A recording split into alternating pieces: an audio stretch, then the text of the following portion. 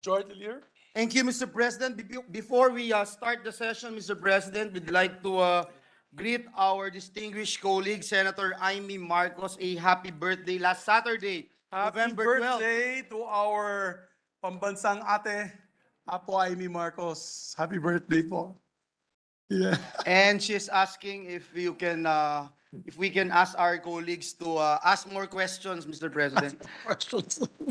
Kasi po, lagi po siyang kay Amy solusyon. Mr. President, we'd also like to welcome our distinguished guests, specifically, most especially, Mr. President, the Vice President of the Republic of the Philippines is in the house, Vice President Sara Duterte. We welcome her presence, Mr. President. We'd like to welcome our distinguished Vice President. Ma'am, welcome to your Senate. Thank you, Mr. President. Mr. President, at this juncture, I move that we resume consideration on House Bill number 4488 under Committee Report number 10, or an act appropriating funds for the operation of the government of the Republic of the Philippines from January 1 to December 31, 2023. The parliamentary status of which is we are now in the period of interpellations. I so move, Mr. President. There being no objection to the Majority Leader's motion, motion is approved. Mr. President, under the agenda is the interpellation on the budget of the Office of the Vice President. With that, may we now recognize the sponsor senator, the gentleman from the great province of Aurora, Senator Sani Angara, and to interpellate the distinguished minority leader, Senator Coco Pimentel. So move, Mr. President. Our distinguished chairperson of the Committee on Finance, the dashing debonair Senator Sani Angara, to be interpellated by our distinguished minority floor leader, former Senate President, Senator Coco Pimentel. Both recognized. Thank you, Mr. President. Thank you, dear Majority Leader, and good afternoon to our colleagues and, of course, to our second highest official of the land, Madam Vice President, Ma'am Inday Sara Duterte. We're ready to receive questions from our distinguished Minority Leader, Mr. President. Thank you. Thank you, Mr. President.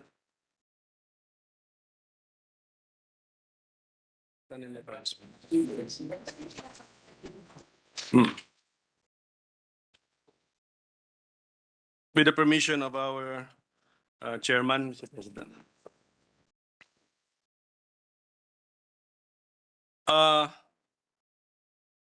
Last week,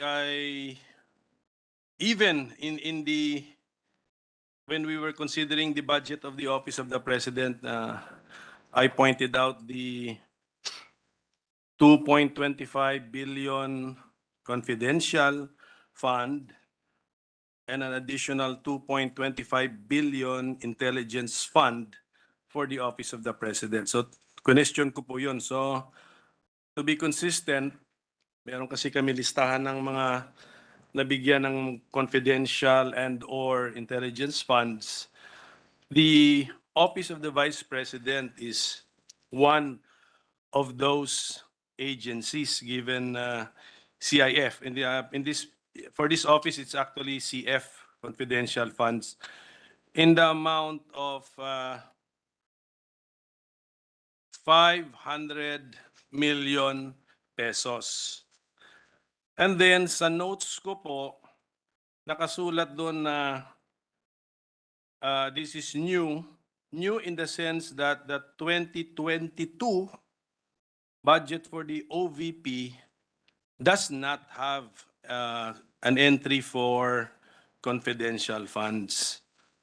So, and then, but in the budget hearing, committee hearing for this, for the Office of the Vice President's budget, the Vice President stated that she is deferring to the good judgment of Congress on what to do with the 500 million pesos in confidential funds given to the OVP. And I've noticed in our committee report, there's no change in the overall budget for the OVP. It's around 2.3 billion pesos. I-round off ko na lang po, no? I think it's 2.92, pero 2.3 billion pesos rounding it off. So what's the meaning of this, Mr. Chairman, that we be retained, the 500 million pesos in confidential funds for the Office of the Vice President? Yes, Your Honor, you're correct. We've retained it because there was no motion to increase or decrease the same amount, Your Honor. That motion can still be made here during the plenary. During Yes, Your the Honor, because period of amendments. there's the Mr. period of amendments, there's still the bicameral conference, Your Honor. We're still in the period of interpellations, Yes, Mr. Chairman. yes, Your Honor. Okay, so at the proper time, just as I manifested that I will move for the reduction in the, hindi lang reduction pala in the Office of the President, the deletion of the intelligence fund in the Office of the President. At the proper time, I will move for the deletion of the confidential funds for the Office of the Vice President. Kasi po, marami tayong natutunan last week eh. For example, si Phil Post. Dito talala ko si Senator Tolentino po, ang chairman ng subcommittee. Phil Post needs, if I'm not mistaken, roughly the same amount. Not more than 500 million. So, and then, hindi po namin masolusyonan nung time na yon last week kung saan kukunin yung halaga to save Phil Post to reimburse Phil Post for the expenses on franking privileges. So yun po, marami tayong natutunan o nalaman last week na nangangailangan po ng funding, and nandito naman po pala may mga confidential funds na pwede namang i-let go. Actually, ang position ko po, pagbasahin natin yung definition ng confidential funds, hindi nga justifiable. Cannot be justified to be lodged under the office of the Vice President. Mr. Chairman, pwede po ba yun? Could the desire to fund the field post's needs be a reasonable justification to move for the deletion of the 500 million confidential funds of the Office of the Vice President? I would not agree, Your Honor, because I think although PhilPost may have a need, I think maybe we should look for other sources and not prejudice the Office of the Vice President. As the second highest official of the land, who deserves support, our support. We should want her to succeed, irrespective of whether we agree or that person. It's the institution we're trying to uphold, Your Honor. I think with expanded operations, then I think the office deserves our support, Your Honor. The Office of the Vice President, Mr. President, is being given 2.3 billion pesos in budget. Kung i-minus natin i-subtract natin yung 500 million, ang balansi po nun, 1.8 billion pesos pa rin po yun for one calendar year. Do we still say that we are not supportive of the Office of the Vice President, even with a 1.8 billion pesos budget, Mr. President? Well, we've never, out of respect, we've never decreased the Office of the Vice President's budget, Your Honor. It would be a first. I would rather it not happen under my watch as committee chair. So I have noticed that compared to the 2022 budget of the Office of the Vice President, which was 700 something. Yes, Your Honor. I-round up natin 700. 702. Yes. So the 2.3 is more than 3 times the budget of the previous fiscal year or calendar year. So are there no rules, Mr. President, on the limit on what the Office of the Vice President can ask for its budget? I'm not aware of any, Your Honor. This is the amount provided by DBM after discussion with the office concerned, the Office of the Vice President. And I know this process includes a examination of the programs for the coming year and the priorities. So I think this is not an arbitrary amount in that sense, Your Honor. You're correct in saying that it is a big increase over the previous years, or this year's budget rather, and previous years. But the amount is, if you look at the trend since 2004, if I'm not mistaken, talagang halos nadadagdagan ho yung budget po ng OVP. But perhaps you're correct in pointing out the difference in degree or amount, Your Honor. So yun lang po. Tayo, it's an important office. We want to support it. So I don't think there are rules, hard and fast rules here, Your Honor. But if we follow the trend, we've been increasing the budget of the OVP over the past years, Your Honor. Yes, yun na nga. I'm aware of that, but siguro not of this magnitude, no, Mr. President. Anyway, I just make that of record. And then I've read and reread the President's budget message actually. So it's stated herein that total agency requests is around 8 trillion pesos, if I am not mistaken. So ibig sabihin nun, ang daming requests ng mga national government agencies na unfunded, not granted by the DBM, and I'm sure they looked at some formula.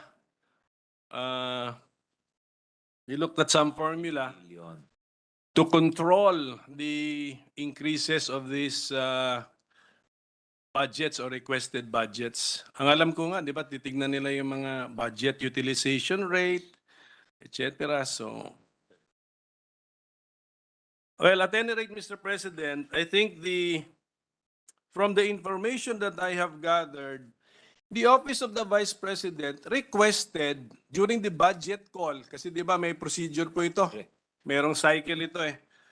The total amount of 709 million pesos, Mr. President. Tapos ang ending, 2.3 billion pesos. May we get the explanation from the chairman if he asked the DBM how this happened? I'm not aware, Your Honor. so- But of course, there was a different occupant at the time the request was made, Your Honor. So baka I know that the current occupant of the office wants a very active role for the Vice President. And in fact, is opening satellite offices in Luzon, Visayas, and Mindanao. And that would entail additional costs, Your Honor, for personal services, for maintenance and other operating expenses. So, yun siguro. I surmise, I've not asked the DBM directly, but I surmise a lot of things happen between the budget call and the budget preparation, and finally the submission to Congress under the NEP, Your Honor. So apparently the DBM adjusted to the request of the new Vice President.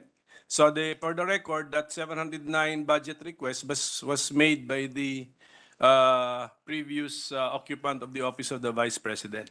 I would surmise so. Your Honor. Yes, yun nga po. So that's why we looked at the programs nga ng and then have a comment on the programs and projects and activities proposed by the office of the Vice President. But can we go back to the 500 million pesos confidential fund being given to the office of the Vice President? Kasi ito po yung definition ng confidential expenses.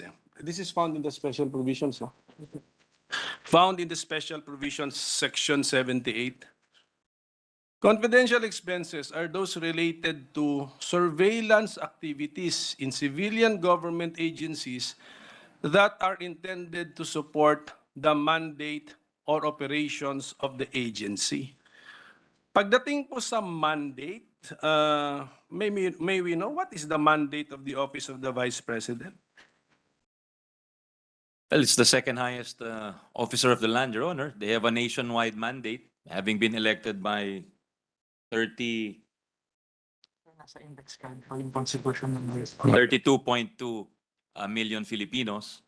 So actually the mandate of the VP is there's no fixed mandate under the Constitution, Your Honor.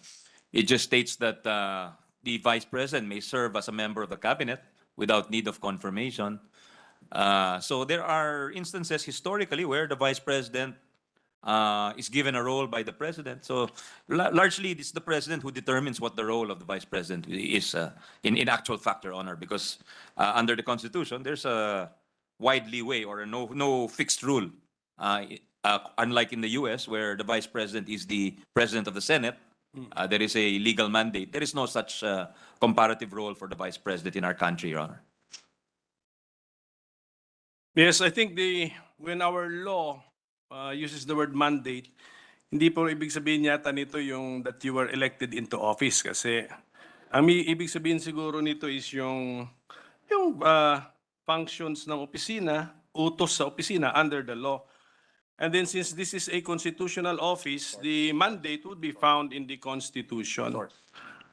And this is what we found in the Constitution under Article 7, no? Article 7, Section 7, on the duty of the Vice President. If the President-elect fails to qualify, the Vice President-elect shall act as President until the President-elect shall have qualified. If a President shall not have been chosen, the Vice President-elect shall act as President until a President shall have been chosen and qualified.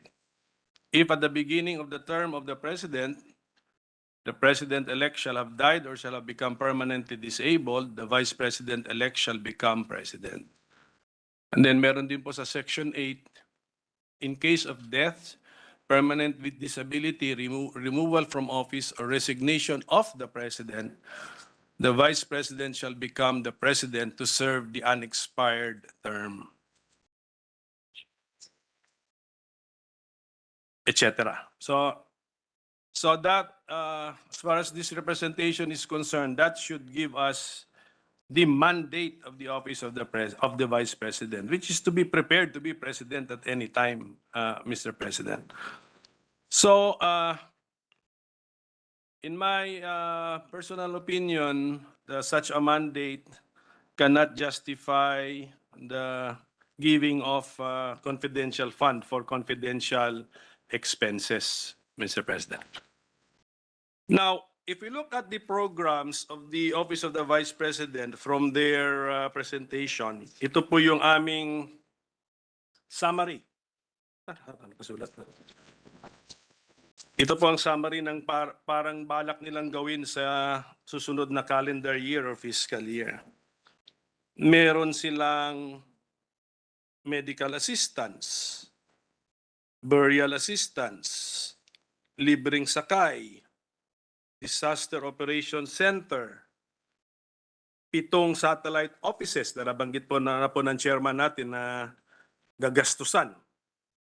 Meron pagbabago para ito yata sa school supplies, yun po yung amin na pagkaintindi. Meron tayong magnegosyo taday, that's number 7. No? May kalusugan trucks. Merong relief for individuals, which is like AIX. Merong number 10, may Peace 911.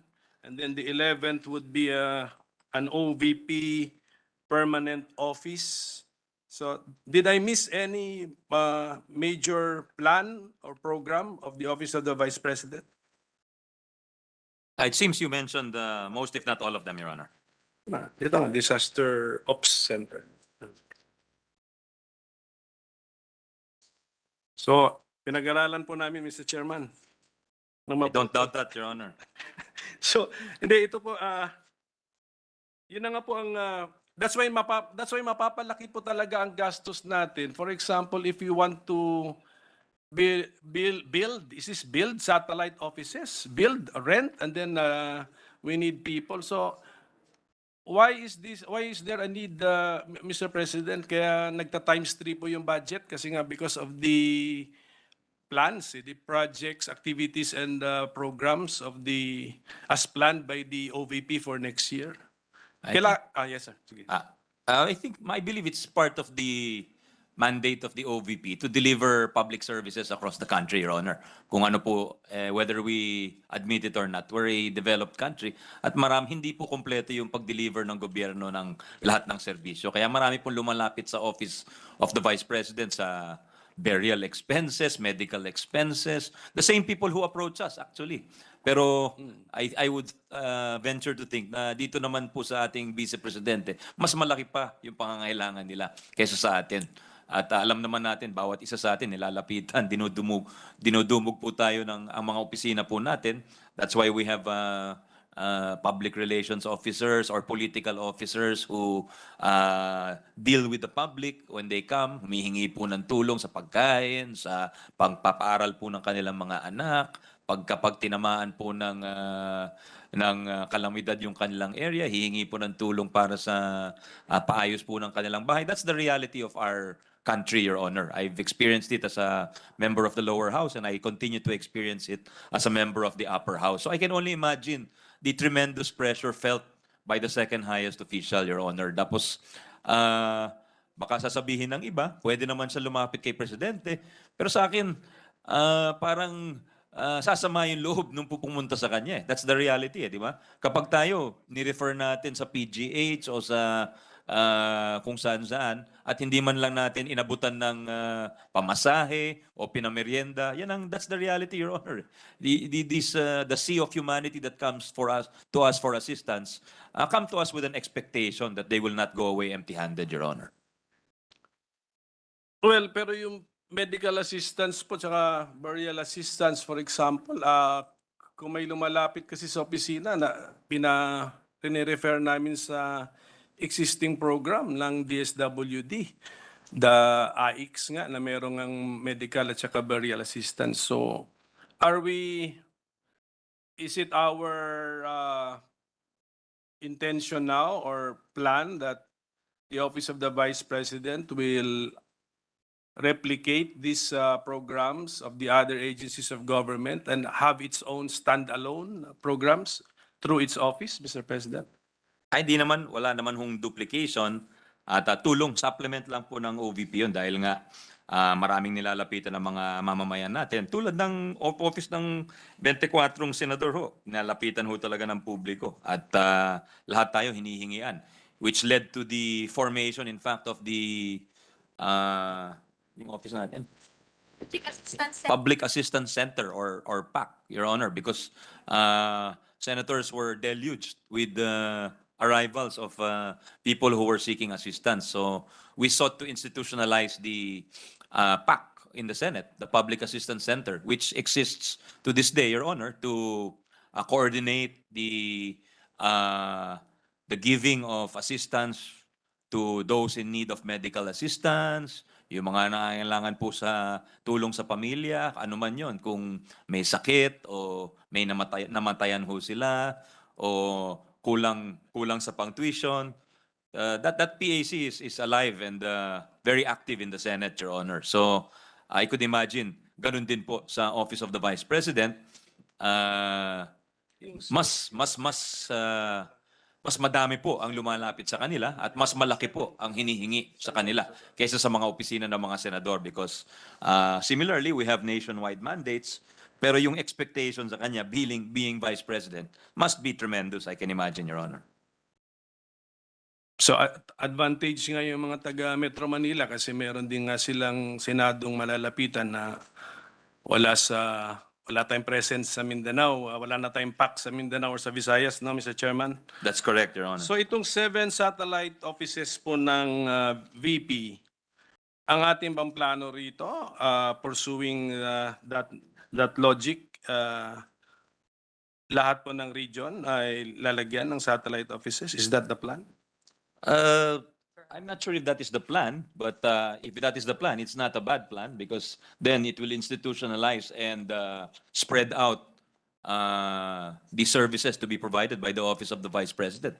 At talagang mararamdaman po yung effectivity ng opisina, Your Honor. So maybe it's an attempt, we can see it as an attempt to institutionalize.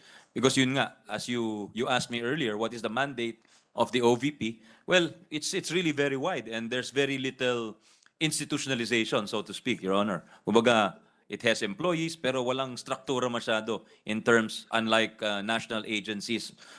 Meron silang regional office, meron silang regional directors. Dito po sa OVP, it's very fluid ho. So, the way I see it is these satellite offices is an attempt in a way to institutionalize the the aid or the assistance that will be given by the OVP to our people, Your Honor. Doon po sa 2.3 billion pesos na budget ng OVP, masisegregate ba natin yun? What is attributable to the plan or the project to establish 7 satellite offices? Magkano po ang gagastusin just to have this as a reality na may 7 satellite offices? Right now, they are... Ito, iba to dito. O under siya. They are budgeting currently around 150 million for each satellite office, Your Honor.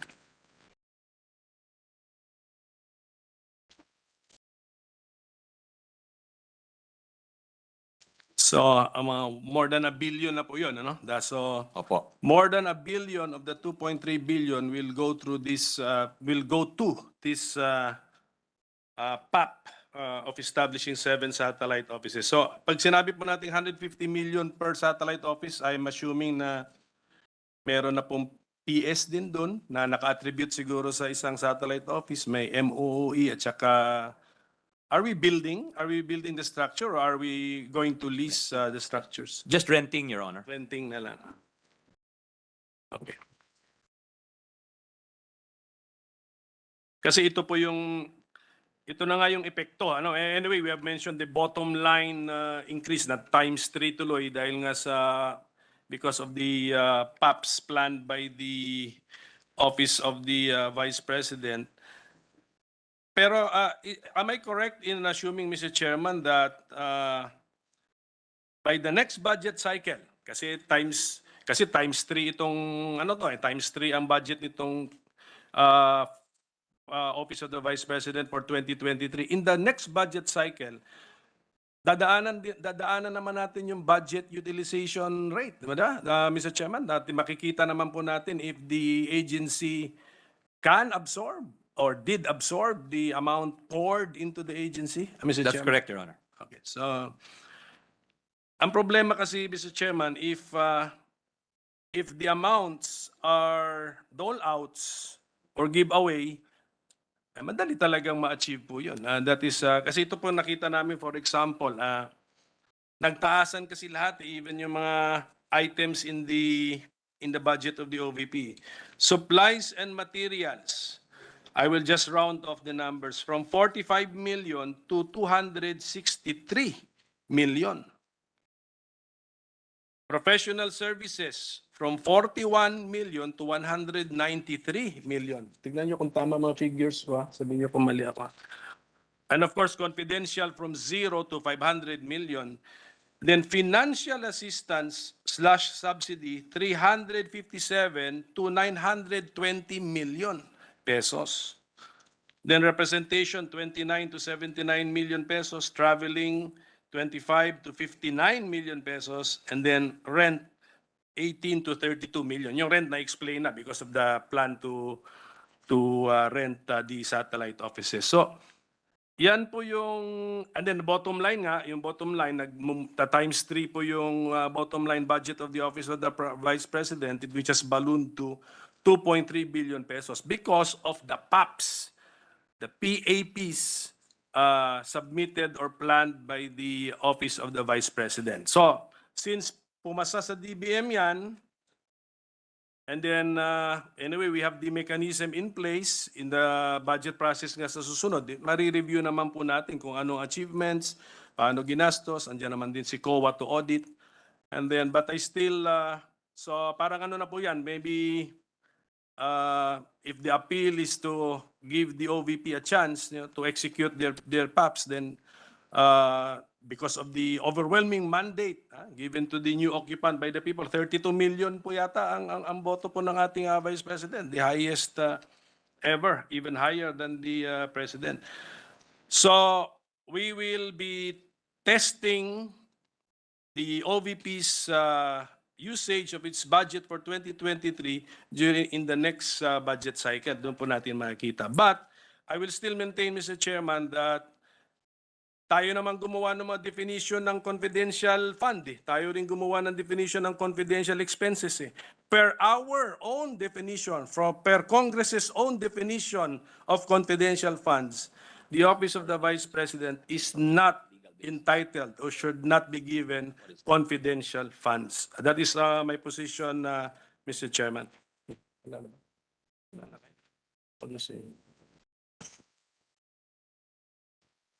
May tanong ba? Wala tayong phone in ngayon.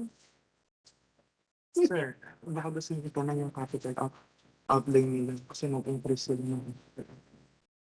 And then meron pang third item kasi yung ano no, yung budget kasi natin is categorized into PS, MOE and CO, capital outlay. Yes, We have noticed also the huge increase from 3.6 million this year to 42.5 million next year.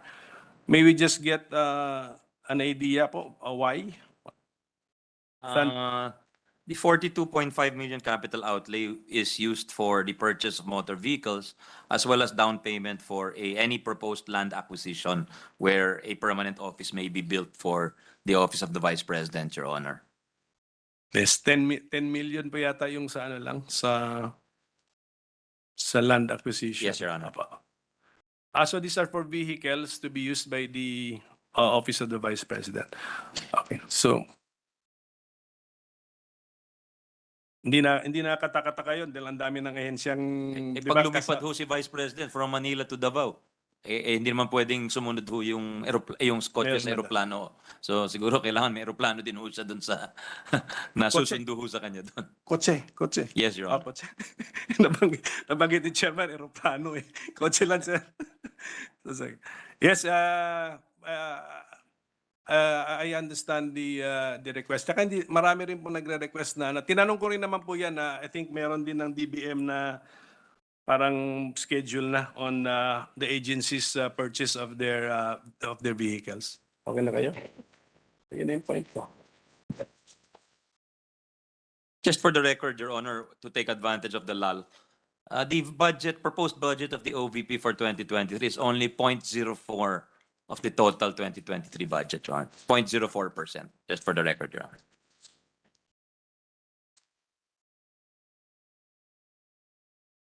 Okay, so I will just reflect on that input from our chairman. Give me time to also compute the percentage of the budget of the previous OVP's Office of the Vice President. But for ano na lang yan, for our future use. So Mr. President, yun na po yun siguro.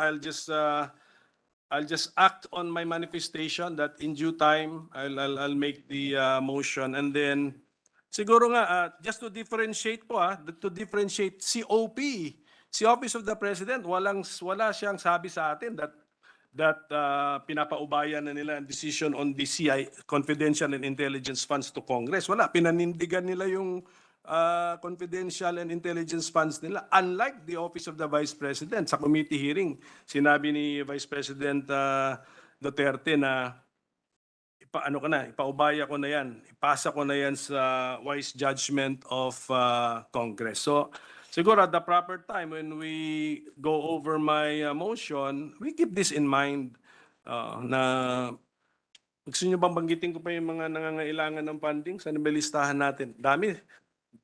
Marami. Ito po yung mga natutunan natin, Mr. President. Supplemental feeding program needs an additional 400 million. Senior citizen law needs an additional 25 billion. Bureau of Fire Protection needs fire trucks. Children's Hospital needs 468 million. The stud farm for PhilRacom, pwede natin, kung magsagay successful yan, pwede natin pang-export yan, needs 50 million. Special education needs around 500 million. NAPSI, the National Anti-Poverty, needs 50 million to implement the law. CHR needs 5 million to continue as the national protection, NPM, National Protective Mechanism.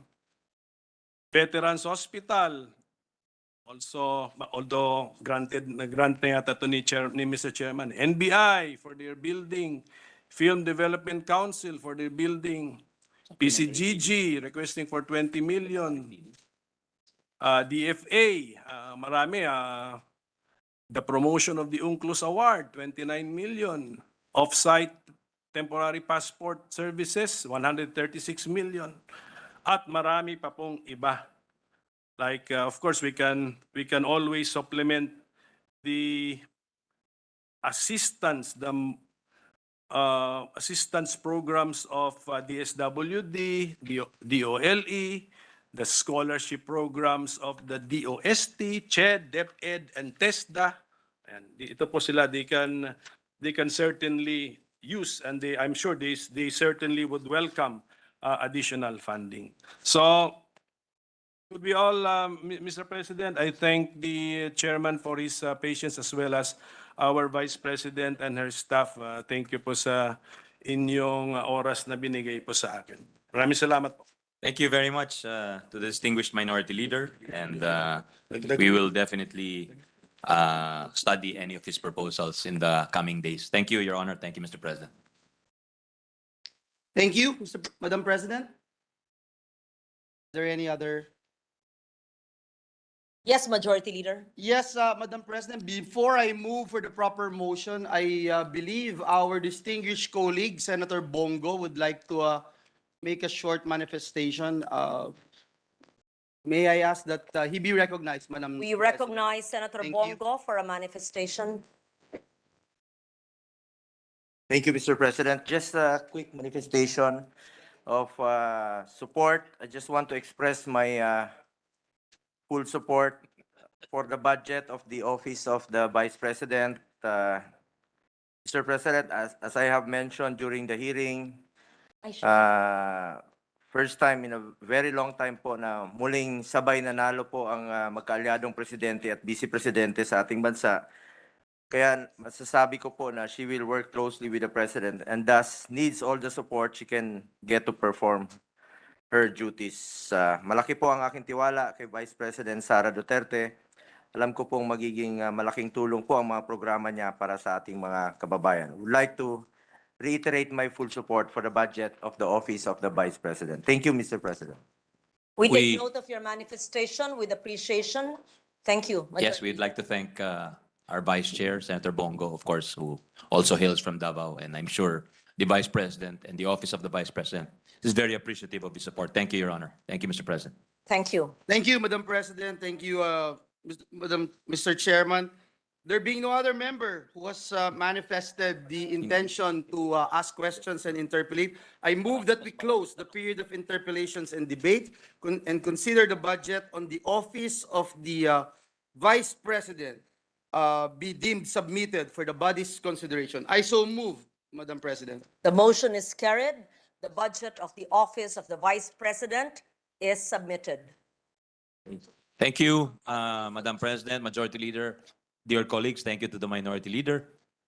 May we ask for a 1-minute Yes, suspension, that's Your all. Honor? 1 minute Before we suspension. suspend, I am certain that when we opened, we already acknowledged the presence of the Vice President, and we truly appreciate that. And please take note, all agencies and departments of government should heed what the Vice President and even the Secretary of Finance and the other agencies who have stayed till the wee hours of the morning. The head of the agencies are present face to face here in the Senate. So thank you for that. Session suspended.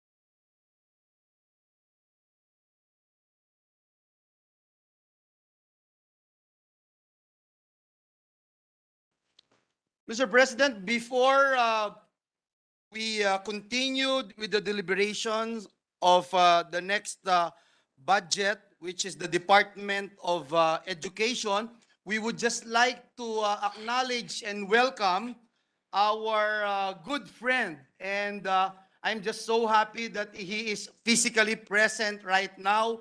No other than Mr. Kyle Jennerman, aka Kulas of At Becoming Filipino.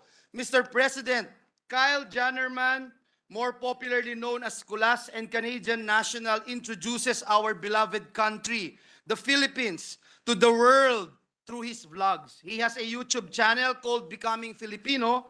He has traveled to 80 out of 81 provinces of the Philippines. In fact, Mr. President, he can speak some of the 87 dialects of this country, and that's why last Congress and this Congress, I filed a bill, Mr. President, asking Congress to finally, Mr. President, make him a Filipino citizen because that is also his desire. So we welcome him, and I'm sure a lot of our colleagues wanted to meet him, and that's why I thought, Mr. President, this is a right time before we continue with the deliberation of the budget.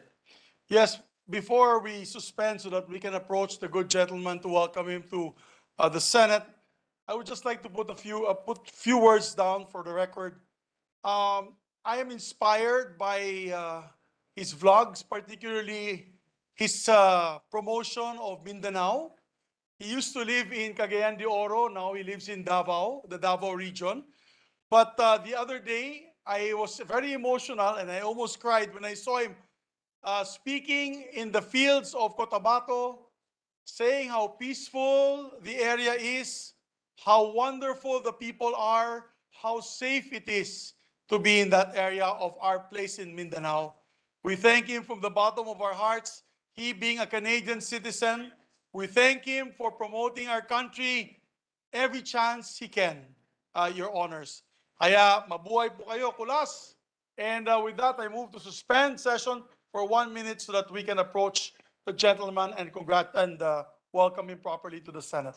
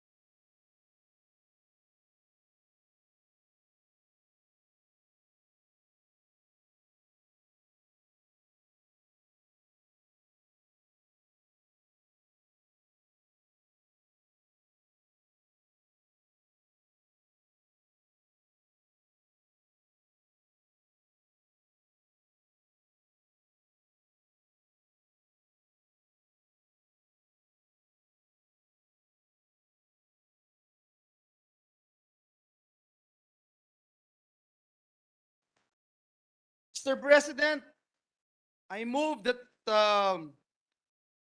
we open the budget of the Department of Education and its attached agencies.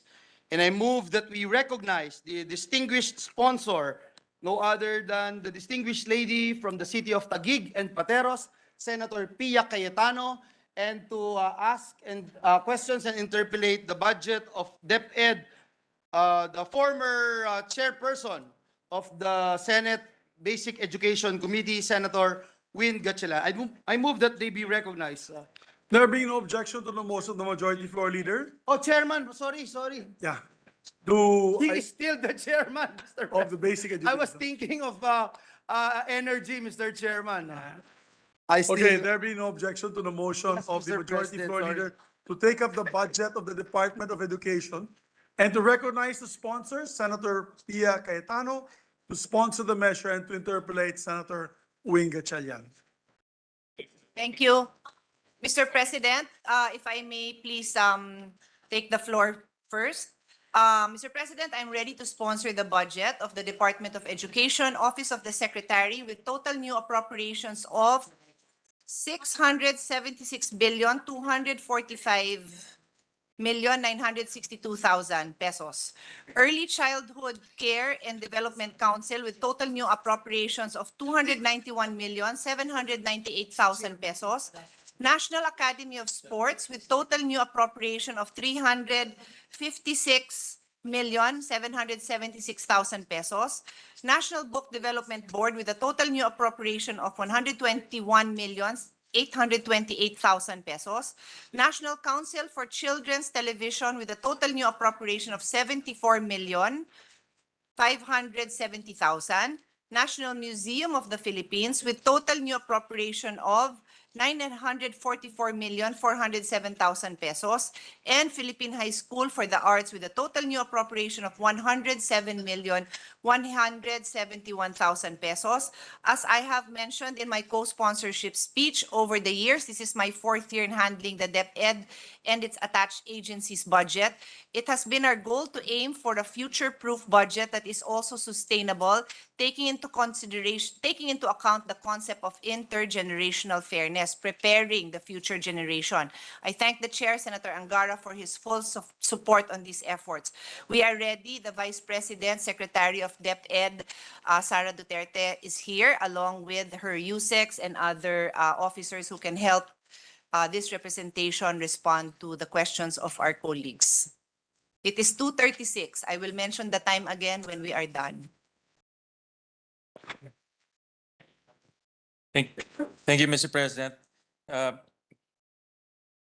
Mr. President, from the onset, let me thank the good sponsor, gentle lady from Taguig, for accepting our recommendations to the DepEd budget. We recommended 12 items to augment and to improve on the DepEd budget. Out of the 12, 8 were accepted. Some of them are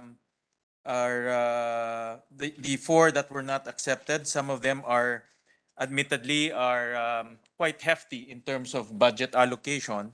So this representation is willing to work with the good sponsor to look for sources of funds in order to fulfill those 4 items that I will discuss later on. Mr. President, if I may just give a quick response, in as much as I support, usually the chairman of basic education and I are always, most of the time, are very much aligned.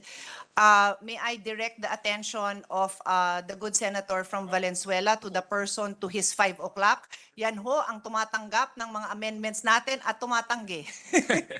Pero as I said, we have naman din po his full support. Pero idaan nyo yung tingin niya dun sa 5 o'clock nyo bago kayo pumunta sa 6 o'clock. Yes, Mr. Chairman.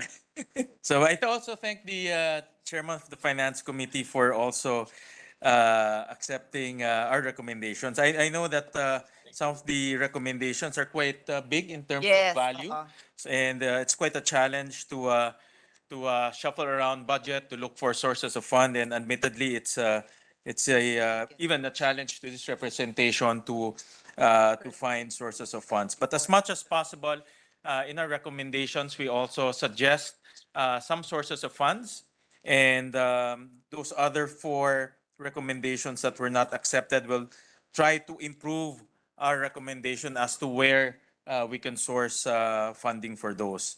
So again, thank you very much to the good sponsor and also to the chair of our finance committee. With that, Mr. President, I would like to also emphasize and manifest that the total allocation for the budget for the education sector is now pushing to 3.9% of GDP, 0.1% shy of the global recommendation of 4% to 6%. So we're now aligning to global standards. Konti na lang ho, we'll be aligned with the global standards. And I thank, again, the good sponsor and the chairman of the Finance Committee for prioritizing education. Education is the key to drive our economic growth. And it's been an aspiration for a very long time to hit that 4% mark. And so we're just 1.1% shy of Yes. hitting that global standards. Mr. President, may I also put on record, as early as last year, the senator from Valenzuela will recall, we also had this very same discussion na malapit na tayo dun sa minimum requirement. Yes. Pwede naman dagdagan, ano? Yun naman ang gusto natin. And the second point I want to raise that we had also discussed that what we now need to focus on is quality. Diba? Kasi the funding is there. We have always gotten the support, most of the support, if not all. So quality naman ang kailangan bigyan ng pansin. Hindi ho ba? Yes, definitely, Mr. President. And over the past few years, we've built a lot of the minimum requirements for education, such as classroom, hired more teachers, and definitely the challenge right now is to improve quality and to improve learner outcomes. And that it's really the ultimate mandate for the next few years. So And, sorry, one last thing, Mr. President. I feel it's important to mention because this goes on record, no? If I recall correctly, no less than our chairman of the Committee on Finance had also pointed out last year, and I'll bring it up now, that there's also spending that may not be reflected in this budget, like the spending of the local governments. Yeah. Both the gentleman from Valenzuela and I come from cities that spend a lot on education. So if we were to include all of that, at least ma-report naman natin sa buong mundo, tingin ko naman nandun na tayo sa 4% or more if we include those Yeah. spendings, Your Honor. That's absolutely correct, Mr. President. What's not recorded in this measure is the special education fund. No? And a lot of our cities as well as LGUs not only have their own special education fund, but they also borrow to boost education spending at the local level.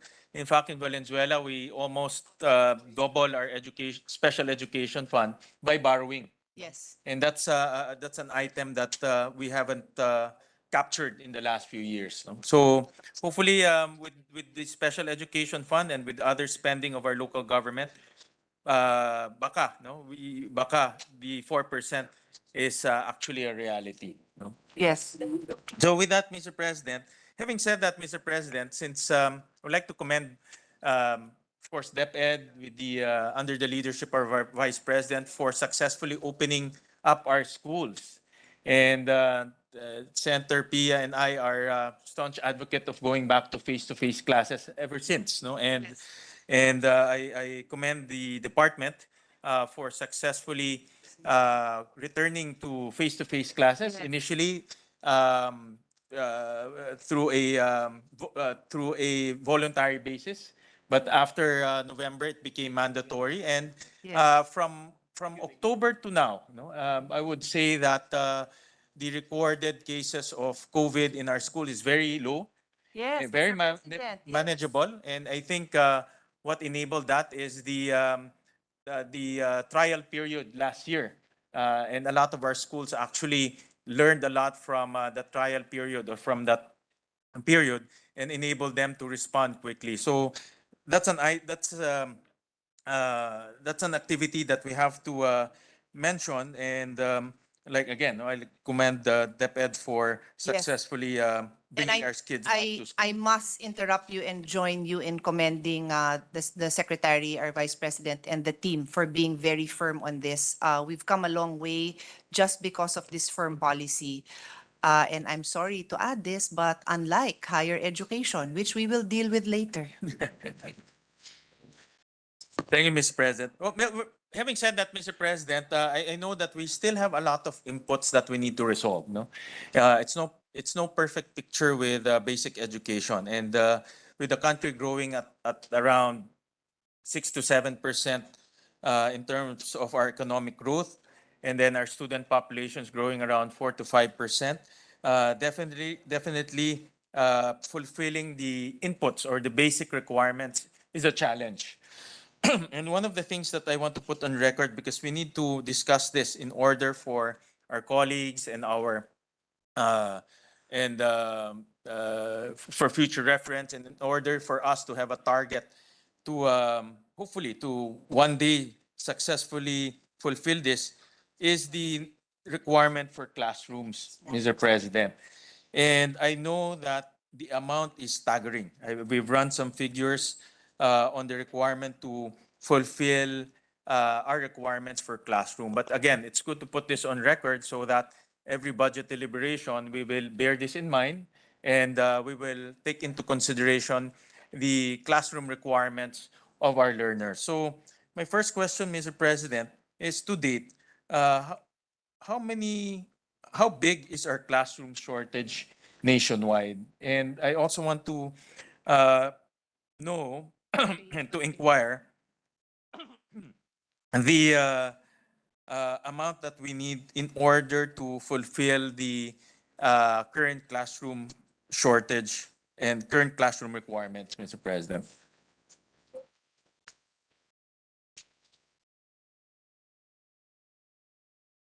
Mr. President, the classroom shortage, per the latest computation is 167,901 classrooms. This is based on the National School Building Inventory NSBI of 2019 for school year 2019 to 2022.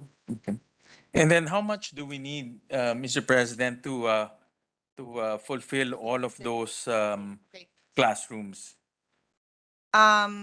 As I pick up those figures, Your Honor, let me just point out, because we may have viewers who will recall that the figure we put out during the hearings was different. It was 91,156 classrooms, but they had told us at that time that they were still updating Yeah. that. So that's why this figure is now 167,000, Your Honor. The ideal budget required to, sorry.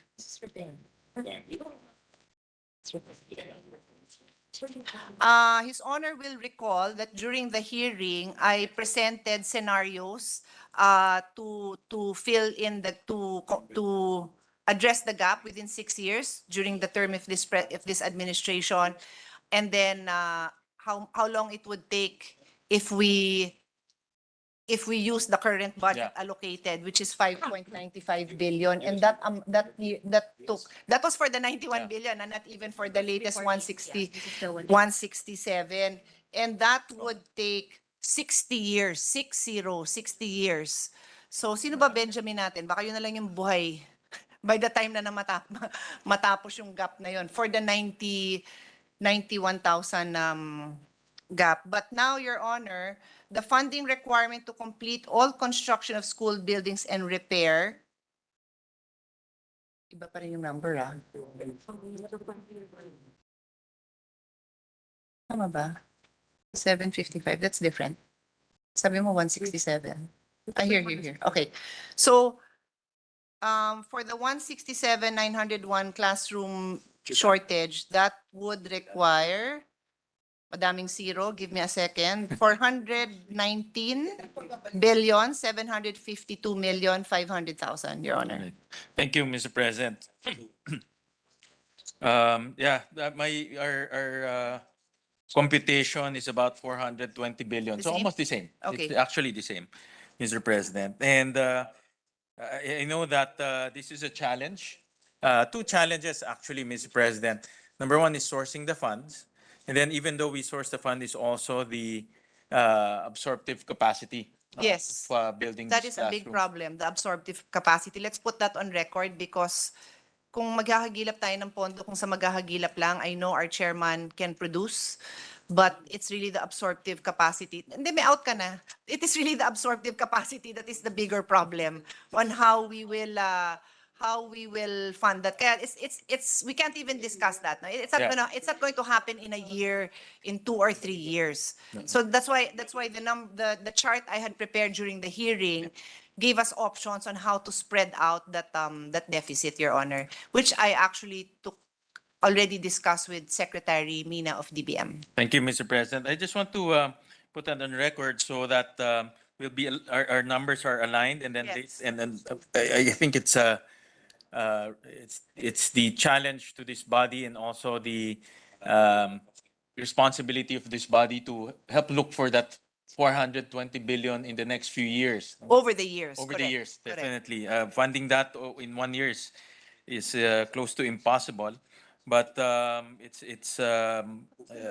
think it's important to bear that in mind, so that every time we craft the budget, we can divert and allocate some amount to help close the gap of 167 classrooms that our students require. Mr. President, on the next topics on repairs, no? And we all know that our country is top 3 most vulnerable country in terms of calamities and natural disasters. And every year in, year out, we would see a lot of classrooms destroyed by either earthquakes or by typhoons. Most recently is Typhoon Paeng. And Mr. President, I would like to ask also the good sponsor on how many classrooms do we need to repair to date, Mr. President? What I have, Your Honor, the total number of damaged classrooms per year, I have a chart, and for 2022, it's actually much lower than 2021 for the information of everyone, is 5,511 classrooms for 2022. But the reason why I have a table is because even if we spend for 2022, may nasira noong 2020, may nasira Correct. 2019, and back and all the way back to 2016. So the grand total, Your Honor, is 37,795 classrooms need to be repaired. And if I can just go ahead and tell you what the budget for this would be, it would be 45 billion pesos, Your Honor, 45.7 billion.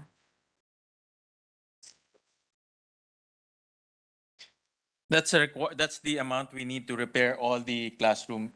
Madam Based Sponsor. on the data that we have from 2016 to 20 damages that happened during 2016 to 2022, 37,795. Do we have the number for classrooms damaged even beyond 2016? This representation does not. Do you have beyond 2016 or na-lump na ba yan sa 2016? Part of the repair that was part of the repair. Much too big. Ano? Hindi ko naintindihan. These are the repairs based on the disasters since 2016 from the various disasters. But you have another item for just regular repairs. Okay. Your Honor, did Your Honor hear that? This is just, what I'm giving is just the numbers for that represent classrooms damaged due to disasters. Beyond 2016, before 2016, then that is lumped under another item, which is just yung repairs of classroom, Okay. wear and tear, and the ones before Yeah. 2016. Right. Saan yun? Saan yung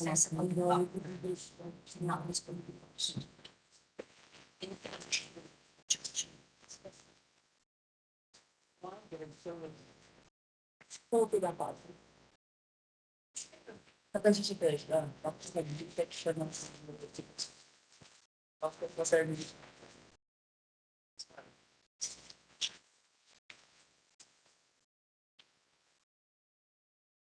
Thanks.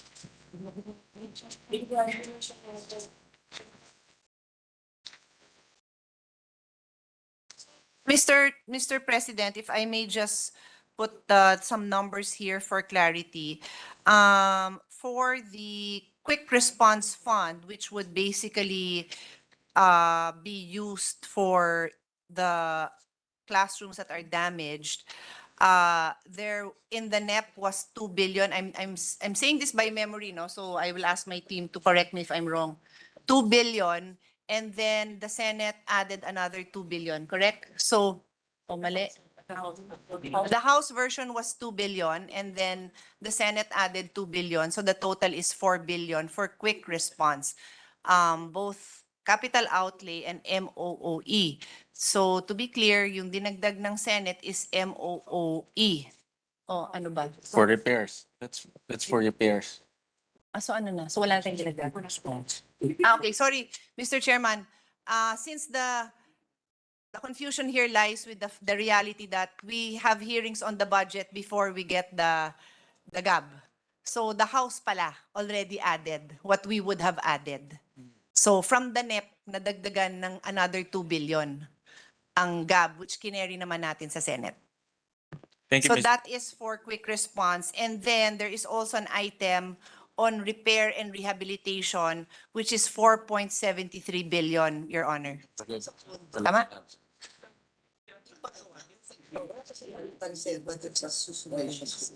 Wala pa.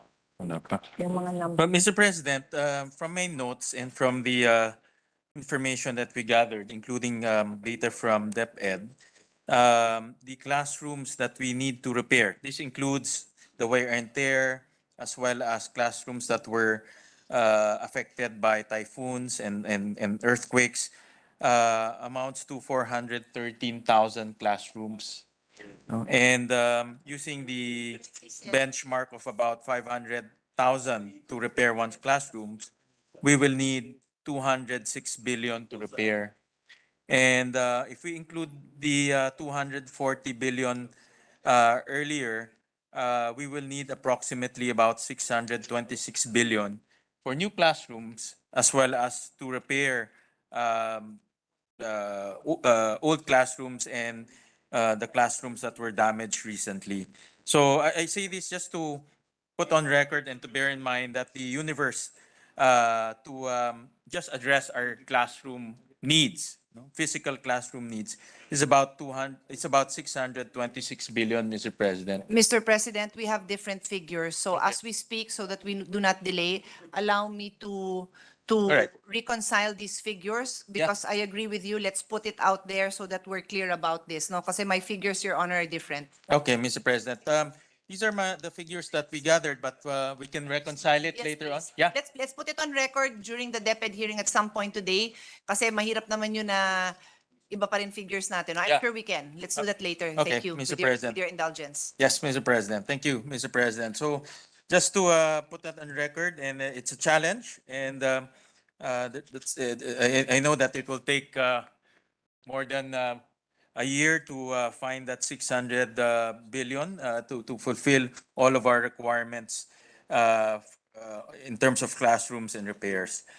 On the next item, Mr. President, I'll go to another topic, Mr. President. If I may just end on that topic with, to summarize what DepEd told me during the hearings, they have made a lot of interventions, no, to come up with alternative spaces. So the number that we were originally presented with went down because of these efforts that they have made, just so that at least the public knows, no, that a lot, and then the number was significant, yung bumaba po, Mr. President. I'll just have them dig it up later so I can put it on record. Yeah, but Mr. President, another point why I raise this issue is also to look for other sources of funding. And the good sponsor pointed out correctly that the LGUs actually play a important role in terms of funding. And I remember when I was a mayor, there was this program of counterparting in which the DepEd gave 50% of the funds required for classrooms or for school buildings, and the LGU will have to come up with the other 50%. So in other words, to build one classroom, DepEd only comes up with the 50%. The other 50% comes from the local government. And that's a way of sourcing funds at the local level. No? So my point of the matter there, Mr. President, is aside from aside from the GAA, we can actually tap other sources of funds. And this calls for innovation in terms of financing, in terms of building classroom, Mr. President. So, Mr. President, on another topic, and this is a topic that's close to the heart of the good sponsor and as well as this representation. It's the topic of SPED. Unahan na kita. Yes, Mr. President. I thank the good sponsor actually for, and of course the chairman of the Finance Committee for restoring the budget and even increasing it. And this is actually a very important program, considering that we have recently enacted the inclusive education law. And this funding, although I am lobbying to bring it up to 1 billion, nevertheless, the 581 million is a good number to maintain the operations of our special education or inclusive education program. So, Mr. President, just basic questions on this, Mr. President.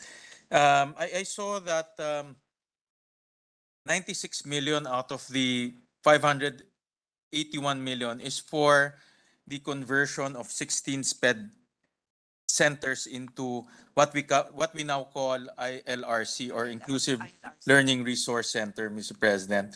I would like to ask the good sponsor, how much is it to convert one SPED center to ILRC, Mr. President? Mr. President, 8 to 10 million for the to convert a SPED center to ILRC. Mr. President, for the information of our colleagues so that they can understand our discussion, there's a maybe we can spread into the record, no, that in a school, the ideal is to have a SPED center, but the ILRC is a center where all the support services are available. Yes. So the ILRC is not a classroom, no, where teaching and learning happens, but it is a support service area where students can be assessed, allied services like physical therapy, occupational therapy, speech therapy, etc. can happen. Para lang clear, kasi yun nga, yung mga nakikinig sa atin, baka hindi nila alam yun.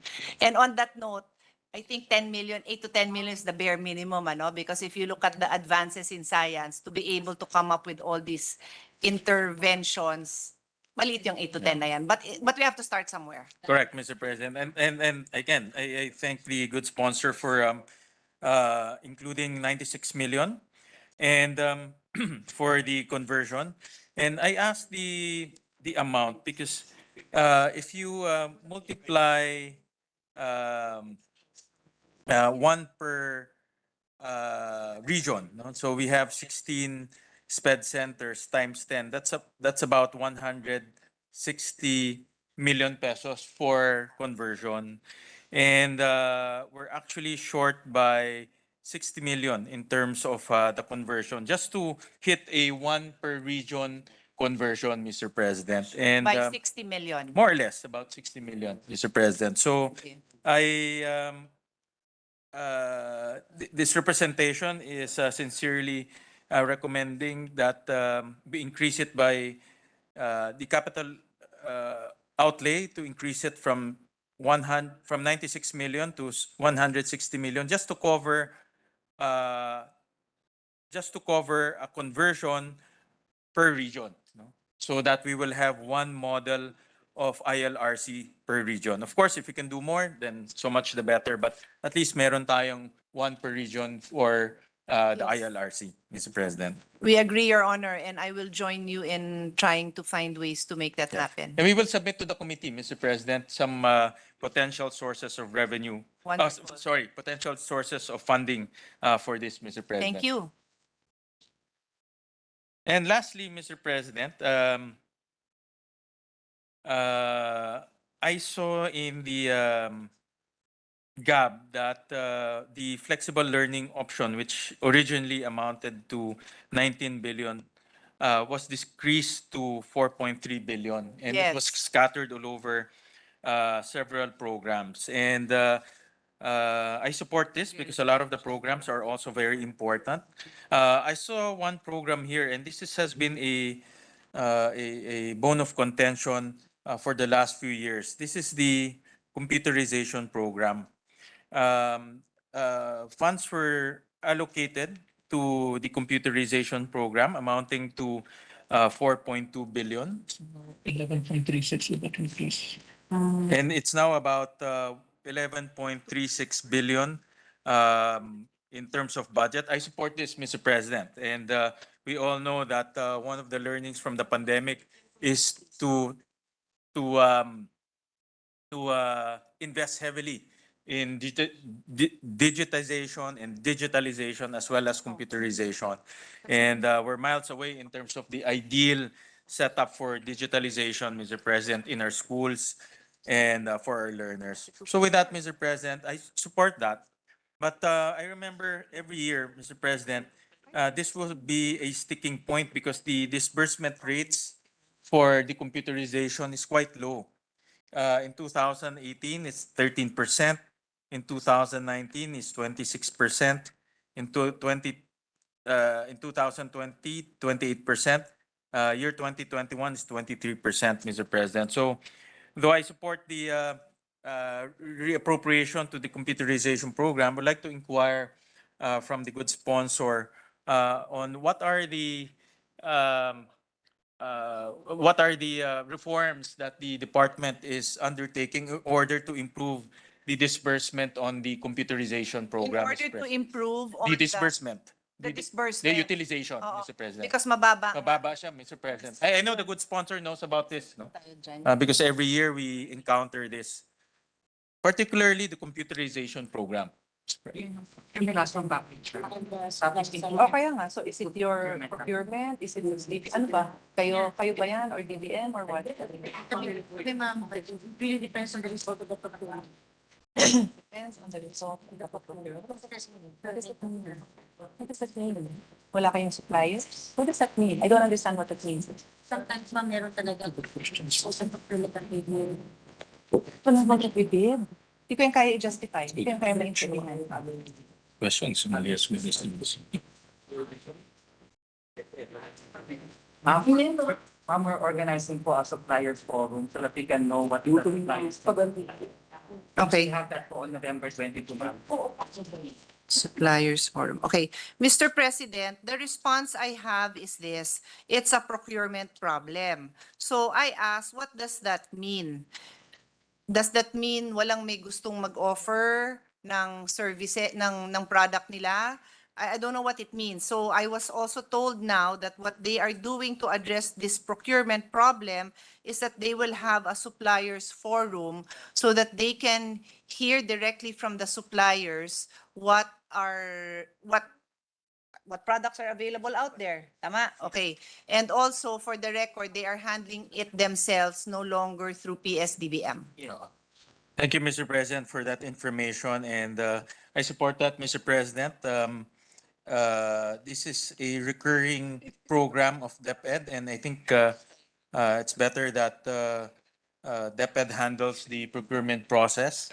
And would like to just flag the department as well as reiterating that this program for many years has low utilization rate, no? And it's important to address the issue of utilizing the budget, no? Especially for computerization and digitalization, Mr. President. So- Yes, DepEd, narinig niyo yung concern na yan, ha? So, It's very difficult for us to justify increase in budget when the utilization is very low. So even in my own areas of particular interest, banggitin ko na yung sa ECDC na ang baba, of course, pantay sa COVID, ganon. Pero some are able to do better eh. So we have to step it up because we won't be able to justify to DBM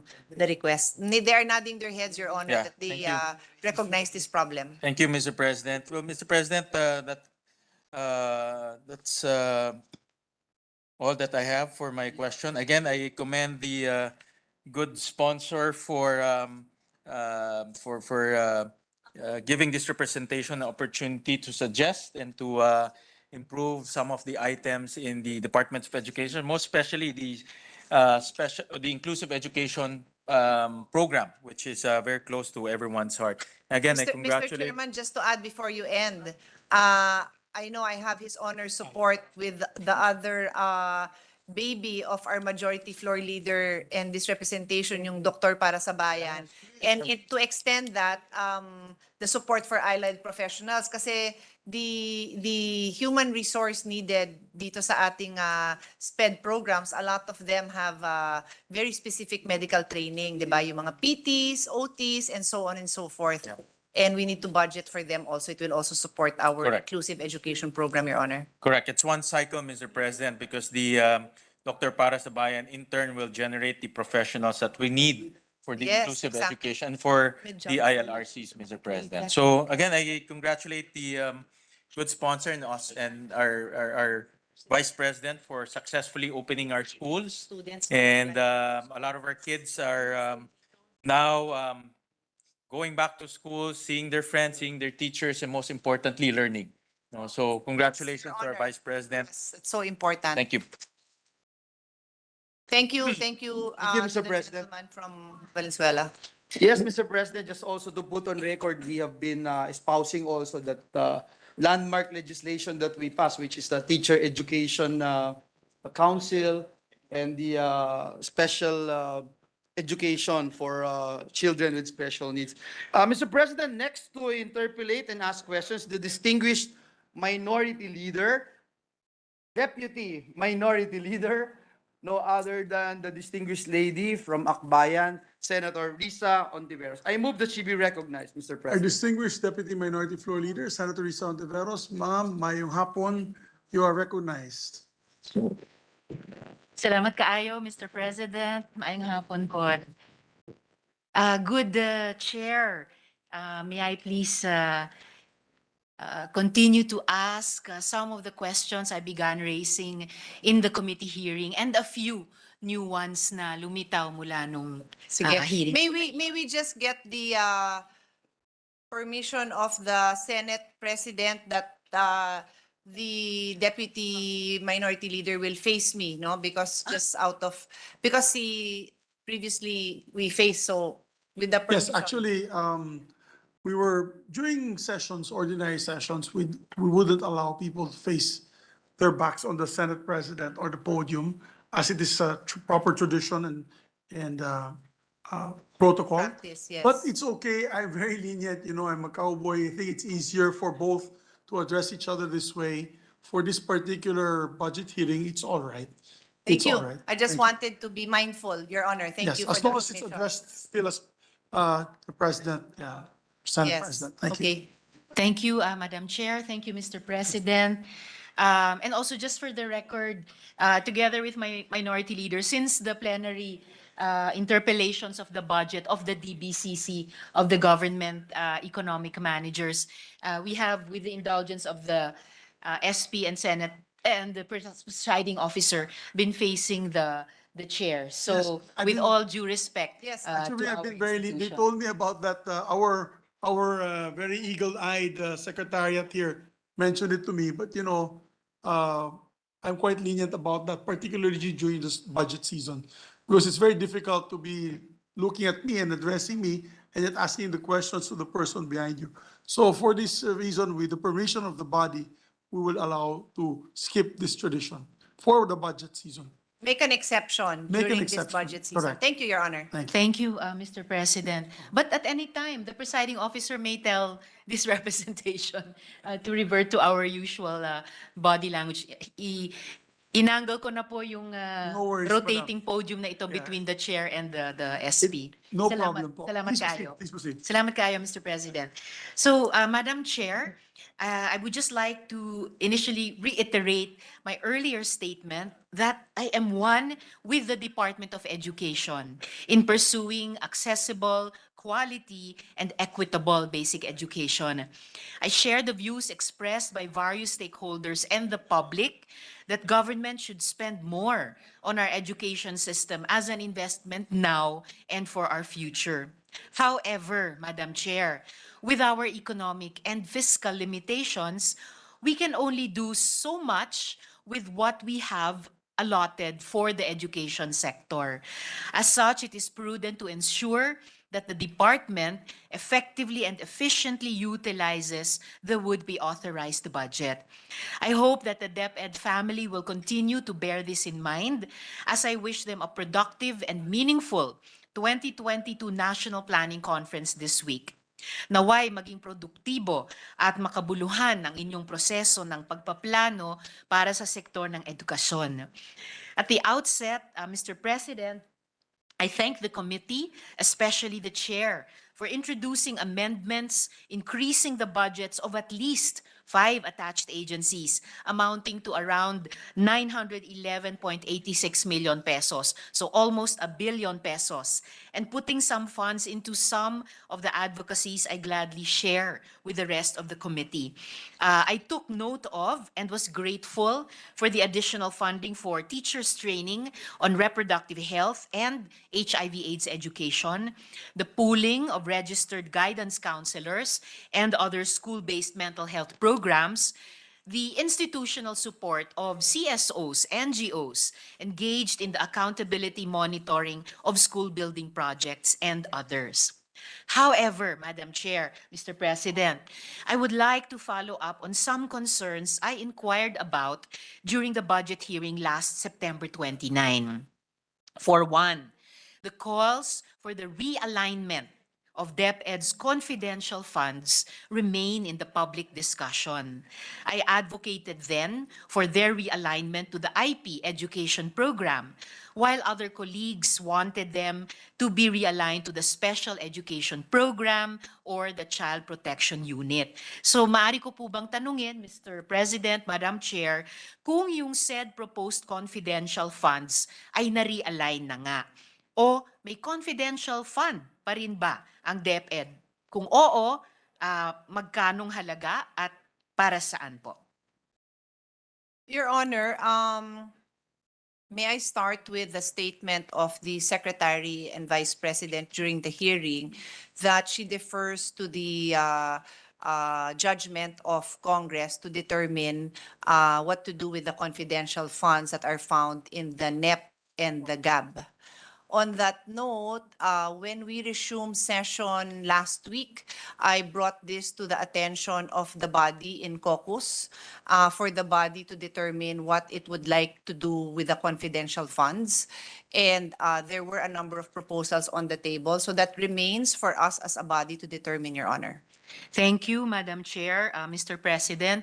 So sa punto pong ito, gusto ko ring i-reiterate yung sinabi ni Minority Leader kanina na na-appreciate natin yung sinabi ni Secretary VP nung hearing na nagdi-differ nga sila sa wisdom ng Kongreso tungkol both sa propriety at sa halaga ng ganong item ng confidential funds sa DepEd.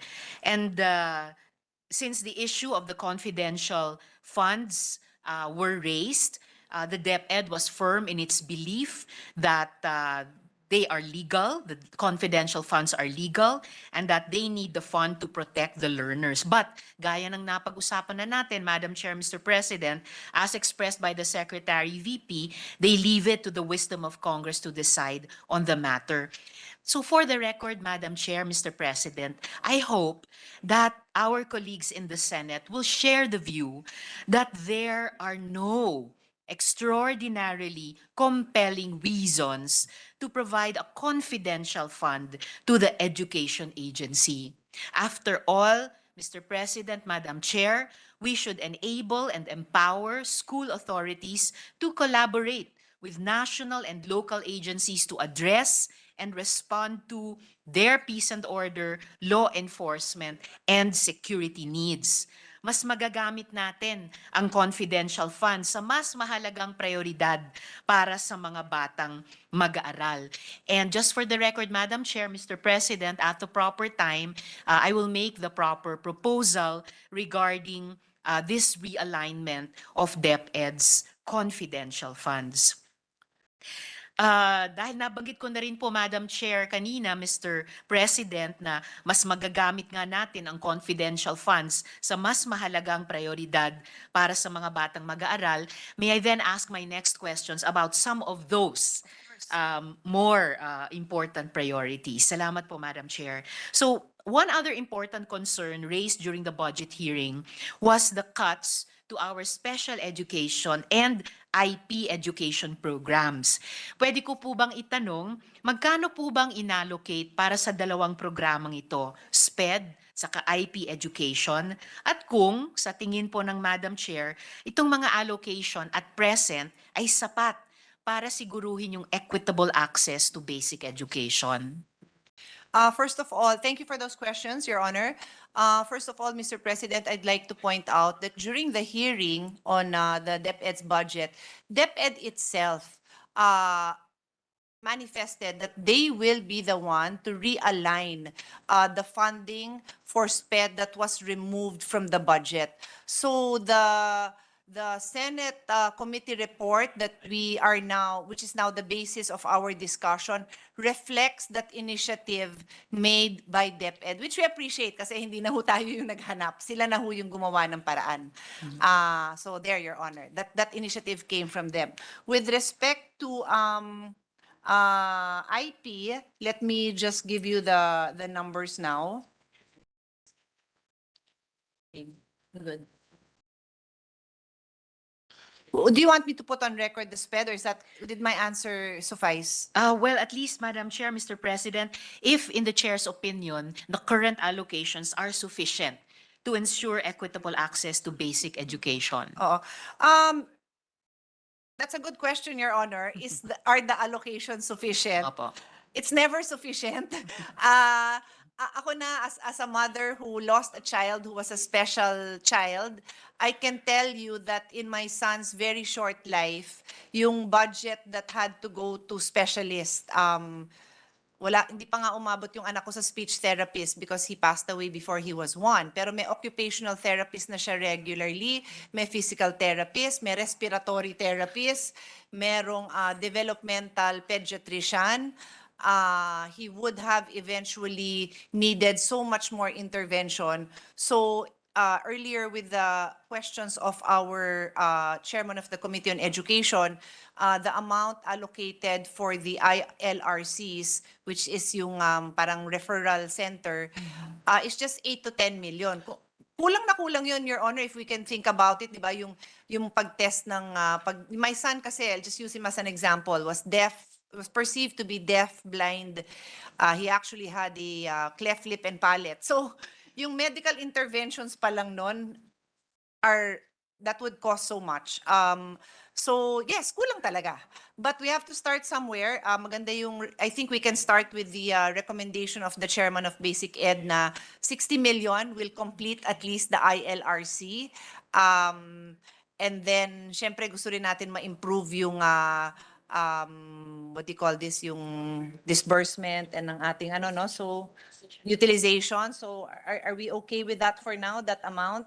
The DepEd family is nodding their head naman. So for now, sufficient naman po yung allocation. Kung ako naman ang tatanungin, pakita natin na we can utilize this to the maximum and then we'll ask for extra for next year. No? I think it's a good place to start. Bagong-bago din lang naman yung batas eh. Salamat, Mr. President, Madam Chair, and also always for sharing even from a very personal and painful yet unforgettable experience. Salamat po para doon. So, if I could just relate it to our first question, Mr. President, Madam Chair, may na-realign na po ba ang DepEd sa ngayon from its requested confidential funds to either of these programs, whether SPED or IP education? No, yes, Your Honor, this has already been realigned, Yes. but not from the confidential fund. Okay. But this is done. This is already in our Senate version, Your Honor. Salamat, Mr. President. For the Madam record, Chair. for our colleagues, Mr. President, karamihan ng realignment, if not all, came from the flexible learning, no? Because at the time we passed that budget for 2022, we had to prepare for the pandemic still continuing as it was then.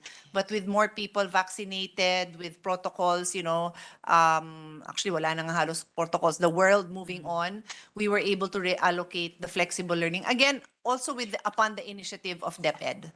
Salamat, Mr. President, Madam Chair. One of my later questions will also be about those pandemic-related protocols sa ating education So, settings. Yes, Madam Sure, Chair. Your Honor. And Salamat po. Mr. President, may I respond to your concern Yes, please, on IP Mr. education? President. Opo. There has also been an alignment from flexible learning. So the total now is 154.431 million, Your Honor. Alright. Salamat po, Mr. President, Madam Chair. So if neither of these two items that we've talked about so far, Mr. President, ay napag-realignan from the confidential funds, okay lang po, because some of my next questions will be about other possible items within the DepEd course, budget Your na, Honor. opo, mas makakapakinabang sa ganong realignment ng confidential funds. So just to continue, Mr. President, Madam Chair, during the budget hearing, I asked the DepEd to consider developing a program for IP teachers education. Ibig sabihin po, scholarships, recruitment, and deployment. So, maaari po bang humingi ng update kung may aksyon na pong ginagawa ang DepEd papunta sa direksyong ganoon?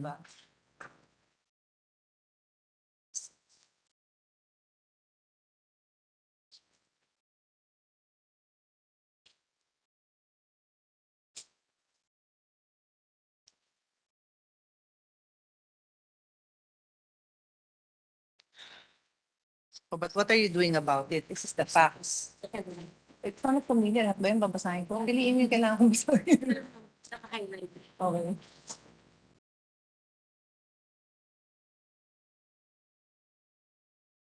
$4,000 Arlet passers. Okay. Okay. So, pero mas marami. Is this current? 4,000? Bago lang yan. Itong last ano.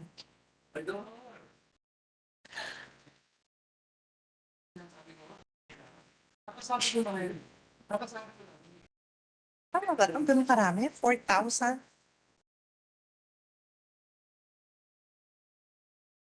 Dali na. Ibig sabihin, narinig nyo na yan. Pati ko naman kayo.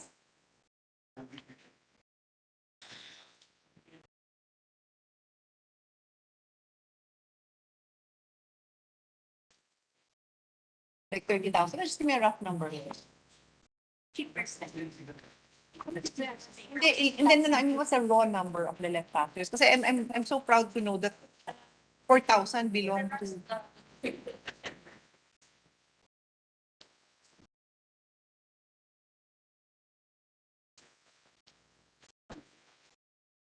$4,000 belong to the. Yes, of course. Magbalik ko na lang. Total lang nagpumas. 4,000 those are below to the. Joel, suspend, Joel, suspend muna natin. Thank you, Your Honor. Let me proceed. Sorry for the delay. I was very interested in the topic as you were, so I wanted to give a comprehensive response. Since 2016, DepEd is happy to report that through their efforts in encouraging more students to take up education and teach in their communities, we now have 4,033 let passers, teachers who have passed the exam. who belong to the indigenous cultural communities. So they are now in the process of returning, them being hired in their respective communities. And I think we should be able to see results. Now, of course, it will take time, but we should be able to see results in the next few years, Your Honor. Thank you, Mr. President, Madam Chair. It's good to hear about this. And Yes. since nakapagsimula na rin ang DepEd nito since 6 years ago, actually yung panukala ko ay magkaroon ng ongoing program talaga, scholarship recruitment program para sa mga guro na nais maging guro mula sa IP communities Oo. upang mapalakas yung ating IP education programs. Oo. And I hope that we would even consider earmarking funds to support a program to attract learners from IP communities to enter into the teaching profession. Kung dagdag pa dito sa 4,033 let passers mula sa mga katutubong Filipino, kung meron tayong isa o 100 katutubong kabataan regularly na magka-interes at mainganyong mag-aral para maging guro, at itong 10 to 100 kada taon pa rin, at pagkatapos sila'y babalik sa kanilang mga komunidad. So pagkatapos ng let, hindi basta papasok sa pati sa non-IP schools na pinamumunuan ng DepEd, pero particularly sa mga IP communities, para dun sila magturo, no, pagka-graduate. Then masisigurado nating higit na walang maiiwanan, mas mapapalakas natin yung overall IP education sa bansa. Your Honor, DepEd and our colleague from Akbayan are aligned on this matter. Banggitin ko na rin na with their efforts nga, we already have a total of 4,033 let passers, but we still have a gap, no? So to put it, kakaririn nila na ma-fill yung gap na yon. And if I may add, Your Honor, from personal experience, I have a favorite place that I hike to in Benguet, and exactly what you are describing, Your Honor. Vibrant ang kanilang basic education program doon because the teachers grew up there. They lived there, they grew up there, they became teachers, and they still teach in their own communities. Their kids are there. So it's not a very difficult process, Your Honor. So we all agree with our colleague. Maraming salamat, Mr. President and Madam Chair, and for the response from DepEd na kakaririn nila ito para lang makonsolidate at maipagpatuloy yung nasimulan na nila with training IP students to become teachers, and then perhaps through this kind of a program na panukala ng representation ito, na masiguro na mabalik sila at dun talaga magturo sa kanilang mga komunidad, such as in the community in Benguet that Madam Chair has mentioned.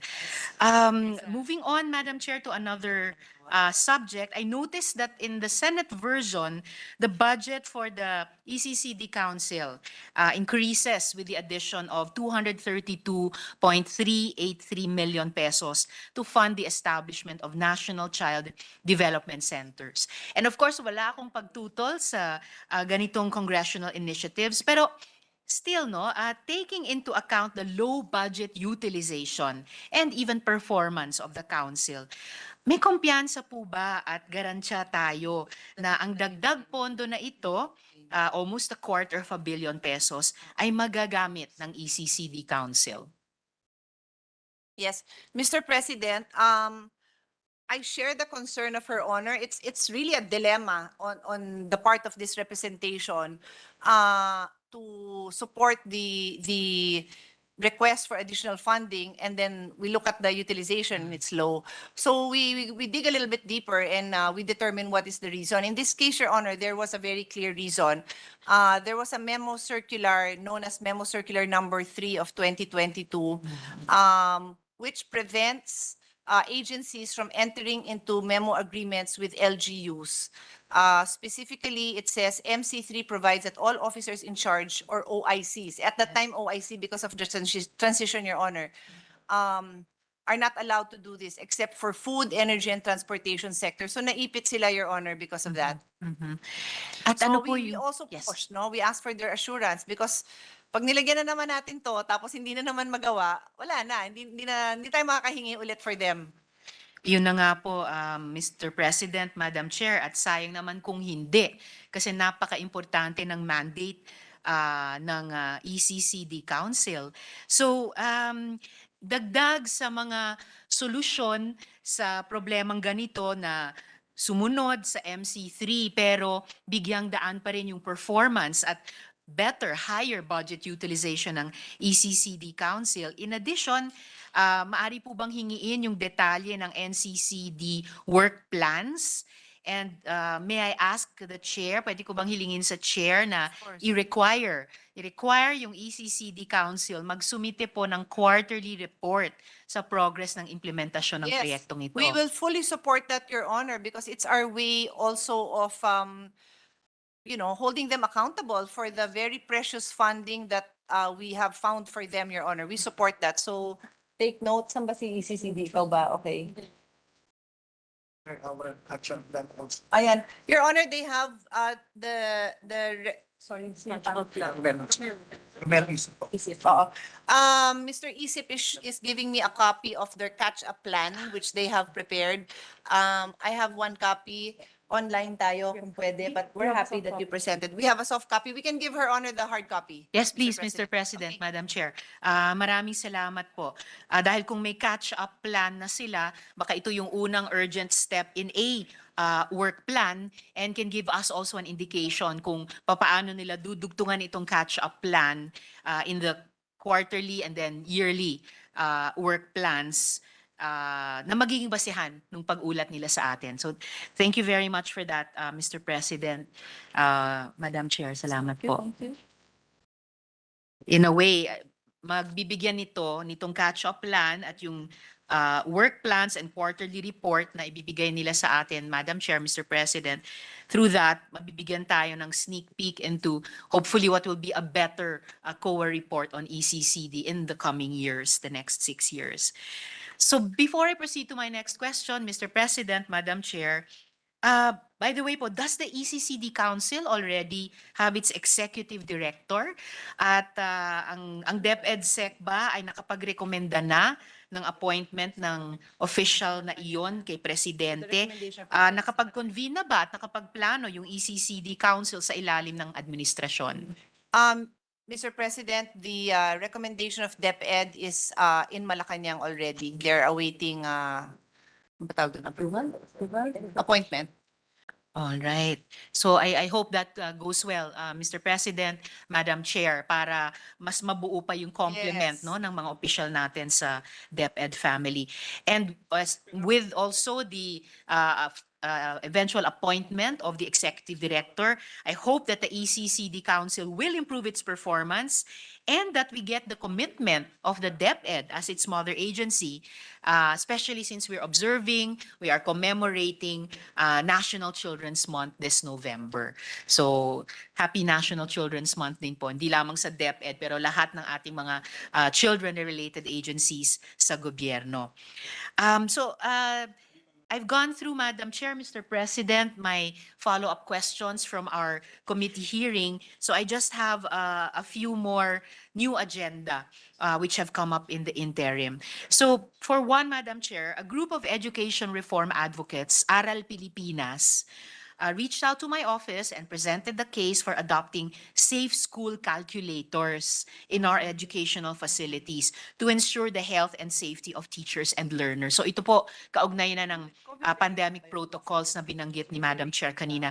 And I believe that Aral Pilipinas made representations with the officials of DepEd, particularly USEC Chris Ablan.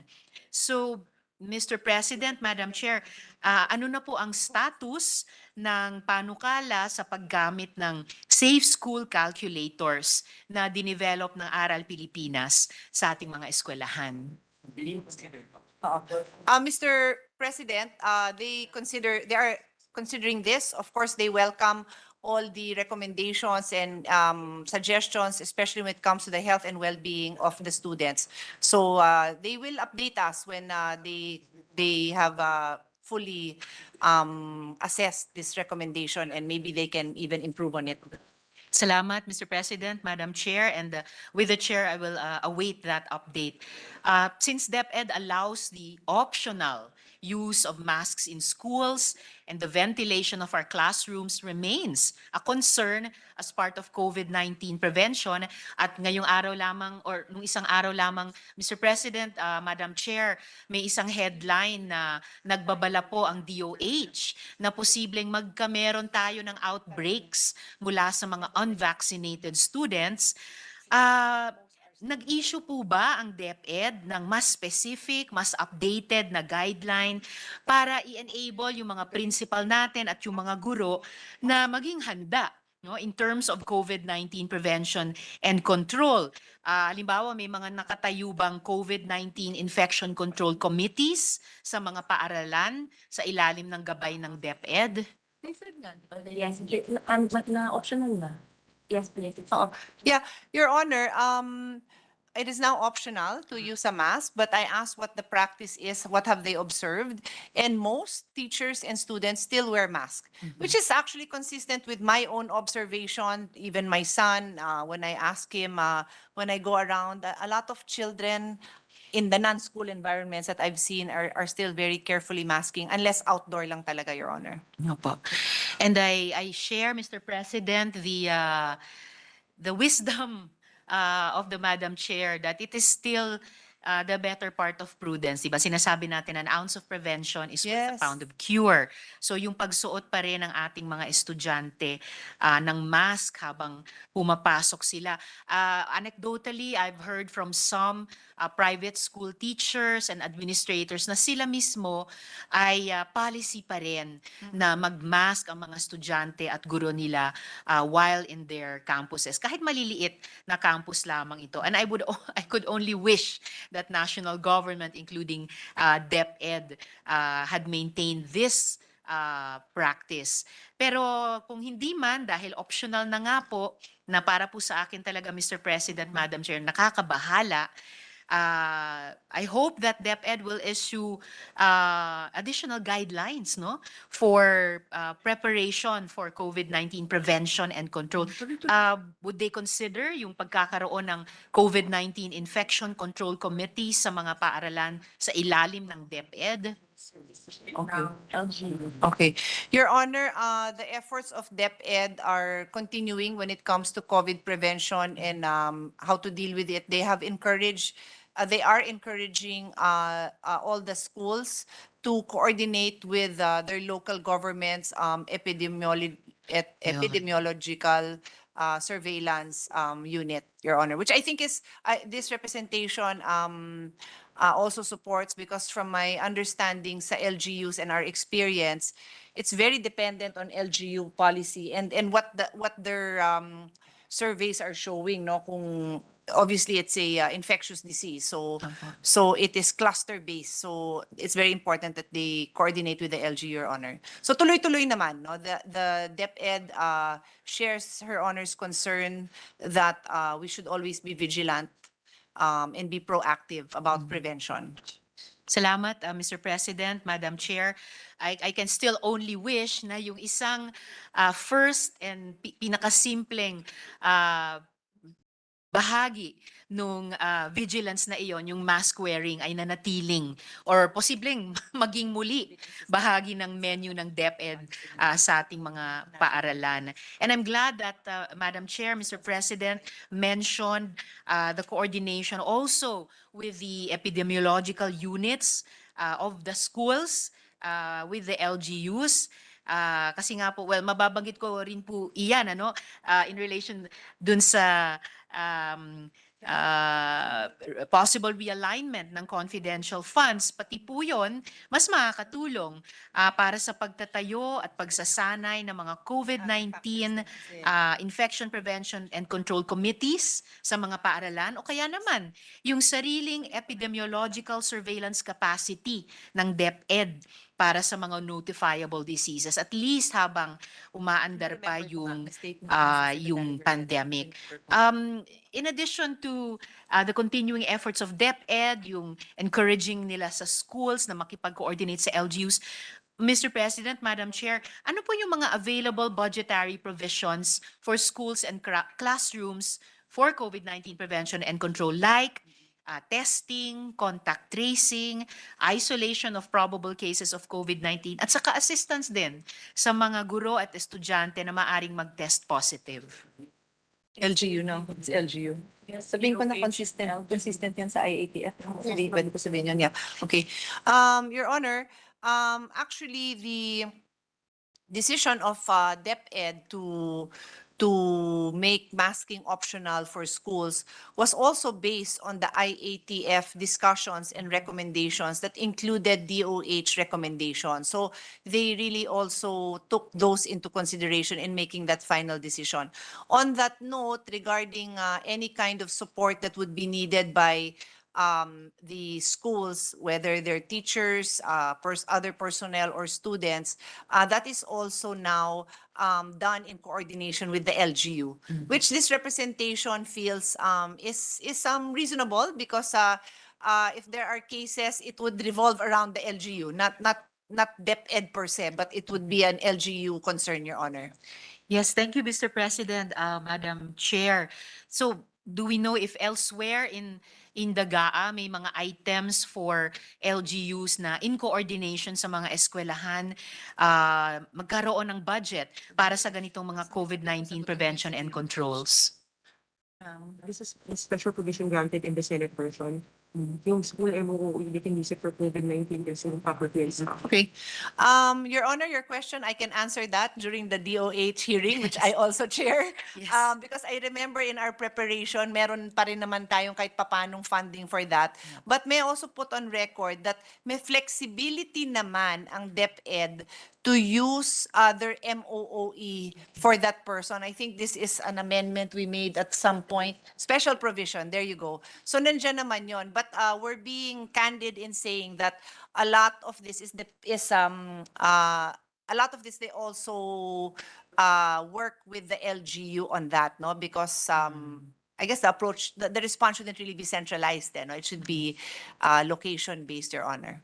Yes, and Mr. President, Madam Chair, fair enough. I can propound this question again in a different form during the budget plenary interpellation on the DOH budget.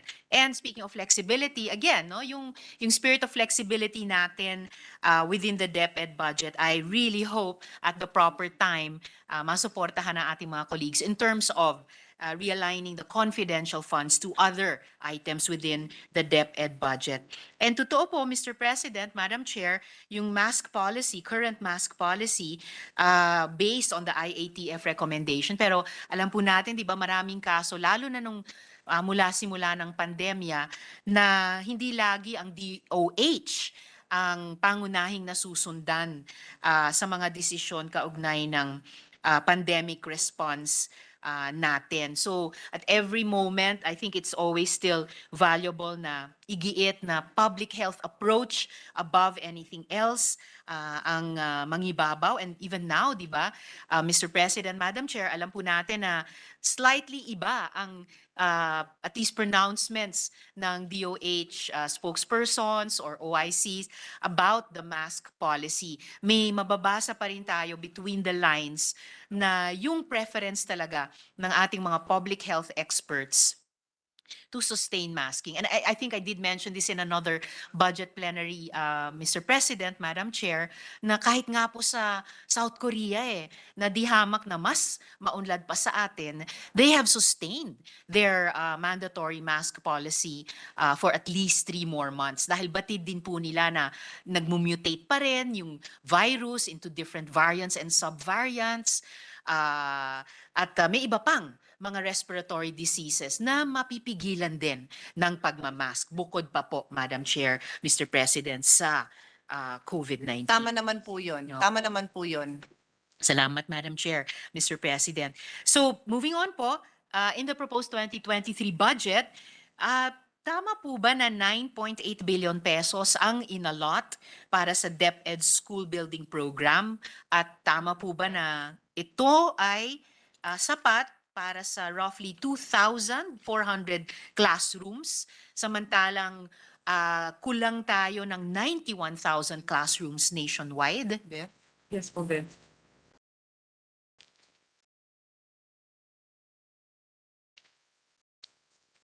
Actually, Your Honor, as I go through my file, I just have quick notes here on the most important figures.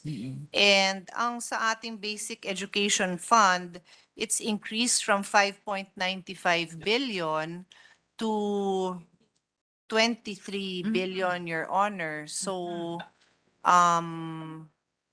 as was discussed during the interpellation of Senator Gatchalian, in the hundreds of billions talaga ang gap natin. We will not be able to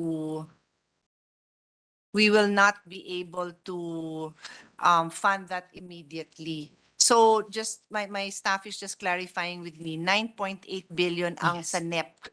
Yung 5.9 must be the GAA, no? GAB. So I was basing my 5.95 sa GAB. No, sorry. No. 9.8 billion in the NEP, total na Oo. 22 billion. Anyway, Tumaas. 23 billion na po ang nasa GAB and nasa Senate version. Okay. Just for school building program, Mr. President, Madam Chair. Tama po ba? Education facilities. Sorry, can you repeat your question? Just particularly, Madam Chair, Mr. President, for the school building program, yung 23 billion? Yes, pero Okay. iba pa yung funding yan for mga repairs. Yes. These are just for the new classrooms, Your Honor. Apo, What? Sorry. Let me clarify that. Apo. Can we open my file so that I'm looking at my file? Sa akin na 9.8 pero sabi ni Chair, 23 na. Pero 10 na. New buildings. Okay, so Your Honor, the basic education facility fund is 23 billion, and that is broken down for new construction, which is 15.8, almost 15.9 billion, repairs and rehabilitation, which is at 4.7 billion, and so on and so forth, school furniture, electrification, engineering, and priority school health facilities, which is actually zero. Alin po yung zero, Mr. President, Madam Chair? Yung priority school health facilities. Ito yung washing. facility, priority school health. Actually, Your Honor, ito yung request talaga din ng DepEd kasi ito yung washing, which Your Honor and I will agree is the easiest, no, preventive aside from masking, hand Yes. washing. Opo. So, if Your Honor is concerned about that, I will not argue because I also share that concern. Definitely, Mr. President, Madam Chair, again, another area where we can look to realigning certain funds for which there is no extraordinarily compelling reason to such items na compelling talaga, lalo na in the I pandemic. just need to put Madam on Chair. record though that I am going to assume and I will look to my staff for confirmation and maybe LBRMO na baka kasama kasi to sa devolution na ang dapat na bang gumawa nito is mga LGU. Tama ba?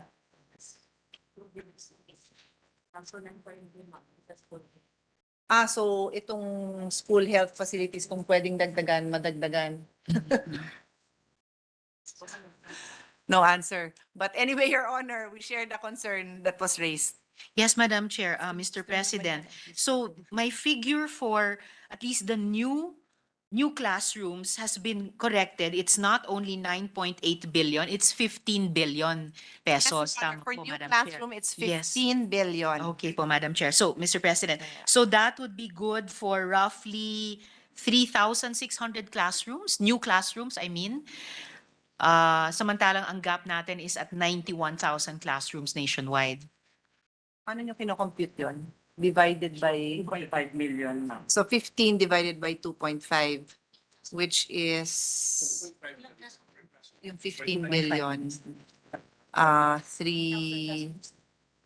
6,000? 6,000. 6,347 new classrooms, Your Honor. Thank you, Mr. President. Madam Chair. So 6,000 new classrooms that can be built next year in a gap, a shortfall of 91,000. So about 2.5%, if I'm Actually, Your Honor, as I computing correctly in my clarified mind. during the interpellation of Senator Gatchalian, that was an old figure. Mhm. The updated figure is 167,000 classrooms ang shortage. All right. Thank you, Madam Chair, Mr. President. Nade-deja vu po ako, Mr. President, Madam Chair, parang sa housing, sa DSWD budget na year on year, lumalaki yung housing gap and it's our same national situation sa ating classrooms gap.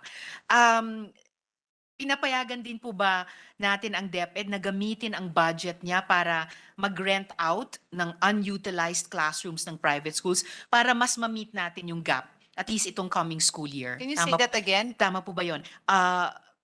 Is it tama po ba na we are allowing DepEd to utilize its budget to rent unutilized classrooms of private To rent schools to meet unutilized the gap classrooms.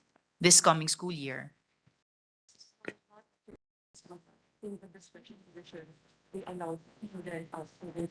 Iba yan, baliktad yan. Let's talk about Google. May ganun ba kayo? Pero di ba meron nga kayong other ways? Di ba hindi?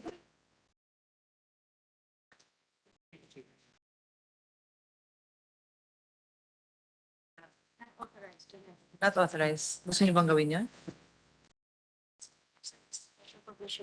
May proposal kayo? You allow you to rent?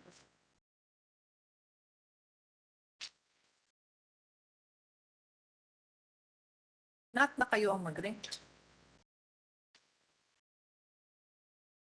Pero po ganito. DepEd may be authorized to use school facilities. Oh, ito, meron nga. Yes po. Okay. Sabi mo wala. Okay. Your Honor, I'm ready with the answer.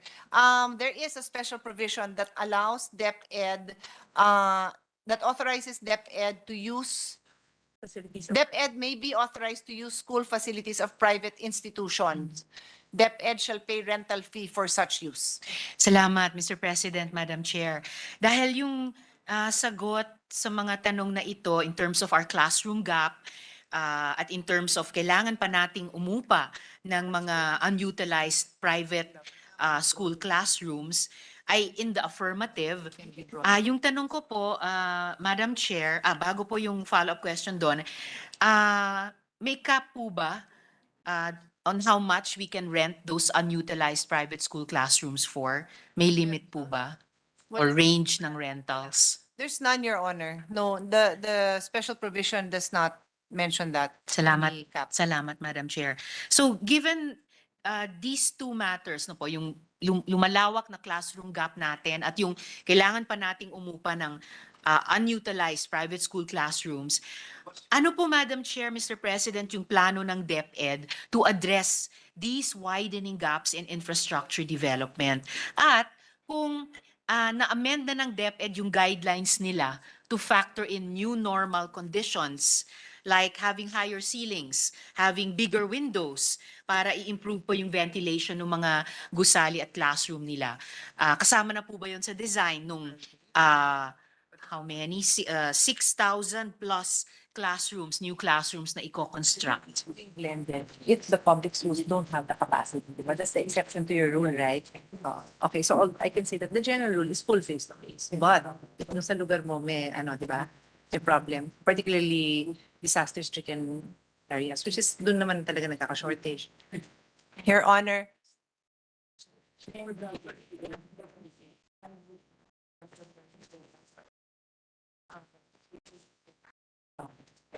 So how it can really help. Okay. Your Honor, let's be clear that the general rule of DepEd is face-to-face learning. However, in areas, in schools where there is an inability to deliver full face-to-face, and this could be because of shortage of classroom, especially in disaster-stricken areas, blended learning may be availed of. And on that note, they are reviewing the blended learning programs to really institutionalize this in a way that can be truly used to address this problem we have with the shortage of classrooms, Your Honor. Salamat, Mr. President, Madam Chair. I do appreciate that. In fact, isa sa mga huling tanong ko ay tungkol nga dun sa possibility of a return, even partially, to some kind of blended learning on and off in the future. Pero still, moving forward, hopefully, to yung pagpapatuloy at pag-expand ng face-to-face learning. And I'm sure yan ang optimal na mode na Yes, Your opo, Honor. na sinusuportan, sinusulong ng DepEd.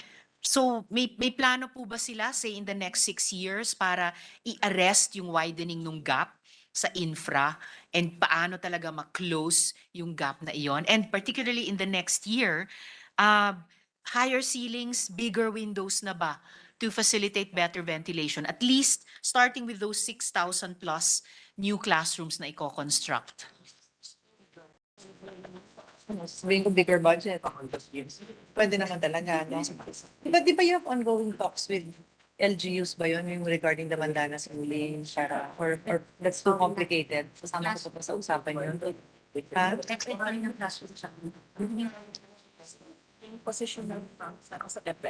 Oo, so budgetary talaga, di ba? Oo. Mr. President, it is clearly a budgetary issue. DepEd is committed and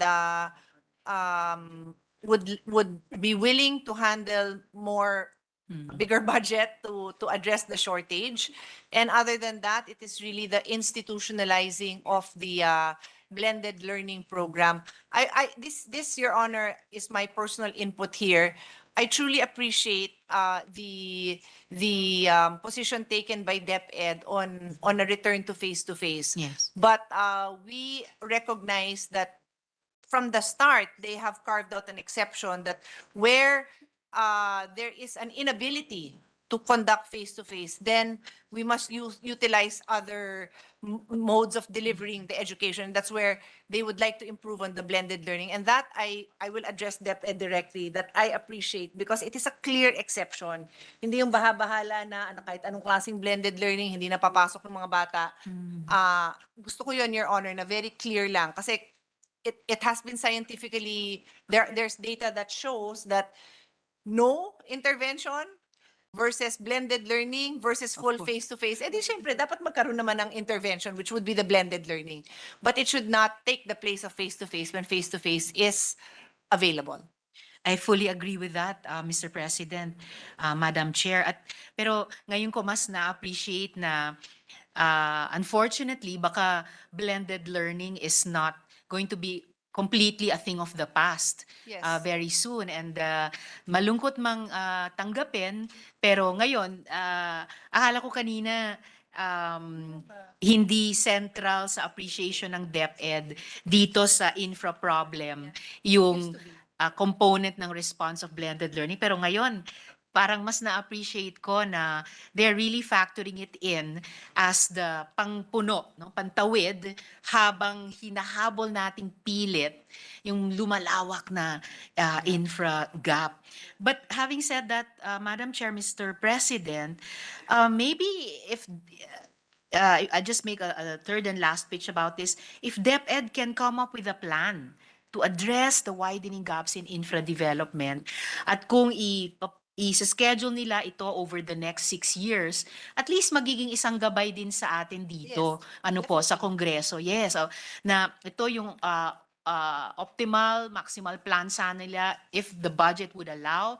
At least makikita natin what we can muster year on year. And then, at least meron na silang plan B or pangpuno na blended learning. Pero Yes. just to also make that of record, Madam Chair. And my last pitch And about, yes, Madam Chair, On this Mr. note, President. I just wanted to make a quick response. During the DBCC briefing, this representation took that up also because we wanted, using the old figure of 91,000, which is also the figure Her Honor has, we wanted DBCC to be aware of these figures so that they can also come up with that plan, because I am certain DepEd will take any extra funding that will be made available to them. So this is really looking at it from the bigger picture. How much are we willing to allocate to address this shortage? And on that note, Mr.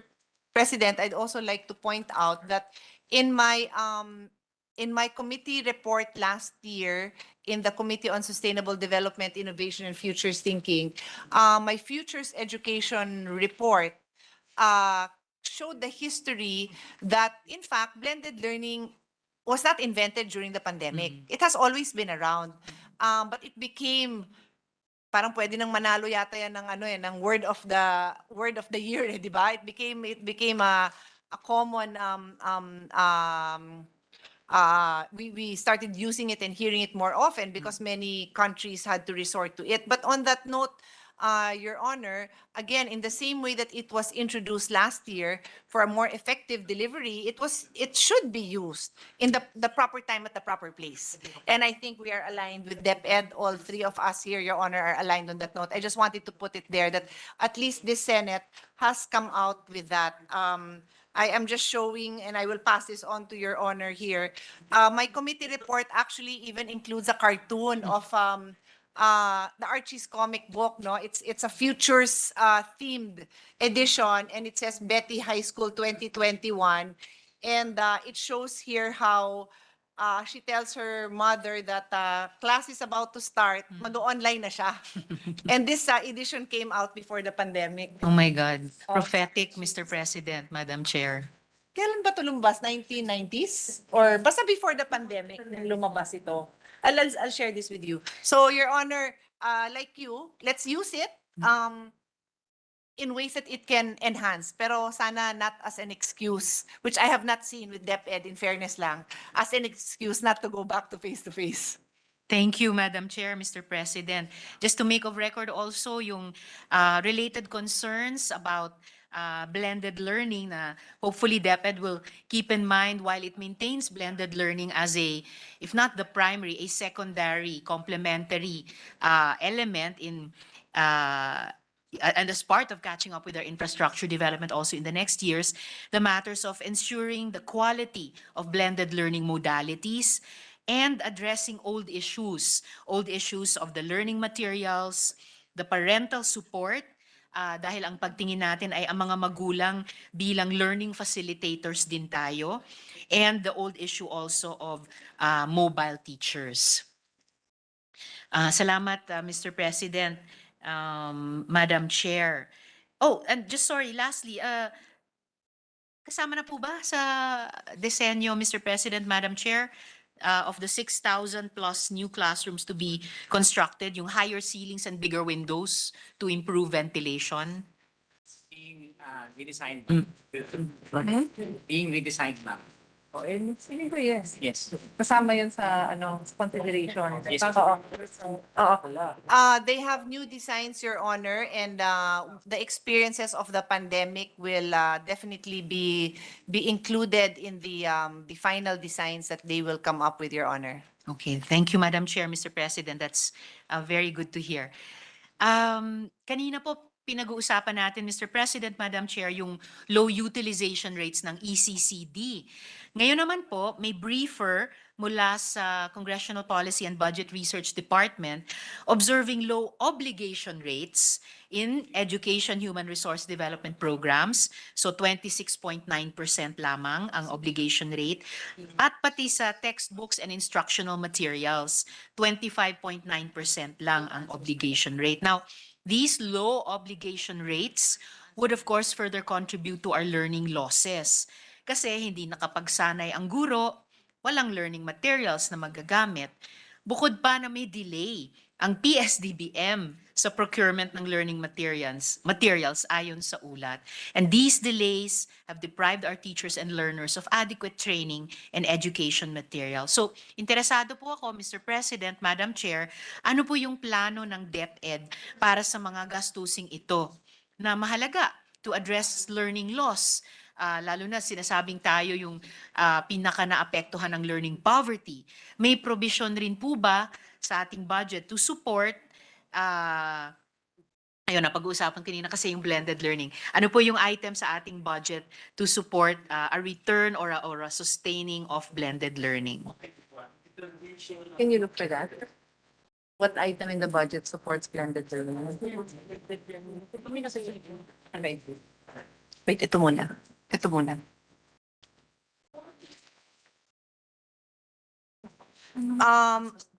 Mr. President, we have an updated amounts now. So, my dear, parang mali yung binilugan mo. Ibinilugan mo, ano was related, nakita ko, 28, so.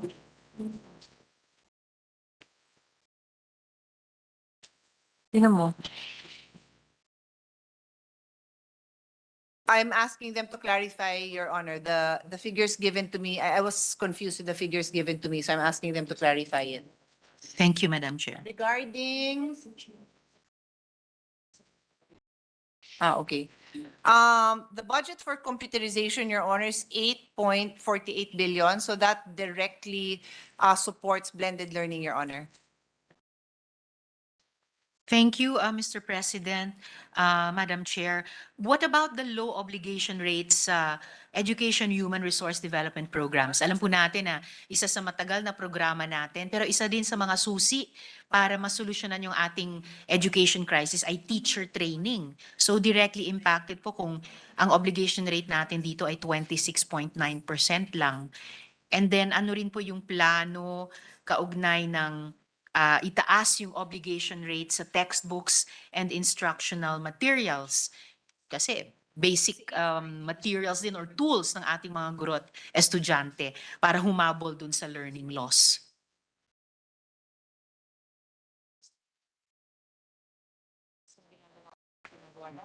How do we address that problem? This year, there's an election.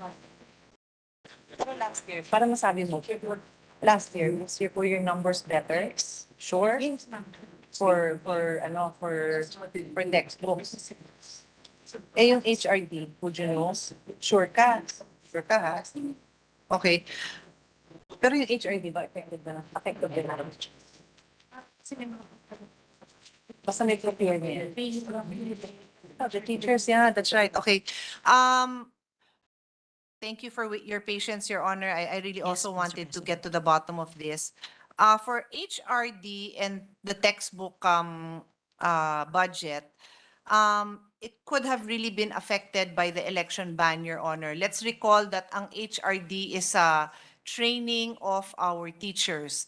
Eh lahat naman po yan na-deploy sa election-related tasks, no?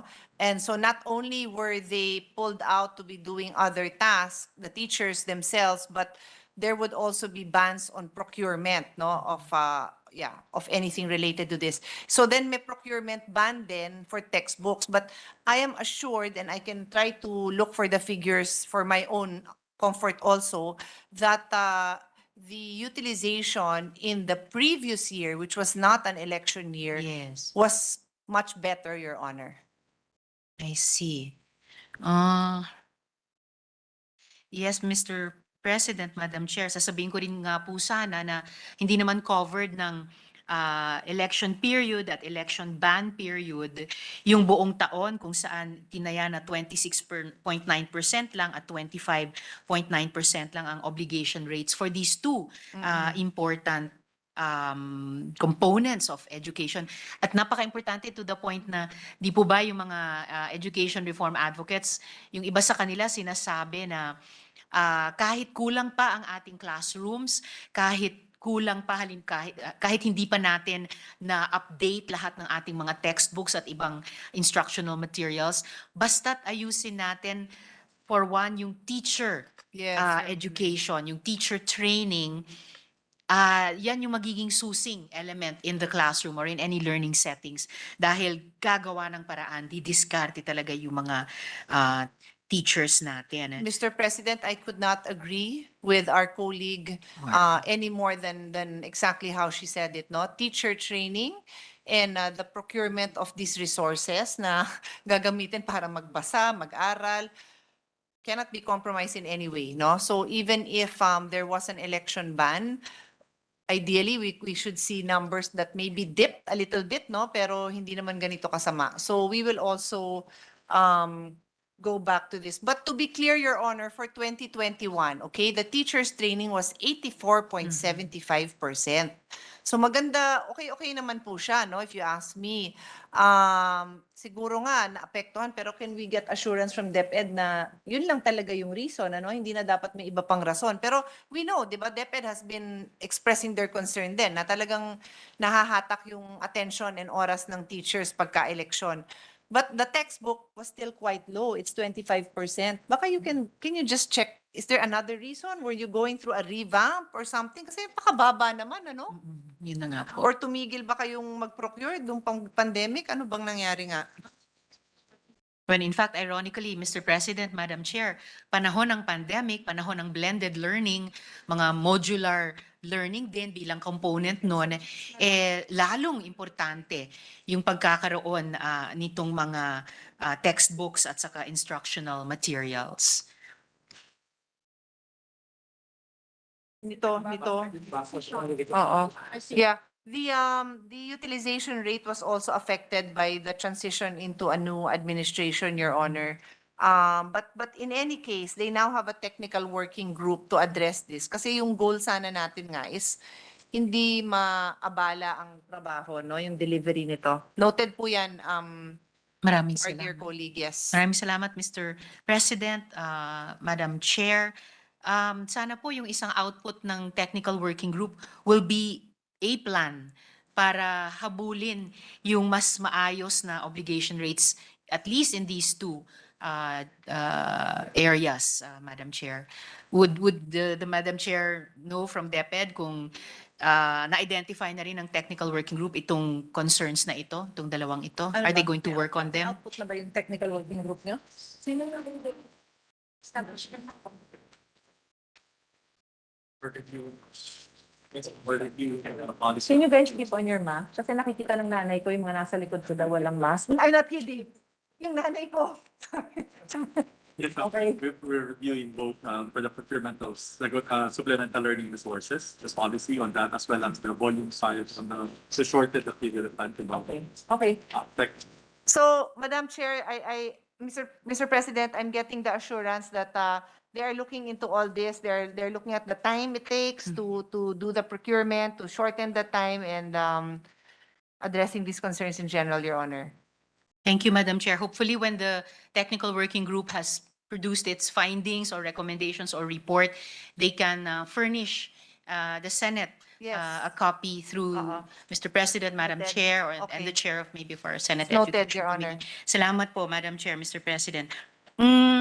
Madam Chair, some of our colleagues also took note of the increase in government assistance and subsidies for 2023 amidst the low disbursement rate of the program. So para pong yung pinag-usapan nating medyo nakaka-worry na sitwasyon sa ECCD, gusto nating dagdagan ng budget pero mababa ang disbursement rate niya. So mari ko po bang tanungin, paano ini-intend ng DepEd i-improve at bilisan yung government assistance and subsidy disbursement?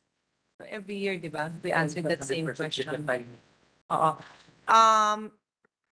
Mr. President, every year, we take note of these figures, and every year, this item is fully utilized for the information of those watching us. This is government assistance, subsidies to private schools. Gamit na gamit ho yan. Kulang pa nga every year. Although this year, magandang malaking nabigay.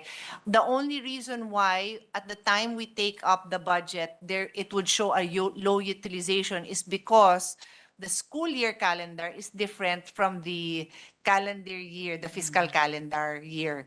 So by the end of, may first sem, parang first sem, second sem yung tranches yan, Your Honor. But it is always fully utilized. I see, Madam Chair. All right, thank you for that. Though some advocates, some education advocates did reach out to my office requesting consideration of the SPED, ECCD again, and K-3 learners as priority groups in the disbursement of the vouchers program. So, mari ko po bang matanong ano yung posisyon ng DepEd sa ganitong panukala at yung posibilidad na ma-consider ang mga ganito? Yeah. Well, Your Honor, I will answer as the person who has defended the budget of DepEd for the 4th year straight. It's a very difficult question kasi lahat naman ng areas na binanggit ng ating kasamahan importante, no? SPED, sama na natin dyan yung IP, education, lahat po yan napakahalaga. They're all close to my heart as well. But I know from many discussions, including sa city namin ng Taguig, and idamay ko na ang Valenzuela because kasama ko si Senator Gatchalian when we had hearing sa DepEd, hearing niya actually, na very effective ang gas program natin, yung subsidy to private schools, even before the pandemic, but I would imagine even during the pandemic, because it is actually cheaper to support a private school than to put up new schools. Yung putting up new schools, maghahanap ka pa ng lugar. Tapos dadaan pa yan sa proseso kung syempre bago yan, siguraduhin mo yung lugar na yan is the best, di ba? Hindi pwede na, it cannot be in just any area. And then you will have to hire the teachers, and also to make a long story short, it was determined that it is really cheaper to support, and because we do live in a environment where we recognize that the private schools are our partners in the delivery of education, that support has continually been there, Your Honor. Again, I didn't even take a look at DepEd in answering this question because I do feel strongly about the gas program as well, Your Honor. Ang laking factor na ang daming nagsara ngayon na private schools because of the pandemic naman. My answer was pre-pandemic. And it became a big burden also because maraming naglipatan sa public schools, which is why a lot of them now have to have, kung dati wala silang twice a day classes, ngayon kailangan na mag twice a day. So we have to find that balance. But I support her Honor's concern for more budget for the other items that she mentioned, including SPED, IP, and others, Your Honor. Salamat, Madam Chair, Mr. President. In searching for that balance, I guess that principle will always be cited and aspired for example, in broader education reform processes also, such as the EDCOM 2 na ipinasa natin nung bago magsara yung nakaraang Kongreso, and hopefully can provide a framework to look at all the long-standing problems in our education crisis, in learning poverty and whatnot, and aid us moving forward. At least ang mahalaga po, kahit sa pamamagitan ng ating budget interpellations, plenary debates, ma-put on record and maipasok sa public conversation yung mga advocacies nitong mga grupo, special Yes, Your education Honor. advocates, early childhood education advocates, Yes. yung mga Ako nga nabanggit yan, primary, K to sama ko na K to 3, kasi opo. as you know, alaga ko din talaga yung early childhood, Your Honor. So we are on the same page on this. Salamat, Madam Chair, Mr. President. We also recognize the value of providing access to a school feeding program to ensure that our learners are satisfied, healthy, and ready to learn. So, paano po i-implementa yung programang ito next year, at anong mga innovations, kung mayroon, ang i-introduce ng department?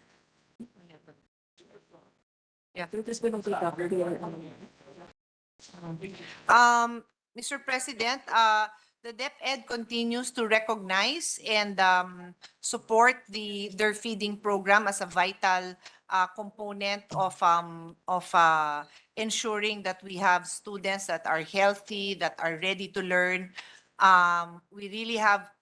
Sadly, we still have a situation where children go to school hungry, malnourished, undernourished, with various ailments because they are obviously more susceptible to conditions, medical conditions, when they are not properly nourished. So now that there is in-person classes, they will revert to school-based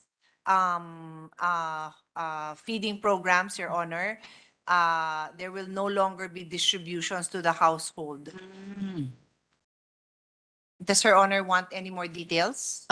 Even if in writing, Madam Chair, Mr. President, it would help kasi Okay. napansin ko kaagad na i-discontinue na pala yung distribution to households. Sa school na po. Sa school na Sa po school kasi na. So, school-based just feeding to be clear, programs. nag-change lang yung mode of delivery. Okay. But it will be delivered to schools where it was originally naman po, Opo. prior to the pandemic. Opo. Diba? Hinahanap ko nga po somewhere in my notes, meron pa akong, ito, kasi unless decided na finally ang DepEd na one template for the whole country ito na wala nang distribution sa mga bahay, still there may be particular innovations na pwedeng i-consider, lalo na halimbawa sa mga food poor areas. By this I mean, Madam Chair, Mr. President, kasi in my meetings with some groups, yung isang particular interest that was brought to my attention is the possibility of moving from targeted to universal social feeding programs, lalo na po dun sa mga food poor areas. And the need, ibig sabihin, hindi lang sa mga undernourished, malnourished, stunted, or wasted students, pero lahat, lalo na sa food poor areas. And then the need to design it as an all-year-round program. So, ibig sabihin, posible pa bang merong pa ring household-based component kapag summer vacation, the kids are not in school, para lang siguruhin that the learners will continually achieve their target weight, restore their health and nourishment, and capacity to be ready to learn, no, pagbalik sa Versus. school year. I don't know, Mr. President, Madam Chair, posible bang i-consider ng department yung ganitong panukala, and then mag-provide po ng study kung magkano ito, how much would it cost government if it were to implement the program? Your Honor,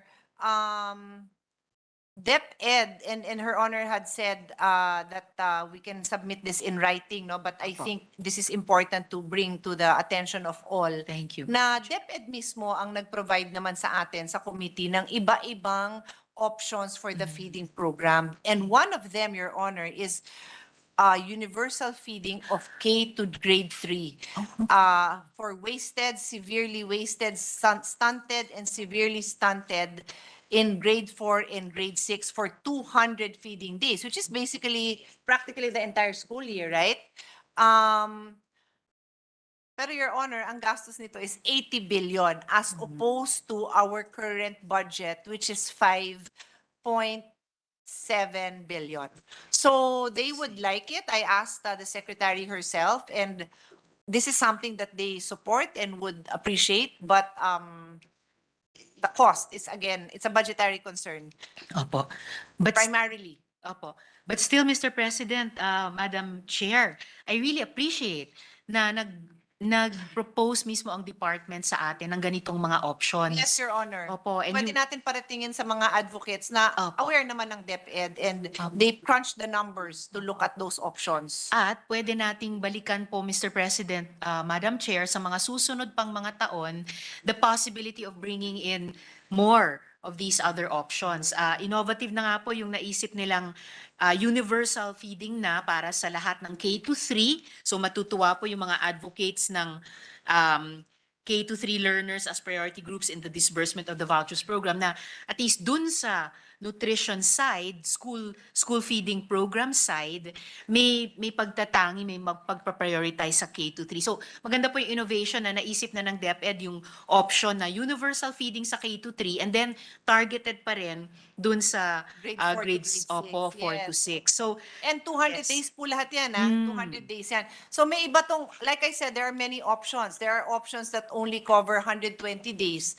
There are quite a few options that they have considered, Your Honor, but all of which are will cost more than the current budget that we have allocated. Yes, Madam Chair, Mr. President. Pero yun, at least meron tayong ganitong idea from them and from the department at pwede posibleng balikan in the next years. And of course, na pwedeng ikabit dun sa existing na mga nutrition laws and programs natin. So yung meron na po tayong first 1,000 days law, meron pong school feeding program, tinuturo ng mga nutrition advocates yung gap dun sa preschool years after after 2 years old but before Correct. kinder. So maganda pong mapuno din natin yung gap na yon over time. Just to my last 3 questions, Madam Chair, Mr. President. Earlier, I mean, before this budget plenary, there was an ongoing discussion on a ban on extracurricular activities. Some stakeholders found the ban counterproductive and that it restricts the space for holistic learning and development of the learners. Pwede po bang magkaroon ng update sa status ng proposed policy na ito at kung nag-issue na o nag-implementa ang department ng proposal in consultation sa mga stakeholders, lalo na po yung mga teachers at student groups? Yes, Your Honor. What do I call this? It's called a policy. A department order. This is covered here. Okay. Number 6. Okay. Provision number 6 under Department Order 34 series of 2022 states, Your Honor, co-curricular and extracurricular programs may be conducted throughout the school year. And there are certain requirements. Number 1, it should be after school hours, weekend, holidays, etc. In other words, not school hours. It shall not affect instructional time of the learners. And 3, participation shall be optional and voluntary. And then there's a list of proposed activities, student government program, environmental education, and so on and so forth. There's a list of 12 activities. Would you like me to read them? I can. Yes, salamat, Mr. President. So number 1, student government program. 2, environmental education. 3, comprehensive sexuality education. 4, drug and substance abuse and other forms of addiction prevention. 5, advocacy campaigns and intervention. 6, mental health programs and psychosocial support for learners. 7, capacity building and student leadership formation programs. 8, culture and arts program. 9, scouting movement. 10, Gawad Siklab. 11, Philippine Youth Convergence. 12, DepEd nationally initiated or mandated co-curricular activities. Maraming salamat, Mr. President, Madam Chair. So, it would seem that there is no ban on extracurricular activities. Tama po ba? Well, Even the list is just proposed activities, pero hindi yung ito lang ang pwedeng extracurricular activities. Clearly, Your Honor, what I read now means that there are guidelines to be followed for extracurricular and co-curricular activities. And like Her Honor said, those are proposed lists, no? Yeah. It is a proposed list. No, hindi yung binasa ko kanina. Proposed list of activities yun, right? So it's not an exclusive. It's not exclusive. We can add to it. Yeah. So examples of extracurricular activities are community service, festival celebrations, drama, computer, PE clubs, and other learning area clubs, choir, art, hobbies, sports. Salamat, Mr. President, Madam Chair. Even the first 3 requirements that Madam Chair mentioned, if I remember correctly, that they are outside school hours, they will not eat into the school hours of the students, they are voluntary, they are optional, not mandatory.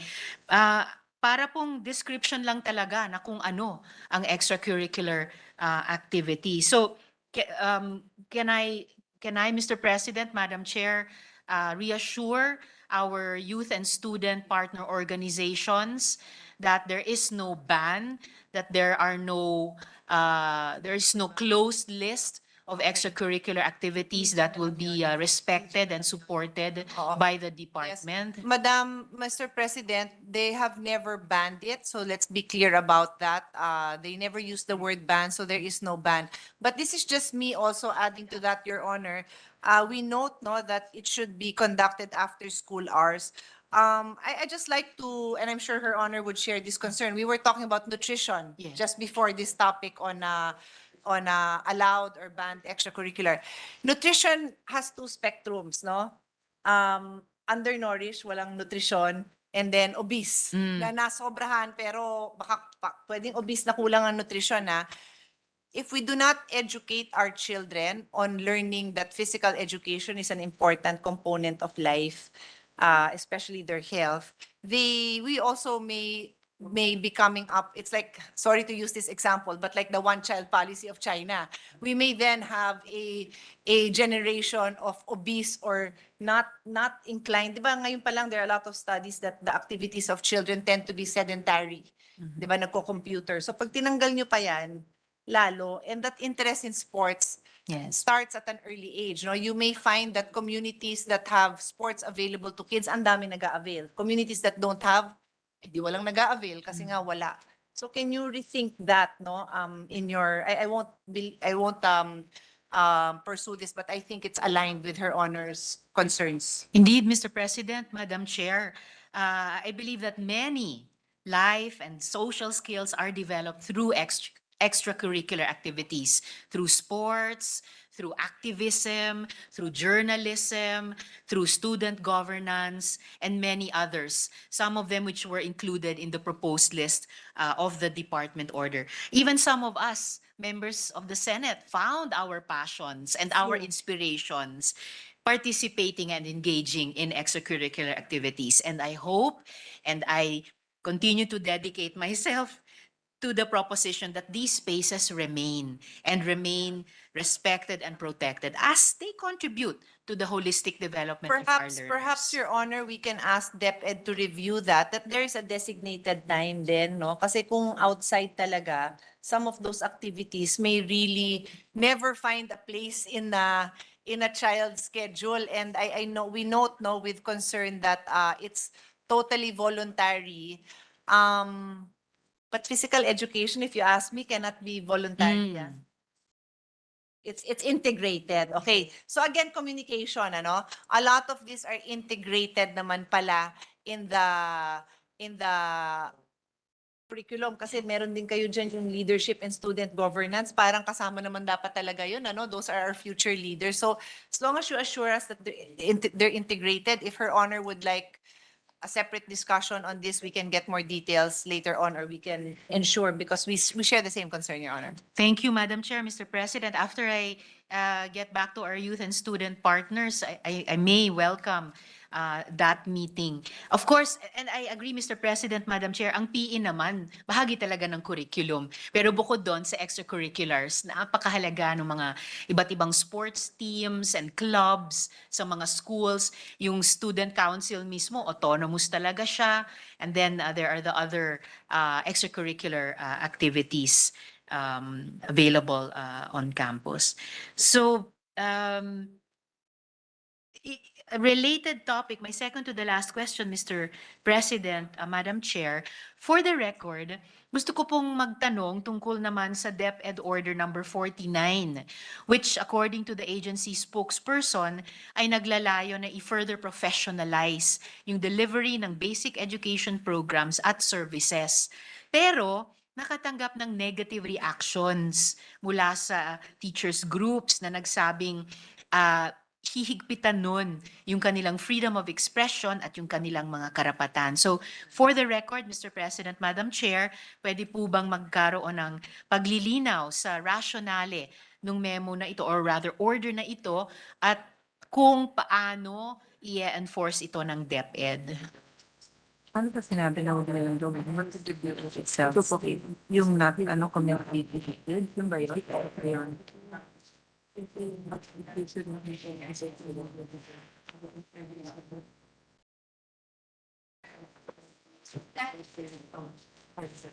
Does Her Honor have a specific concern on DO 49 or just overall?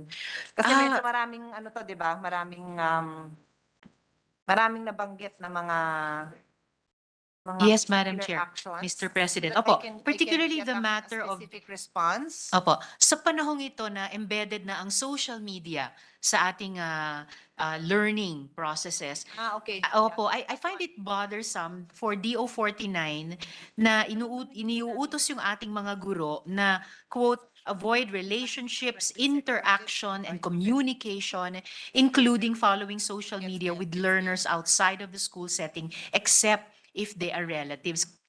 Sa prinsipyo po kasi, Mr. President, Madam Chair, na teachers are in loco parentis Yes, at all yes. times. So, paglilinaw po, paano ba i-interpret dapat itong order, yung implikasyon nito for teacher-student relations and the spaces provided within the school settings para masiguro yung positive learning environment para sa mga estudyante at guro. Thank you. Yes, Your Honor, thank you for giving us details on your concern, no? Your Honor, I also was following the news on this, and upon after conferring with DepEd, number one, ang ini-encourage naman ng DO 49 is that teachers, no, conduct themselves in a professional manner. So, ako na lang po ito, no, and I will just ask the DepEd to nod if tama ang pagkaka-explain ko. As a professional, if you have any grievance, kahit naman tayo po, I've been in the private sector din, idaan mo sa tama yung grievance, no? Relay it in the proper way. Kahit ako, may mga kaibigan ako na bawat galaw na lang, pinost talaga sa Facebook. I am personally, I'm speaking for myself, Your Honor.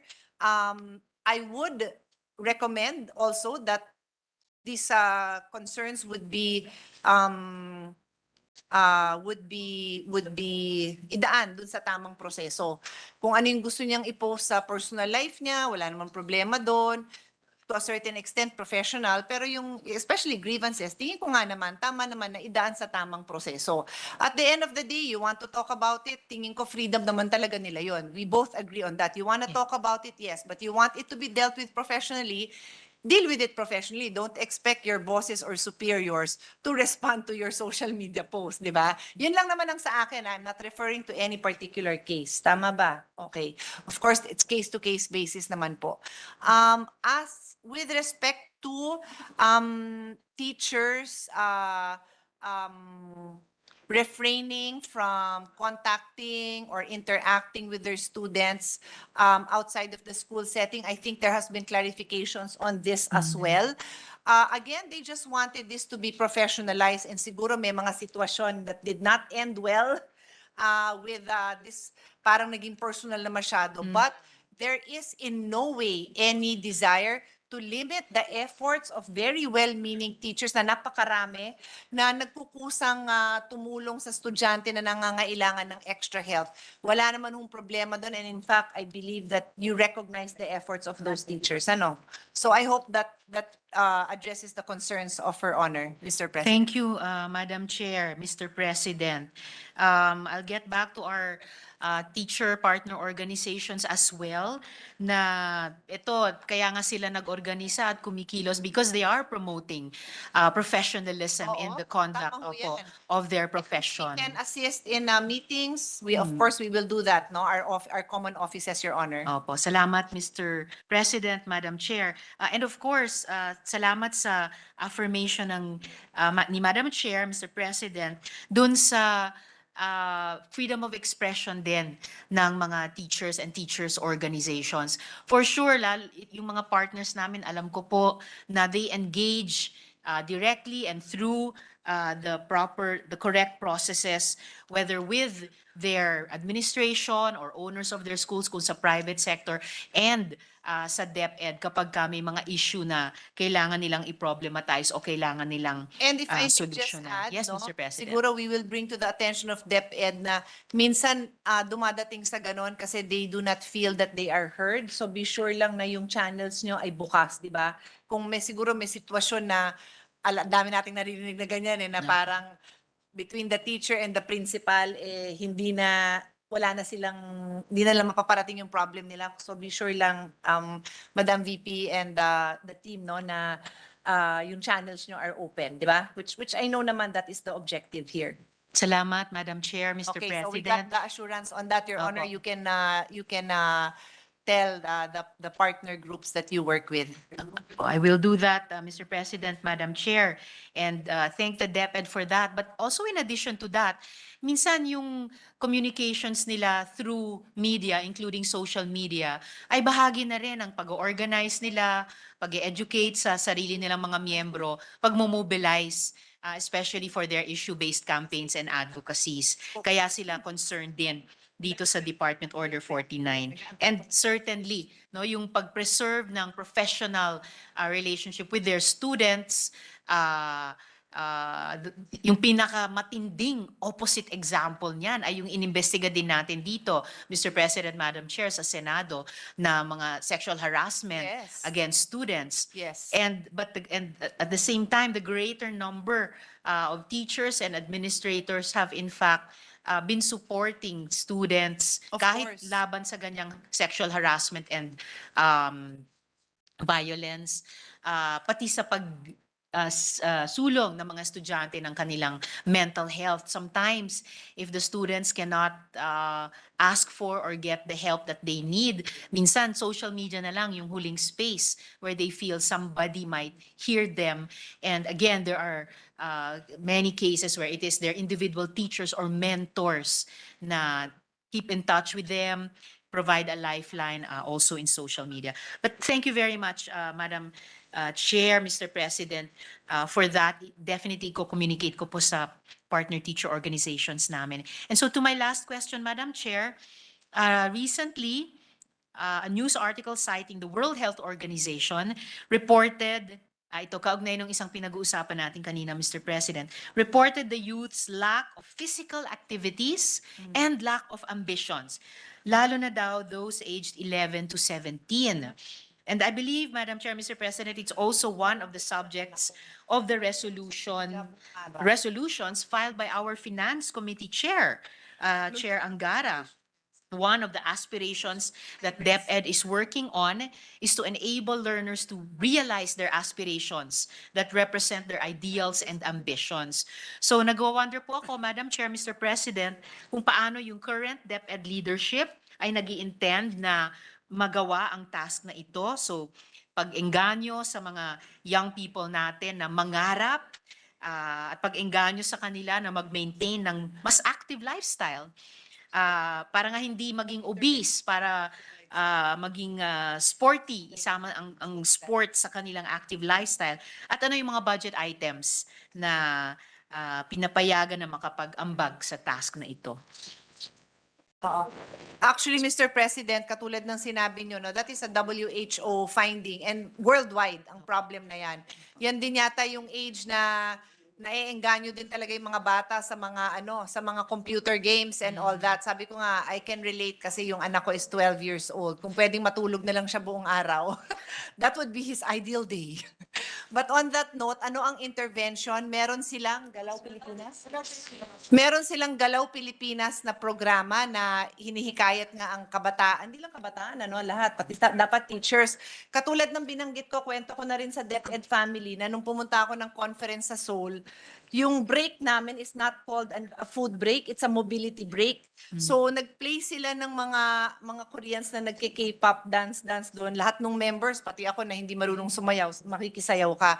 Yung make it exciting for the youth to engage in these things. And then, Your Honor, ako na nagvo-volunteer nito.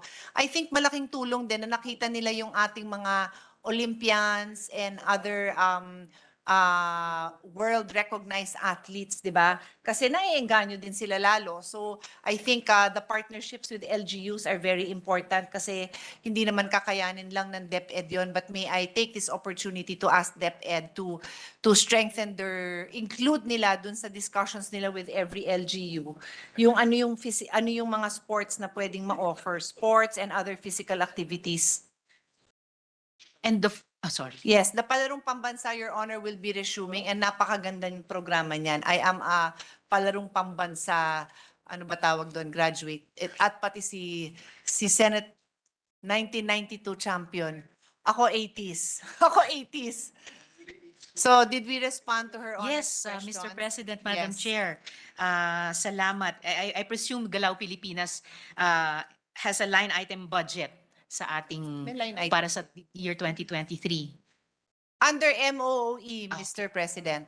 So under MOE. Okay, that is good to know, Mr. President, Madam Chair. And I I support together with the good chair, programs like the Palarong Pambansa, especially as it can be built on community-based and school-based sports development program among our youth. So those are all my questions, Mr. President, Madam Chair. Maraming salamat po sa inyo at sa DepEd family. I just end by reiterating that what to do with the DepEd confidential fund remains a question. And so at the proper time, because it was expressed by the DepEd leadership na iiwan nila sa Kongreso yung propriety at yung halaga ng fund na ito, that I hope my colleagues in the Senate will share the view that there are no extraordinarily compelling reasons to provide a confidential fund to the education agency at mas magagamit natin itong confidential funds sa mas mahahalagang mga prioridad para sa mga batang mag-aaral na marami ay pinag-usapan natin sa ating interpellation. So at the proper time, I will make the proper proposed proposed amendment on the realignment. Mr. President, may I If I have the move floor, for Mr. President, I just would like to thank everyone. Salamat po. Madam, for health reasons, Madam, Mr. President, I move for a minute suspension. Yes, Mr. President. suspended for 1 minute.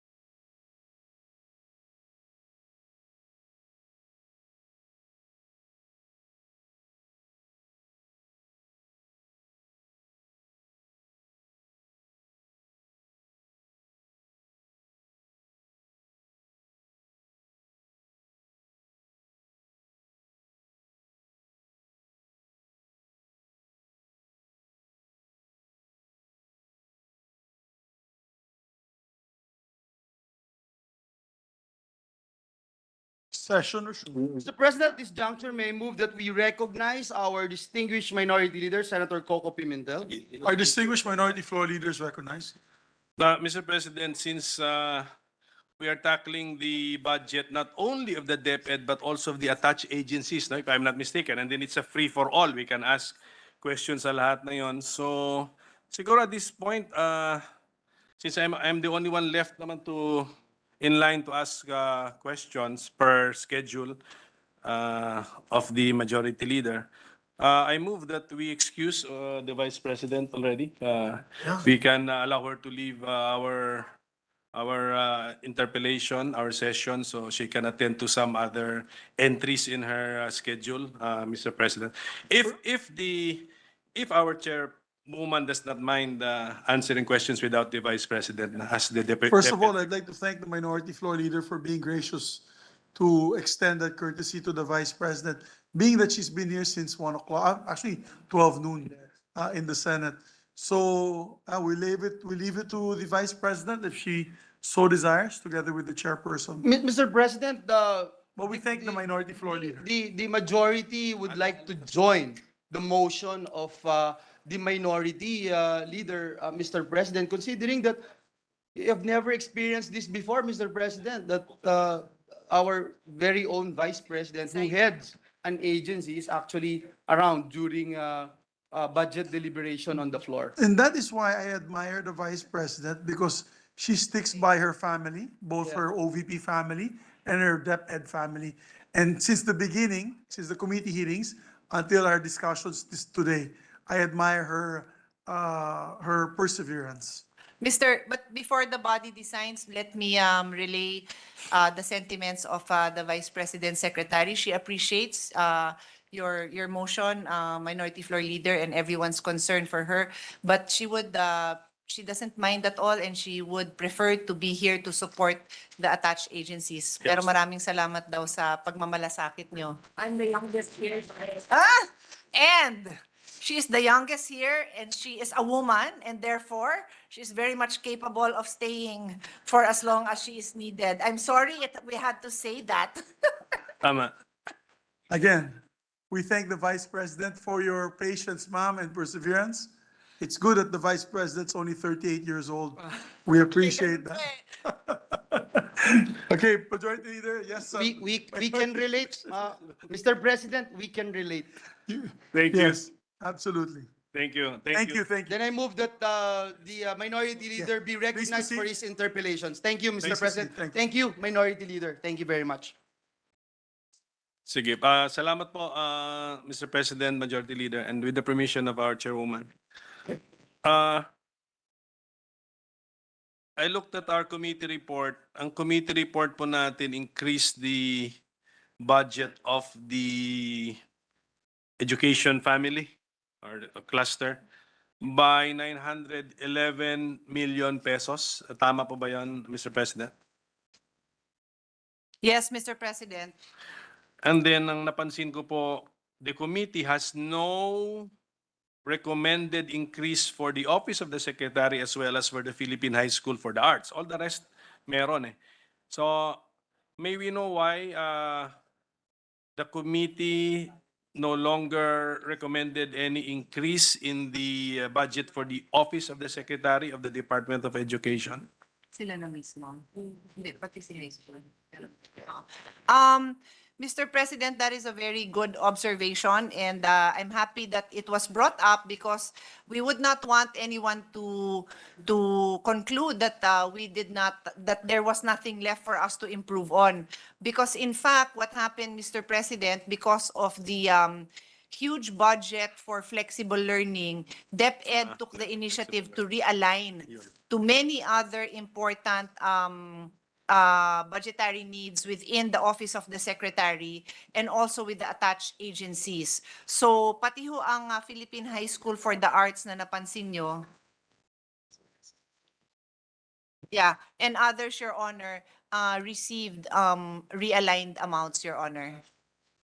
Internal na bale. So the bottom line did Which not... we supported, Your Honor, which we supported. So that is reflected in the Senate version naman po. Sige, can we have an idea? For example lang, ma'am, let's just limit it to the Office of the Secretary of DepEd. For example, internally, how much was realigned from what original expense item to where? Sure, Your Honor. We can give you examples of And then that. yung total amount po ng gumalaw. Yes, Mr. President. Nagulat din ako, Your Honor, kasi it's the first time in the 4 years that I've seen this. But that's really because napakalaki nga nung flexible learning. 19.96 billion, Your Honor, close to 20 billion yung budget ng flexible learning, no? And so here I will read, no?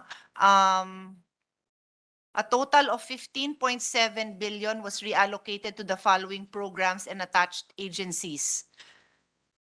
Sa indigenous people's education, which we pointed out when we were asked by Senator Risa, 101,072,000. General management and supervision, 1 billion ito, Your Honor, for the construction and repair rehabilitation of various regional and division offices. Learner support, 97 million. Ito po yung mental health program. Child protection program, 33 million. Special education, this was highly discussed both in the hearings and here, 531 million, Your Honor. Operation of schools for elementary, 212.8 million. This is to accommodate, address additional MOE requirements due to updating of enrollment figures. And then operation of schools for junior high school, 14.8 million. Operation of schools for senior high school, 207.5 million. For teacher quality and development program, which is to enhance the teacher education council, establishing a scholarship program for students in the teacher education program, institutionalizing the National Educators Academy of the Philippines, and so on and so forth, 92.3 million. And then ito malaki ho ito sa basic education facilities, 3.2 billion, Mr. President, for repair and rehabilitations for calamity damaged schools. Mga may lima pa. Would you like me to complete it? Yes, ma'am. For national assessment systems for basic education, this is for the procurement and implementation of the National Career Assessment Examination, the ALS accreditation and equivalency, qualifying examinations for Arabic language and Islamic studies. This is 276 million. For basic education curriculum, which covers the development and provisions of activity sheets to grade 1 to 3 learners, and detailed lesson plan for teachers and the bilingual policy implementation, and for the senior high school review and provisions of curriculum guides, this is 5 billion, Your Honor. Billion? 5 billion. And then for computerization program, to procure 1,170 e-classroom packages with 46 laptops, 2 charging carts, 1 smart TV instead of individual laptops or tablets. So this is a program that, if I remember right, fits six classrooms. Tama ba? Natatandaan ko, 6 classrooms yan. This is 2.4 billion, Your Honor. And then the National Literacy Policy and Program, to enable DepEd to function effectively as the chair of the Literacy Coordinating Council. This is 12 million. And then for early language literacy and numeracy, this is 58 million. This is to increase the number of trained ELLN implementers, develop guidebooks, and so on. And then for the development and promotion of campus journalism, this is 44.8 million. And then that is all, Your Honor, for the office of the Yes, thank you. Secretary, for the attached agencies, National Book Development Wag na po. Board received 10 million. Ma'am, Sorry? pwede. Para let's just focus on the OSEC Kasi first. medyo maingay yung isang grupo, sige kaya po. hindi ko ho kayo narinig ng maayos. Sorry about that. So, was the entire budget for flexible learning Hindi naman. reallocated? May naiwan pa for 2023? Doon yun yung gagamitin niya sa blended, ganun, no? Mr. President, it's 15 million out of 19 million lang naman ang na-allocate. Billion. 15 billion out of the 19 billion was reallocated to the items that I mentioned, Your Honor. So Okay. So there is still 4.3 billion remaining under flexible learning, Your Honor. Sige po. And then, since at the time of NEP, close to 20 billion ito, Yes, diba? Tapos we can afford to reduce it by 15B only because what is the main ground that we Your Honor, the Because- pandemic, kasi that funding was really huge because this was our pandemic response to if not no face-to-face, very limited face-to-face. So because of Sige. the transition, this is the budget, Your Honor, specifically for the self-learning modules. If you recall, in the previous budgets, we were discussing yung mga literally hard copies, no, printed copies of self-learning modules. na maraming issue din as to the quality. Yes. Tama po ba yan? Yun yung nabasa natin in the Yes, past few yes. months. Diba? Same issue on mga books, the quality of the books. Diba? May mga errors, may mga ganun. So if there had been errors in books purchased more? by the DepEd o what more dun sa mga mimeograph, ano lang, and I think highly decentralized yata yung effort. Can we get an explanation and then marami tayong nabasa no na the past few months on the controversies on the modules, and then the excuse given to us is siya may kasalanan or the region ang may kasalanan. So it was highly decentralized. Tama ba yon? And then if this is the system, what has happened to the errors in the books that the DepEd has been procuring? Yung issue ni Dr. Go ba yun? Dr. Go, years ago, meron pa rin bang napapansin na ganun po? Ayan. Well, Mr. President, for the self-learning modules, the issues raised are right now irrelevant at this point because the students are back to face-to-face learning, Your Honor. But why did they happen? Well, first of all, that happened during the previous Yes, administration, to be clear, no? Hindi, I'll just interject no. Kasi I'll be asking about the 2.4 billion laptop. Also previous ano yun eh. Previous ano pa rin yung administration, but still the same Yes, of department. So ganun po yun. So like, why did it happen? Bakit ang daming issue dun sa self-learning modules po? Quality control, bali ang aking ano, my point is quality control. Okay. Yeah, Your Honor, because this representation handled the budget in the last 3 years, no, I will give my own response if it is acceptable to His Honor. The Secretary clearly just took over in the last few months. In fact, it's my Chief of Staff who was pointing out that when we raised during the budget also the questions on the quality of the self-learning. Yun nga, may mga controversial dyan na kung ano yung mga nakasulat, ano. Ang nasabi ng DepEd, and please, si Yusek Anang ang kasama ni Secretary Liling at that time, these were produced, they looked into the issue as each issue arose on a case-to-case basis, and those were materials produced by teachers, not coming from the head office, locally produced materials. So it's not that they were saying it's okay, but they recognized that it happened on a local level, on a case-to-case level po. So it was too decentralized such that may parang nagkaroon ng autonomy at that level, then feedback feedback mechanism na lang, pag abot sa taas may problema, saka magre-react. Okay, if that explains the modules, how about the errors in the books that DepEd has procured? And meron pa rin bang errors sa current batch of books that we're using in our public school system? Meron pa ba? We're checking, Your Honor. Apo.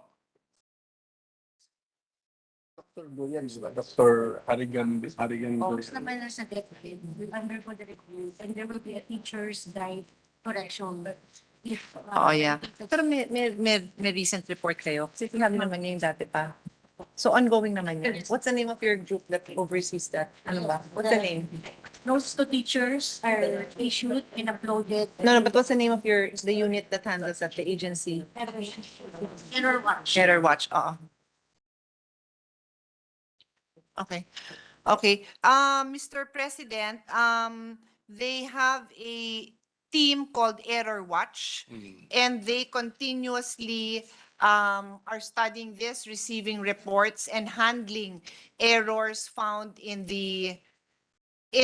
all materials, no, including the self-learning materials that were produced during the pandemic, other printed materials, DepEd TV, DepEd Commons, DepEd TV YouTube channel. All of them are being monitored by Error Watch. And I will be the one to say that they welcome, no? Tama, they welcome mga observations that are made. And if there are in fact errors, then they make the change through teacher's note. Of course, that doesn't apply sa mga TV and YouTube channel, no? But for the materials that are with the teachers, they have what they call teacher's guide, teacher's notes for those revisions to be made. Sana yung teacher's note sabihin na mismo sa class, sa bata na i-erase para yun na yun. Okay, may ganun naman So daw. they're doing that. They're doing that. So we have an Error Watch team. Yes. Okay, so we're glad to know that there is such a team. So how many years has this team been in existence, and any Page sana sila. achievement report? How long has it been? Sorry, how long? How long has this been in existence, and then ano yung achievement report po nila? Oh, ano daw? Ang na-describe kasi sa atin yung parang flowchart nila, what they will do. 2020. So is the report, wala na errors? Ganun ba? So You continue to receive reports from Error Watch. O, gusto niya ng progress report eh. Ano ba? Nabawasan na ba? ano po ba mga tanong niyo? I-summarize nyo na ito, di ko na ito You haven't received lately? When was the last? They haven't been receiving reports lately, Your Honor. So they believe na through their efforts naman, nabawasan na talaga din ang mga errors na ito. Kasi syempre kung aware na ang teachers, di settled na yung issue. Before October 2020. How do I read that? Here na,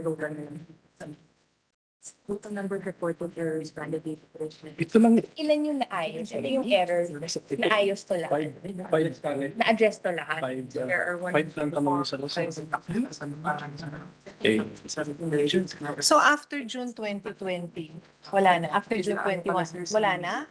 Wala na kayo natanggap or wala pa kayong report? Yeah, so they showed me a table that showed their what do you call this, their initiatives after they received the reports of the errors until June 2021. Wala na daw ho silang na-receive na reports after that. Okay. Wala rin naman pa ako nababasa rin na mayroon pang may nag-point out. Pero it will be disappointing kung may mag-point out na outsider, no? From outsider of the DepEd. May internal din ba kayong nahahanap sa teachers o laging nanggagaling sa parents? Sana nanggagaling sa teachers din. Quality assurance team. So sila. Meron din naman silang nahuhuling errors, Your Honor, na with sila na ang nakakahuli, so hindi na nakakalabas, Your Honor.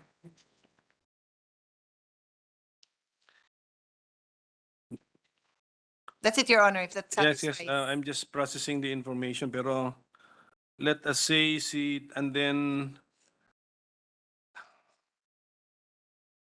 does this affect does the discovery of errors affect the eligibility of the Yeah. printer or publisher, contracting with DepEd. Printer. Meron bang ganon?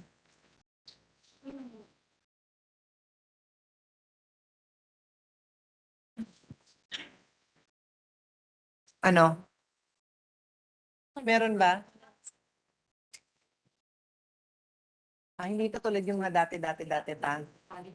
So at least in the last few years, oo. Mr. President, wala pa namang na-ban because the errors daw that were found were minor and not commensurate to not commensurate to banning the publisher. Okay. Wala namang publisher na even after pointing out the error, still anong tawag yun? Oo, yun nga. Carried over the error in the next year's supply of books. Parang gano'n. Wala naman siguro. Wala naman tayong nababasa rin. Wala daw, Your Honor. Yes, at least galing na sa DepEd yan. But, ito pong ating budget for rehabilitation of schools and classrooms, iba po, separate po ba ito sa the budget for the school building classroom program? Kasi rehabilitation ito versus construction, iba po ba yun? Was which was Magkano? 33 Magkano? It's 23 billion. So ang total no? 23 days. Mr. President, the total amount for basic education facilities is 23 billion. And then under that, there is a breakdown for newly constructed buildings, for buildings that require renovations and so on and so forth. I can give His Honor Yes, thank you. that breakdown if he'd like. Baka in writing na lang po. Okay. Apa. Pero ito kasi we were informed of a 2021 COA report that there is low utilization rate of the rehabilitation of schools classrooms budget. So that's 2021. Kumusta po sa 2022? Hindi ba marami rin tayong kailangan i-rehab na classrooms? So how come COA observed that there is a low utilization of these funds or of this fund? Yung 2022. 2021 report. Noong 2021, Your Honor, because I defended the budget, marami talagang low utilization and primary reason is COVID. I will point out though, in the spirit of transparency, that when I started defending the budget in 2019 for 2020, so wala pang COVID yon, low din yon. And Low at din that yun. time, we recognized what the issue was. In fact, Senator Villar now, who was then Secretary of Public Works, we had to help organize a meeting because there's a division of labor between DPWH and DepEd, no, in the construction. There's a part of the process that DepEd handles, and then the actual the pre, ano ba tawag doon? The evaluation, ang tawag niyo doon? Site validation. Site validation is handled by DepEd. Pero after naayos namin yun, nagka-COVID naman. So, if you look at the records, mababa talaga yung utilization. So, for 2022, ano tayo ngayon? 2022, sadly, affected naman siya ng infra, ng ban for infra projects, election ban, Election Your ban. Honor. Mm. But we are so far backlogged that it is this representation's humble recommendation that we provide the amount that we have in the budget now. It's a very small compared to what the shortages are, in the hope that it can be fully utilized and then we can move on in the right direction. Kasi tama po ba, Mr. President, na some of these classrooms needing rehabilitation are not fit for use? Siguro. Alin ho yung not fit for use? Itong some of the classrooms needing rehabilitation are, yeah, not fit some siguro are continue to be used. Some are not fit, not safe to be used siguro. Depende. Oh. It depends, Your Honor. Yes. Your observation is correct. It could be fit for use or it could possibly be not fit for use. Yun na nga. So Your Honor, can I just yes, put on yes. record yung obligation rate nila? Obligation. It's not as low as the other agents, well, the other agencies that I've handled, sadly. For new construction, it's 59%. As of Kailan to? Baka nadagdagan pa to. Improve na kaya yan, mga June, July, August. Meron po kaming 85% Ayan. per batch. July 31 pa yan. Okay. As of July 31, Your Honor, 57%. So that's not too bad considering July pa lang naman yan. And then by batches kasi yun, yung isang batch nila is batch 1 nila, it's already at 85%. So may batch 2 and 3 pa. So mukha namang okay na, Your Honor.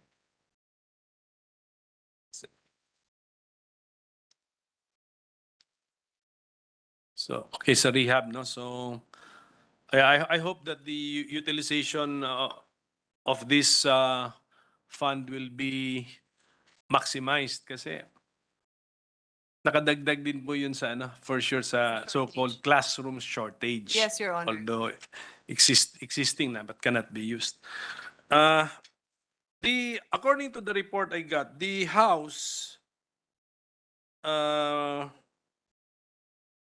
allotted 10 billion for the school building / classroom program of the DepEd. So, reflected na po yun sa House bill, no? Madam Chairwoman? So, Yes, Your Honor. the 676 billion of a budget of the OSEC in the House bill includes the 10 billion Oh, but that's also added by the House. Oo. Tama po. Your Honor, but tayo rin internally, in the committee report that we submitted and was the final Senate version for this committee report, that was realigned. That amount, di ba? Yan yung realigned amount na 9.950 for new construction and then additional 50M for engineering and overhead expenses. So pareho sila, 10 billion, Your Honor. So, pareho tayo. So, bali magiging 20B. Hindi. Hindi. The final? Yeah, kasi... No, 23 billion yung final. Ang total ng Sige. new construction is 15.8B, Your Honor. 15.8B. 8B. Sa NEP, magkano? Kasi ganito ba? Sa NEP, magkano po yung new construction of classrooms sa NEP? Kasi if the House added 10, 5.9 plus 9.950, tama? 5.9 plus 9.950 is 15.8. Tama ba yun? 5.9. Yeah. yung 10 ba sa House, ano ba yun? Rounded off or rounded off na yun 9 something? Hindi, wala tayo. 15.8, Your Honor, sa new construction. Kaya nga po, para maklaro, sa NEP po, 5.9 na ang granted, maybe that's not the amount requested by DepEd, but the amount granted by DBM. The So amount if- granted. Yes, if the House added approximately 10B, round off na po natin. So more or less, ang ending nga nila, 15 billion for the construction of new classrooms. So, ano po yung contribution natin ng Senado? Are we adding to that 15 billion? No, basically, Your Honor, parang mirror tayo. Kasi I suppose what happened was DepEd proposed that sa House and then they also proposed to us by way of the realignment. Correct? Oh, correct. Ganun nga ho, Your Honor. Okay. Siguro what happened in the House was, magkano bang NEP? Okay, andyan naman ang ating finance or budget officer ng DepEd. How much yung NEP natin sa Office of the Secretary? Sige, para makita ko rin. Magkano Ang NEP natin, is it around, NEP po, NEP. Office of the Secretary.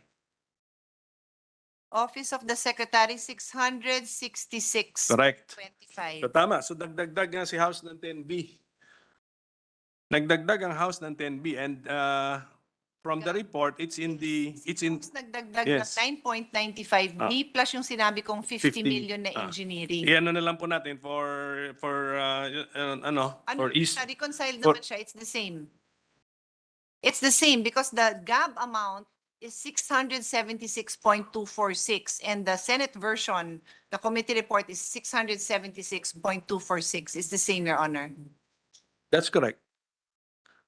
That's correct. So, ano yung ano ba yung budget augmentation request po ng DepEd for new to, di ba? Na-distinguish natin from the rehab entry to eh.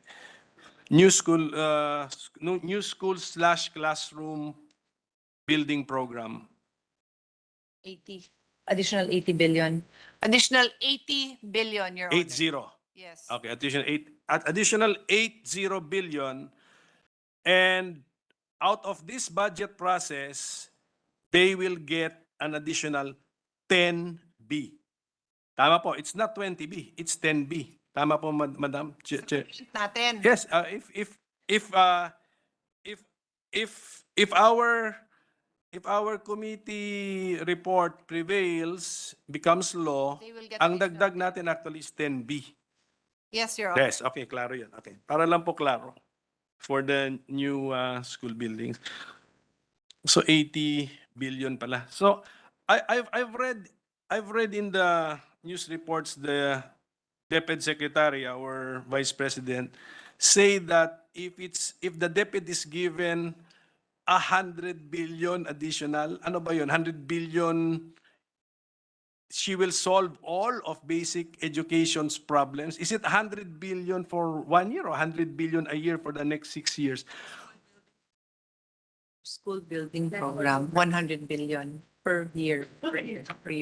Your Honor, 100 billion per year will solve the school building shortage. Only that, only that aspect of the, okay, so at least na-clarify po yun because that's the impression I still carry with me na akala ko all.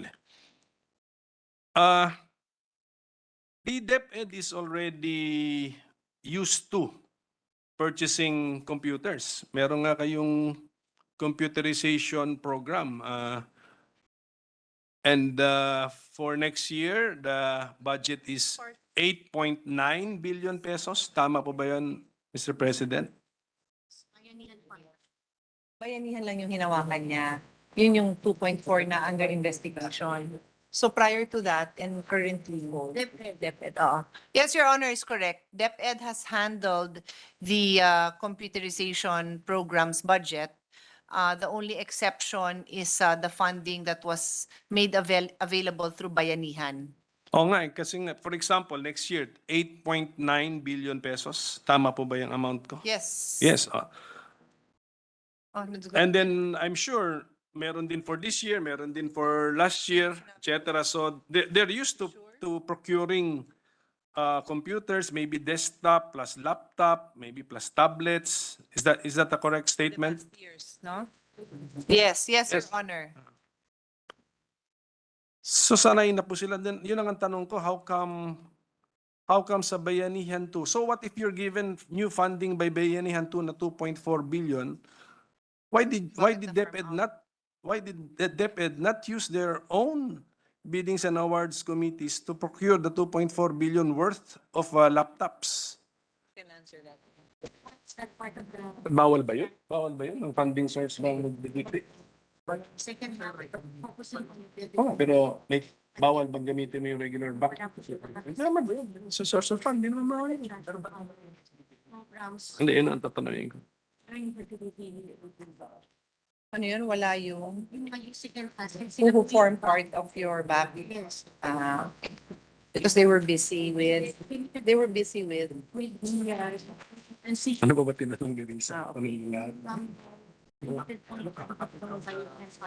Kaya it's safe to say that PSDBM made their services available. Yes. Okay. Okay.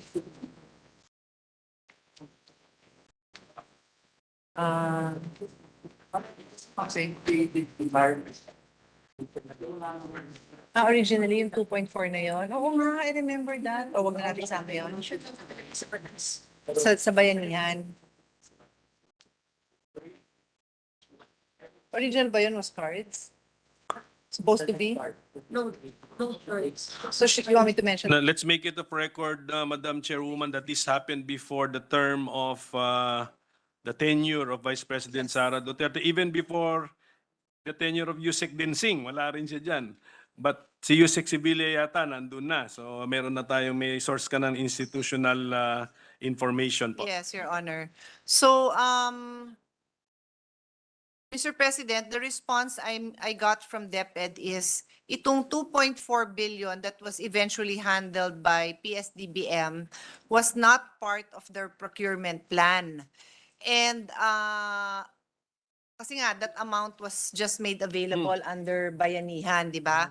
And then po, yung kanilang mga USEC who make up the BAC, no, the Bids and Awards Committee, were very busy handling the shift to blended learning at that time and basically dealing with the pandemic. So, hindi, masasabi ko sigurong, and correct me if I'm using the wrong term, hindi functioning ang BAC nyo? Or limited ang function ng back nila. And then, of course, affected talaga sila nung mga lockdown during that time, ano, especially nung wala pang vaccination and all that. So because of this, and the fact that PSDBM had made itself available, including with the, ano yung sinabi nyo, limited yung validity nung funds. Fund, yes. So dun ho pumasok yung PSDBM that they can make it happen within that limited period. That plus ito namang si DepEd recognizing that wala silang ability to move with that kind of speed, giving everything they were dealing with. Ayun, napunta yung pondo sa PSDBM, Your Honor. So it's with the speed or the deadlines, not because of the nature of what is being procured. Yes, not that Kasi they alam could na- not procure because they Yeah. could have. They have had experience Yes, they should. procuring. His Honor is correct in pointing that out. And hindi naman nila sinasabing wala silang capacity na gawin yon. But during that time, na-limit yung ability nila to bid it out and to follow the process. Hindi ba indirect criticism ng back ninyo yan? I think how many bids and awards committees does the DepEd have? More than one yan eh. Alam ko. And all of Alam them ko. are handled, Walo yata. headed by a USEC ba? Walo. They have five, all of which are headed by a USEC. And as they were saying, busy ang mga USEC nila dun sa transition to blended learning plus the limitation imposed by the pandemic.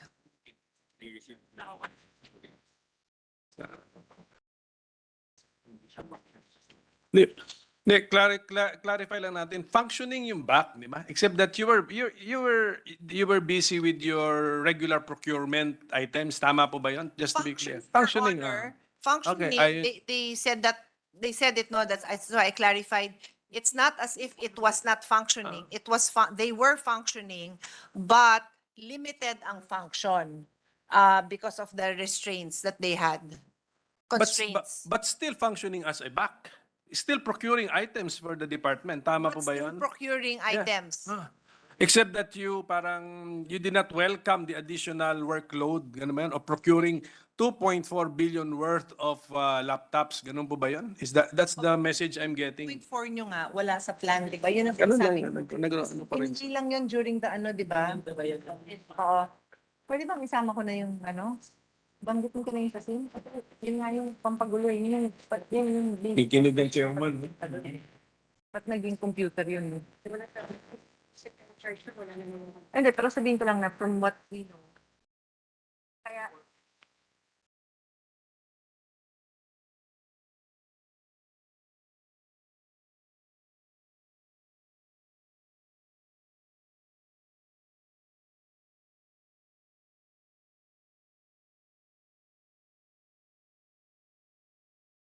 oo. So, Your Honor, tama kayo, it's fully functioning, pero I guess it was determined at that early stage na since wala nga ito sa procurement plan and there's another agency of government that can handle that, pinahandle na nila doon. Correct. Di ba 2021 ito? 2021 yata itong transaction na ito, if I'm not mistaken. Tama ba yun, Yusek Tama ba? Sevilla? 2021, 2021? yeah. 2021. Well, anyway, Ng 2020. Nag-start pa daw ng 2020. yun na nga. So, actually, indirect criticism nga ng back nila yun. Mahaba po ang panahon. I mean, nag-start pa ng 2020, deadline June 30, 2021, and then sasabihin ng back, hindi nila kaya. That's why they needed to delegate it to PSDBM. Mr. President, remember they had the regular load. Meron naman talaga silang procurement plan for everything that they procure for the entire year. So nadagdag yan. And then with their limited ability to function, the whole DepEd as a body, and then itong ang may available naman na ibang agency, kaya nangyari yon. Parang hindi na nila inako yung additional workload na yon. Nag-manifest ba sila during the plenary debates for Bayanihan 2 that we have reservation in accepting the 4.4 actually yan eh. That came from a 4.4 or 4 billion fund eh. 4 billion fund. Actually, yeah. So, ano yun, additional additional workload sa kanila. I mean, did they manifest before legislators na we will have difficulty in implementing the extra funds that you're giving us? I think, Your Honor, masasabi ko from my own personal experience, wala pa yatang agency na tumanggi dun sa pondong ibibigay. Correct. They deal with the problems later on. Sige. Pero yun na nga po yun. So, and then ito na nga, these things happen. At any rate, tama rin po ba yung nabasa ko sa pahayagan that the DepEd Secretary, our Vice President, has ordered special audit of the said transaction of 2.4 billion laptops? Huh? Ninyo, kayo at Special audit. you've requested COA to have a fraud audit. Your Honor, DepEd has requested COA to conduct a fraud audit. Okay, so tama. Fraud audit. That's correct. It's actually, the term is fraud audit. Sige. Thank you for that. And then thank you for the quick action of our DepEd Secretary. Meron po ako na-encounter din sa COA that DepEd purchased multivitamins. Is this correct? And how much? Anong year to? Multivitamin. 2021 COA report. Alam niyo yun? Ano yun? Kasi sa budget hearing po ng DOH, tinanong ko sila, are you purchasing multivitamins? Hindi daw sila bumibili ng multivitamins. Kaya gulat ngayon ako. DepEd purchase multivitamins. Your Honor, where was that? Is that a COA? Kasi wala ako niyan eh. 2021 COA report? Ha? Under Bayanihan 2 Fund? I don't know. Siguro Yusek Sevilla can be... Wala rin siya. Wala. Sige. Okay, so it's denied. It's denied. Therefore, it's denied. Excessive air purifiers and multivitamins. Check nyo na. Okay. Double check. Yung nasa natin, notes natin sa LVRMO, Your Honor,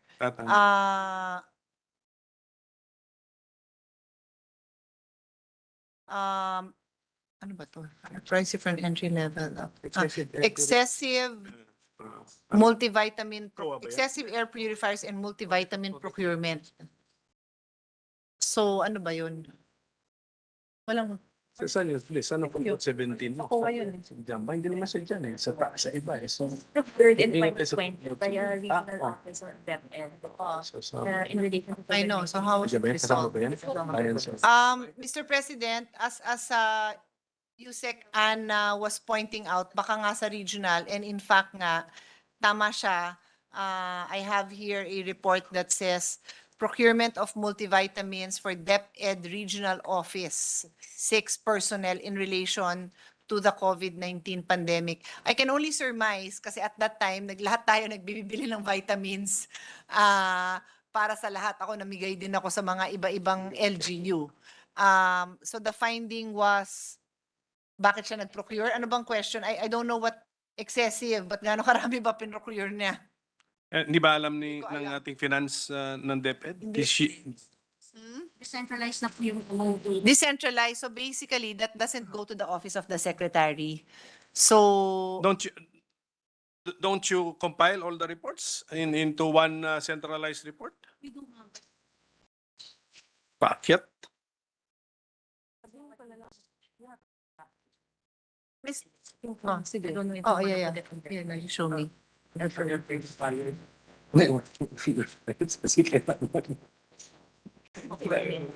pieces. 340 pieces. Ay, boxes. Sorry, boxes. Anyway, Mr. President, I have the details of the report here. USEC Ann is not familiar kasi they Sige. only, syempre, I can understand, they review the most, the big items, no, and of course, those that go directly to the head office. So yung mga regional, they just need time to check it, Your Honor. She doesn't have a current knowledge of it. But the report I have here shows the purchase of a few hundred pieces of, like specifically 340 boxes of multivitamins. Iba-iba. So of that nature, Your Honor. Hindi po indicated yung region kasi yung involved? Region 6. Region 6. Okay, Region sige po. 6. Sige po. So, would it suffice that we ask Sige po. USEC Ann to look into this and then Yeah. tell us? Kasi kung justifiable naman, di ba normally naman, kung may explanation, then wala naman tayong issue. Okay? Noted, okay? I'm Thank sure you. may exit, di ba may exit conference, then COA should be Fine, last. COA should be satisfied with the explanation. It should no longer appear in the final report or in next year's report. Ganun po ba yan? Pero wala. Normally, Mr. President, if there's a final finding of irregularities, there would be a notice of suspension. Wala naman siyang natatanggap na gano'n, Your Honor. Thank you. Baka nga resolve na at that level. So sana nga, mabuti po. Ito na lang pong sa quality of education survey results po natin. So 2019 TIMSS, 2019 SEA PLM, 2018 PISA show the dismal results, dismal performance of our learners who participated in the said surveys. Is this the latest survey, 2019? Wala na pong following 2019? Wala pa. Wala pa po? Ano? Ito po pa. Every how many years ba yan? Itong si Teams. Sige po. Itong particular study that His Honor is mentioning, TIMSS, every 4 years. So, next year, Your Honor, ito talaga yung latest findings natin. If I remember correctly, sa dalawang surveys yata, last placer tayo sa isang survey, hindi tayo last. Second to the last. Tama.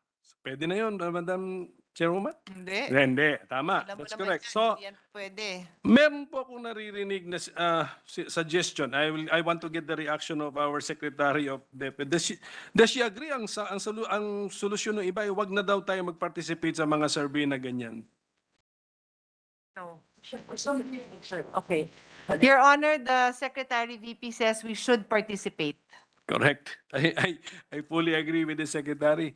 Kahit gano'ng kasama resulta, di ba? That's the way for us that merong objective third party. At least hindi natin ito kontrolado kung sino ito nag-a-assess sa atin. So, Yes, Your Honor. let's keep on participating and then masusukat nga natin dyan because in your presentation, I think you have 15 strategies to address the learning gap. Tama ba yan? O learning poverty. I think it's in the presentation of the DepEd. So the surveys will be third party anong tawag mo doon? Confirmation if our 15 strategies are working to address the learning gap or learning poverty, learning issues, Madam Chairwoman. Mr. President. Your Honor, are you asking what are those 14 pointers on learning recovery? Would you like us to put it on record? I think, yes, if you don't mind. Pero ang gusto ko lang sabihin, participate din tayo because we have a strategy nga eh. So ito na, this is our feedback, di ba? We are last placer and second to the last. Therefore, the new leadership of DepEd, the new administration has 15 strategies to improve or to address the learning gap or learning poverty.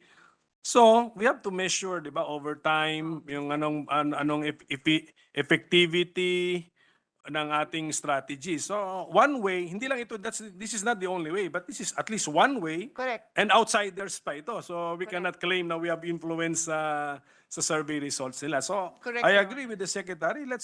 We have to continue to participate in the said service. And kung pwede pang dagdagan pa ng iba pa na hindi natin kontrolado. Yes. Yes. Pero may bayad yun. May bayad yan. Kailan yun? Okay. Ano pa ba tanong? Mr. President, aso 2022, hindi tayo nakaano. Ngayon. Aswali tayo. Okay. Okay. Mr. President, the Secretary informed me that they have already written to PISA that we will participate in the 2025 PISA assessment. And for the record, we have also participated in 2022. When do we expect the results? So in a month, we will get results. And next year, it takes a year. But let's put it on record, this is already a result of 2 years in pandemic mode, so medyo mahirap. So in 2025 talaga yung natin, benchmark sana natin for improvements, Your Honor. Yeah, but given our placing, there's no way to go but UP, up. There's no way to go but up kasi last nga tayo. Madam Correct, Chair. pero the raw scores could still be lower. Diba? It Could still be, but malay mo magulat din po tayo. Or magulat tayong mas malala pa yung ibang. Hindi, tama. Baka naman by default, by somebody's worst performance, umangat tayo. Pero yun na nga, we will not get consolation from No, that. we do not. That's why nga, yung raw score ang gusto kong makita.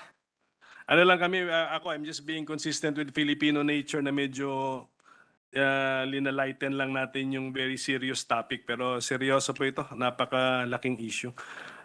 And anyways, you want to make of record, Madam Chairwoman, the 15 strategies? Sure, Your Honor. Kayo, you want me to put it? Sige po. Sige, go ahead. 15 siya. I got the number from the presentation of the DepEd Your 15. Honor. I think you have 15 strategies.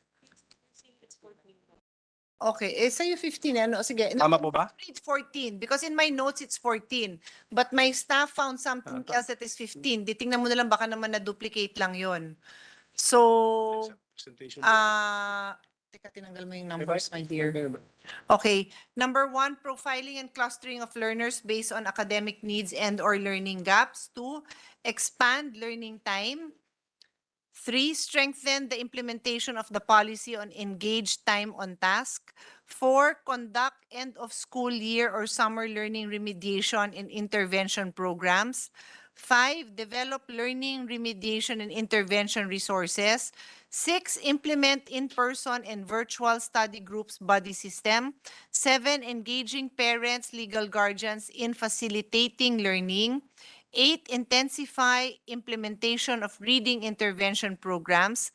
9, intensify the use of the English language in the teaching learning process for subjects taught in English. 11, 9, 10, conduct regular home visitation and follow-ups. 11, establish literacy at home and in the community. 12, conduct professional development activities for teachers, including the Learning Action Cell sessions. 13, hire additional learning support aides. And 14, intensify instructional supervision. That's the 14, Your Honor. Okay, so any reaction from DepEd? This is from your PowerPoint 15 eh. So, are we missing one? What's the reaction yung DepEd natin?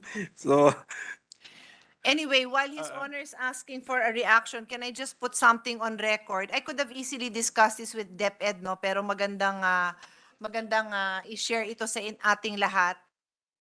Sandali. It's my staff who's interrupting their attention. So, it's okay, no problem. Napansin ko because the minority floor leader asked me to put it on record. Number 2 is expand the learning time.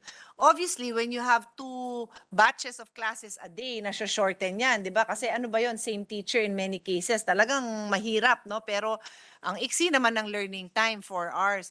But I'd like to bring to your attention, DepEd, no? Na ito binigay sa akin ng very reliable source ko. This is actually a Tita Cynthia Las Piñas, okay? Pero DepEd Las Piñas to, Las Piñas Science High School. Ang kanilang klase, so ito mga gifted children na to, di ba? Kasi nasa Science High School, no? I suppose they are there dahil sanay na rin na magtrabaho ng mahahabang oras. But they start at 6:45 a.m. and they end at 4:50, almost 5 p.m. 10 hours in school. Parang hindi na makatarungan yun, di ba? It is a science high school, but that seems like a lot. And then they have a 30-minute lunch break and 2 15-minute recess break. But they don't often get to even eat because they have so much to finish. Then when they get home, they have so much assignment and quizzes to prepare for. So, bigay ko lang sa attention, these are already, I'm assuming, very smart, very diligent, but they are averaging 6 hours of sleep. Parang, and I think my staff already asked if may guidelines sa hours. Ito naman extreme, no? Kasi alam ko karamihan ng problema nyo kulang sa hours. Ito naman sumusobra.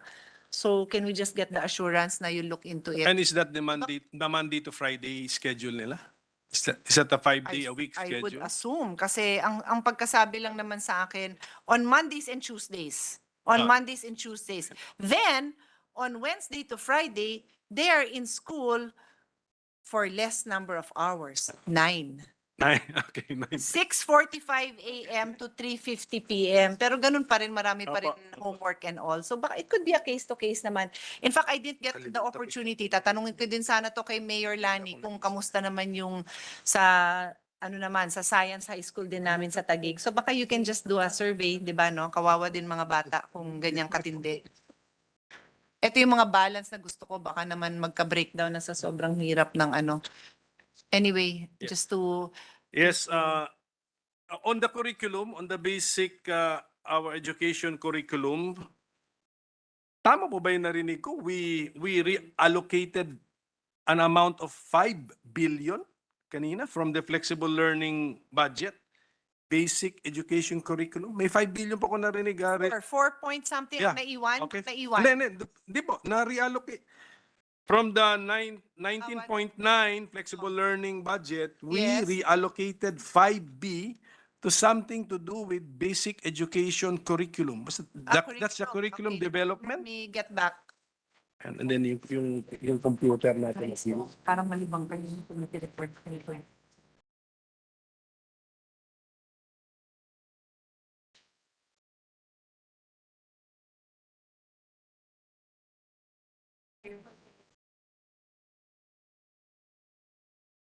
Ano yun? Ito ba yung basic? Ano ba yung 5B na yan? Bakit? Okay. Yes, Your Honor, you're correct. For basic education curriculum, 5.1 billion. 4.89 billion of which goes to the development and provision of activity sheets to grade 1 to 3 learners. And yeah, I read this into the record. Yes, Your yes. Honor. Yun na, nasa notes ko po. Oo. You want a breakdown of that? When may mas mahaba pang breakdown. So okay, so the most of the amount will be used for the printing, yun pa ba? Printing, mimeographing of materials used by the up to grade Okay, 3. I can read the big ticket items here. Provision of LR, so learning resources for the National Reading Program is 1.95 billion. Is that printing? Is that printing related? Provision so that should be Yes. Sorry? production yun sigurado. Okay, activity. So not just printing. This is not just printing. It's the actual activities, no? Anyway, that's the one big ticket item. The other one that is also in the amount of 1 billion is building stronger foundations in numeracy and mathematics, National Mathematics Program. So program ito. And then another 1 billion item is the Learner Support Program. Tama ba? 1.7 billion, yeah. Ano yung learner support? Ano yung learner support? Eh, wala pa tayo sa attached agency. Learner support to What does it mean? Eh, kasi yung budget. Last na to, curriculum. May curriculum. Pero, puta. implementation for mental health, but this Ayan is nga. different. Huh? Those are the big items, Your Honor. The others are in the millions. Yeah, so how much will be spent on reviewing the curriculum? Kasi sometimes kasi baka may problema tayo sa curriculum eh. Time and motion study, ginagawa ba natin ito? Here, based on what I'm looking at, senior high school review and provisions of curriculum guides is 125 million. Review and provision.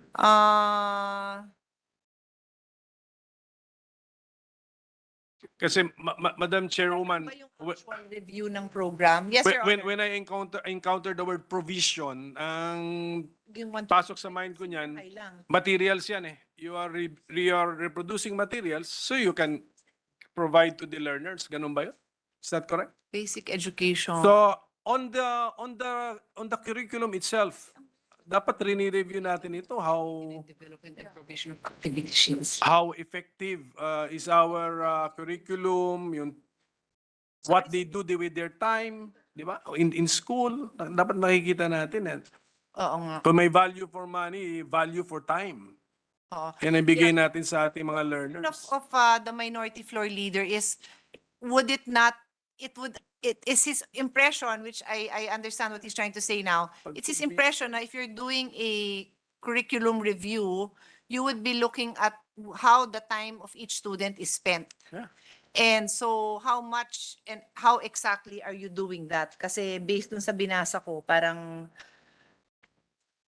or that's, yeah, how do I explain that? Okay. Yeah. Mm-mm.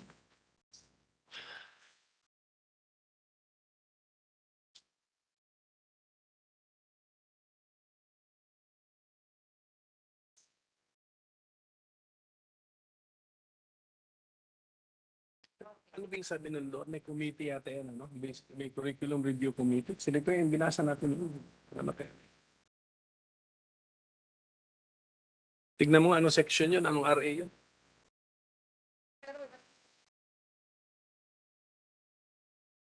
Sa 5 billion na pinapasa. Parang saan napunta yan?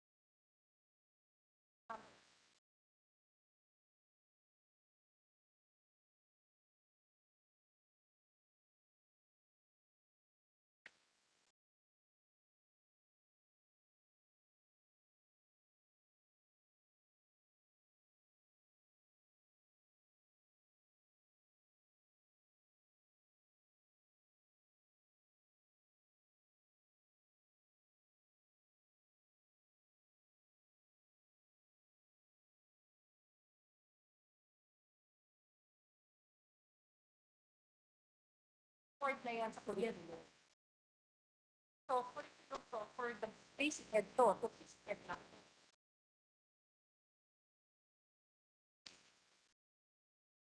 Okay, to 12, 20 to 12. Supports. What are these critical skills that you want? Your Honor, what was explained to me is that the curriculum obviously is a document wherein they determine all the critical skills that a child at a particular age or grade needs to be. Sorry, my dears, but your voices are distracting me in as much as I love to hear your voices. Sorry. Kasi critical thinking na yung ginagamit ko para maisagot ng maayos to. Tsaka Anyway. importante po to, curriculum na pinag-uusapan natin. Importante to. Kaya kailangan lahat ng skills ko ma-focus ko. So I was saying that in this document, it will now provide for how all these critical skills that a child at different Critical age and grade levels would need to develop. And once they determine what are those they identify what are those critical skills, they will now determine the activities, no, the lessons that they must have, and the time, as His Honor was saying, the time that must be allocated to have that outcome that they want. So for example, for science, it is determined that there will be 50 minutes, how many times? Per day. 50 minutes per day, every day? Yes. Yung grade 4 ba to? Ano yung 5 billion? Every day, 5 days a week? Wow. Sure ka Okay. dyan, ah? Okay. So for example, in grade 4, for science, there will be 50 minutes of science every day for grade 4 students. And then to be able to deliver that, there's the training of the teachers, the planning of the activities, the lesson plans, and so on and so forth. So the samples of what I read, Your Honor, Okay. all goes to support that. Because you're sticking to the current curriculum. Ang point ko is, are we not constantly or periodically reviewing our basic education curriculum? Ngayon, ang tanong ko, it could not amount to 5 billion a year naman siguro ito. It must be a continuing effort, and if it's an annual budget needed for that, magkano kaya yun? It cannot be 5 billion a year. 5 billion. Yung dagdag na review. Yeah, there So must be the a review question is- unless we're happy. Are we happy? No, for Are we sure. happy with our performance, which is also determined by the curriculum, definitely. So something must be wrong, and someone should suspect that it has something to do with the curriculum. Titingnan din natin ang curriculum. Sir, every year ba yan? Do you get that every year? Itong 5B? What did we get in the past? Just to review. Oh, so this as okay. Paki-check niyo nga yung dati, in the past year. Mr. President, the current realigned amount of 5 billion for the basic education curriculum is higher than it was in the past. I'm checking, no, because we do have a record from the past, which would already include additional reviews, no, that they need to make to address the gaps that they've seen. Okay, ganito na lang siguro. Does the DepEd feel the need to review the current basic education curriculum? Yan na lang siguro yung tanong ko. Actually, Mr. President, as you were formulating your question, nakakarinig na ako ng yes. Medyo malakas yun. Marami silang nag-yes. Ganon. Dapat naman talaga yes. So. Siguro, Sabi ko, marami okay. silang sumagot ng yes. If there is an error watch team dedicated to look for errors, do we have a dedicated Yeah, for team sa DepEd on the basic education curriculum review?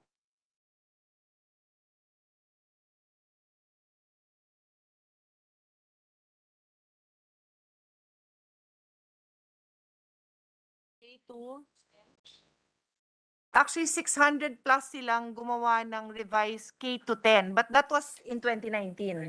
2019 to 2020. That's for 2019 to 2022. But my understanding is there's a continual assessment so that after 2022 or as needed ba, you make interventions right away? Ganun po, Mr. President. Oh, ano? I'm sure the DepEd is doing that. Medyo ano naman yun, medyo common sense idea na siguro yun. And Actually, even if you're performing siguro top 20 sa mga PISA whatever, we will never rest on our laurels, di ba? Life is continuous improvement. So. Mr. President, if the budget is reflective of their desire to enhance or improve or even totally revamp the curriculum, the budget has changed from roughly 200 million to 5 billion. Ganon kalaki yung difference ng budget, Your Pero- Honor. Once we encounter the word provision, para sa akin, physical yun eh. Ano yun? Materials yun eh. Materials yun. Then you sa provisioning yun eh. So, I do not know kung magkano doon ang sa mental effort to review the 4.9 curriculum. Anyway, suggestion ko lang ko siguro, nagbago budget, nagbago mundo. How about our computer encoding skills? Are we entertaining that in the basic education curriculum? It's not in the budget law. Mr. President, parang summary yan na naibigay sa akin. Pero wala yan sa law itself, yung provision. So I hope we can that gives some comfort to His Honor na wala pala yan dun sa law. Kasi yung inexplain ko na to, na ito yung nasa law, tama ba? Hindi rin. Internal. Anyway, wala dun sa law yung word na provision. Tama ba? Hindi, let's say wala sa law, pero yung actual, babalikan ko na lang yung computer encoding mamaya ulit. Yung actual execution of the budget, yan yata ang term yan, yung paggastos. Mostly on Mostly on materials yan to be distributed to our teachers, hindi ba? No, Your Honor. O saan pupunta ang pera yan? On consultants, on discussion, on the review of the curriculum, 5 billion? The execution of the programs, Your Honor. The actual programs. Correct. Kunyari Of the curriculum na. Oh, yeah, of the the curriculum curriculum. Yes. Kaya nga, that means that, ang point ko nga, although yung curriculum, let us say, post 2019 na ito, sabi yan ang ko. So after the surveys na yan, so hindi pa to tested. Wala pa tayong second survey to test the effectiveness of the new curriculum or the present curriculum. But still, siyempre, dapat continuing and continuous ang review of the curriculum. So, yun lang yung point ko. Magkano dun sa 5B is for that mental effort, that mental energy that we are going to devote to review our curriculum because we should not be happy. Yun lang ang aking point eh. Do you study this? Do you... Specific activities for the 5 years. Hindi, ano yung specific? Imposible 5 years. Paano malaki, no? Actual review of the curriculum. Kasi parang this is implementation of the curriculum eh. Implementation po yan. Kaya nga, ang tinatanong niya is the review. He wants to know the review because our outcomes are bad. So, how much are you allocating for review?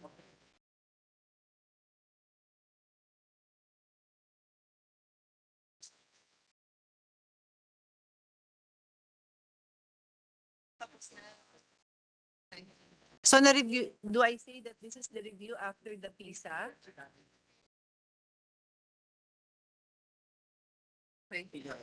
Mr. President, the review for the curriculum for K to 10 has been done. Kaya itong 5 billion is already the implementation of the new curriculum. They are now currently reviewing the senior high, 11 and 12. O yun. Okay, so there's a system in Yes. place. Periodic siguro yan. Oo. Every how many years po natin rini-review ang what curriculum? 5 years.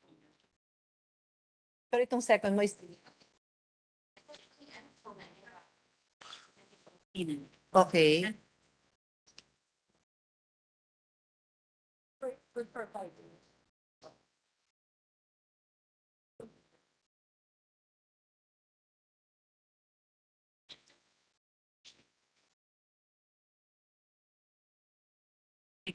Okay. It's a 5-year, every 5 years 5 they years. review, but of course, in between, there's ongoing changes based on observations, etc. Thank you. So that's ongoing is the continuing and continuous review that I mentioned. Thank you for that. Madam Chairwoman, our colleagues are already getting impatient. Pero sabi ko kasi, I hope you understand, mahaba ang interpellations sa budget ng DepEd because this is one of the biggest, if not the biggest budget eh. Kung sa komisyon nga ng Wikang Pilipino, nag 2 hours po kami. Ang budget, magkano ang budget doon si Madam Chairman, siya rin ang nag-depend nun. 80 million, 2 oras po. Yeah, ito 670 something billion. Please understand, ganun talaga. So, Naman po hindi nga na- natin, Si Majority Floor Leader lang po ang nagmamadali, pero ang secretary, ang niya, yung time allotted, hindi na nga proportional eh.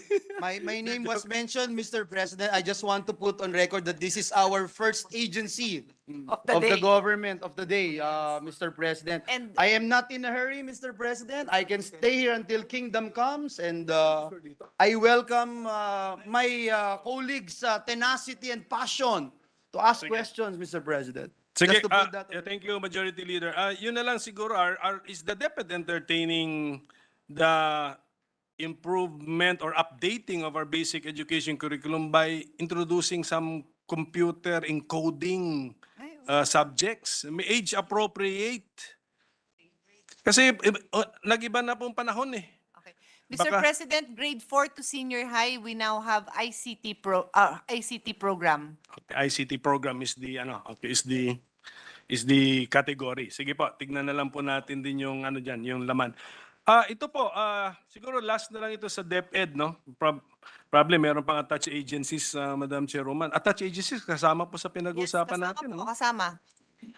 Tama po ba itong information sa akin? Our subscription expenses ballooned to coming from 24.6 million. Now it's 2.56 billion. And then, Mr. President, the likes of the Microsoft licenses are part of the subscriptions, Your Honor. expenses. Oo nga, so we only feel it in 2023. I mean, we did not feel it in 2022 na 24.6 million. 2023, 2.56 billion. So Paano nga umakyat ng ganun? I hope nakita yung change in the in the number. Increase na yon. Subscription, people, licenses. Hindi nga tanong niya kasi bakit Pero yun. in 1 year tumalo ng Hindi, ganon may just for point of- license. We use the Ano yun? The year previously, 17 million.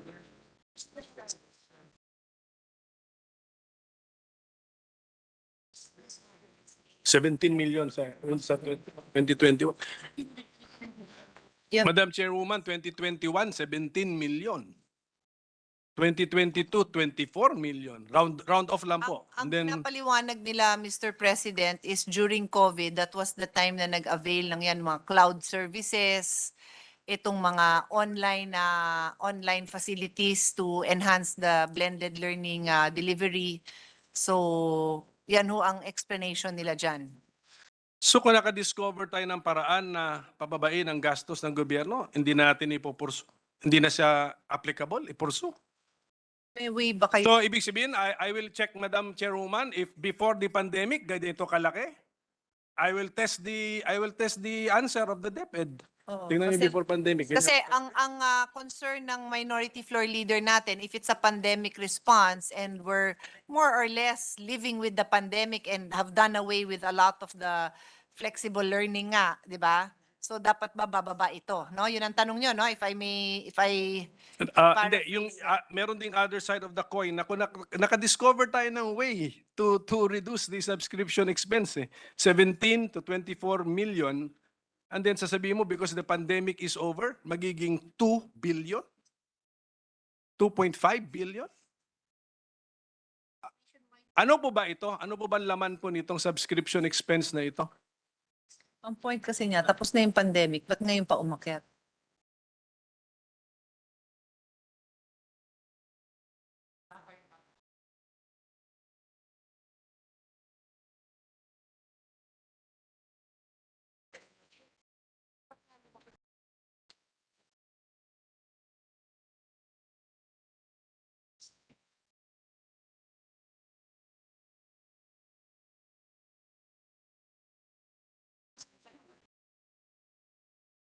Tayo galing yung tubig.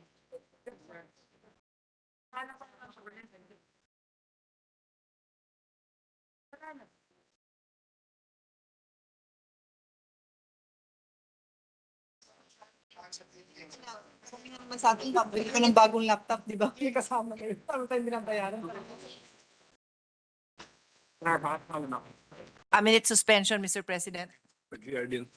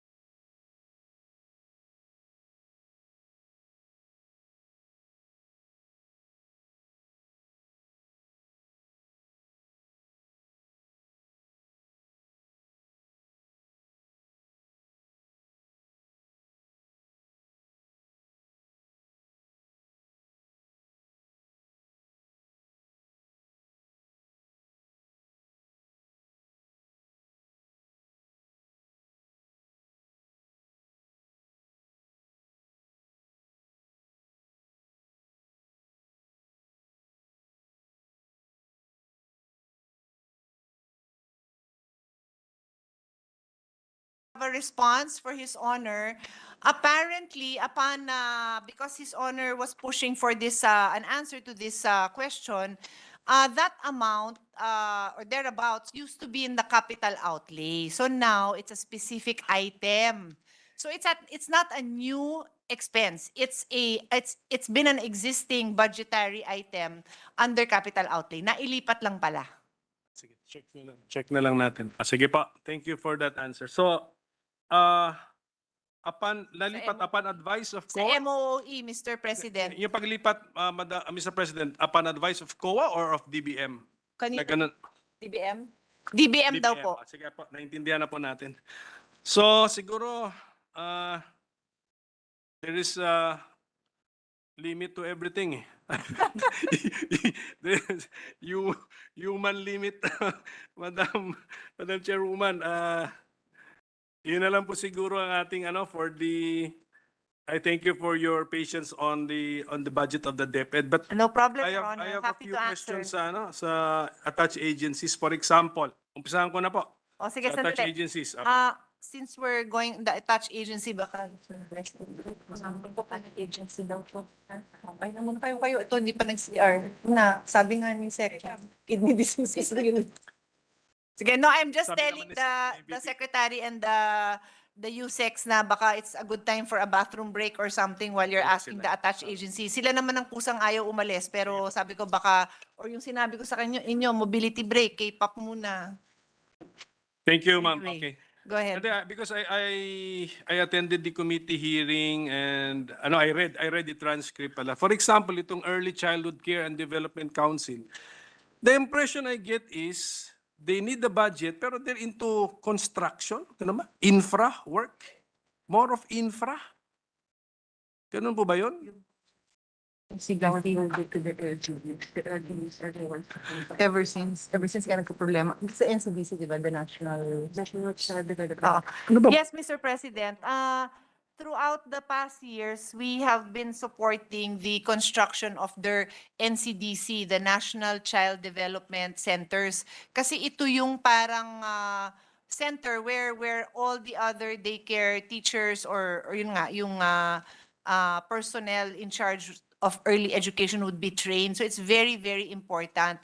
But ako na magsasabi, yung kanilang utilization mababa. And when we asked why, it's because their practice is to give the funding to the LGU. So naiipit sila sa LGU kung hindi gagalaw yung LGU, which was exacerbated during the time of the pandemic. Plus the other issue that I mentioned earlier on the MC3 that prevented them from entering into any contract it prevented an OIC from entering into contract, and as was pointed out when Senator Risa asked sino na ang ang executive director, nakapending pa ho siya sa Malacanang. So there were various reasons kung bakit ang mababa ang utilization. Oo nga, pero Napunta na, sinagot ko na mas lalong masama. So it's called the Early Childhood Care and Development Council, and yet ang focus infrastructure. Actually, not and then infrastructure, Your Honor, but they yun ang lumalabas But eh. they cannot do their job in training kung wala yung structure. That's why they have to put up these facilities. And under our watch, this representation and the chairman of the committee, we've really been funding, and of course, our chairman of Basic Ed, we've been funding those centers, pero tinamaan naman ng pandemic. So, hindi tayo makamove forward, Your Honor. But in fairness, the training has been happening effectively dun sa ibang center na naitayo na. Okay. And then, well, yung second point ko na interrupt ako. Yung second point ko is also performing the function of a bridge. Yun pala, funding na, pang LGU pa. So, it's infra na, bridge pa. Yes. Totoo naman yung observations nyo, ha? We do not disagree with those observations. We are just recognizing, as the minority floor leader is that their primary job is to make that Can we state the primary job nga? I think it's for the preschool. Tama po ba yan? sa mandate. It's the Early child development. So, for them to... 0 to 3, but No, the mandate. 0 to 4? I can paraphrase this, but let us just read it directly from the law.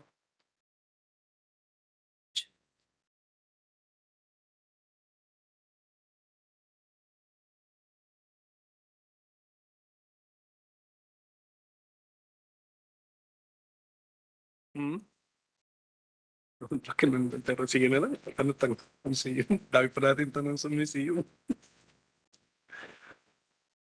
Okay, so the ECCD Council is mandated by the Early Years Act of 2013 to act as the primary agency supporting the government's early childhood care and development programs that cover health, nutrition, early education, social services for children aged 0 to 4. It is responsible for developing policies and programs, providing technical assistance and support to ECCD service providers, and monitoring ECCD service benefits and outcomes. But like I said, Your Honor, they need those centers to be able to train to perform this mandate. And so that is what they have been trying to prioritize the centers. Open for what? Not just the daycare. Daycare centers. This is the CDC. I'm talking about the the NCDC. Kasi pwede ako mag-make up sa ganun. Hindi na But I've always just been counting the NCDC. Ano ba ang tanong? That's what I've been focused on every time we discuss. NCDC yung sinasabi natin. Okay.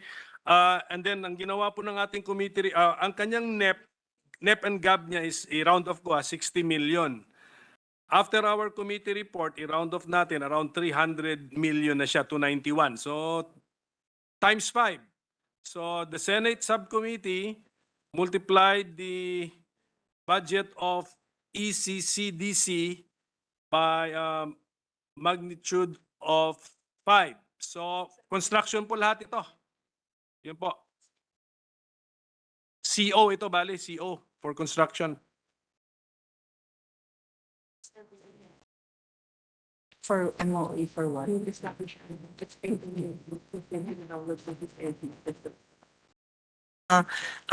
President, it is MOOE because I'm told because the amount is actually downloaded to the LGU. For the purpose of constructing the centers. Yes, Your Honor. Okay po. Sige po, siguro continue, ano na rin tayo, continuing review na lang din tayo of this And law. we are happy of to this get law, His yeah. Honor's support at any point in time. Can we go to the National Academy of Sports? Okay. Is this a secondary education institution? Ang graduates po ba nito are like graduates of the Philippine High School for the Arts na they can now proceed to tertiary education? Oo. Ganun po ba yan? Oo, di ba? Yes, Your Honor. So, They ganun? can proceed or which is what we envision for them, they have that option, ano? If with their education they want to focus on being they have the talent also to be an elite athlete, then they should already be equipped with that secondary education training to maybe be an assistant coach later on or something, di ba? Yun naman ang purpose ng senior high.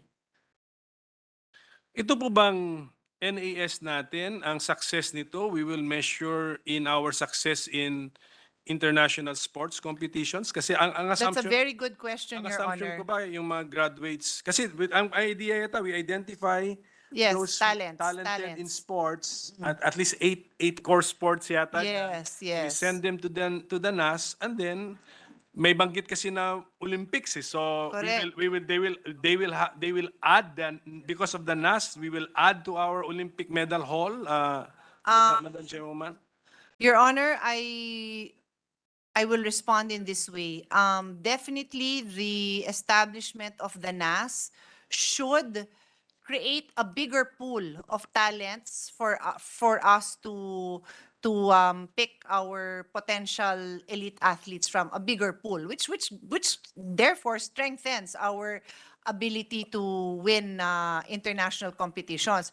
Whether it results in the actual winning in the next few years when they graduate is yet to be seen. But on my part, and this is my answer without even referring to NAS because we made the lawyer honor, the objective here is to create that environment where athletes, young athletes with potential, students, don't have to give up their studies, Your Honor. Doon palang malaking bagay na yun kasi a lot of them would be forced to make a choice. Stay home and study and give up a potential athlete's career, or give up their studies, no? Because kung wala naman silang kamag-anak sa Manila, 'di ba, malapit dun sa NSA nila, they'll give it up. So if we have a lot of students now who can balance that, and some of them, I always mention her in my speech, former volleyball team captain of UP. She just passed the board. Now, I've been watching her career. Summa cum laude graduate of UP, was able to balance being a med school, from a pre-med to a med school student, and now to a board certified doctor, and still play. But not everyone can do that, Your Honor. So yun yung goal natin. And possibly pursue other careers as well, not necessarily even in sports. But since this is named the National Academy of Sports, so parang naalala ko noon before mayroong isang Olympic Games na Australia won a lot of medals, gold, etc. Then they attributed their success to their Australian parang Academy, something ganon, like that. of Marami sila sports, doon, Your okay. Honor. So should we apply the same test on the success of the NAS in future sports activities? For me, Your Honor, as long as dumami ang ating talent, kasi a lot of times hit or miss tayo eh. Sorry, I hesitate to just give a simple yes or no because it's possible that in one particular year, ang dami nating gifted athletes. Sorry, I'll use EJ Obiana. Sa hirap ng pinagdaanan ng batang yon, and we are all witness to the difficulties he's had, he's still been able to prevail. He's actually been winning medals in the last few months despite actually not even receiving support yet for 2022, although PSC chairman has assured us now that he will be getting that support. So I'm saying na a lesser human being would not have even survived, di ba? Baka hindi na nakakapag-compete. So what I would like to see, the barometer of success of NAS would be having more athletes, more athletes qualifying. Kasi sa Southeast Asian Games, kahit naman we can send whoever we want eh.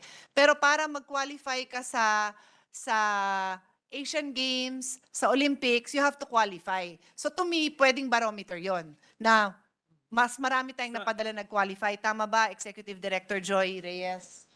Tama ba yung sagot ko? Yes, ma'am. Tama daw. Okay. Hindi sa medal tally.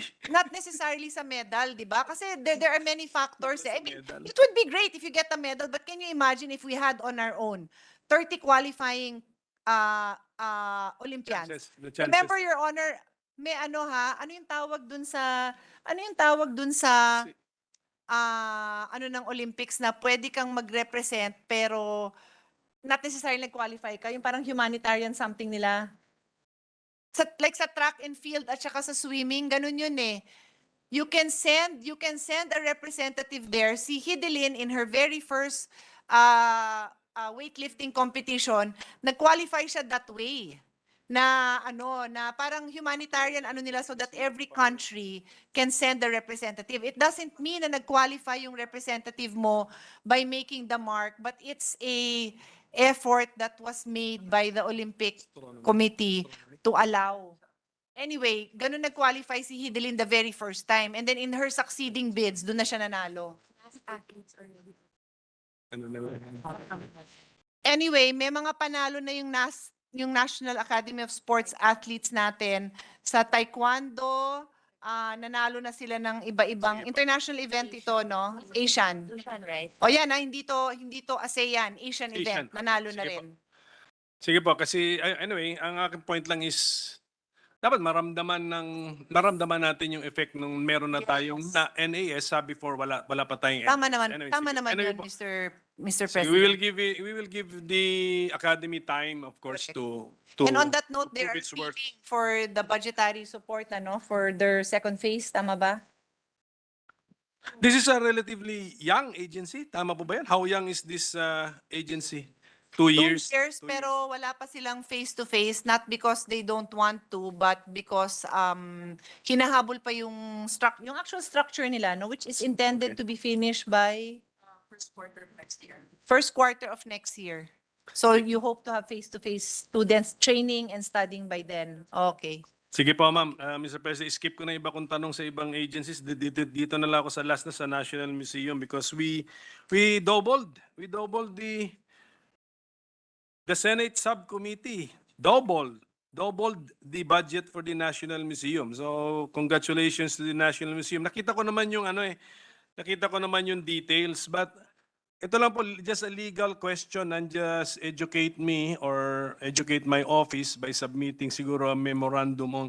Meron tayong mga, sometimes we spend on a culturally, what's an term? Culturally important property, even though it may be still private property.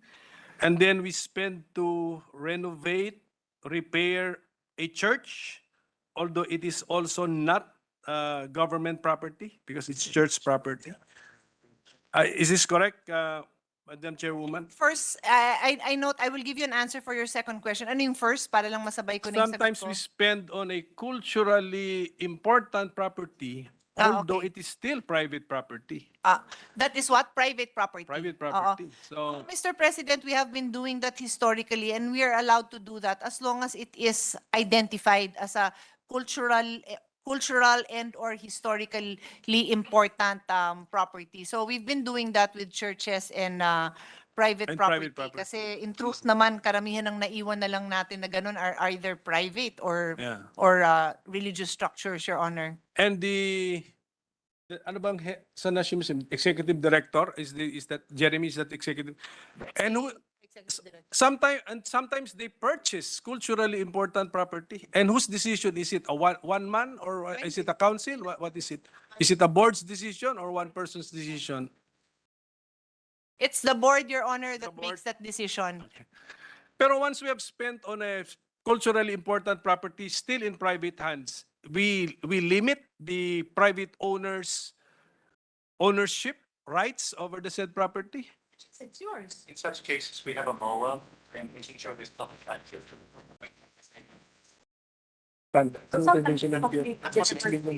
Difference, like with a church, there's a public interest. Okay. Hindi, nasagot na nga niya. Nasagot I think na the very lang. rare cases of private. Board. There has to be a commitment. On ACTA, okay. Yeah. Mr. President, like in the case of churches, as we know, anyone can enter the church, no? But for like private properties, they enter into a MOA to ensure that the public will have access to that private property, Your Honor. That property that was previously private.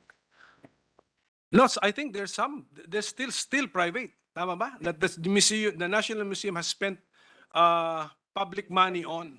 So, ano na lang siguro, Madam Chairwoman, just a legal, ano naman to, curiosity as a lawyer eh.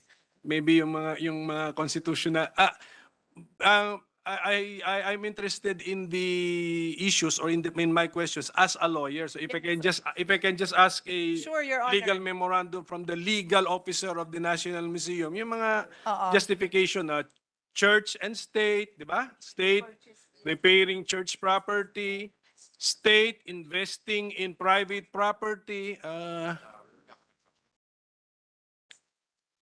Mr. President, he will do that. But obviously, when they purchase it, it becomes the property of the government. When But purchased, if it's yes. not purchased, that's where they have different relationships that are governed by the Yes. nature of the document that they execute, Your Honor.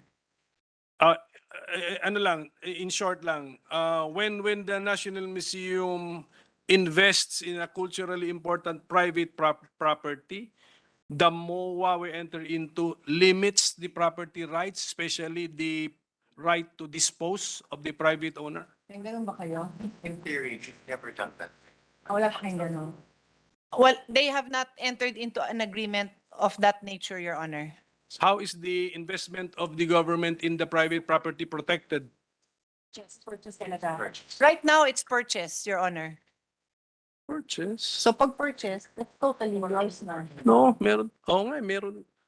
We never, National Museum has never spent on a culturally important property without purchasing it. Yeah, Mr. President, according to Executive Director Barnes, during his term wala, he will check kung may iba. I'm also thinking, Your Honor, baka may iba that are under the other cultural agencies. Remember, meron pa tayong NHCP, may iba pa ha. So NCCA, so baka I don't know. I'm just from my experience may overlap din sila on their efforts to conserve and preserve. With the indulgence of the minority leader, Senator Tolentino. Just an interjection, Want Mr. to make a President. manifestation. I am aware of several churches damaged during the great earthquake in Bohol, wherein government intervention was needed, and they rehabilitated these historic churches, which are considered as heritage President, sites. Yes. Perhaps not the National Museum. Mr. President, I made that distinction earlier. I apologize if I was not clear in my answer. There are two types nga, because His Honor mentioned churches and the others. I was responding to the others. So meron talagang church, hindi naman nila bibilhin yung church.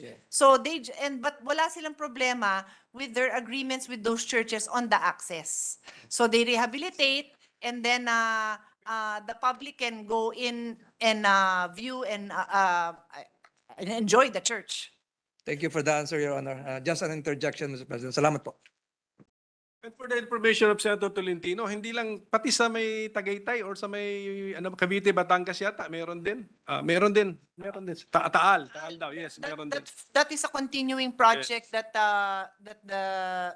Sige. is included in the GAA and GAB, and now the Senate version as well.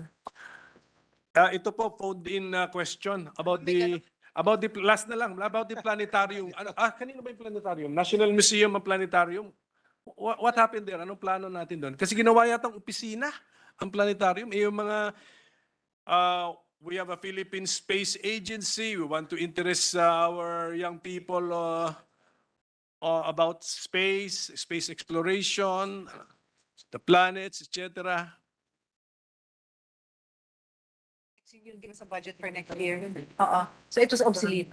What was the word you used? You had to decommission? Planetarium lang naman is, di ba?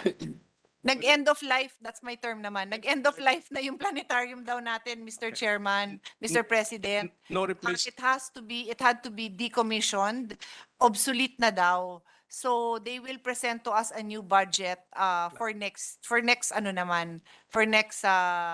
the following year, for 2024, with a new and modern, up-to-date planetarium. Is that properly to be lodged in the National Museum o ilipat na natin? Is it planetarium plus observatory ba yan?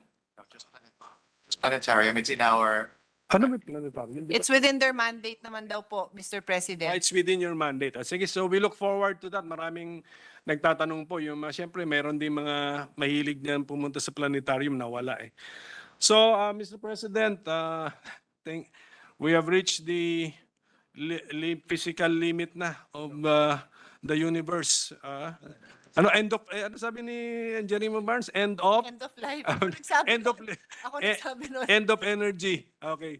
So, salamat po for the patience to our chairwoman and to our colleagues, to the DepEd, of course, to our Vice President, who is the DepEd Secretary, for staying for how many hours. Although, ma'am, we did not, we already were allowing you to leave the session, pero okay na. No, she knows. Yes, I know. So, yung sa iba, National Book Development Board, kung pwede, sulatan na lang po namin sila to answer our questions. Sige po. Ganun lang po. Tsaka yung isa, ano pa isa? Philippine High School for the Arts, ano pa isa? I have to read. Kasi ang basa ko lang sa TSN nung sa hearing natin sa Philippine High School for the Arts, ano ba yung issue nila doon? Ano ba? Security. I mean, the security of the students. So anyways, isusulat na lang po namin. So thank you for the patience, everybody. Thank you. Thank you to the Minority Floor Leader. Thank you very much po. Session suspended.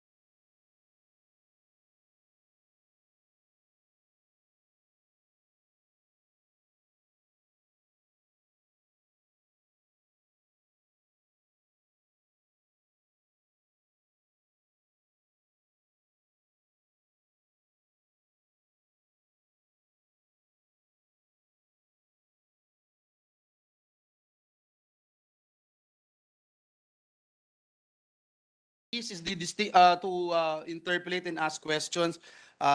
Briefly, Mr. President, is the distinguished gentleman from the city of Taguig and Pateros, the brother of our sponsor, no other than Senator Alan Cayetano. I move that he be recognized, Mr. President. Senator Alan Cayetano is recognized for his brief interpellation. Mr. President, magandang hapon, Mr. Majority Leader, Minority Leader. May I ask if I can ask the good sponsor a few questions? Take note ha, si Minority Floor Leader sabi manifestation lang ha. Pinipilit pa ako ni Majority Floor Leader na wag mag-CR, okay? So, let us contextualize the word brief. Yes, No, I'm just actually, teasing. I'm just teasing. The sponsor just proved my point because the Majority Leader was asking me not to ask questions. Sabi ko sa kanya, ito lang pagkakataon ko makipagsagutan sa ate ko. Dito lang naman siya sumasagot sa akin pagkakait mo pa. Diba? But after seeing the Senate President, I'm sure he knows, he understands what I mean, right?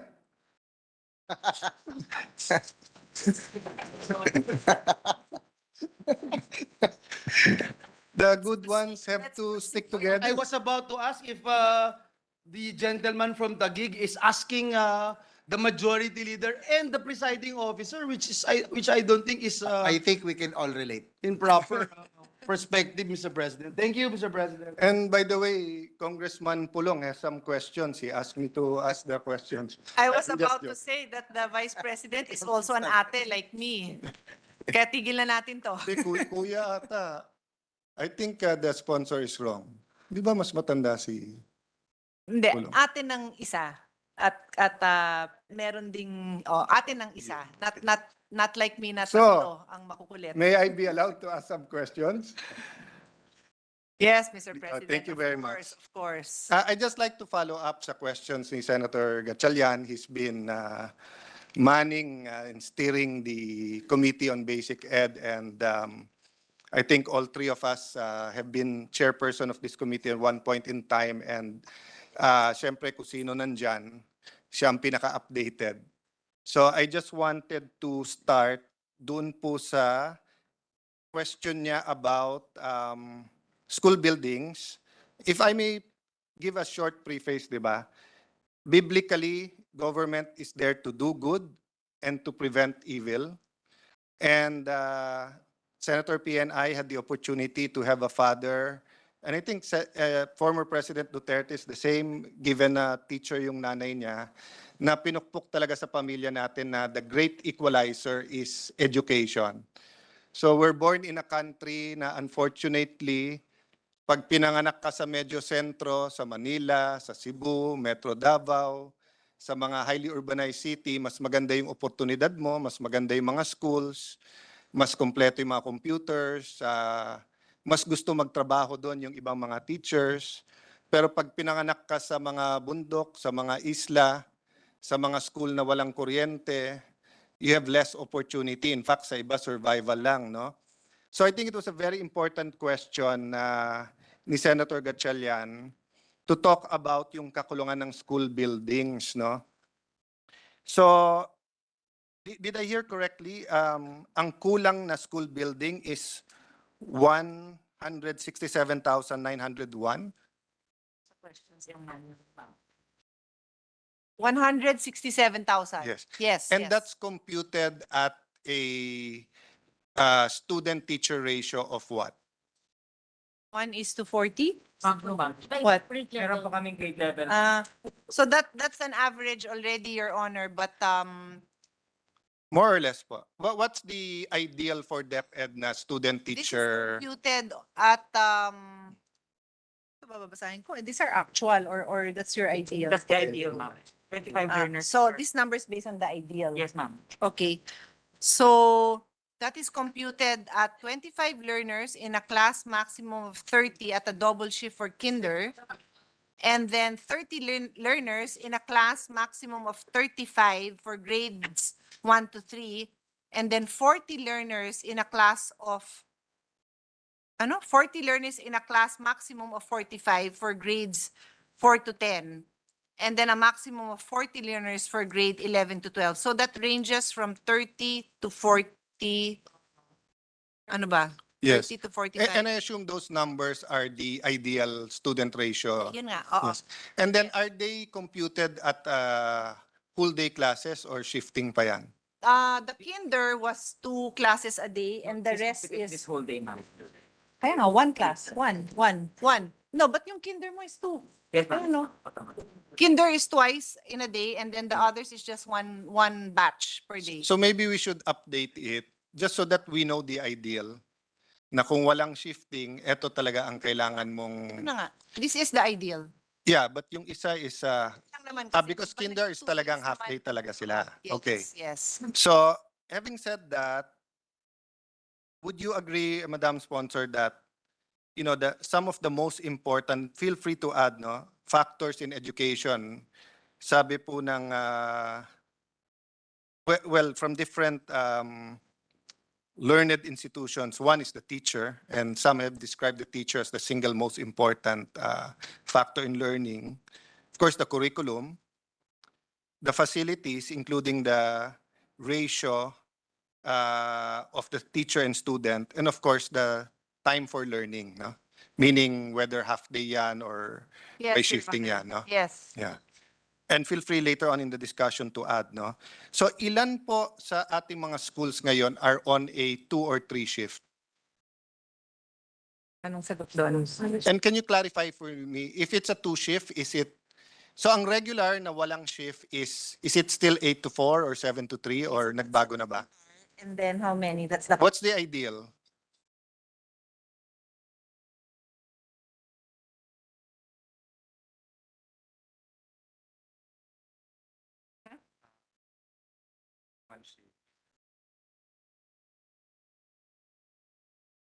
Yung second shift. Second shift, 6 to 12. 6. So 2 shifts. How many ang ganon ngayon? Around 3% of the numerical value. 3% of the total public. 3% of the total public. Have 2 shifts. Yeah, percentage is more than good enough. We just want to give the body an idea, no? 6 to 12 and 12 to 6. Okay. 3% of the total schools are on a 2 shift, which is 6 hours, 6 to 12 and 12 to 6. The rest, the 97%, are on a 1 shift, which is how many hours? 6 din? 6 hours. But a more regular time, which is what? 6 hours lang ba? 6 to 12 and then Hindi nga, yung ordinary nga, yung regular. Di ba 8 hours? Yung, di ba nung time natin, it was either 7 to 3 or 8 to 4. 6 talagang regular. Anong oras nga yung regular? Kasama lunch break. 7 to 1 ang regular. So that is the normal class hours of the 97%. Tama? Okay. How long has it been that way? Di ba dati it was 8 to 4 or 7 to 3? Yung 6 hours? Yeah, especially grade 6, grade 7, high school. May change ba yan in time? matagal naman. Yeah, matagal na eh. Matagal na rin kaming nandito. Eh. So, what's everything is kamag-anak. Everything is relative. What's matagal? 10 years ago, 20 years ago? 7. Nung nag-high school ka ba, pre? 8 to 4 or 8 to 1 lang? 6 hours din yun. Eh, anong, 24 hours na. 3. Is it Ano correct ba to to nun? say that the norm is 7 High school. to 3, but in 8 to 3, highly 7 to populated 3, areas, yung 7 to 1. 7 Pero kahit wala silang, bakit kahit wala silang section, 7 to 4. iniksian pa rin High school. natin yung oras nila? Ganun ba yun? May reason ba yun? Yeah. See, all the senators here, it's either 8 to 4 or 7 to 3. 6.5 hours.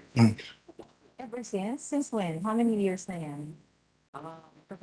Since Yeah. basic education tayo, even before K to 12. All year levels? Yes. Bakit tayo ganun? Comment lang internal ha. Yung kasi sa Malasal, at yun lahat yan.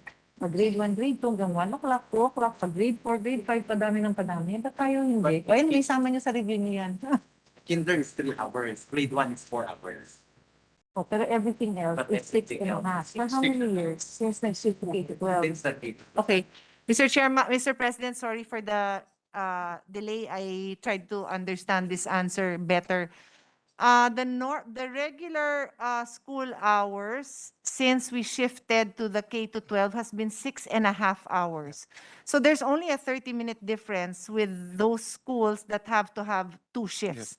And then to be clear, kinder is 3 hours, and grade 1 is 4 hours. Everything else is 6.5 hours. Thank you for answering that way because yung sinabi niyang matagal na, we have to be careful with our Yes, answers. yes. Oo. Precisely, it all started nung K to 12. Oo. Before K to 12, 8 hours tayo.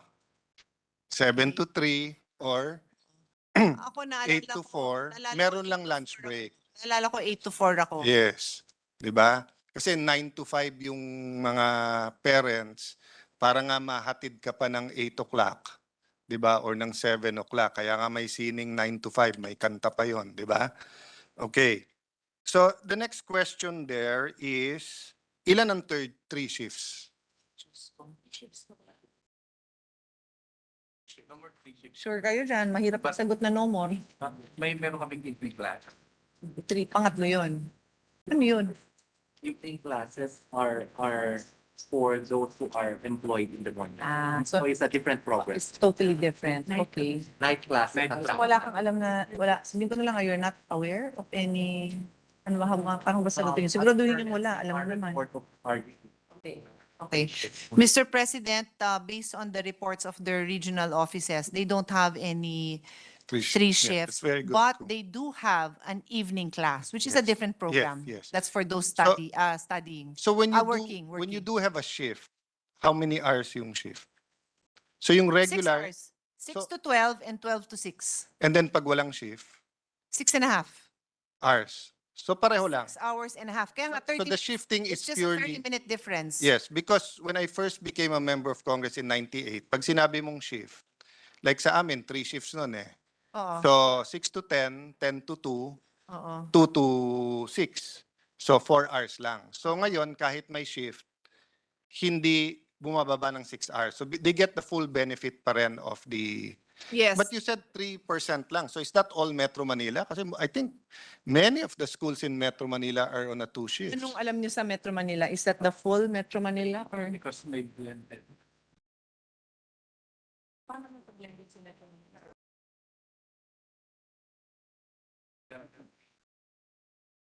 Balikan ko yung general rule, di ba? General rule ng DepEd face-to-face. So when you tell me sa Manila, meron nag-blended, bakit lahat sa Bagyo yan? A shortage of classroom. Pre-pandemic. Oh, so how many yan? How many yan? And when you say nagbe-blended, ito yung, they have 1 6-hour shift and then they have another na blended. How does it work? The whole school. The whole school is blended. Blended. So all the kids are blended, meaning they alternate going to school. Yes. So all the kids have face-to-face naman. Wala naman yung pat. Kaya lang they have to now share a classroom. Okay. 3 not 5 days. Good that. Yeah. 3 and 2. 4 days.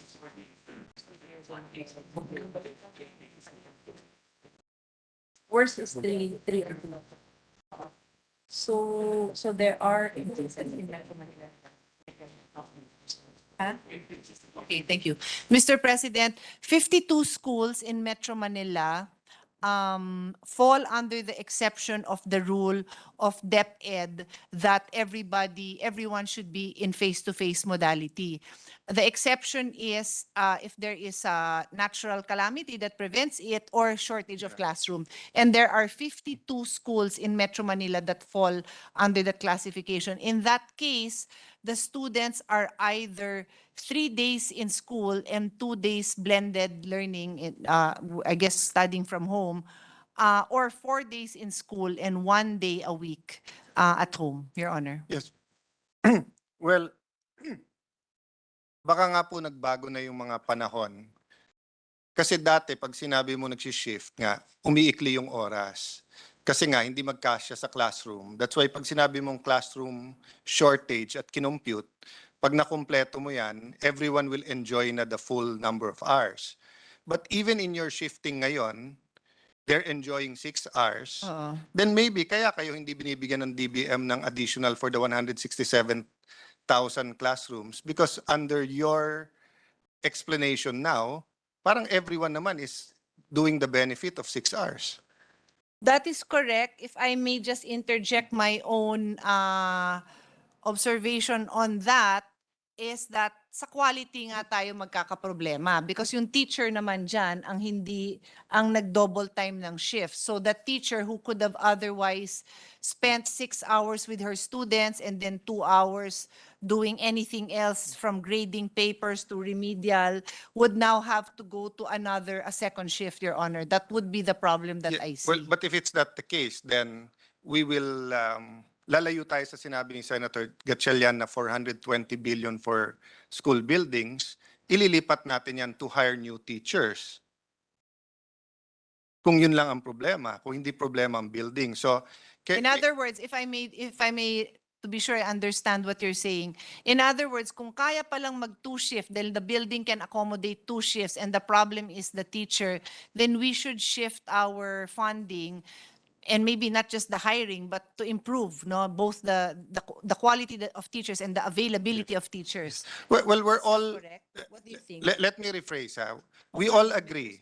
Importante ang teacher, importante ang curriculum, importante yung teacher-student ratio, at yung oras nila mag-aral. Oo. So I was gonna make my point pa lang na bakit naging 6 hours na lang, no, from 8 hours. Kasi hindi yan ang usapan nung nagkaroon ng K-12. At dadalawa lang kaming senador na umangal sa K-12, si Senator Trillanes and myself. And ang sabi sa amin, kaya kailangan mag K-12 kasi kulang ng oras na mag-aral ang bata. And we were even pointing to Lasal Green Hills na half day lang, but they had all the facilities. So I'll go to that point later. And I'll not argue about their statistics, but I'll ask, since we have a educational commission naman, may EDCOM naman tayo, to look into that because, I mean, just to further a little bit more that point, ilan ang estudyante na voucher ang ginagamit natin outside public school sa elementary, sa senior at junior high school? Sorry, I missed that last point. Ilan po yung voucher ang binibigay natin Okay. for junior and senior high school? You have it? 1.1 million students. Around 1.1 million students are recipients of the voucher. And isn't it the reason why we're giving them the vouchers? Because wala tayong classroom for them. Yes, Your Honor. Oh. Yes, because we will make use of the availability of private schools instead of putting up additional. How about for elementary school? May GATSP pa ba tayo or for junior high school? Wala. Junior high meron. Junior high and senior high. Before the K-12, ang GATSP natin was also just high school or meron din elementary? High school High lang. school only. Okay, and the historical reason for that is because during the time of President Marcos, free ang elementary. But after the EDSA revolution, ginawang free yung high school, so naghabol tayo ng number of high school. Panahon ni Pinoy, dinagdag niya yung kindergarten na hindi pa naman handa, nakulang pa naman ng classroom, kaya kinuha yung ibang classrooms. And then, nilagay yung K-12 na hindi pa rin tayo handa, kaya doon napunta yung voucher system kasi kulang tayo. But in the meantime, during the economic crisis, and ngayon during the pandemic, naglipatan from private to public school ang mga estudyante. Diba? So that's a different point. The ratio between elementary and high school, between public and private, and whether you want to add the vouchers so that nga hindi mamatay ang mga private during this time of pandemic, then of course, after the pandemic, free market naman yan, no? But even before, we were supporting, to be We were clear. supporting, but there wasn't a mass influx of students or leaving the private schools because Yes. parents had jobs, yes, and had money, so they were paying. But now, even the parochial schools, for example, are complaining na halos libre na sila, pero lumilipat talaga sila sa public schools, no? So the point I want to make, Madam Chair, is I'd really like to get to the bottom of Baka hindi mo siya. yung kakulangan ng classrooms, maybe in a hearing na lang, whether sa EDCOM or sa regular committee, because I doubt that it's only 3% ang may, ang merong shifting. And I doubt na walang 3 shifts at all. May I just ask one more question about that? How do you get your statistics? Is it from the report directly from the principal, or do you have a targeting system? They get it, Your Honor, from the regional offices and division offices. Can I have a copy of an example lang of how they report? Because I asked this when I was a new senator in 2007. Ang binigay nila, number of students, number of classroom, nung superintendent, pero hindi naman sinabi ko anong barangay and everything. So may barangay na 80 yung students sa isang classroom na 3 shift. Meron naman isa na wala naman laman or kokonti ang laman, di ba? So I know we've improved kasi that was 2007. So ang layo na. And we've added. But I think anywhere we go sa atin mga senador, people are asking us for additional classrooms. Kasi nga punong-puno. So ano ang average ngayon na laman ng isang classroom? No average. 35, 40. So let's go high school, no? Saan? So kung yung ideal nyo is 40, ilan ang laman nila ngayon? Saan dyan? Itong 2021. Yes. 1:28? Yes. Sa grade Sa school. elementary po. Average po yan. Kasi sa mga probinsya, no? Yes. Maganda na Mababa. Because I want to answer this very realistic. How bad is it in, let's say, Metro Manila versus... Metro Manila, the Yeah. most is 71 to 7. That's the worst case. Yes. Pero may average ka ba in Metro Manila only? Kasi nga, dyan masama. Yes. First class would be 1 to 60. 16, medyo ganon. Okay, sige. Mr. President, what we have here is the teacher to student ratio in elementary, junior high, and senior high. For elementary, for this school year, it's 1:28. For junior high, it's 1:26. And for senior high, it's 1:35. I commented and I said, this looks pretty good. But the reality I know, and I'm sure you also know, is that mas mataas to, especially in Metro Manila. So I asked, and the answer I got is that the worst case in Metro Manila is 70 students. And the average may be close to around 60. Yeah, how did they So- compute so that? just Did they to just be compute sure that by the this is number of based on the students? average all over. Yes, but that's precisely what I was complaining about. That's not the way to compute it. Kasi alam nyo naman na meron may admin work. Alam nyo naman yung wala sa classroom. Alam nyo naman na merong school district na sobra yung teachers or yung iba namang kulang. 'Di ba? So ang average, ibig sabihin, if there are 100,000 classrooms now,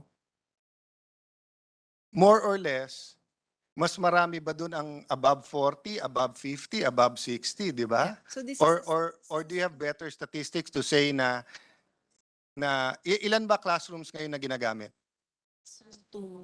Student ito di ba? Hindi to classroom. O may classroom. Kasi pag ganyan argument natin, hindi talaga tayo bibigyan ng DBM ng pondo. Oo. If you tell DBM na 1:30 ang ating and everyone has 6 hours, ba't tayo bibigyan ng pondo? Actually, Mr. President, there's another set of data here for classroom to learner ratio. For elementary, it's 1:30. For junior high, it's 1:41. And then for senior high, it's 1:43. Yeah. Anyway, Madam Chair, Mr. President, the reason I'm asking that is it's always refreshing in a new administration to ask these questions because Yes, oo. unang-una hindi nyo kasalanan yan. Oo nga. Nadatnan nyo yan. Oo. Di ba? Of course, and I'm not saying kayo naman matagal na sa DepEd kasalanan nyo yan. I'm saying 0-0 ang umpisa natin, then you can plan in the next 5 years.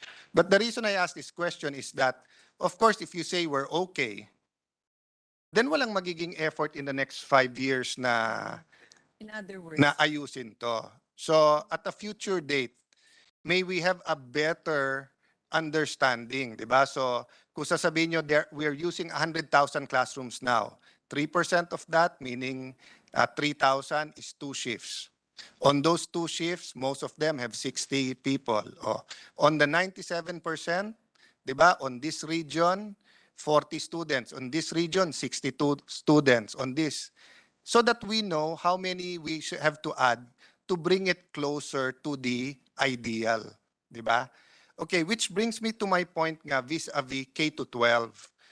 Yung pong objection ko nung ginagawa yung K to 12 is that wala pang ang K noon eh. Pinasok pa lang nila yung K eh. So grade 1 to 6 and 4th year high school, and some schools like my school had grade 7, no? So ang tinatanong ko sa kanila, would you rather na tapusin muna natin lahat ng backlog at tapusin natin, pagandahin natin ng husto, then saka natin dagdagan ng another 2 levels, or gusto nyo dagdagan na? And they promised heaven and earth. Of course, no one can promise heaven except God. But they promised heaven and earth na bubuhusan nila ng pera. But ito ang kanilang promise. Number 1, after senior high, employable na. Okay? Number 2, ladderized siya. So anytime na gusto mong umalis at bumalik, madali. At kung graduate ka ng junior high, pwede ka na magtrabaho, pwede ka nang bumalik. Di ba? The other promise is that babawasan ng 1 year ang college. Kasi lahat ng general education ay ililipat na sa senior high. And then the next promise was better quality education. Okay. When we were debating that, we took a look at Philippine Science High School. And you know what we found out? We found out that Philippine Science High School students per capita, we're getting 3 to 5 times more funds than DepEd students. But their curriculum was parang K to 12 na. So in the first 2 years of K to 12, free time lang ang binigay sa Philippine Science students. Kasi puno na eh. Ngayon na lang sila nag-adjust eh. So it might be too late. So I remember at the start of the Duterte administration, tinanong kay Presidente to. At si Secretary Liling and of course most educators, sinabi wag na natin tanggalin ang K to 12, nandyan na. And of course the economy was doing well, people had money. We didn't see all of these problems, the hope, di ba, na mapondohan lahat yan. And then nagka-pandemic. So I want to make a few more points then to leave this hanging question. Again, it's the start of the administration, so I don't expect an answer today. But should we go back to 10 grades muna at pagandahin ng husto? Or popondohan ba natin ng todo yung K to 12? Ako, I'd rather na we keep the K to 12 pero pondohan natin ng husto. Bigay natin lahat ng kailangan ng estudyante. Pero kung hindi din lang, hindi rin bibigay, hindi kaya ng gobyerno, why ask the parents and students for an extra 2 years? Tapos lahat ng problema naman nandiyan pa rin, no? So the next question I'd like to ask for If I may, before you go to a next question, because you've asked the DepEd team to ponder on that, di naman daw siya hihingi ng sagot agad-agad ngayon. I remember when we were having these debates, I guess almost 10 years ago, I also asked the question na optional ba yung mag-graduate ng grade 10? In other words, kung hindi naman magpo-pursue ng academic track, kasi yung dinadahilan nga is to prepare for college, you need those extra 2 years, so on and so forth. Kung hindi magpo-pursue ng college, pwede na bang tumigil sa grade 10? Ang sabi nila sa akin noon, pwede. Pero I'm not aware, meron ba tayong parang, alam ko may junior high graduation tayo, pero wala naman tayong, Madam Chair, may grade school, di ba? Nag-graduate ba tayo after grade 10? O kaya nga, so that means if you don't move up, there's something wrong with you. But what if nga, kasi I'm just saying that is the I will historical. go to that. With your You will go to permission, that. I will go Okay. to that. Okay. Ang question ko lang, etong 2022, magkano ang per capita natin? Yung pinakasimpleng per capita, no? If we divide the whole budget of DepEd versus the number of students, anong per capita natin? Am I correct? It's about 19,800, almost 20,000 pesos. Ilan? more or less. Yes, it's close to it, Your Honor. Yeah. I don't expect you to know, but I was very surprised. Do you know how much the per capita for a student of Philippine Science High School? Smaller. 300,000 pesos per student. Wow. I'm not So taking that's the anything away. difference. I'm not taking anything away from the students of Philippine Science High School, no? They work very hard, they're the best of the best, mahirap yung exam. But kung makikita mo, I mean, if you were born in Batanes or Tawi-Tawi or Sulu or in a war-torn place or in a school na walang kuryente, di ba? Tapos per capita, bibigyan ka ng 18,000. Tapos eto ka naman, nasa Manila ka pinanganak, Apple computer yung computers nyo, lahat ng tutorial, magaling mayor mo, may ano, then 300,000 per capita per student ang bibigay sa'yo. Natural, they will have much more opportunities than us, di ba? So that's the question I want to ask. If you take out the 2 years, the senior high, tataas ang per capita nyo because hindi naman bababa yung budget eh. Gagamitin yon, no? The argument for the K-12 was that for engineering students, kailangan nyo ng K-12. Kinumpute ko at that time, less than 1% of Filipinos go abroad to become engineers. So sabi ko, why doesn't that 1% take an extra year? Bakit yung 99%, pipilitin din natin lahat na ganun, dami tuloy nagda-drop out, di ba? So going to your question, Madam Chair, no? So you were asking, can you repeat that? Yung point mo. I was simply pointing out to add to the historical knowledge of the DepEd team that at the time Moving up. this bill was being debated, I asked if it would be an option for a grade 10 graduate, a grade 10 student to graduate. Kasi nga, as of that time, nung dinedebate, hanggang grade 10 lang. Yes. Sabi sa akin, pwede. So kung hindi naman magpo-pursue ng academic track or at least not yet, anytime soon, then yung concern ng parents na tapos na ng high school, di tapos na nga siya ng high school. Choice niya Well, yun. the But I'm not example- aware now that as implemented, may ganon. Yes. So that I'd like to focus on that point. So for us who are familiar with Don Bosco, no? When we were discussing that, sabi nga kasi like sa Don Bosco, for example, electrical or automotive. Pag nag-automotive ka sa Don Bosco, may kotse talaga doon, may garahe talaga. Minom ng ganito. Talagang kakalasin nyo yung makina. Marunong ka talaga mag-ayos ng preno nung sasakyan. Pait na. Nung time namin, uso ang parties nun, uso yung mobile. So, yung strobe lights, for example, or mirror ball, ginagawa nila in high school. So, ang point nun, ang promise sa amin, you don't have to be an electrical engineer to be an electrician. So, kumbaga, parang imimix na nila yung TESDA sa track nila. So, pag graduate mo, pwede ka nang maging electrician. At kung may lisensya or may MC2, makukuha mo na yon. So, that's my question, no? Ilan ba ang track ngayon sa atin na K-12? Ilan ang track and can you name them, please? Ilan ang tracks? Yeah. O ang tracks natin. Ano yun? STEM? Academic, sports, arts and design, and tech voc. Okay. So, Academic. STEMs is academic. Academic, sports, arts and design, and tech voc. Okay. Take out the STEMs.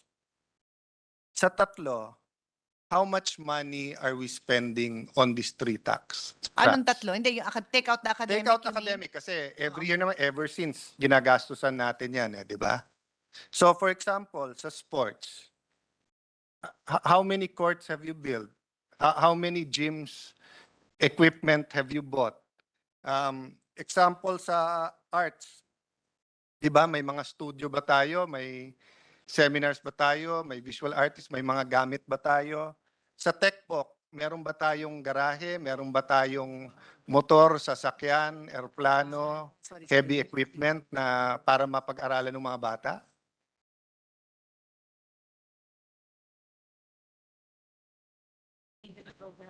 What? For the tech book, meron pong joint delivery program. We use the laboratories of the PIA for the use of the students. Okay. For the other tracks, we cannot. Para mapadali, how much? Pagsama mo na yung tatlong truck, magkano? They don't have a, o pagsama nyo lahat, pwede nyo isama lahat? Or yung tatlo daw, kaya nyo? Wala, parang wala silang, but you see the point, di ba? You should have Yeah. that. Yeah, so. Thank you for reading my mind and you see the point. And I share responsibility. I've been in the House and Senate all this time. I'm not blaming the people before me. I'm just saying, hindi yan yung K-12 na pinangako sa atin. Ang K-12 na pinangako sa atin, pag pumunta ka sa school at sports track yon, meron yang oval, meron yang gym, meron po yang equipment, meron po yang coaches, meron po yang swimming pool. Pag pumunta ka po sa tech book, meron pong garahe yan, meron pong pang-testing na equipment, meron pong kotse yan na pwedeng kalasin, may motor po yan, etc. And yung akmang professors. And I don't know how to express it more except the example nung Don Bosco, no? And I hope I'm seeing right that the Vice President is agreeing. So my point nga is, we should put money there. And kung hindi natin kaya sa lahat, kahit per region, meron tayong one each track na pilot para makita nga ng mga magulang na ito pala yung K-12. Di ba? That's why nagtataka ako, ba't pataas ng pataas ang budget ng TESDA na ang approach naman sa TESDA, hintayin mo muna mag-out of school bago kunin ang TESDA. Hindi ba dapat yung TESDA pumasok dun sa mga may track at tulungan din at gamitin din yung pera para nga magkaroon ng equipment para dun sa ituturo natin sa bata. Di ba? Sabi mo. Sa joint delivery program. That right now, Mr. President, is the joint delivery Yeah, program. but look at the programs of TESDA. It's scholarship for the out of school. It's yes, I was going to look for you. Before you disagree with me, can you tell me how much more money TESDA has now compared to when you were TESDA man and you still had black hair? I used to have, Mr. President, during this representation's time, about 3 billion pesos. But after the passage of UWACTEA, TESDA's budget ballooned to about 17, 18 billion pesos a year. So please feel to interject to No, I would correct just and like to make your put on record, Mr. President, that it's not just the case, Mr. President, that TESDA is only offering courses for out-of-school youth, Mr. President, because part of the UWACTEA, part of K-12, is TESDA's programs. The training regulation of TESDA is But being you would agree with me, it is not highly integrated into our K-12 system. So much so na pag graduate ka, MC2 ba is for all courses or? Well, yes.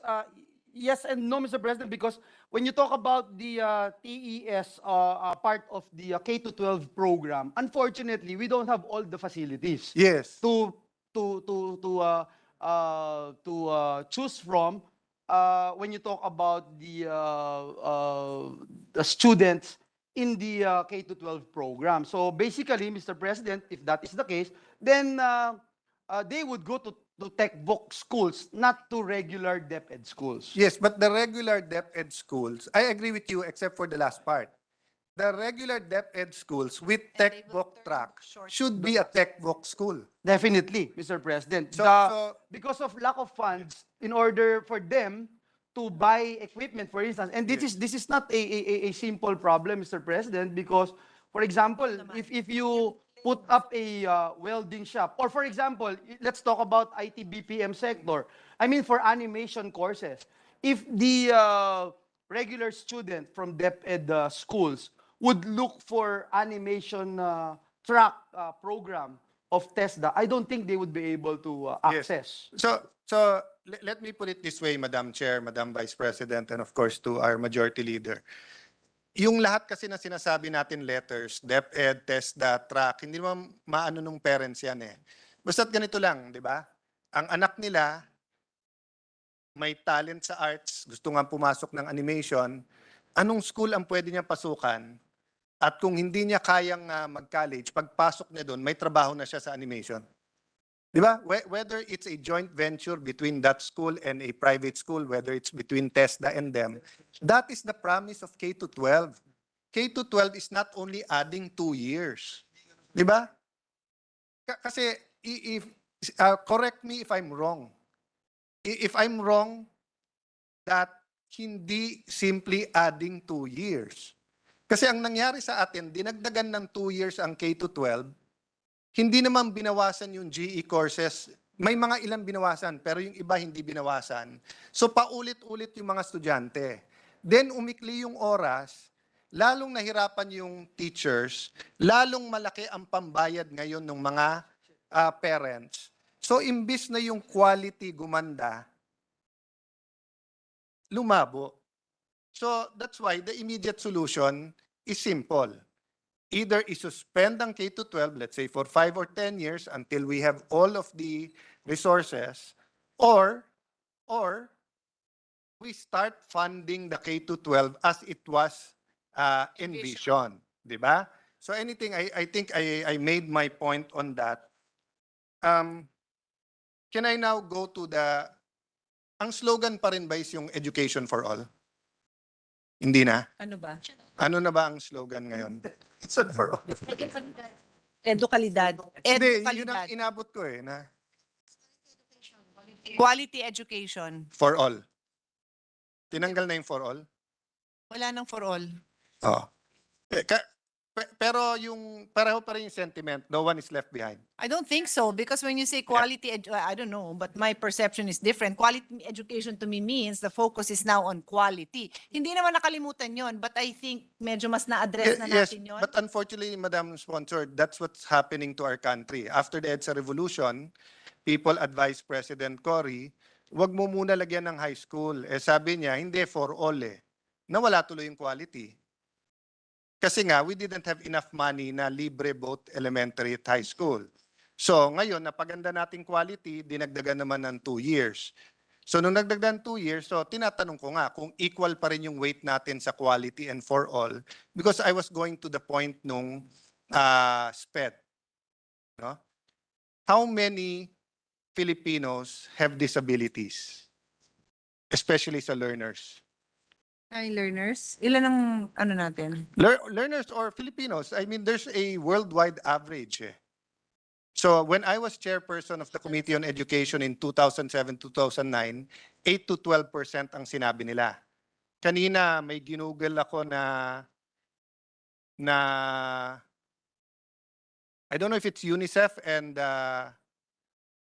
the Embassy of Australia, parang 1 out of 7 Filipinos daw. So anong ginagamit ng DepEd na statistic pagdating sa learners with disabilities?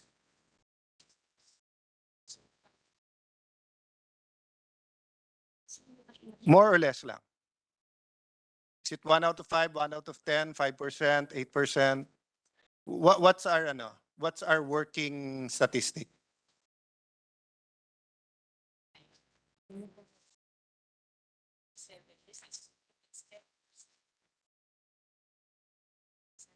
Roughly 10%? No. Ano? What? Ano ba?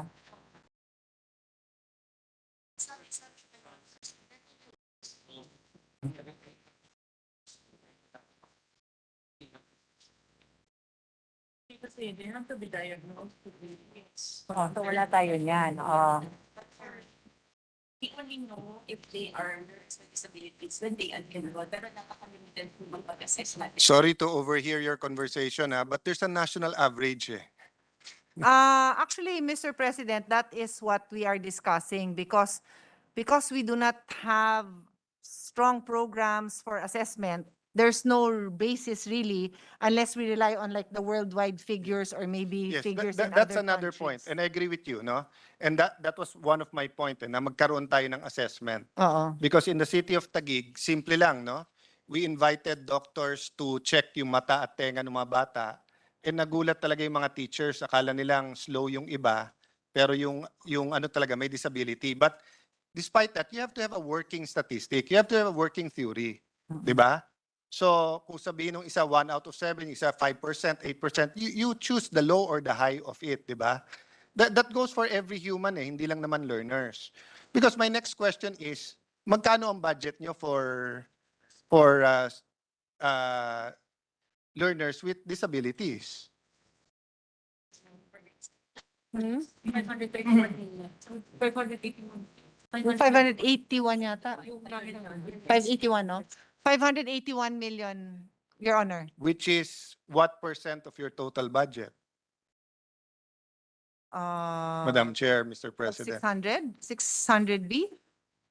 Of 600 billion? Well, it depends. Oh, so do you see the problem? So if you have a working theory that 5% may disability, sana 5% ng budget nyo ay para doon.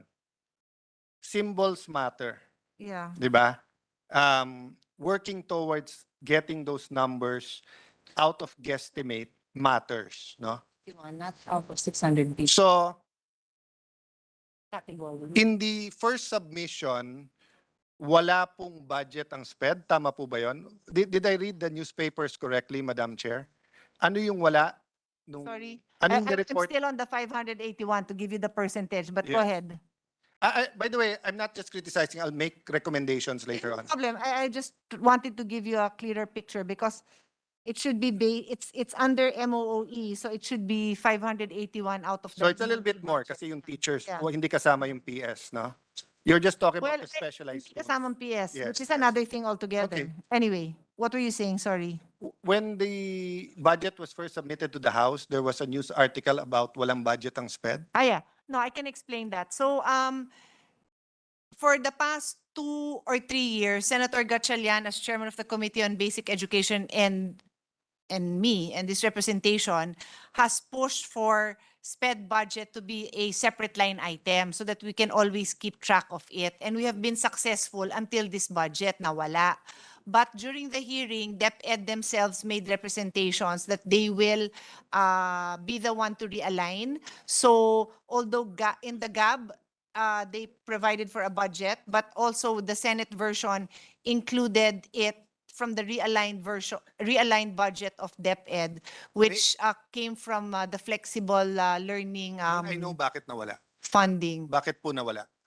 Actually kasi, Was it in the tier mababa 1? din kasi yung utilization nila, but then internally, DepEd told us during the hearing that they could have done better in pushing for it with DBM. I understand the utilization, and for those watching us, pag mababa kasi utilization, minsan hindi na Kaya nga. nagtatanong DBM, tinatanggal. But the question ko, Tinatanggal sa tier 1 nyo ba nilagay? They could have done better. Basta No. alam ko yun. Yeah, but O, did sige. they put it in tier 1? It was in tier 1. Pero there were follow-up questions kasi being asked that DepEd admits that they No, could the have. reason I ask kasi may mga tinanggal din daw sa tier 1 sa DFA, and in the last administration, hindi basta natatanggal pag tier 1. That's why I wanted to tier- find out whether it Tier was 1 naman. tier 1 or tier 2, Baka no? it's the utilization issue. Yeah, utilization Malamang it was the issue. utilization issue, Okay. Your Honor. So just two simple recommendations, no? If the good Vice President and Secretary can look at the guidelines for the Special Education Fund, it's not for everyone, but as a city mayor herself, alam niya naman na during the past administrations, minsan masyadong mahigpit. Ang guidelines nila, ilan lang pwede, classroom, etc. It may be a source. While it is true that everyone needs funds for SPED, etc., but may concentration din sa highly urbanized. And highly urbanized usually, malaki ang kanilang SES. And then maybe consider matching funds, meaning kung malit ang fund ng DepEd, but they can encourage LGUs that if you put this program up, so whether it's for the pilot projects for the automotive or electrical or for animation, parang if you put this up, let's say for every 10 million you put up, we'll give you 1 million or 2 million from it. It might actually encourage the LGUs to spend more, no? So those two recommendations lang, to study a matching fund, to get the tracks on track, no? And then also yung to take a second look at SEF. Usually DBM yan but of course nag-i-input din naman ang DepEd kung saan pwedeng gamitin yan. Sa computers, given the investigation of the Senate on the laptops, Senator Gatchalian again asked about the Senator, anong tamang term? Hindi low utilization, low disbursement, and they said it was a procurement problem. Can they elaborate? Meaning, what is procurement problem? Walang supply, they bid it out, walang nag-bid, anong... Yung ba yung explain ko kanina na ano, So that's, tama ba? 5 billion last year, 11 billion this year, 8 billion What I next year? recall that I explained, I also asked, what does that mean when you say it's a procurement problem? Well, I'll jump to the solution that they have is that they're going to have a, what do you call that? A forum. This is the last... They're going to have a suppliers stop talking to the person who is interpolating so we can. They're pressuring me, and I said if they solve the problems of the country and of the senators. So my response to His Honor's question is they will have a suppliers forum wherein they can check with the suppliers what exactly are the products available, because what they meant pala by a procurement problem, hindi clear kung ano yung mga available products. I don't mean to cast aspersions on anyone, no, but first of all, nakita na dun sa DepEd hearing on laptops, may involvement on DepEd. Not everyone, but some. It wasn't purely a DBM. A quick example is, sinamahan pa kasi ng bag rather than laptop lang. Kung laptop lang ang binid out, ang daming willing magbid. Pero nung sinama pati yung bag, maraming na-disqualify kasi maraming mga suppliers ang hindi naman nagano ng bag. So having said that, you know, experts in procurement will tell you, i-bid nyo lang, pag nag-fail yan, pwede na kayo mag-negotiate. So hindi ko maintindihan yung yung suppliers forum kasi pumunta ka lang sa mall, punong-puno ng mga computers, which brings me again, I will not only ask questions or criticize, I will make a proposal. Before that proposal, one quick question. Ano bang bibilin nyo dyan? Computers? Bibilin dun sa budget. Computer labs na. It's to construct computer labs. Computer labs is 46 laptops. Computer labs? Kung computer labs, dito kayo tumambay at saka sa Congress. Ang dami nakatambay na nagsusupply ng computer labs, naghahanap ng kukuha. It's a complete package with. Yeah, but I can't believe na kulang ang nagsusupply ng computer labs. So, Mr. President, the DepEd computerization program, otherwise known as the e-classroom package, includes laptop, router, smart TV, and charging cart. Or you can bid that out separately and put it together. So the total package for one of this e-classroom package is 1.9 or almost 2 million. But ang point ko, Madam Chair, don't put us between, di ba? Sa sala sa lamig, sala sa... Pag tinanggal natin yan, napakagandang programa yan. Pag hindi mo naman tinanggal sa 11 billion, 2 billion lang magagastos kasi wala daw nagbibid. Some details. So anyway, if you bid it out and it fails, you can already negotiate. Apple, they do the whole laboratories, they do it all around the world. Another proposal, wag nyo nang i-bid out, bigay nyo na sa teacher ang pera, sila nang bumili ng kanya-kanyang computer. Bigay nyo sa principal, MOE, sila na ang kanya-kanyang, if you cannot do it centrally, give it to the region or give it to the district. No? So after the budget hearing, Madam Chair, and I said, no, this is a new administration, they're just facing the problem now, but how much time? By January, February, can you give us a report kung anong ginawa? No.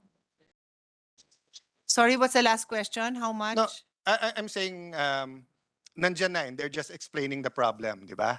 And there are a lot of new officials. But sa 11 billion, ang nagastos lang daw this year, 2 billion. So sabi ko, ang dami yung pwedeng gawin. Pwede nyo i-bid, pag nag-fail, you can negotiate. Pwede nyo rin ibaba per region at sila na ang mag-procure, mag-bid. Pwede rin, ibahin namin, imbis na gawin na capital outlay, gawin natin financial aid, bigay natin sa mga teachers, sila ang kanya-kanyang bili, resibo na lang papakita nila. So, binabalik ko sa kanila na kung anong gusto nila, or if they say they'll still try, then let's try. But can you give us a report something like February, March next year para if it doesn't work, we have enough time na baguhin kung paano nyo magagamit yung pera. So we don't want to take away the money, but we want to make sure that you can actually use it. Yes. We'll report when February. Mm-mm. We'll report namin. Oh, sige. They will report, Your Honor. Or do it with DICT. Ang point niya is ayaw naman niyang hindi niyo magamit yung pera. So gamitin niyo, maaga pa lang, mag-report na kayo kung kamusta na so we can assist. Okay. Yes, Your I mean, Honor. Thank yeah. you for your suggestions. The Senate presidents from Bukidnon, the vice presidents from Davao, di ba? Si Robin, maraming pinanggalingan yan. Sa Bicol, sa Igorot din yan, Ebusia. But you ask any of us, you give it to our area, to the superintendent or the regional director, they'll be able to bid that out. So maybe tama kayo, the contract's too big. But it's November eh. 1 month na lang, 9 billion, hindi nyo nagastos, di ba? So kawawa naman kayo, inuupakan na kayo dun sa overprice, tapos hindi rin. Ayun ngayon, ano? 700 po yung nakapendig, 700 million nakapendig. Ang natira lang 700 million. Out of? The total 2 billion. 8B.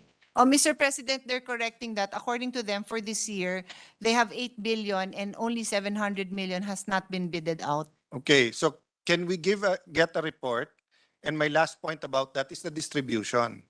Pagdating dun sa laptop na sa Bayanihan 2, you know, ang sama ng distribution. Di ba? It was supposed to be for, I don't know if the secretary has been updated. It was supposed to be for cards, for internet, for students. Last minute, ginawang laptop. Tapos ang pinili pang laptop, nabibigyan yung supervisors. Tapos nung humihingi ng listahan, hindi clear yung listahan. Kaya maraming bodega, meron pang laptop, meron pang nakita ng mga sanlaan na may laptop. And ang reason that keeps going back, Bayanihan 2 naman yan. It doesn't matter whether it's Bayanihan 2 or whether it's regular DepEd, di ba? So can you also furnish us that and then paano nyo dinistribute yan? Just to make sure na hindi sayang yung pondo nyo next time. So there are a lot of angry eyes on me now. Kain na daw. Okay. So, Madam President, may I just request na lang yung EDCOM. I know many educators are EDCOM. against talaga na tanggalin ng K-12. Ako, hindi yan ang first option ko. Pero hindi tayo pwedeng ganito eh, na pag budget hearing, sisisihin na lang natin DepEd, pero we won't give them the money that's needed. So, I think it is Congress and the executive that has to make the hard decision.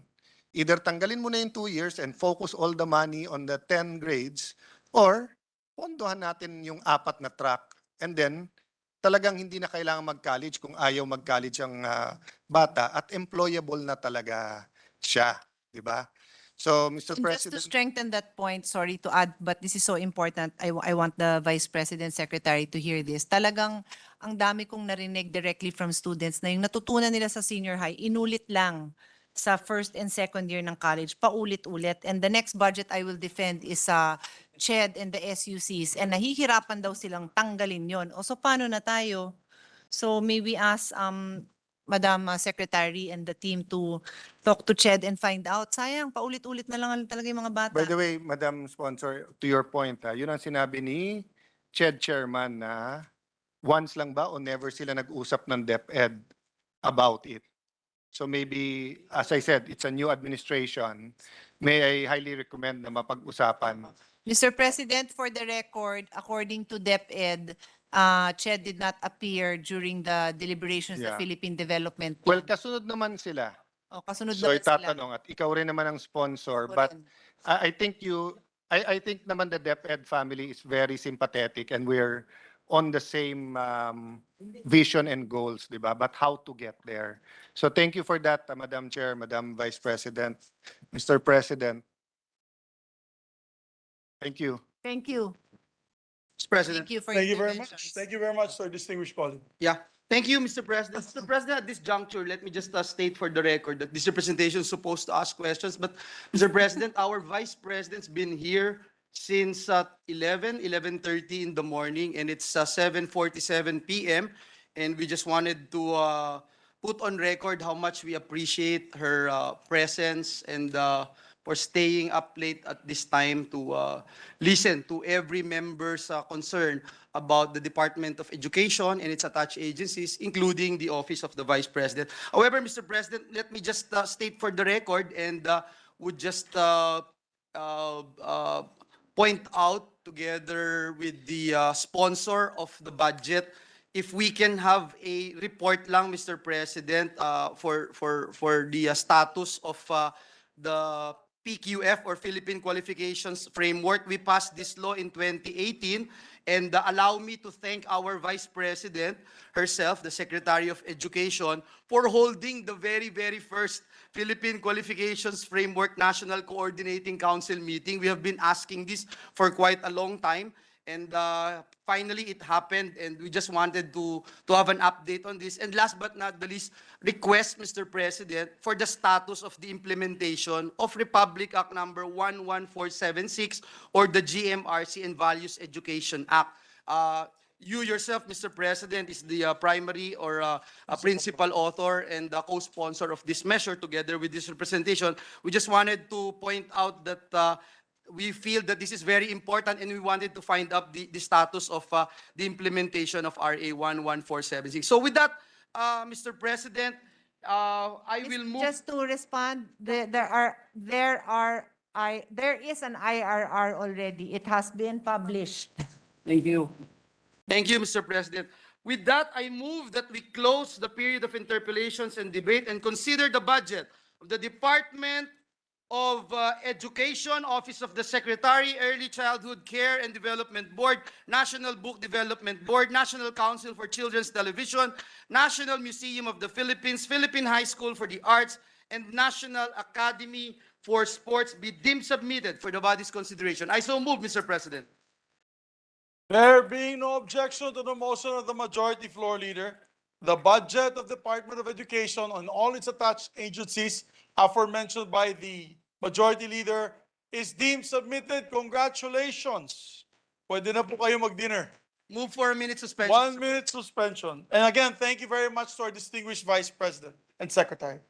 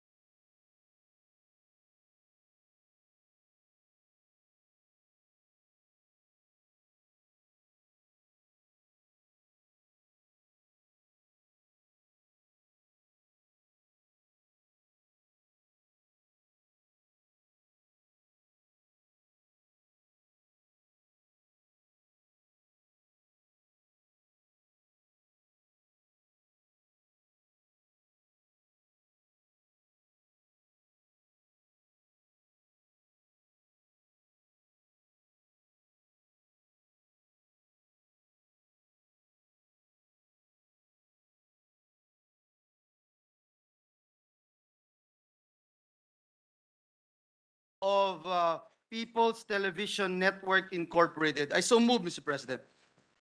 There being no objection to the motion of our distinguished majority floor leader, motion is approved. Mr. President, no member wishes to interpolate or ask questions on the said budget.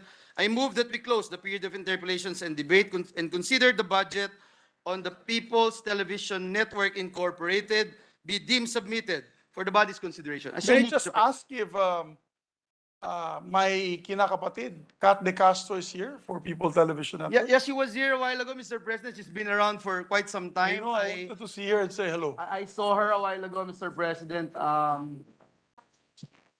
Maybe we can ask the Also, Mr. President, may I just put on the record the budget of People's Television Network Incorporated, 125,159,000 pesos, Mr. President. how much? 100? 125,159,000 pesos. Okay. So it's just to ask if Ma'am Kat De Castro is here. I just want to say hello for People's Television Network. She's here, Mr. President.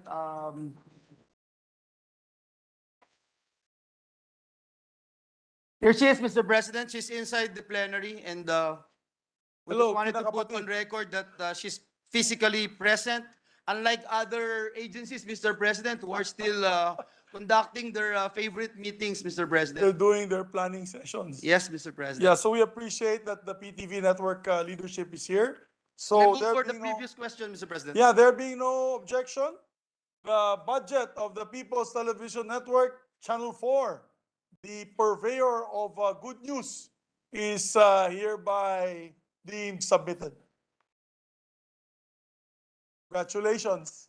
Mr. President, at this juncture, I move that we consider the budget of the presidential management staff. I so move, Mr. President. There being no objection to the motion of the majority floor leader, the budget of the presidential management staff is hereby called to order. Well, Mr. President, just to put on record, the total budget is 1.753 Permission. 141, Mr. President, 1,753,141,000 pesos, Mr. President. Mr. President, no member wishes to interpolate and ask questions on the said budget. I move that we close the period of interpolations and debate on the budget of presidential management staff and be deemed submitted for the body's consideration. I so move, Mr. President. There being no objection, the budget of the PMS, Presidential Management Staff, is hereby deemed submitted. Congratulations. Thank you, Mr. President. Mr. President, at this juncture, I now move that we consider the budget of state colleges and university.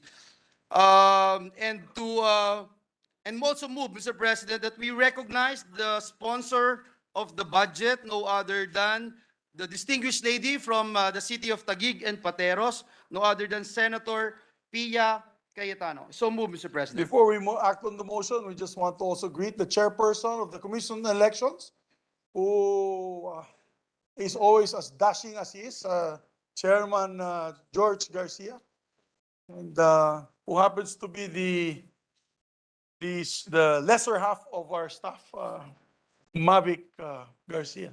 Who is better, Mr. The President? better half is always the woman. Better. I will agree on Less that. half is always I will the man. agree on that, Mr. President.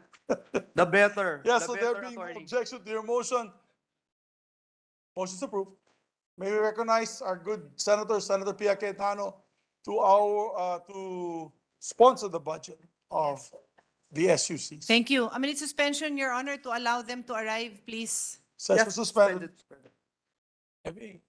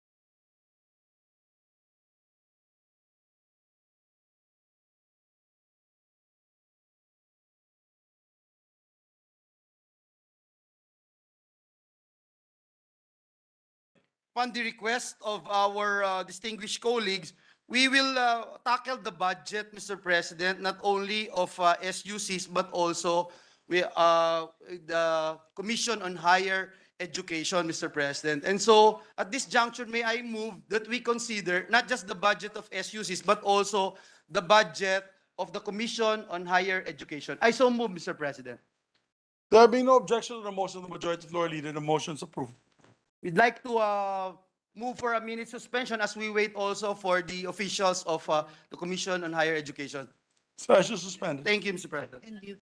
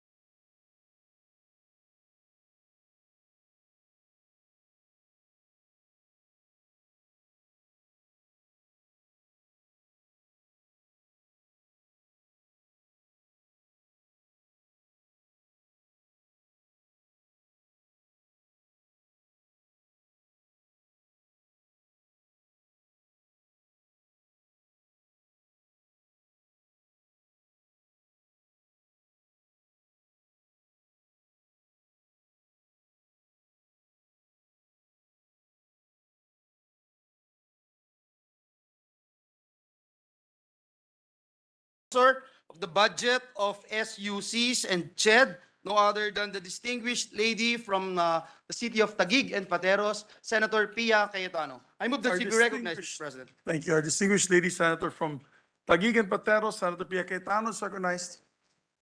Thank you, Mr. President.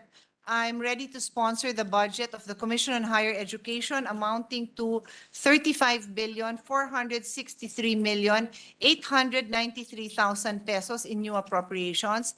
All state universities and colleges, including the University of the Philippines System, in the amount of 97,447,592,000 pesos in new appropriations. With that, Your Honor, I am ready to accept questions from our colleagues.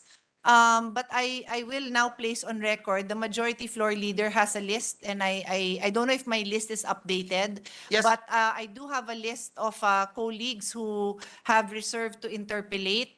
Do you want, should we read it into the record? Perhaps, Mr. President, we also hear also the list of, if you want me to mention it, for the state universities and colleges as well. Mr. Just Pre- everything, and then I will make the distinctions later on. Okay, Siguro Mr. lahat na lang. Please, Mr. President. Yeah, so actually we have a long list of colleagues who want to interpellate for CHED, the budget of CHED, for UP. And for the state universities and colleges, I believe my team has addressed the concerns. And so with no other member having reserved for the state universities and colleges, and this representation still having some concerns, which we have discussed with the PASUC president and the team. I have not yet discussed with CHED because chairman just arrived. I think he was talking to one of our colleagues. But this representation is prepared to move for it some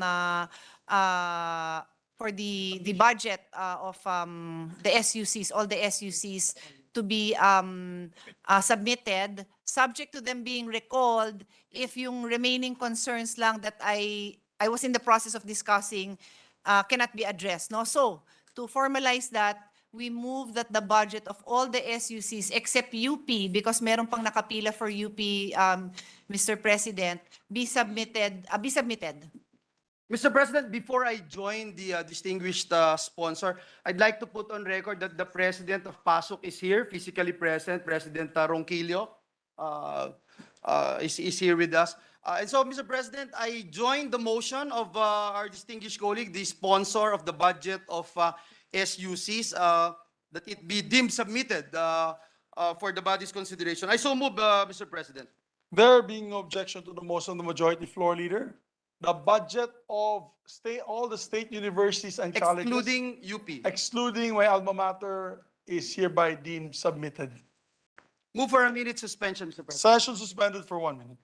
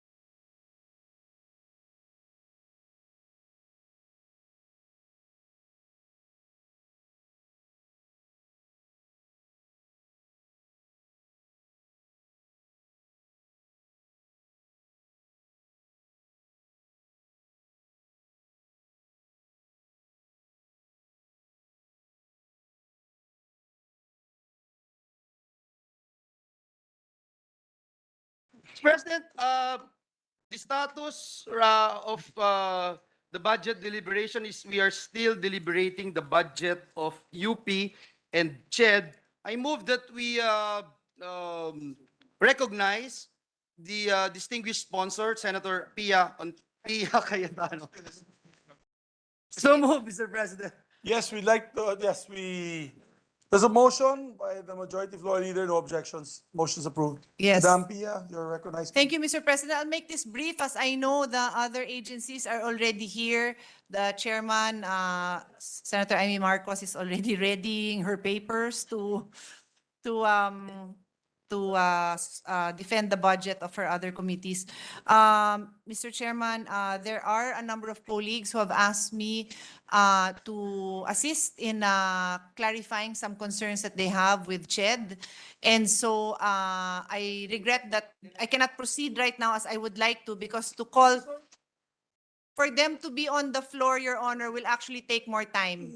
So I will try to resolve their concerns with the chairman and whoever else, so that when we call them again, we can discuss it. So on that note, I have to move that the budget of CHED is deferred. That is a motion, Your Honor. We joined the distinguished sponsors motion, Mr. President. And So may I moved. make a suggestion to the CHED chairman, together with the sponsors, to reach out to the senators that have concerns, particularly on the issue on the scholarship programs. I think that's something that has to be threshed out. So there be no objection to the motion of Senator, the majority floor leader. Motion is approved. I move for a minute suspension, Mr. President. Session suspended.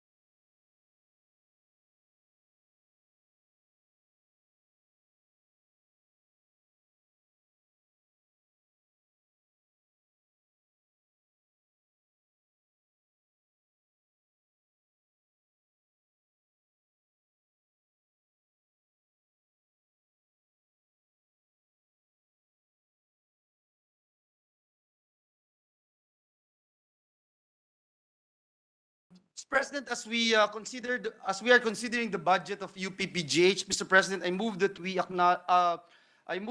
we recognize the distinguished minority leader, Senator Coco Pimentel, and to answer his queries, the distinguished lady from Taguig Patero, Senator Pia Cayetano. Before I recognize the two lady and gentlemen, I'd like to just also recognize the presence of Dr. Gab Legaspi. Yes, Mr. Who's President. a dear friend of ours here and a very respected member of the medical community. My mom and sisters, doctor, He's Mr. also my President. neighbor. Thank you, Mr. President. Thank you. Yes, please proceed to the sponsor, to the interpolator, distinguished minority floor leader. We're ready. Yeah, with the permission of our chairwoman. So we have here the Director General, Director. Director of the PGH. Is that position with the term or? Yes. Is that- He's on his third 3-year term, Your Honor. Is there a term limit?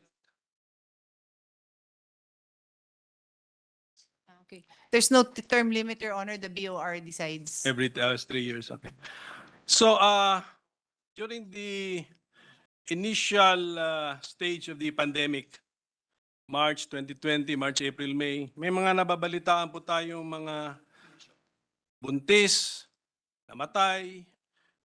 Merong isang footage kasi ako na-encounter na sabi ng security guard, hindi daw tinanggap ng hospital kasi pending clearance from the director of the hospital. Was there an incident involving PGH na ganun po ang nangyari? Okay. Okay. This was with connection deal. Yes, Mr. President, according to Director Dr. Gap Legaspi, they had an agreement with DOH that they would become the COVID referral hospital. And so to prepare for that, they were closed. They closed, meaning they were not accepting new patients. For 1 week. All kinds of patients, no? Yeah. They were sadly not accepting any patient for a week. And it seems that this covered the period of basically the last week of December, Your Honor. December. The last week of March. And the understanding there was that there would be other hospitals that would be accepting these referrals, Your Honor. So the director is aware of this news report na may namatay, natanggihan, buntis. Nagaling sa inyo? Wala kami.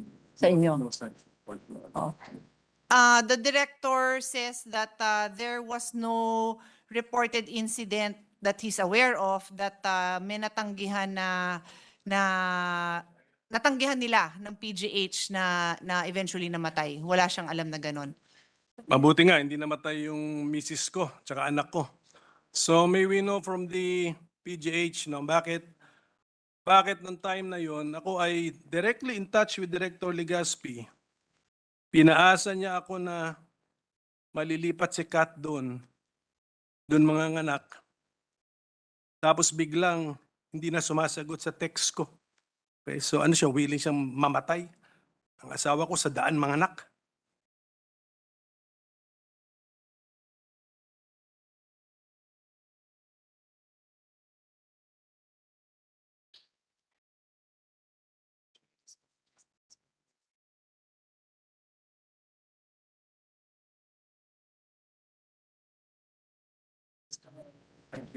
Okay.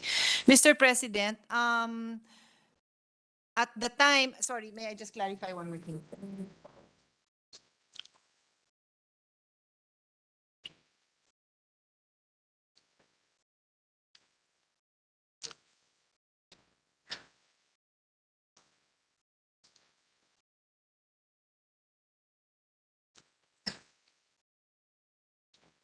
Okay. I apologize for the time it took. No, I just want to be able to respond accurately. According to Director Legaspi, it is the OB-GYN, perhaps the OB-GYN of Kat, or the OB-GYN that was you had initial contact with, that made that recommendation or probably gave that assurance. And at that time, the director really had wanted to, but eventually it was determined that they would be closed and would not be able to accept any patient. And according to him, because I recognize the difficulty for His Honor seeing his wife about to give birth and his concern for her, I asked very specifically, were you able to at least respond and assure the senator of the next steps, and he said he was able to respond. And at that time, Your Honor, our minority floor leader even responded and thanked him for the assistance at that time because he was not able to. I think that's a misstatement of facts. Hanggang ngayon, I have not received the response from the doctor from a March 2020 Viber message or text message. No response from the doctor. Ngayon, kung kaya nilang gawin sa senador yan, paano kung hindi senador? I mean, kaya nga may namamatay. May namatay. Ilan siya? 3 yata yung mga. I don't blame it to the. I don't think they all went to the PGH for ano. Ang alam mo lang nangyari, Madam Chairwoman, at the early stage, I was in touch with the doctor. Sabi siya pa nga nag-advise sa akin na pa-check ka sa lungs mo. And then of course, yun na. My wife was about to give birth. Gusto niyang lumipat from this private hospital na nagkaroon ng bruhaha doon and then lilipat sa PGH. They told her pwede lumipat. She was waiting for the ambulance of the PGH. The doctors were overruled by the director of the hospital. So since he was previously in touch with me, I was following up the case of my wife. Hanggang ngayon, ano ng date ngayon? Hindi pa nasagot yung March 2020 text ko po. Hanggang ngayon.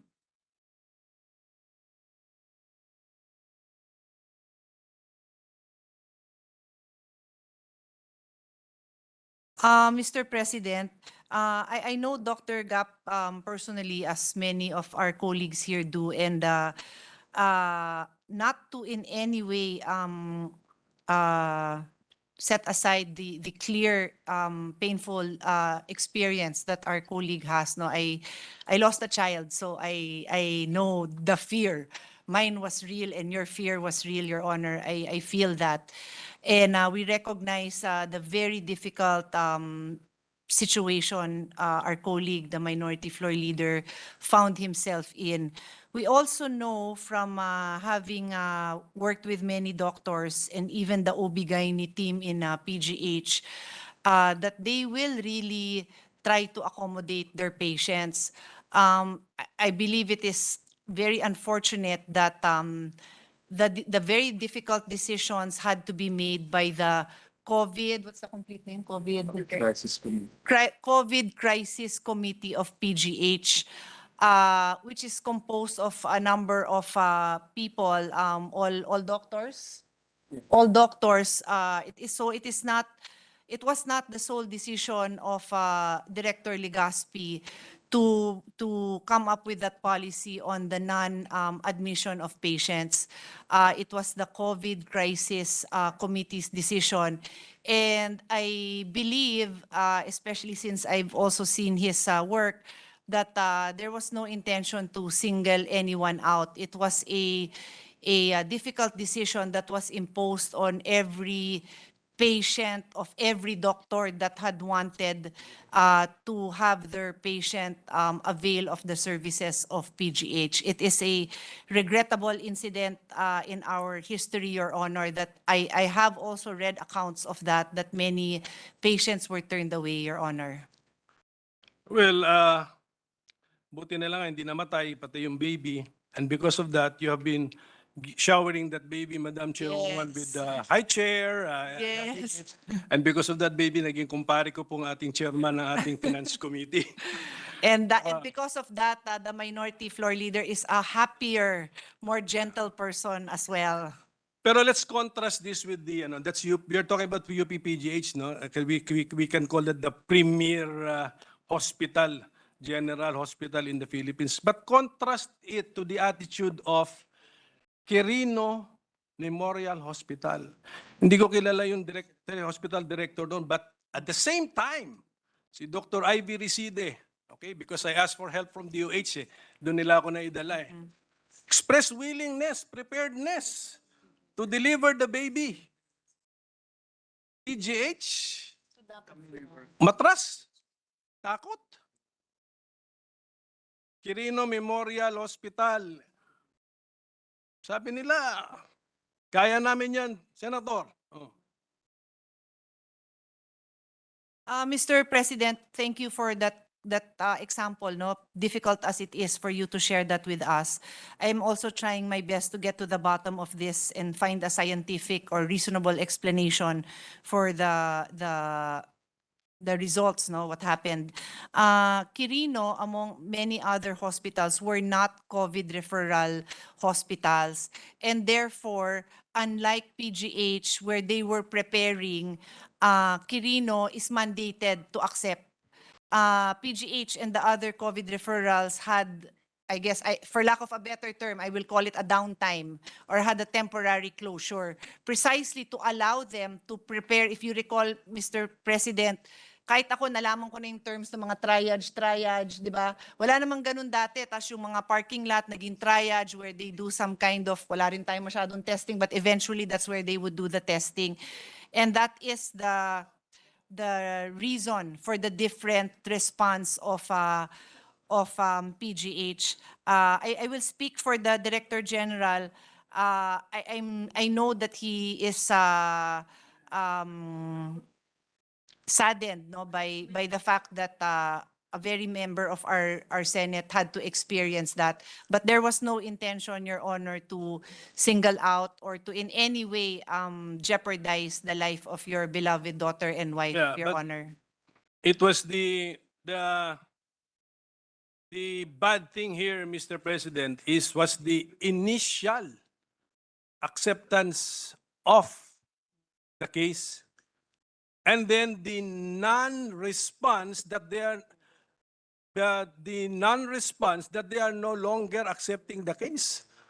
It was just the non-arrival of the ambulance which convinced us that they are no longer accepting that case to the PGH. What kind of professionalism is that? And then the reason being given is the lack of a negative pressure delivery room. Ganon din naman si Quirino Memorial Hospital. Tinanong ko nga si Dr. Iside, wala kayong negative pressure. Wala po, hindi nyo ba kailangan niya? Hindi namin kailangan niya. Kaya namin niya. Well, at any rate, hindi natin siyempre pipilitin to do a procedure na ayaw nila. But the point is, you just disappear all of a sudden. No word.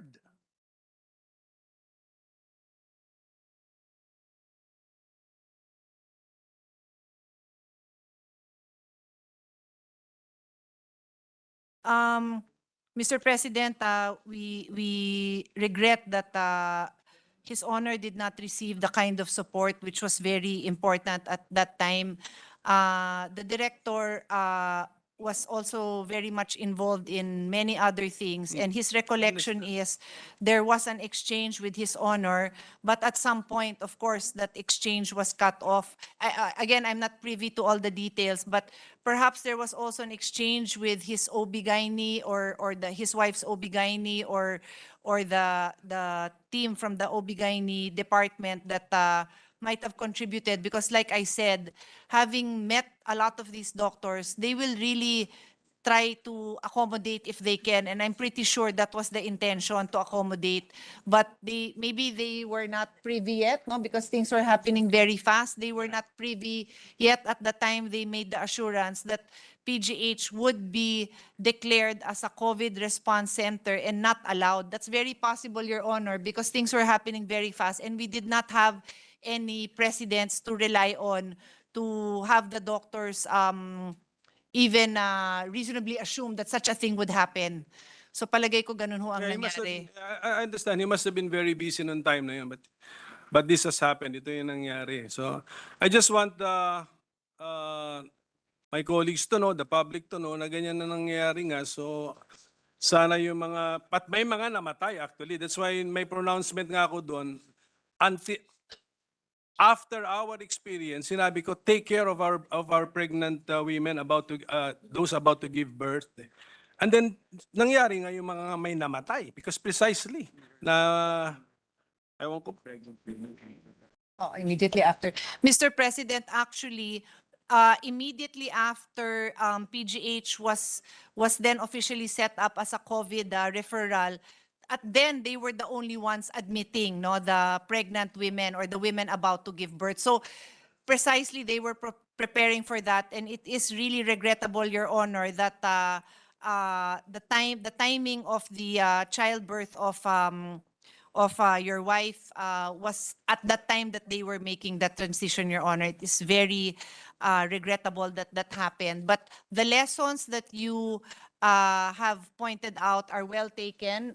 In fact, even before you brought this up, Dr. Gap and I, and including some of our colleagues, have had numerous opportunities to talk about the lessons learned. And I think it is very important that this experience of yours, that we do not forget this, so that we can make our hospitals, our healthcare system more responsive, as I know it is your intention in bringing this up.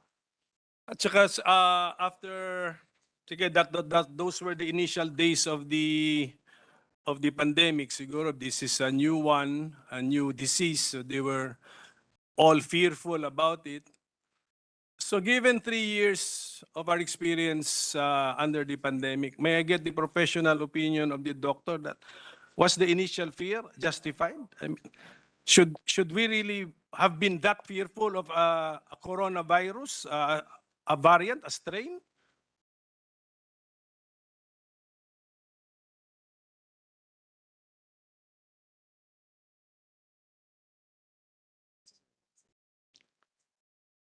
Ebola sa atin.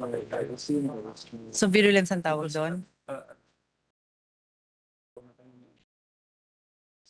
Mr. President, at the time the virus started to spread in the country, it's around the time that there was a lockdown, the virulence of the virus was very high, which means, in my layman's term, yung potency niya sobrang taas. Yung mortality rate ba tawag doon? Mortality rate, Mr. President, of PGH was 25%. So talagang matindi ho talaga noon. And for maybe the young ones or even the old ones who choose to forget, iba talaga yung virulence ng virus nung una at ngayon. Ngayon, it's not really such a big deal anymore pag nasabing, oh, na COVID positive, magpahinga lang, wag na siyang lumapit sa'yo. Pero nung time na yon, imagine 25% ang mortality rate. So mataas talaga. Siguro PGH should review, find out why the mortality rate was that high, because I've been monitoring the mortality rate of COVID since the beginning. Ang maximum niyan, 5 to 8% worldwide. Sa ospital po, sa loob ng ospital, yung sinasabi niya, I think like in For Italy. COVID? Not COVID. COVID. COVID. Kaya nga, COVID. so... Pero I think, Your Honor, with all due respect, I think in hospitals like in Italy, where it was at its height, napakataas din. The rate is so much higher than for the average population. So the deaths would be concentrated in the hospitals. Ganun ang mangyayari. Oo.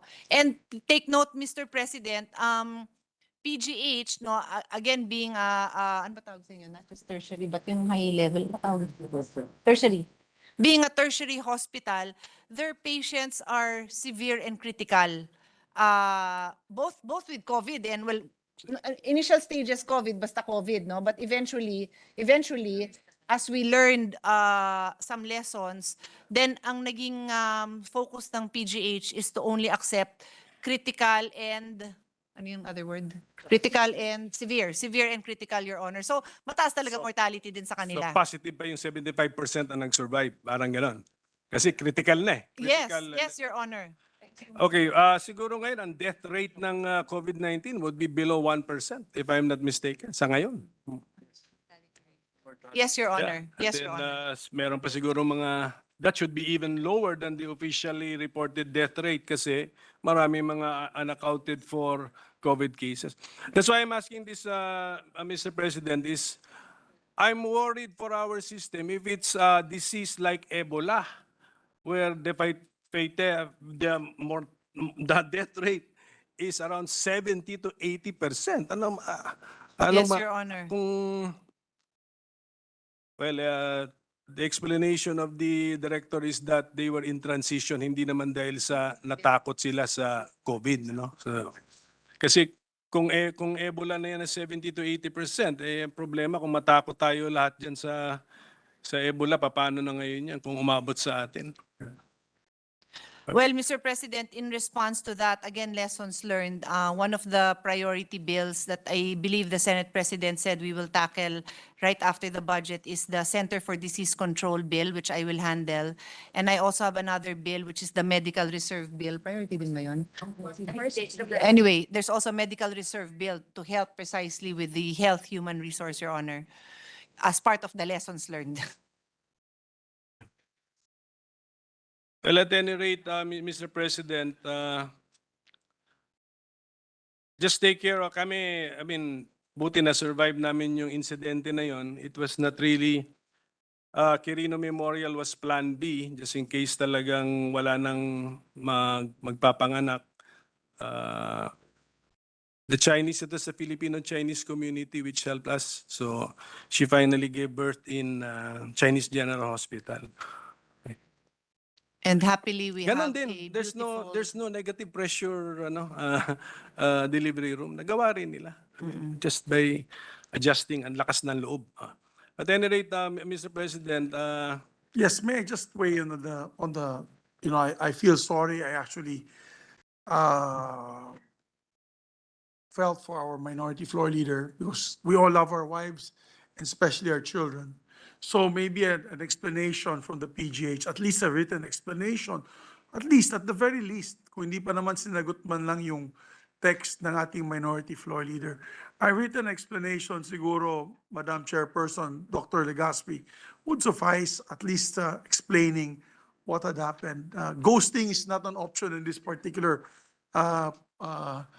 situation because we're all government, members of the government here and public servants. So at least, you know, all life, I was trained by the Red Cross. I've been with the Red Cross for over 24 years now, and all life is sacred for us, no? Whether you're a rebel, whether you're a government official, all life is sacred. Alam ni Senator Sherwin yan, kasi member ko yan sa Red Cross. So we should save as much lives as we can. And I believe that he deserves, our minority floor leader deserves an explanation, at least even in written explanation from the PGH, at the very least. I would appreciate that, Mr. President. Although nabalay-balay ko naman yung sagot na ni Dr. Legaspi through our chairwoman, but that would be much appreciated. So at any rate, well, basta yung ating pong mga indigent patients, yung mga gano'n na tulungan natin, dami mga unnecessary deaths doon nung start of the pandemic. Unnecessary deaths out of fear. Out of fear. Ang ending, less than 1% the death rate. Takot na takot tayo sa disease na yon.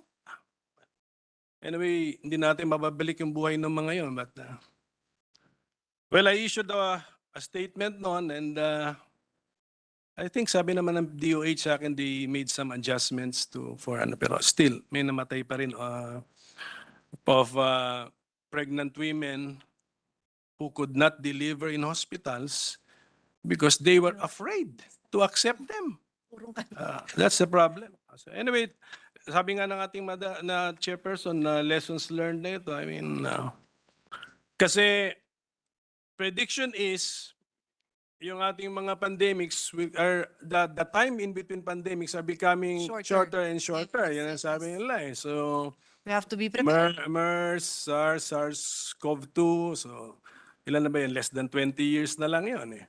Sinasabi natin, ang last one is 1918, 100 years. Pero ito, less than 20 years na lang po. So, let's just be prepared. And then, anyway, yung doctors naman natin, so yung oath yata nila is do no harm. And dinagdagan na ng Senate President natin, save as many lives as possible. So, Yes, Your Honor. so, but thank you for the time you've given me, Madam Chairwoman. At least, Of course. well, we also gave Dr. Legaspi a chance to explain what happened. Tama naman po yun. I'm sure the director is happy to have this opportunity but regrets that the family of the minority floor leader had these difficult moments. Are we proceeding with Yuping? Not yet. No, we are Not not. yet. Not yet. Not right now. Not yet. So that would, I would, Nandito na sila pero may iba pang mga may concerns, di ba? Hindi lang ito. Oo. PGH, wala yung tanong. So I would Later na. terminate my interpellation on the PGH, hindi naman budget on the PGH matter. Okay. Okay. So There are no other questions, Your Honor, for PGH. With that in mind, as previously mentioned to the majority floor leader, we can let Director Legaspi leave. But to repeat, the budget of UP and the budget of CHED is deferred because there are other senators who have concerns. We will do our best to discuss this with both UP and CHED so that at some point tonight we can recall them and we can resolve and hopefully submit their budget, Mr. President. So we move for the deferral as mentioned and for the suspension, if I can just do the job of the majority floor leader. Majority Leader. We join the motion of our distinguished sponsor, and let me also put on record my sincerest thanks and gratitude to our minority leader for allowing us to proceed. And with the lateness of the hour, I know, Mr. President, a lot of our colleagues are already preparing for other agencies. So we join the motion of the distinguished sponsor. So move, Mr. President. There being no objection to the motion of the Majority Floor Leader, motion is approved. Mr. President, I move that we suspend consideration the budget of UP to allow our distinguished sponsor to talk and coordinate also, Mr. President, with some matters with regard to the budget of UP. Yes, So we'd just like to put on record the UP President is here with us. Oh, yes, today. Mr. President. Yes, President Concepcion. President Concepcion is also in the gallery. And again, I move for the previous question, Mr. President. Before I suspend the budget of UP, it's election season again for the UP President. Has it been 6 years? Has it 5 years? 6 years? It's been 6 years already that you've been elected. Time has gone so fast. February. February next year, Mr. President. His Bilis ng term, panahon. President Concepcion's term will end on February 2023, Mr. President. Thank you very much for that information. So there being no objection to the motion of the Majority Floor Leader, motion's approved. Thank you, Mr. President. May I move for a minute suspension to allow the Commission on Election officials to proceed to the gallery? Mr. Session President. suspended. Thank you, Mr. President.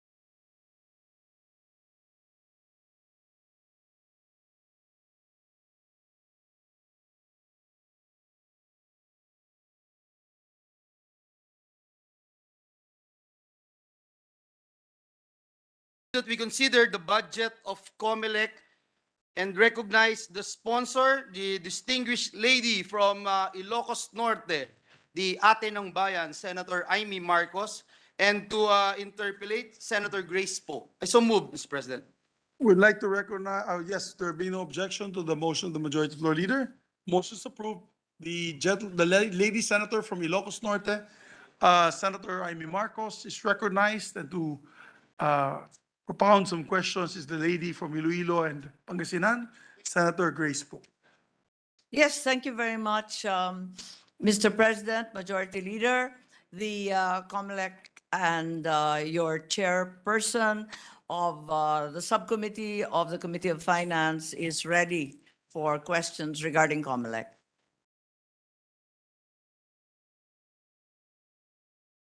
Yes, I already recognize the distinguished lady senator, Senator Grace. You may proceed, please. Thank you, Mr. President. This is more really of a manifestation on one of the items that Comelec has proposed, and this is for them having their own place, I suppose, their own building.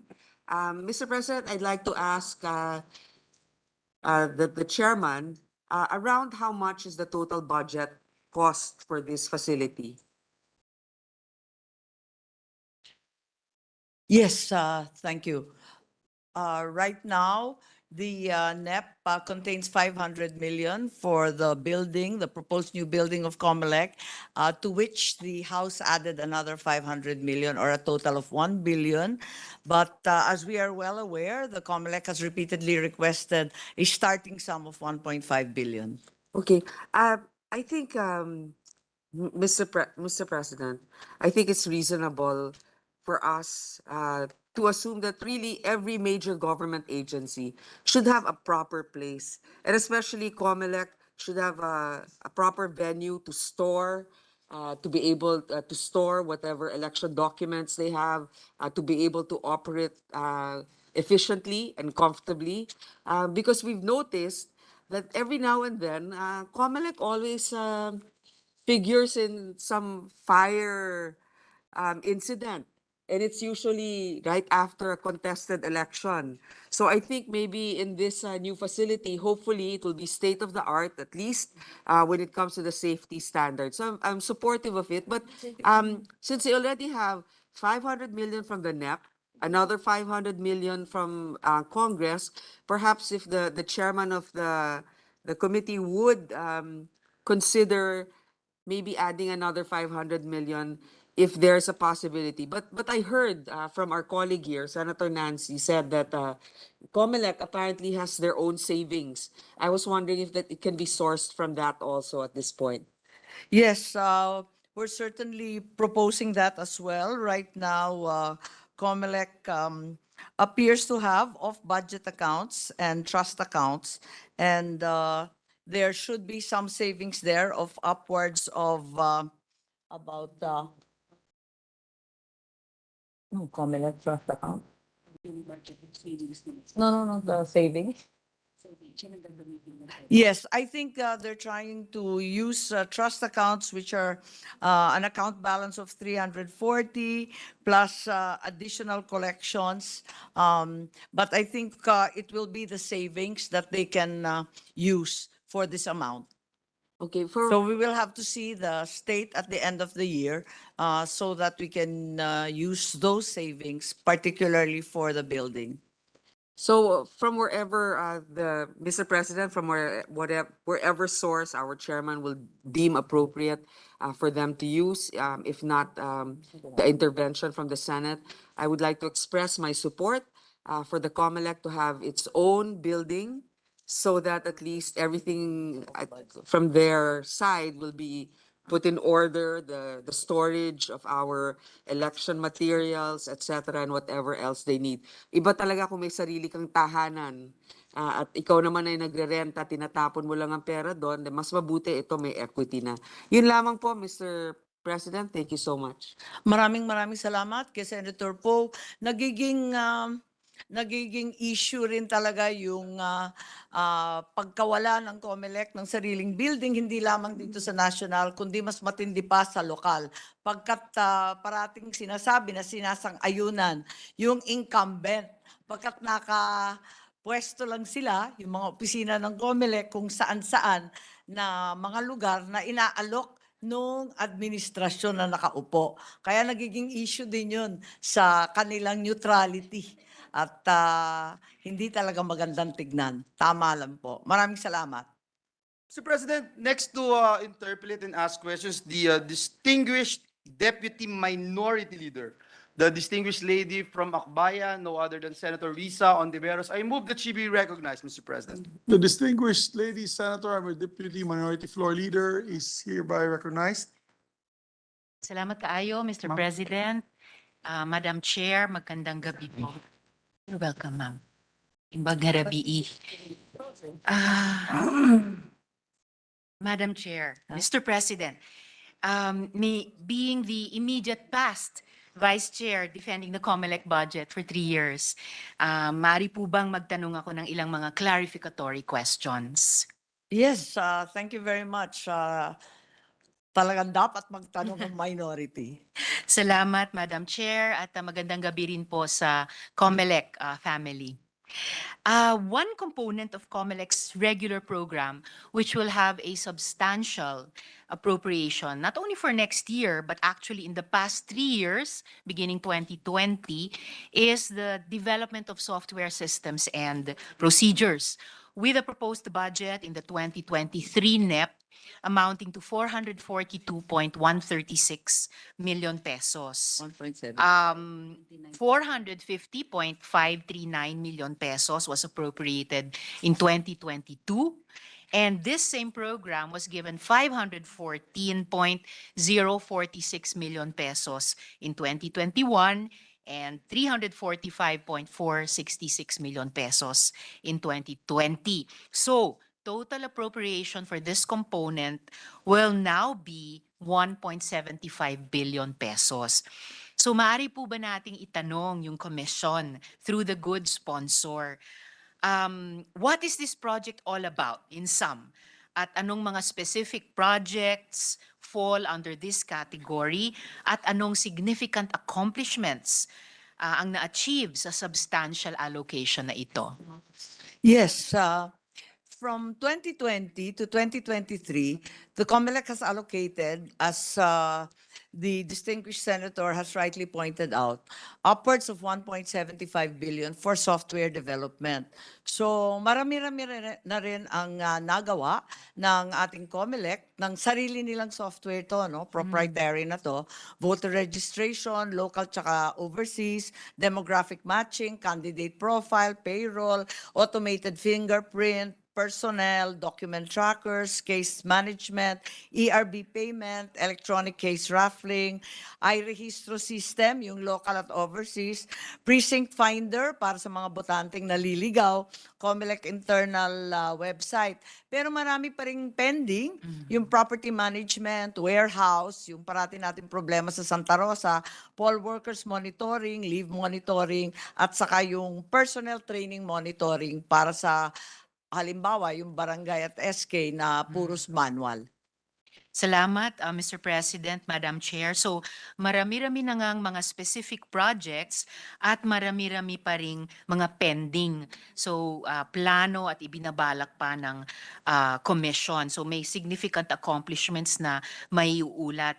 So, once idagdag natin dun sa specific projects na may significant accomplishments na, idagdag natin doon yung marami pang pending. Kapag itong lahat ay ma-accomplish, lahat-lahat, what will it all amount to? Ano yung pinaka impact na gustong ma-achieve ng commission through the software systems and procedures development program? Siyempre, the goal is that Comelec will have its own software for the automation of the election na hindi na hihiram, uupa o bibili sa iba pa, kundi yung proprietary system na exclusive at saka customized para sa atin.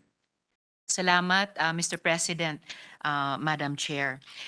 Dako naman muna po ako dun sa Register Anywhere project. Kaya lang, Yes, may Madam Chair, Mr. sasabihin lang President. ako na kailangan sana tulungan natin na i-amyenda yung batas. Kasi yung automation law, ang sabi, kinakailangan na yung sistema, yung software, dapat may demonstrated capability and successfully used in a prior electoral exercise, either here or abroad. So that's been the limitation with the software. Kailangan natin amyendahan siguro or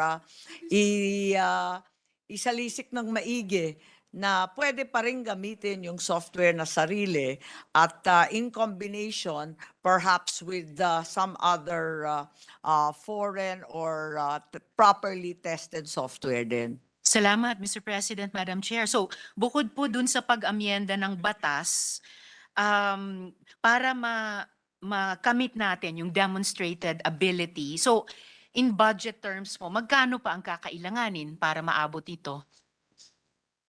Para ma-achieve na yung end state of this Software Systems and Procedures Development Program ng Comelec.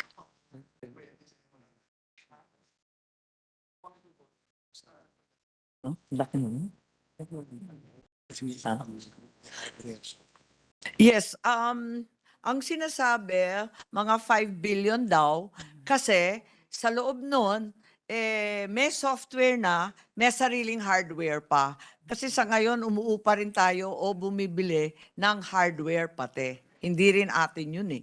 I see. Salamat, Mr. President, Madam Chair. So, malaking halaga talaga.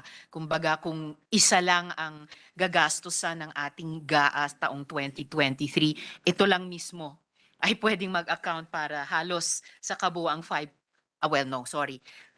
trillion nga pala yung budget. This would account for a significant 1% or 0.1% nung ating total budget. So, but good to know, Mr. President, Madam Chair, para moving forward din, kung ipapanukala ng Comelec at pagtatalakayan natin dito sa Kongreso, for the next 6 years, ay baka pwedeng dun pag-isipan at pagplanuhan kung papaano makakamit itong Yes, we're in end full goal, agreement Mr. po with the President, Madam Senator. I think it's a worthwhile investment for the future. Salamat po, Mr. President, Madam Chair. So, dako na po ako dun sa RAP. I read about Comelec's plan to pilot the Register Anywhere project, to pilot it here in the NCR, and which will commence soon. This will ostensibly allow an eligible voter to register even outside his or her city or municipality. What measures will be put in place to provide protection against multiple registration? We have the automated fingerprint identification. Ano pong measures? Yes, as mentioned earlier, software has been developed for the automatic fingerprint identification system. And we are hopeful that the national ID will also kick in. So with both technical developments, further security should be provided. All right. In addition, of course, to the traditional manual methods with checking of all the Comelec personnel down to the barangay and precinct level. Salamat, Mr. President, Madam Chair. Mamaya ng konting-konti lang itatanong, may follow-up question ako dun sa AFIS na iyon. So, with Comelec's current information technology infrastructure, magagawa ba nating i-verify, i-tag in real time ang sino mang double or multiple registrants? Real time, I think wala. Wala Yung pa. real time, palagay ko mahirap pa. Kasi challenge pa rin tayo sa internet facilities sa lahat ng sulok ng Pilipinas. Usually, pag bundok, pag isla, wala na tayong wifi at internet. Alright, pero syempre, kumbaga hindi naman shop primarily ng Comelec yung internet. Kung maisaayos ng kabuuang gobyerno ito, DICT, etc., then pwedeng mas fairly pa itanong ulit yung tanong na ito. Kung gamit yung internet na iyan na mas reliable na, constant, ma-verify o matag in real time. Yun na ang talagang dapat mangyari. Pati sa botohan, maganda sana kung live stream para wala tayong gulatan. Salamat, Mr. President, Madam Chair. Ito, ibalikan ko na po yung AFIS. I understand that it takes the Comelec IT department 3 to 6 months to examine the automated fingerprint identification system and delete multiple registrations from the time Comelec field offices submit the list to them. And more often than not, the abatement of these multiple registrants usually happens by deleting their names in the election day computerized voters lists, which are printed few days prior to a regular election. So the RAP could potentially cause, ito yung isang concern na narinig po natin sa mga electoral reform advocates, yung RAP daw could potentially cause high incidence of flying voters again, which Comelec has very slowly corrected. So, kaugnay po niyan, Mr. President, Madam Chair, mari po ba nating malaman anong partikular na probisyon mula sa Voters Registration Act of 1996 ay nagbibigay daan sa RAP na ito?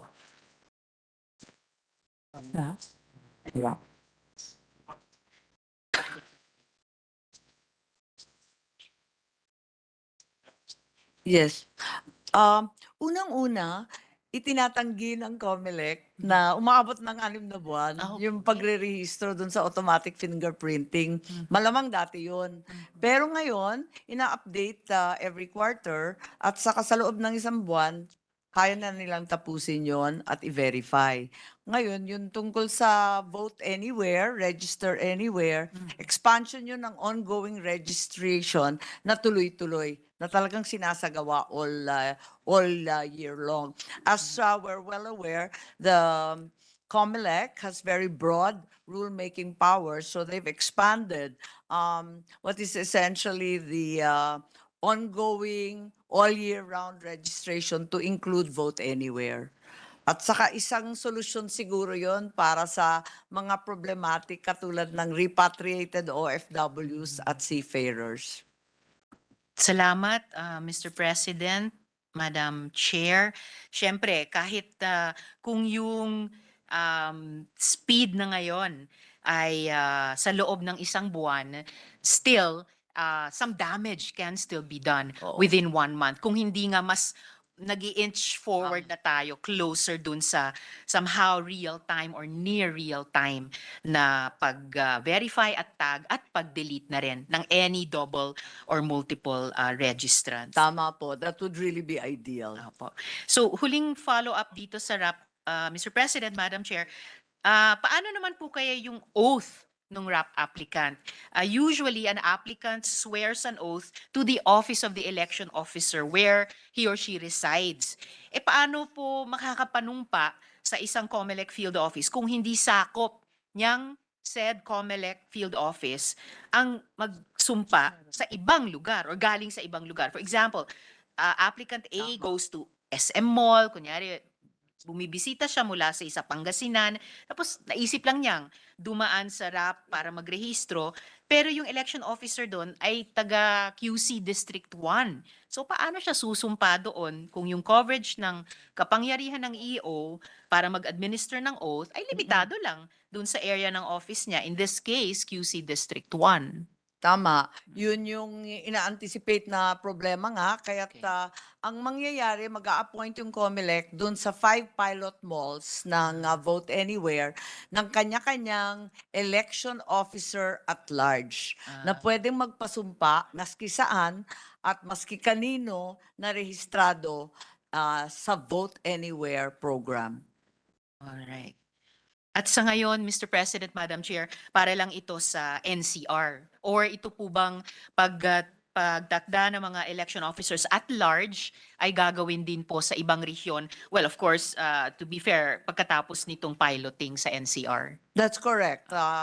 Right now, only 5 malls in the NCR, but 2 more malls in different regions are in the planning stage already for next year. All right. Salamat, Mr. President, Madam Chair. In fact, there's been a suggestion to set up the same system here in the Senate as well as in the House of Representatives. All right. At siguro naman wala tayong flying registrants of voters dito sa Senado at sa House, Mr. Flying President, senators Madam po. Chair. Hari nawa po. Baka may feeling senator lang. Sorry, Madam. Baka Mr. may President, feeling Madam Chair. senator lang. Salamat po, Mr. President, Madam Chair. Sige po, sa ibang paksa naman po. In prior years, the Comelec has endeavored to comply with the audit findings, but it seems that to date, it's only been able to implement 43% of the COA recommendations. In absolute terms, Mr. President, Madam Chair, 44 out of 102, while 57% remain unimplemented. So ano pong nag-a-account para dito sa mababang implementasyon ng mga rekomendasyon ng COA?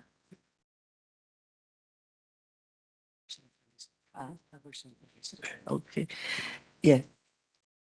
Okay, mukhang may organizational issue talaga.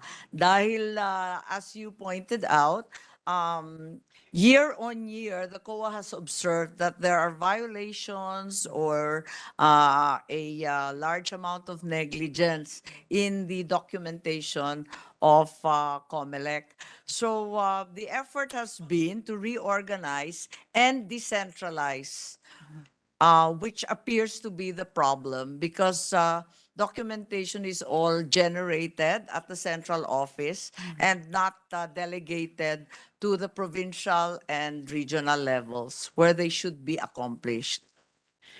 So, Mr. President, Madam Chair, So I may believe some out form of of the decentralization 42, nadagdagan na ng compliance sa iba't iba pang mga kakulangan ng papeles. I see. And siguro bago tayo pumasok sa period of amendments and then yung finalization ng GAA for this year, ma-update po kaya, Mr. President, Madam Chair ng Comelec, itong percentage na ito of implementation of COA recommendations? Yes, that's certainly the effort. I think nadagdagan na yung compliance at saka yung discussion with the COA, so that in fact, at present, ang sinabi as of November, medyo adjusted na to 93% compliance. Hindi ko alam kung tama itong binabasa ko, pero adjusted na daw as of 24 October. 93%. Yung iba kasi yung mga lumang accounts na hindi na mabuo ng cash advance at kung ano-ano pa. Thank you, Mr. President, Madam Chair. Nagpe-presume naman tayo ng regularity sa ganitong mga pag-uulat. And so it's 93% is certainly Yes, more it's, than double improvement. That's of, right. 43 It's a I big cited leap earlier. forward, and we're hopeful that COA finds everything in order from here on after, with the delegation of power and documentation to the regions and the provinces. Thank you. Salamat, Mr. President, Madam Chair. Certainly, hearing earlier also during the budget hearing and even during the confirmation process of the chair about the institutional reforms envisioned for the commission, a consistent high rate of compliance with the COA recommendations will be desired year on year coming from the Comelec. So salamat po para doon. Mr. President, Madam Chair, that same COA report states that the Commission has some 671.473 million pesos in unliquidated cash advances. I have called Comelec's attention to this in the past when this representation was still sponsoring their budget, but this amount seems to be increasing over the years. So ano pong measures ang ini-institute para i-account para dito, mag-account para dito? Yes, that's correct. That was cited in the COA report. However, to date, that 670 odd million unliquidated sum has been reduced to 200 million. However, as we speak, there remain even more fresh unliquidated accounts from the 2022 national and local elections, and they will have to be liquidated shortly. All right. Oh, salamat, Mr. President, Madam Chair. Anong timetable ng Commission para ma-account for itong 200 million pa na unliquidated. 1/3 nung sinight kanina.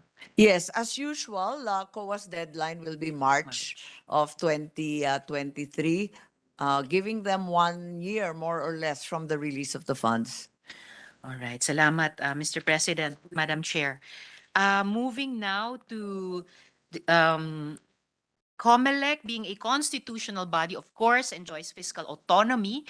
For 2022, reports submitted to the Senate LBRMO as of 12th October this year indicate that of Comelec's 28,446,993,000 pesos to 2022 appropriations, unobligated allotments amount to 11,414,453,000. So under half of the 2022 appropriation. So 40% nga po ito ng Comelec's total appropriation. So muli, anong nag-account para sa non-obligation na ito?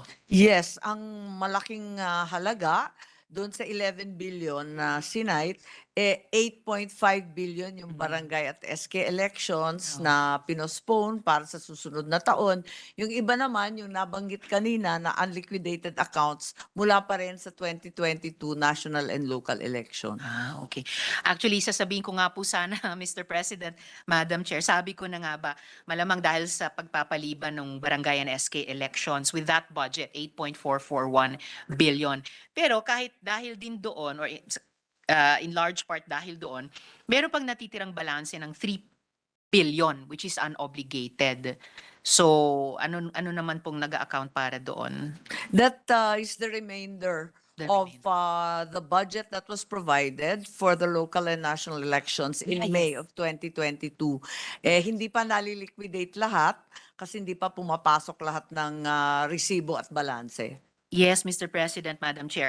I apologize. Nabanggit nga pala ni Madam Chair yon just a moment ago. So salamat po para doon.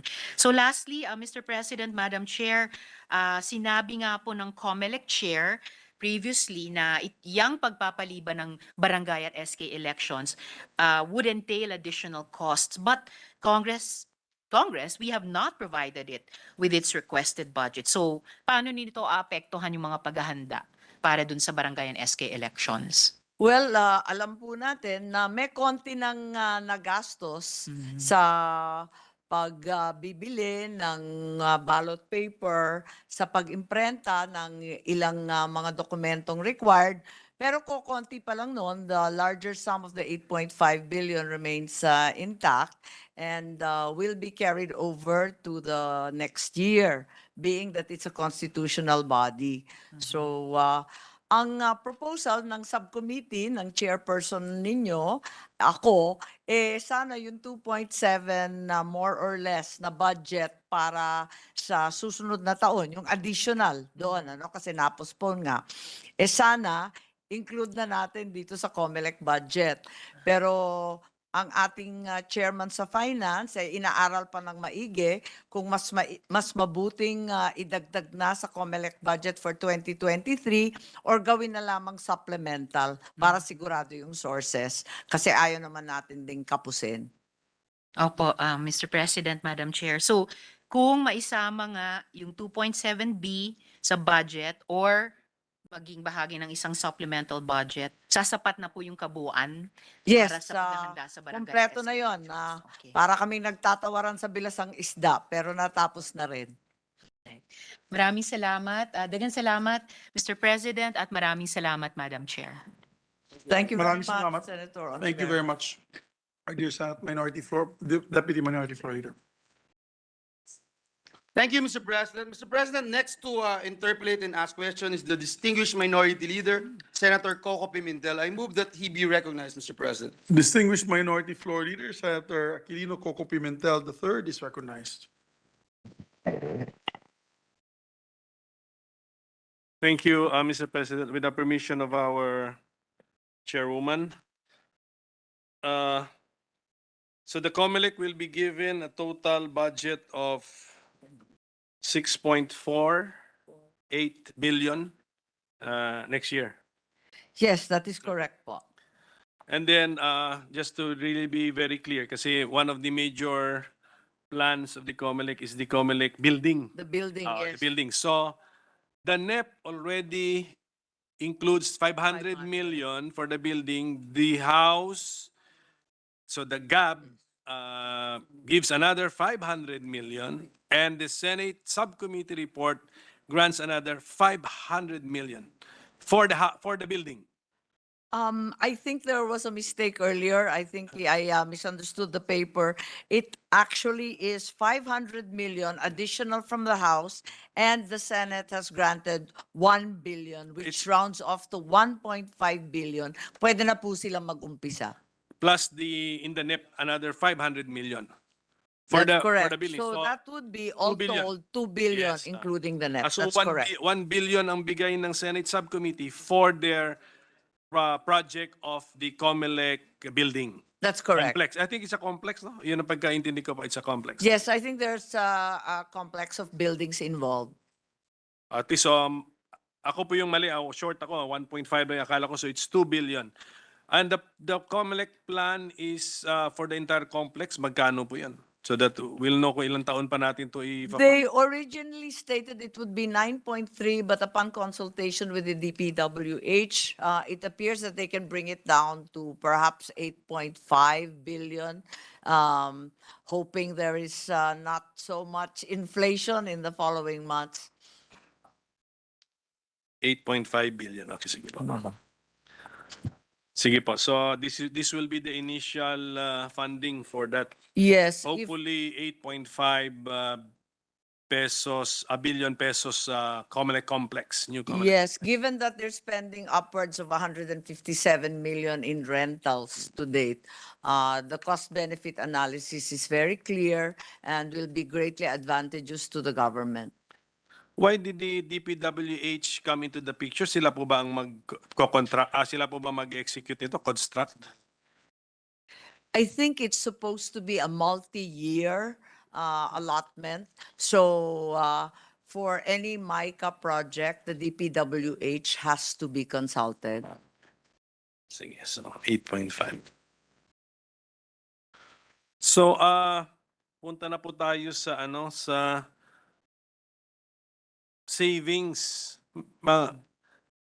Kasi parang tinanong ko to nung committee hearing, parang I did not get a categorical answer. So may we know the actual amount of the savings in the possession or custody of the commission? Yes, the Minority Leader rightly asks about savings because this is almost 1 billion being carried in their books from 2021 to 2022. The actual number is 981 million. That's a savings in one calendar year, or that's the total as The of that date? total continuing savings account that's being carried forward from 2021 po. So 981 million. Yes. So hindi siya billion. No naman. I have- Kasi I have that from 2020, there was 219. From 2021, there's 761. So to date, there's 981. So okay. So at least klaro na po yan. We have fixed the amount of the Comelec savings at 981 million. Can I now go to the overseas voting system? Di Yes, ba? of Parang course. our computation is that for every vote cast under the overseas voting, yan, tama. That's right. Overseas voting na yung tamang term yata dyan. Correct me if I'm overseas voting system. Diba? Our computation is it's around 700 pesos to That's right. generate that vote. That's correct. During the Why? hearing, the Minority Leader requested, they initially said 280 lang, pero for registered vote. Pero actually voted, tama po, it's almost $700 per head. Yes, 700 pesos to generate a vote under the overseas voting system.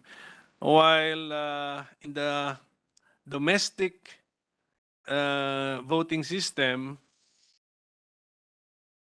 around 436 pesos. That's correct. Yes. That's correct. So yun ang pag-isipan po natin. How do we, of course, we have to, syempre, extend the right to vote to all Filipinos wherever they may be. Yan naman, agree naman po tayo dyan. But does the Comelec notice a downward trend in the cost per vote cast in the overseas voting system, or is it an upward trend over the years? It seems to be an upward trend. Upward trend. Pero naman, ang kapalit naman yan, nagdoble naman kahit papano yung bumoto. Kesa sa dati na napakaliit lang ng bumoboto, madami-dami naman ang bumoto this time compared. But there still need to be improvements undertaken, that's very clear. Unang-una, yung reklamo ng DFA na kung pwede, yung mga balota, dapat mas maaga. Kasi talagang hirap sila, last minute daw dumadating. Tapos kung maaari daw, yung 1 month na nakatakda sa batas, haba-habaan pa rin natin kasi nakita natin sa US. Ang aga-aga nila talaga bumoto, kinakaya nila. Of course, we also discussed earlier yung register anywhere tsaka vote anywhere. Maari siguro i-expand pa yan. And also, the more controversial modes of voting such as electronic, internet, and mobile. Pero lahat tayo natatakot rin We need sa a law. security hazard. Yung iba po doon, we need a law to authorize the form of voting na ganun. Yes, So, yes. ito naman, given muna the existing The laws. No? existing, that's right. So, pero sa the chairwoman cited the US practice. Were you referring, Your Honor, to Early their voting. early voting? The early voting is The US early voting the US system. early voting is Yeah. very expansive. But that's domestic voting for them. That's correct. Correct. Ang ating problema is our overseas voting. Yes, perhaps we can And- expand our early voting for the OFW from the period of 1 month, which is stated today, to a longer period. Or, without changing the law, at the very least, make certain that the ballots are there very early. Is it the Comelec position that 30 days, the 30-day voting period for our overseas is short? Hindi ba sufficiente na po yun? Is it sufficient? There will be 4 weekends doon doon sa mga hindi, yung sa mga who cannot really find time except on a weekend, they have 4 chances to do it. Yes, the Comelec's position is that 1 month should be adequate, but what I hear from the DFA is that longer period is being requested. Okay. At yun nga, yung problema ng balota na huli, pagkatapos yung information, hindi sila sigurado kung saan sila po pwedeng bumoto. Tapos yung realidad na hindi naman makaalis kagad lahat ng OFW ng kanilang trabaho or bahay.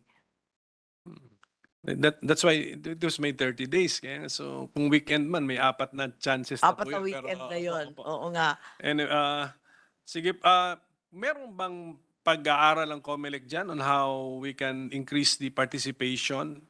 Not in terms of registration lang, but in terms of actual votes cast under the overseas voting. Kung meron, hingi na lang po kami ng kopya, Madam Chairwoman. Yes. Kung meron man. Pero Yes. unless sabihin ng Comelec, wala. Hindi, meron naman kasi ongoing talaga yung effort hand in hand with the DFA and now with the new Department of Migrant Workers. I think they've been working very hard on that so that there will be a massive joint voter education and information campaign so the awareness will be higher. Then the expansion of the register anywhere as well as vote anywhere possibilities. And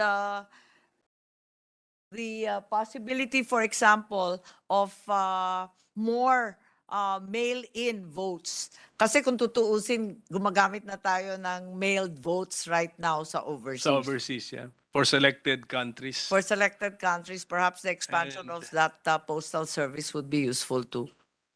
The mailed ballots are, anong tawag mo doon? Sent to the Philippines. Tama? Or to the post? To the post. To the post. Okay, that's why. So that, okay, so that post will have machines for physical in-person voting as well as Counting. mailed-in ballots. So dalawa po for that particular place That's kung right. ganon. Apa. So they're doing that in the post already. Saudi Arabia, tama ba? Or can we get an idea on how many countries we're doing this? Or is the mail-in option open to all posts overseas? Alam ko hindi. No, it's No. not open to all. So how many, ma'am? Given that DFA has a severe lack of personnel and Mga ilan? it's probably a half of all the posts are actually empowered to mail and count votes already. Sige po. Ito na lang pong concern ko kasi ito nga nabasa ko rin ito at paulit-ulit natin nabanggit itong register anywhere or vote anywhere. Ano ba bang additional information tungkol dito kasi Right now, sinasuggest pa lang yung vote anywhere. Right now, yung register anywhere ang pinapalawak. Kung maalala po ninyo, ang tagal ninyo sa hearing natin, yung tinatanong ni Senator Francis Tolentino tungkol sa seafarers at saka yung repatriated Filipinos. So whether they're registered locally or overseas, pwede silang tanggapin as local registered voters. do we need to amend the law for that? No, I think right now in terms of register anywhere, kaya pa within the law. What's the meaning of register anywhere? Anywhere. The potential voter can register anywhere, or a voter registered anywhere will be allowed to vote. That's what we want. Yes, Mr. Yes, as the former chairman of electoral reform is well aware, there is continuous registration almost all year round as a local voter. But with register anywhere, you can vote in any municipality or city where he is registered. So he can register any place. He does not have to be registered in the place where he will finally be voting. For example, sige, I just turned 18. Wish lang yan, ha? Wish lang yun. I Wish wish lang po yun. Sabay po tayo. I Wish lang po yan. yun. Okay. I can register in Marikina so I can vote in Cagayan de Oro? Ganun ba yun? Yes, that's correct. So, That is the concept. So the physical, that needs personal appearance pa rin. The physical Comelec office where I go to would be the Marikina City Election Office. And Yes, yet I that's will- where the and then- personal appearance is And then made. I will tell them that I want to register in Cagayan de Oro Yes, to that's be correct. to be added to the voters list of The Cagayan de voters list of CDO. That's why I think there were concerns from Senator Ontiveros na hindi magka-doble-doble. Kaya na natin yun, Madam Chair. Hindi nga magka-loko-loko yung ano natin. We are now using the automated fingerprinting ID.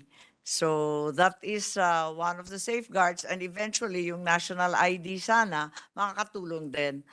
In addition to the usual personnel from barangay and province. And register anywhere, we will open to only those who come of voting age, or to anybody din talaga who just wants to register anywhere.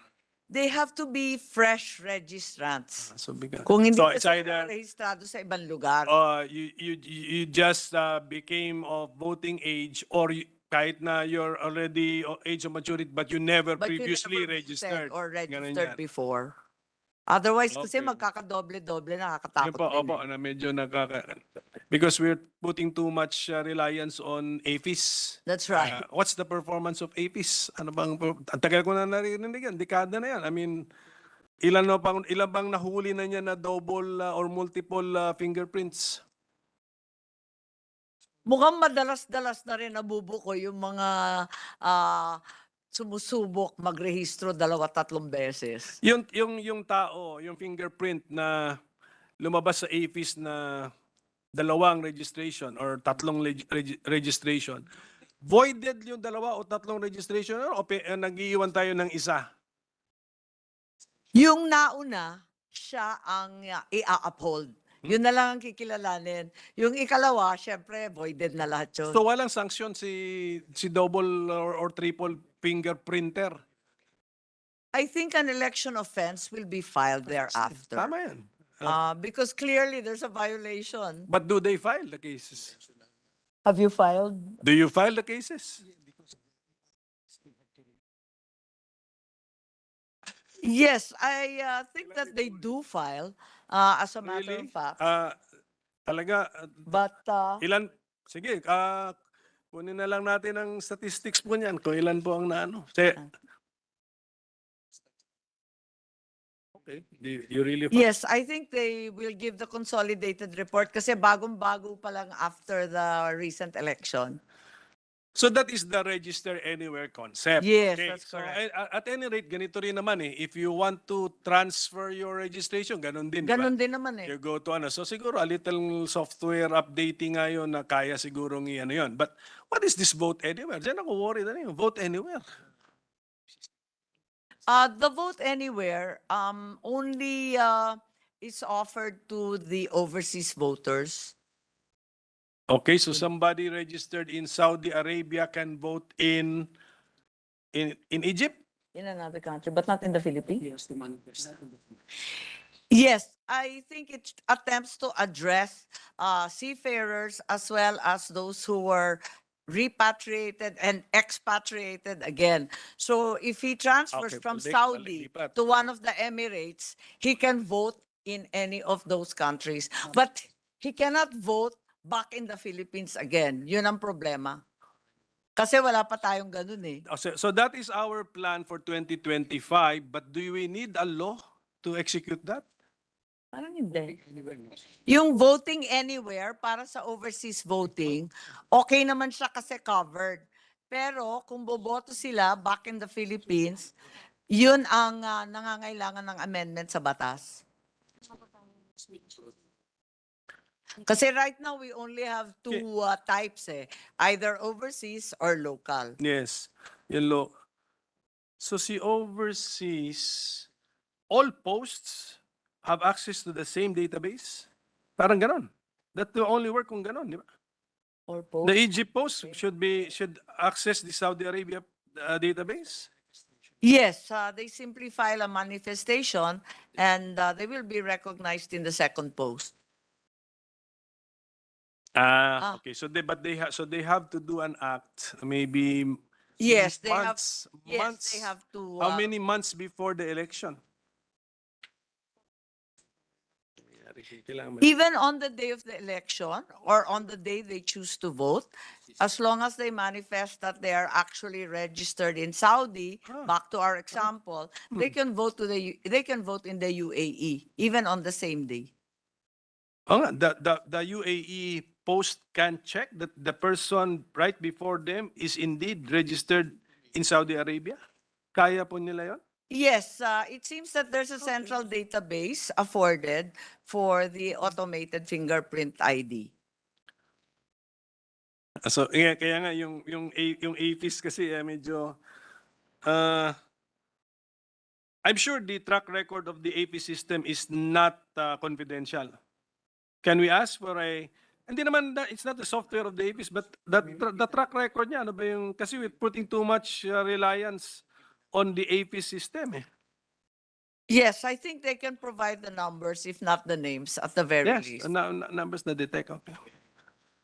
Okay, so and how long it took mga ganun. So And yung how long it took. Yes, yung mga- we should see how long the delay was in each case. Okay, so this is actually an exciting project but yun na nga, medyo it's also exciting for us who are not running it. Mr. President, Senator Mr. Binay. President, Yes, Senator Binay. with the permission of the minority floor leader. Mr. President, going by the example of the minority floor leader, di ba ho yung sa absentee voting, ano naman siya, may time frame, right? Ano ba yun? Local absentee. Yung Hindi, local overseas, absentee voting. Overseas, how long yung period?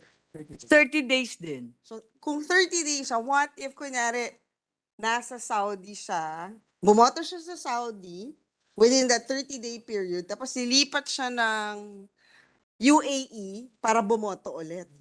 Ano yung mechanism to prevent that na dalawang beses sila boboto? Hindi siya makakapasok sa listahan ng UAE.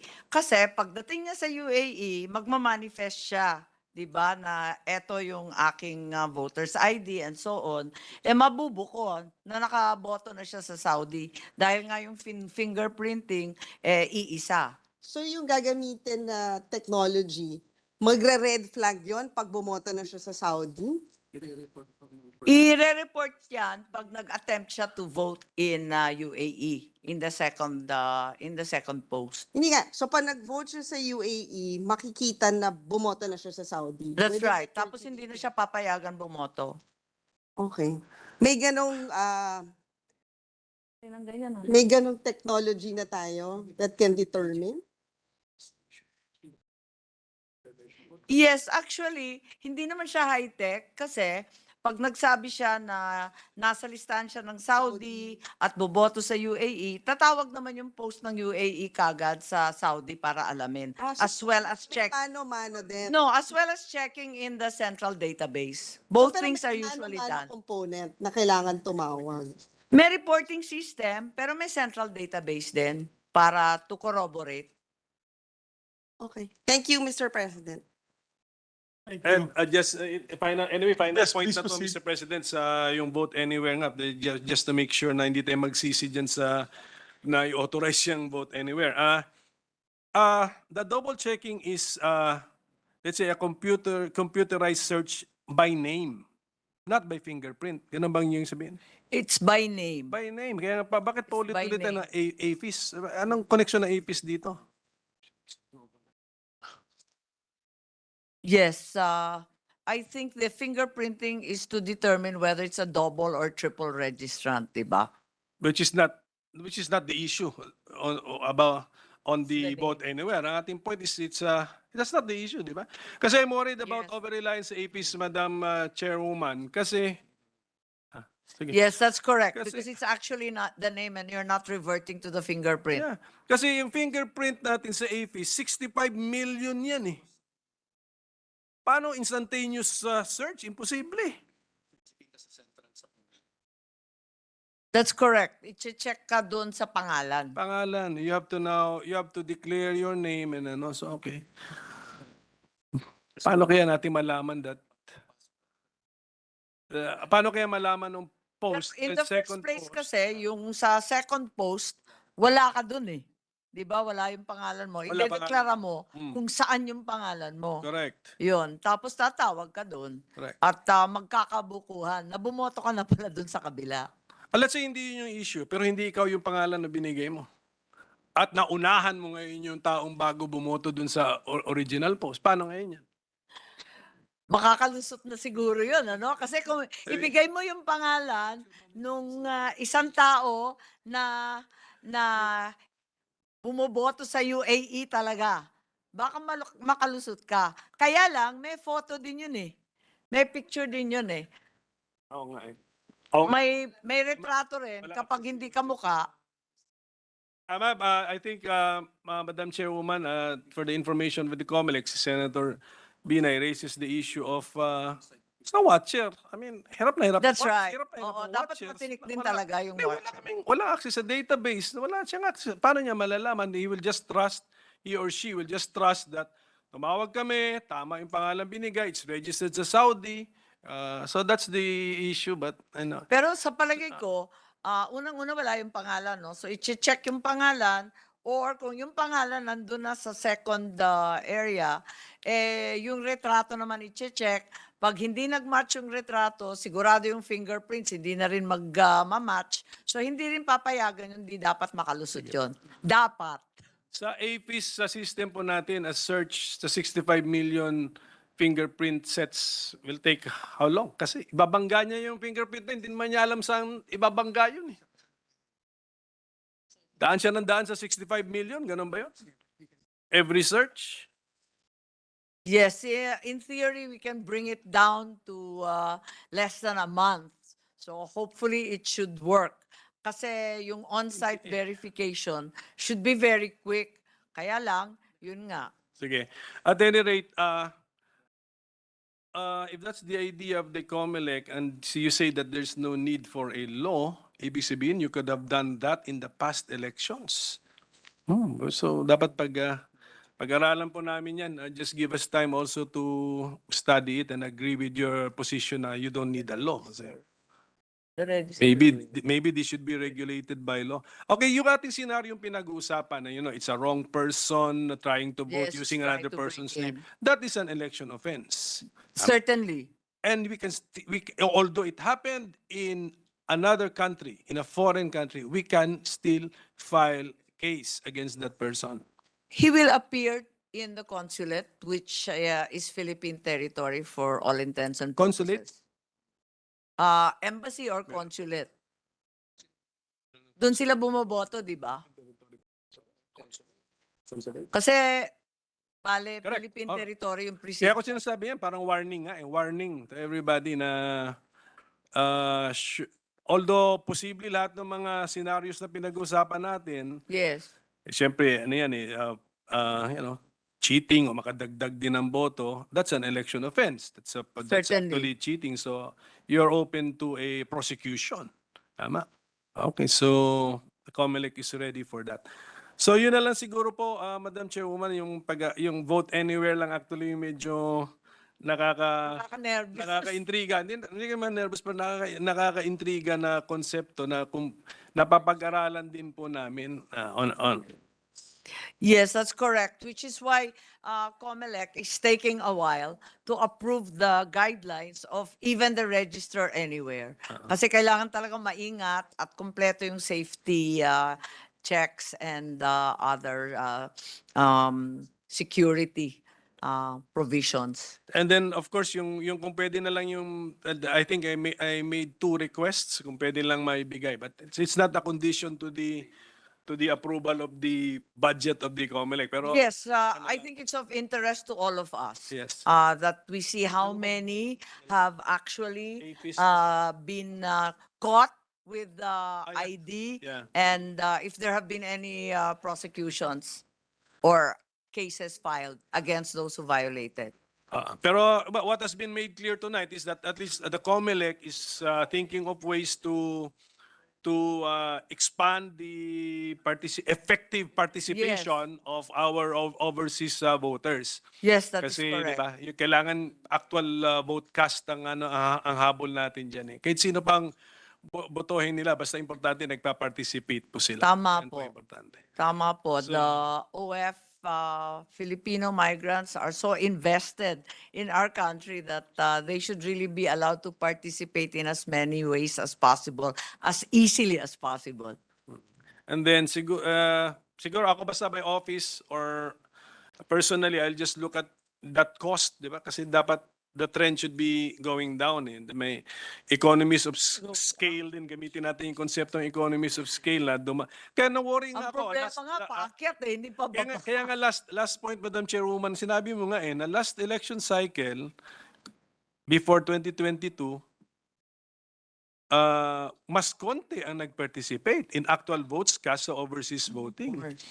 And yet, Hindi na. pataas. No, Pero no. sabi nyo, sa 2022, mas marami ang nag-cast ng votes. So, grabe din ang pagtaas ng expense in maintaining the overseas voting system. So, that would be the implication of the observation of the chairwoman. To be fair, I think double the number voted in May compared to the previous election. So nagdoble naman siya. Yun nga lang, yung sinasabi ng reverse logistics na pabalik-balik yung balota, talagang nagmahal ng todo sa transport. Kasi ganun po yun eh. Pag nag-double ang nag-participate in actual votes cast, and yet on a per vote basis, nagmahal, ibig sabihin nun, mas yung the cost for maintaining the overseas voting system, dumoble pa.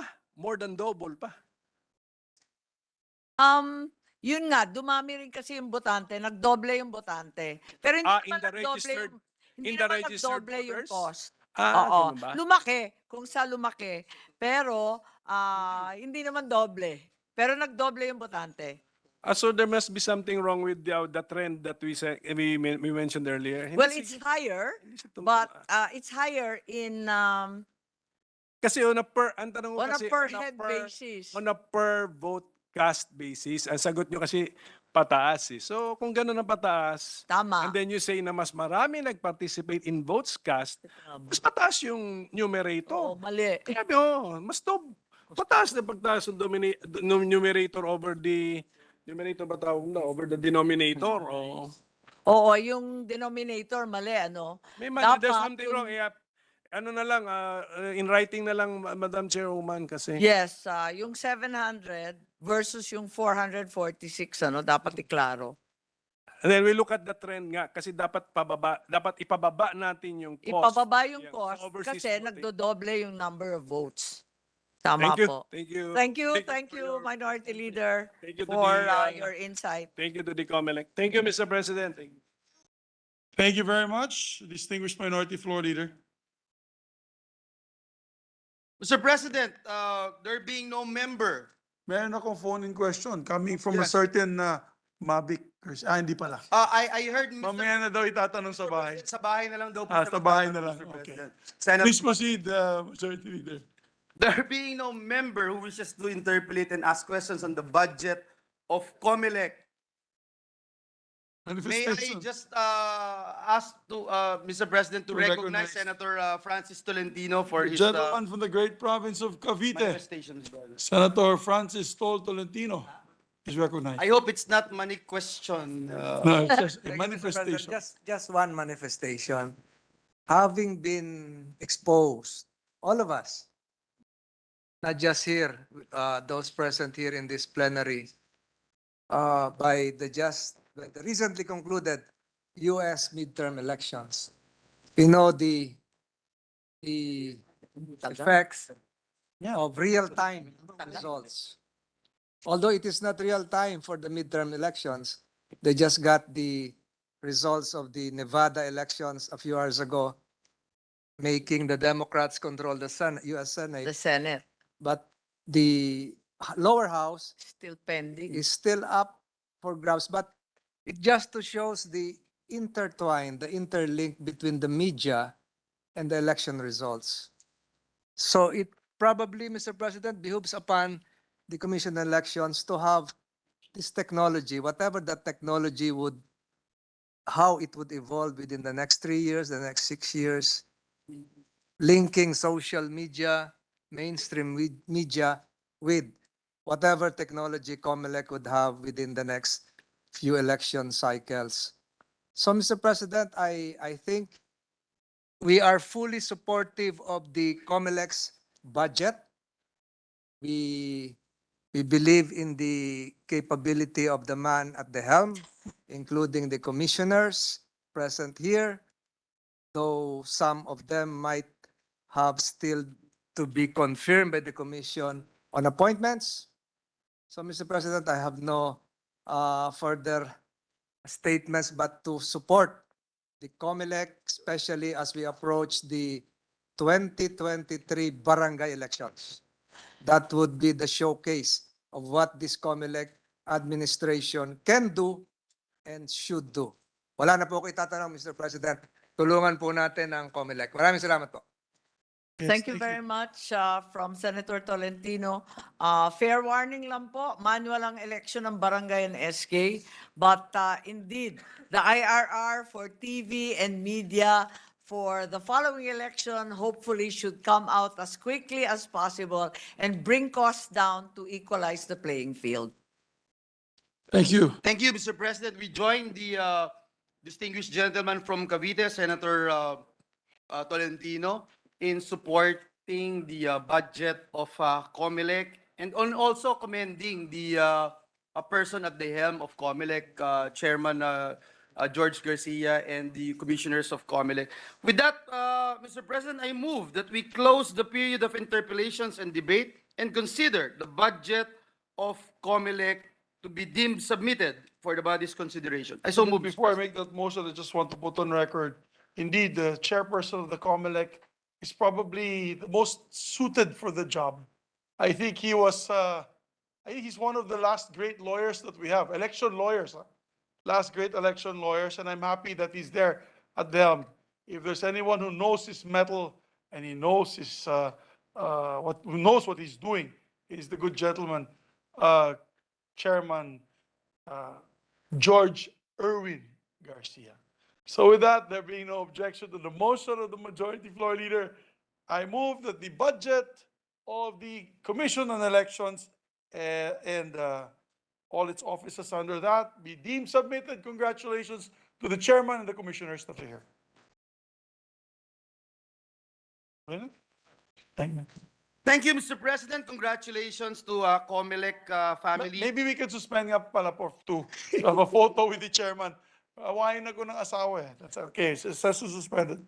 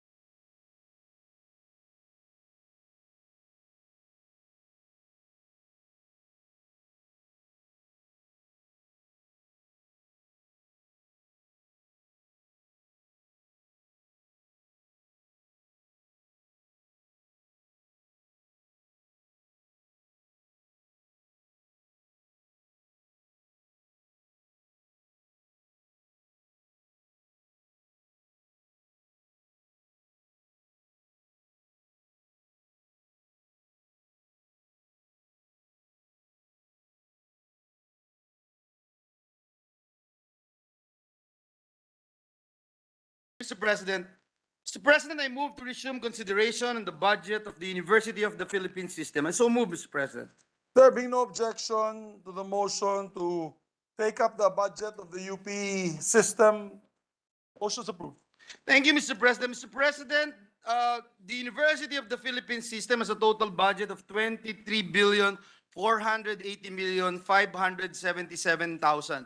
And right now, Mr. President, no member wishes to interpolate and ask questions.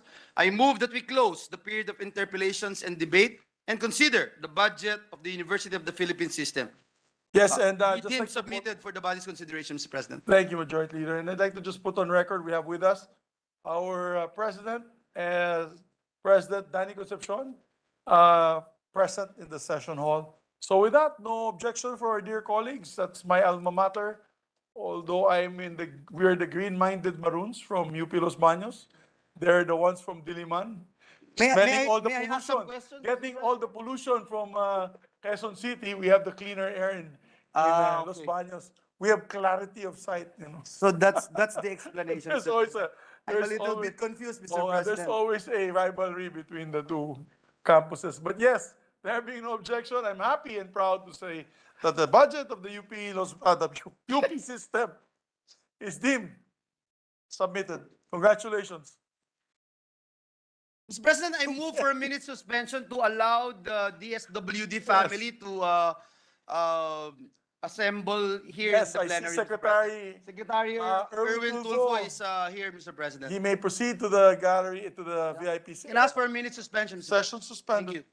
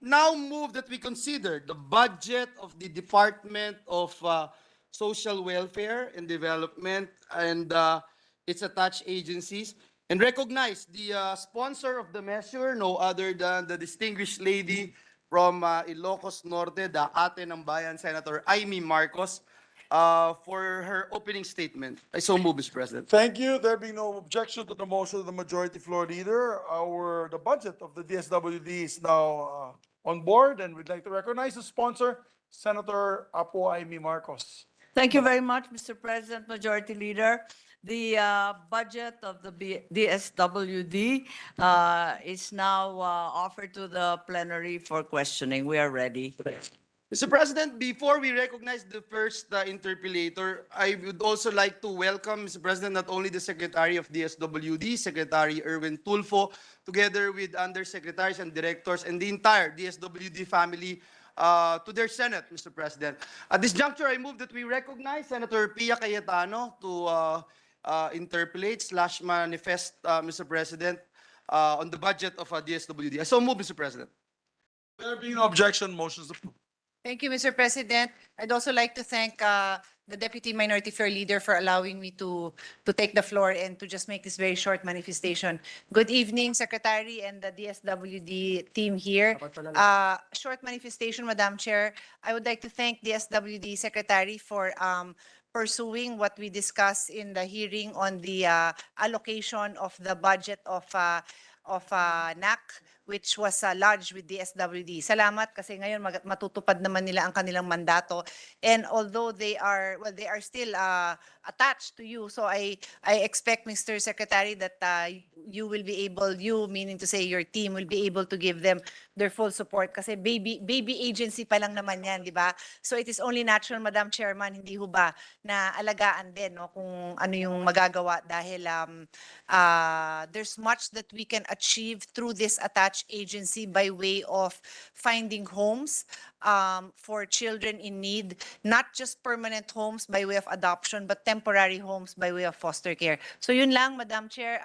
Lahat ng iba, madali naman mai-discuss. The Secretary has given his commitment that he will work with us. On that note, we thank the Secretary and his team, and thank you, Madam Chairperson. Thank you, Mr. President. That's all. Thank you very much, Senator Cayetano. Although the law was only passed in January of this year, and there's 3 years to effect the transfer, and we are fully aware that the 221 million budget of the ICAB remains with DSWD. The amount of 300 million was added to DSWD for fiscal year 2023 in recognition of the urgency of the issues at hand regarding the children that require homes, temporary or permanent. Can I get clarification? What do you mean it remains with DSWD? Eh, di ba na-transfer nga po yung 200? As discussed during the hearing, the 221 million is still to be transferred under the period of amendment. Okay, but it will be But transferred. it will eventually be transferred. But in the meantime, may 300 million na sila para operational funds kaagad-agad sa 2023. Okay, as long as that commitment is there, okay Yes. naman po tayo. Thank you very That's much. on record. Thank you. Thank you very much, Majority Leader. Yes, Mr. President. Mr. President, next to interpellate is the distinguished Deputy Minority Leader, no other than Senator Risa Ontiveros. I move that she be recognized, Mr. President. Our distinguished Deputy Minority Floor Leader, the lady from Panay in the Republic of the Philippines, is recognized. Salamat kaayo, Mr. President, Madam Chair. Magandang gabi po. At sa DSWD family led by Secretary Erwin Tulfo. Madam Chair, unang-una na po, Mr. President, on the implementation of the expanded solo parents welfare law. DBM issues local budget circulars every July that would guide the LGU budget authorization processes for the following year. And these circulars enumerate new laws for which LGUs have specific mandates to perform, including the provision of financial resources commensurate to the number of beneficiaries assigned to them. Gumawa na po ba ng official representation sa DBM, ang DSWD, para siguruhin na yung mga mandates ng Solo Parents Act ay nako-communicate sa mga local governments? Yes, as we're aware, nung June lang na ipasa yung ating bill, magkasama tayong author ng Extended Solo Parent Act, kaya tinututukan natin ng maigi. Ngunit sa ngayon, yung mga LGU ang nakatakda na magbibigay ng monthly cash subsidy of 1,000. And also, in addition, a 10% discount for all those earning less than 250,000 annually. Exemption from VAT. So, yun ang mga benepisyo na na-approve sa Extended Solo Parents Act. Ang problema, yung DSWD, wala pang consolidated database of the extended solo parent.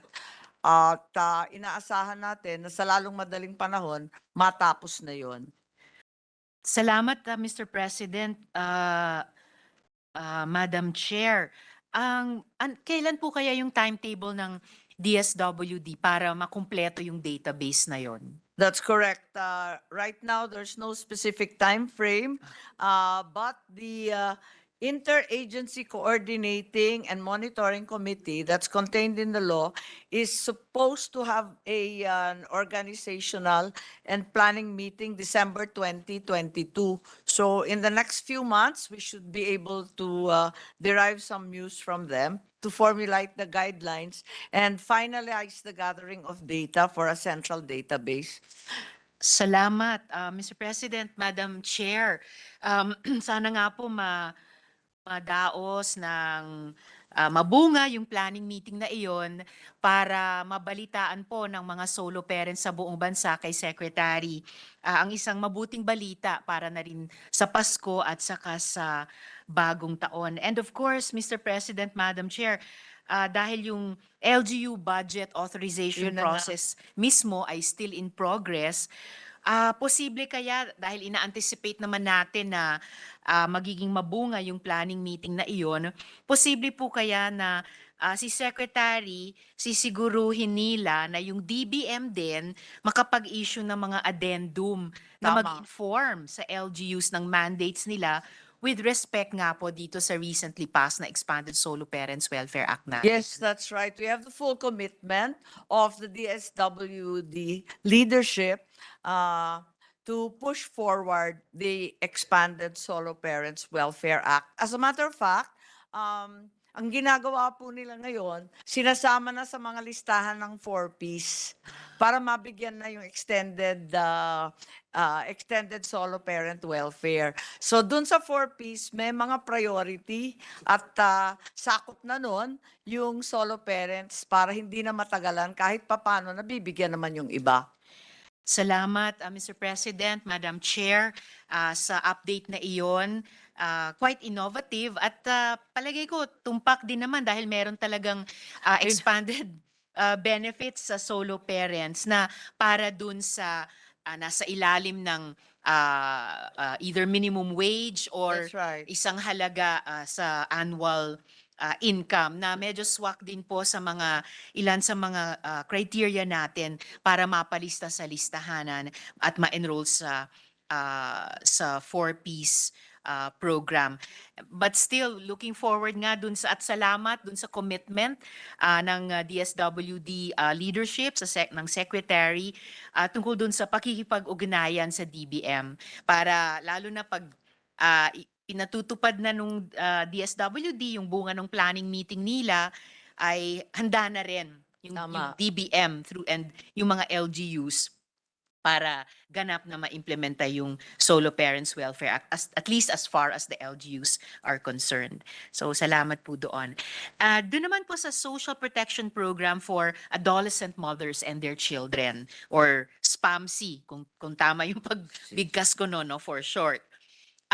So last June 2021, si dating presidente pinirmahan yung EO 141 that declared the prevention of teen pregnancies as a national priority.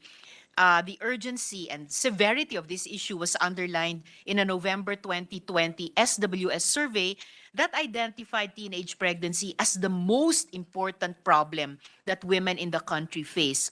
Also in 2020, we saw 157,060 babies born to adolescent mothers. In response to this issue, the DSWD was provided for fiscal year 2023 4 million peso budget for their social protection program for adolescent mothers and their children. So, kung i-divide lang po natin, itong allocation na ito, 4 na milyong piso, hinati sa 3 kategorya, with the Protect Teen program getting the bulk of it. So, nagkakahalagang 1.9 million pesos. So, muli, pag hinati-hati natin po yung halagang iyon, kung i-distribute equally sa 17 rehiyon, at kung naman i-conduct ng department itong Protect Teen program sa mga area kung saan pinakakinakailangan, halimbawa yung Davao at BARM regions, because these have posted some of the highest rates of adolescent pregnancy, 13.6% and 10% respectively. Kung paghati-hatian na naman natin, ang liit-liit na po. Opo, Mr. President, Madam Chair. Bawat LGU, bawat barangay, maaring makatanggap na lamang ng 984 pesos per LGU o 12 pesos 69 sa bawat adolescent mother for psychosocial support and services. So, ang tanong po, Mr. President, a good sponsor, yung 984 pesos per LGU po ba o 1269 pesos per adolescent mother, sapat po ba yon? Realistic po ba yon para sa pagkondukta ng programang Protect Teen? Yes, sang-ayon po kami na talagang yung 4 million, kung tutuusin, katawa-tawa. At napakalaki nitong problema ng teenage mothers at pati ang World Bank sinabi na hindi na health or gender issue to, kundi economic issue. Kaya ang totoo, ang kabuuhan ng social protection program ng ating adolescent mothers and children, hindi na po 4 million, kundi 6 million plus 4. Kasi total na ito ng 10 million.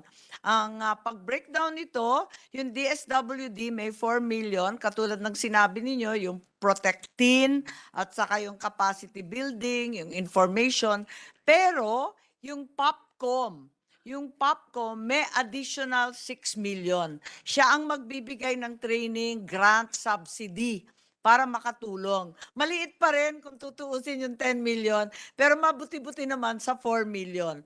Ang totoo, DSWD has begun implementing this month in regions 4A and 10. Pero tulad ng sinabi nyo, sana i-target talaga sa Region 11, BARM, at pati Region 1 and 2 kung saan napakataas ng adolescent motherhood. Yung POPCOM, nagpaumanin at sabi they can only conduct the training component starting February pa kasi they have to get ready for their materials and their personnel. Maraming salamat, Mr. President, Madam Chair. At tulad ng sinasabi natin sa marami-raming mga hindi lang departamento pero line item budgets o mga programa, no? Activities at projects sa kinoconsider nating GAA for 2023. Baka din kung makapagbigay sa atin ng gabay, both ang DSWD at ang POPCOM sa usaping ito for the next 6 years, kung ita-target talaga nating ibaba ang percentage of teenage pregnancy sa bawat rehiyon at kung ita-target talaga nating bigyan ng higit na social protection ang ating mga teenage parents at ang ating mga kabataan in general, I think magiging magandang gabay po sa atin yon as we examine their budgets year on year. Yes, I support fully Senator Ontivero's suggestion that a 6-year plan, year on year, should be proposed so that we can budget adequately and not merely in fits and starts of 4 million or even 10 million. Maraming salamat po para doon, Mr. President, Madam Chair. Moving now to yung issue po ng so-called privatizing adoptions. Ito pong concern na ito, it's on behalf of a network of adoptive parents whom my office has worked with for the passage of the administrative adoption law. Nag-aalala yung ating mga adoptive parents na iiwan na sa mga child placement agencies o kaya accredited independent social workers ang paggawa ng home study report at assessment ng mga prospective adoption parents at na sisingil ng malaki ang mga ito.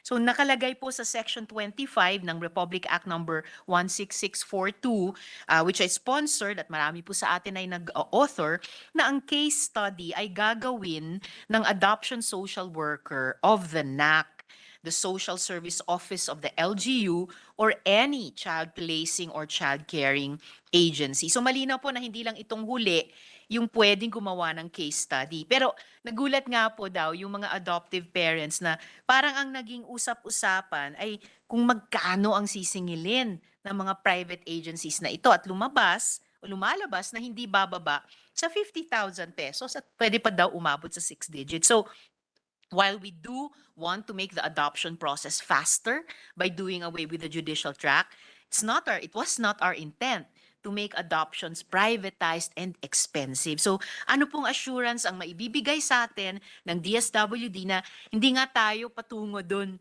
sa direksyon ng privatized expensive adoptions na kontra naman dun sa diwa ng RA 11642?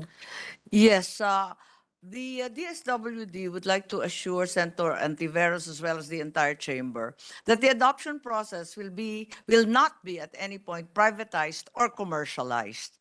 The field offices, in fact, have already consulted with the LGUs to ensure that the mandate of the LGUs regarding the adoption process will be institutionalized by placing social welfare officers who will handle the cases at LGU level. And at no point will the DSWD surrender their duty to take care of the entire process by regulating the child placing agency as well as what they're doing today, which is finalizing the draft guidelines for the fees and the charges so that they are not exorbitant or upwards of the 50,000 that the senator has mentioned. Hopefully they will dive much lower. Yes, in Mr. theory, President, they should good really be much sponsor. lower. Opo. Maraming salamat para doon, Mr. President.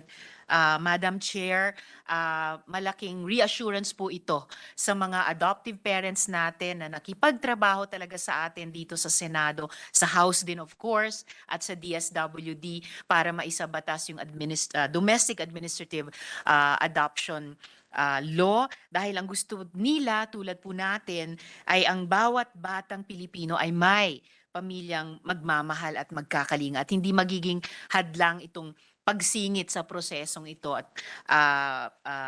pagsasamantala ng Tama sino po, mang kaya't pinapalakas ng DSWD kasalukuyan yung kanilang Program Management Bureau at yung NAC na nanggaling sa ICAB para pagtibayin na sila ay malakas at talagang makakapag-regulate ng mga fees at saka payments involving the adoption process at hindi gawing negosyo na lamang ang kabataan. Maraming salamat, Mr. President, Madam Chair.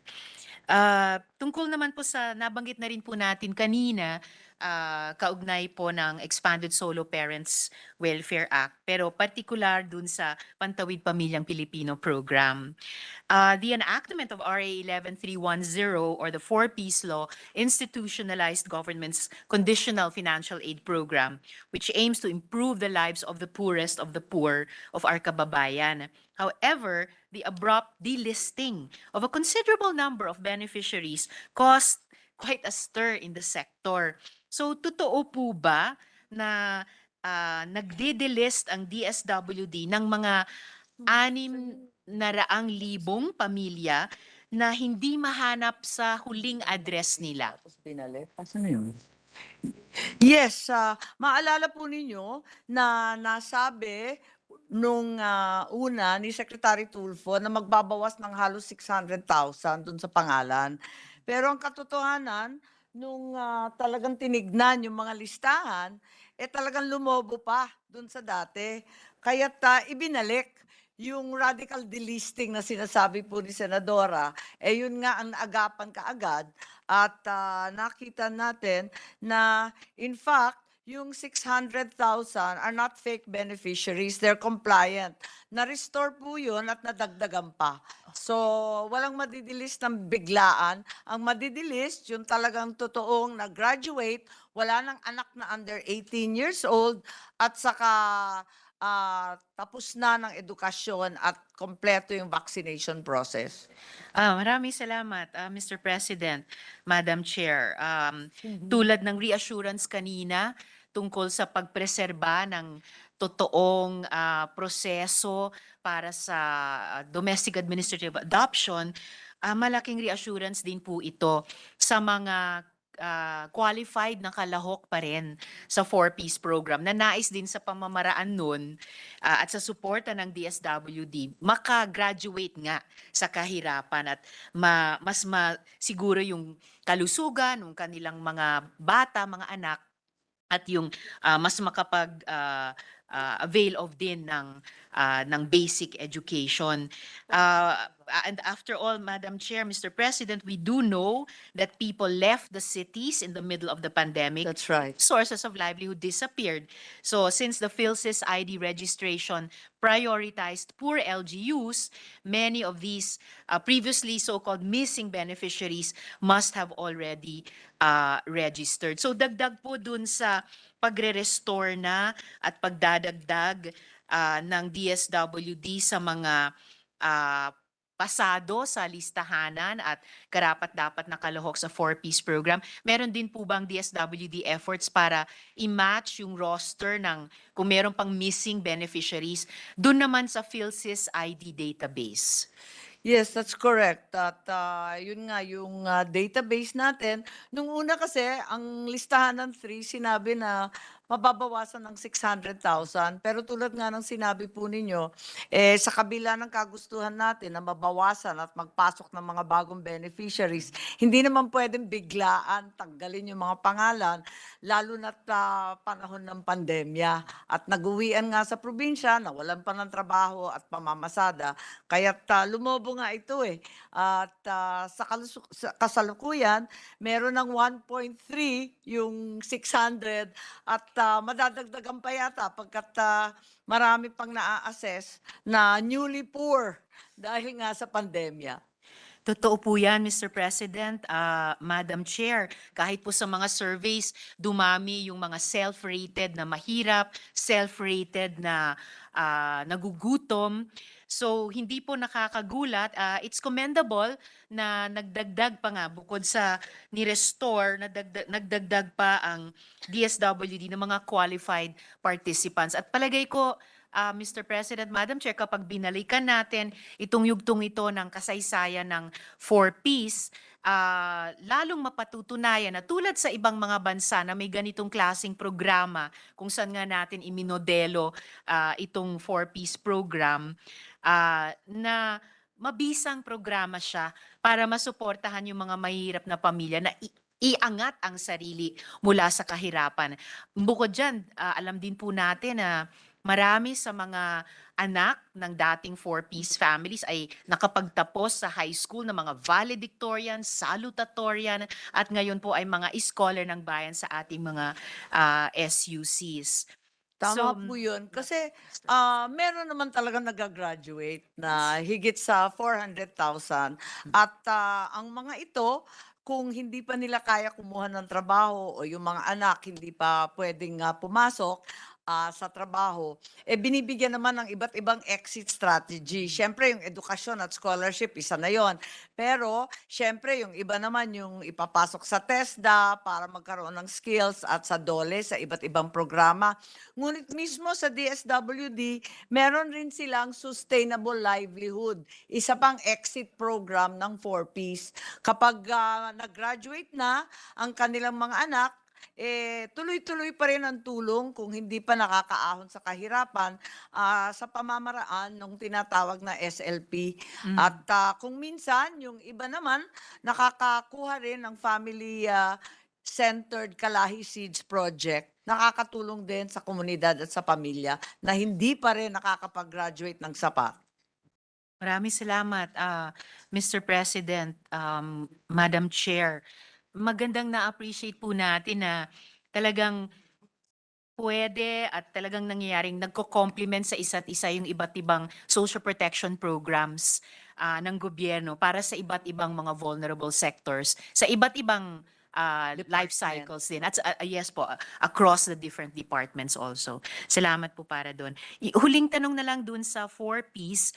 The PSA estimates that the number of poor Filipinos rose by 2.3 million individuals between 2018 and 2021. So, saklaw po yung dalawang unang taon ng pandemya. So, pasok na or nabanggit na po ba ito ni Madam Chair? Ilan ang bagong enrollees sa program? Yun na po ba yung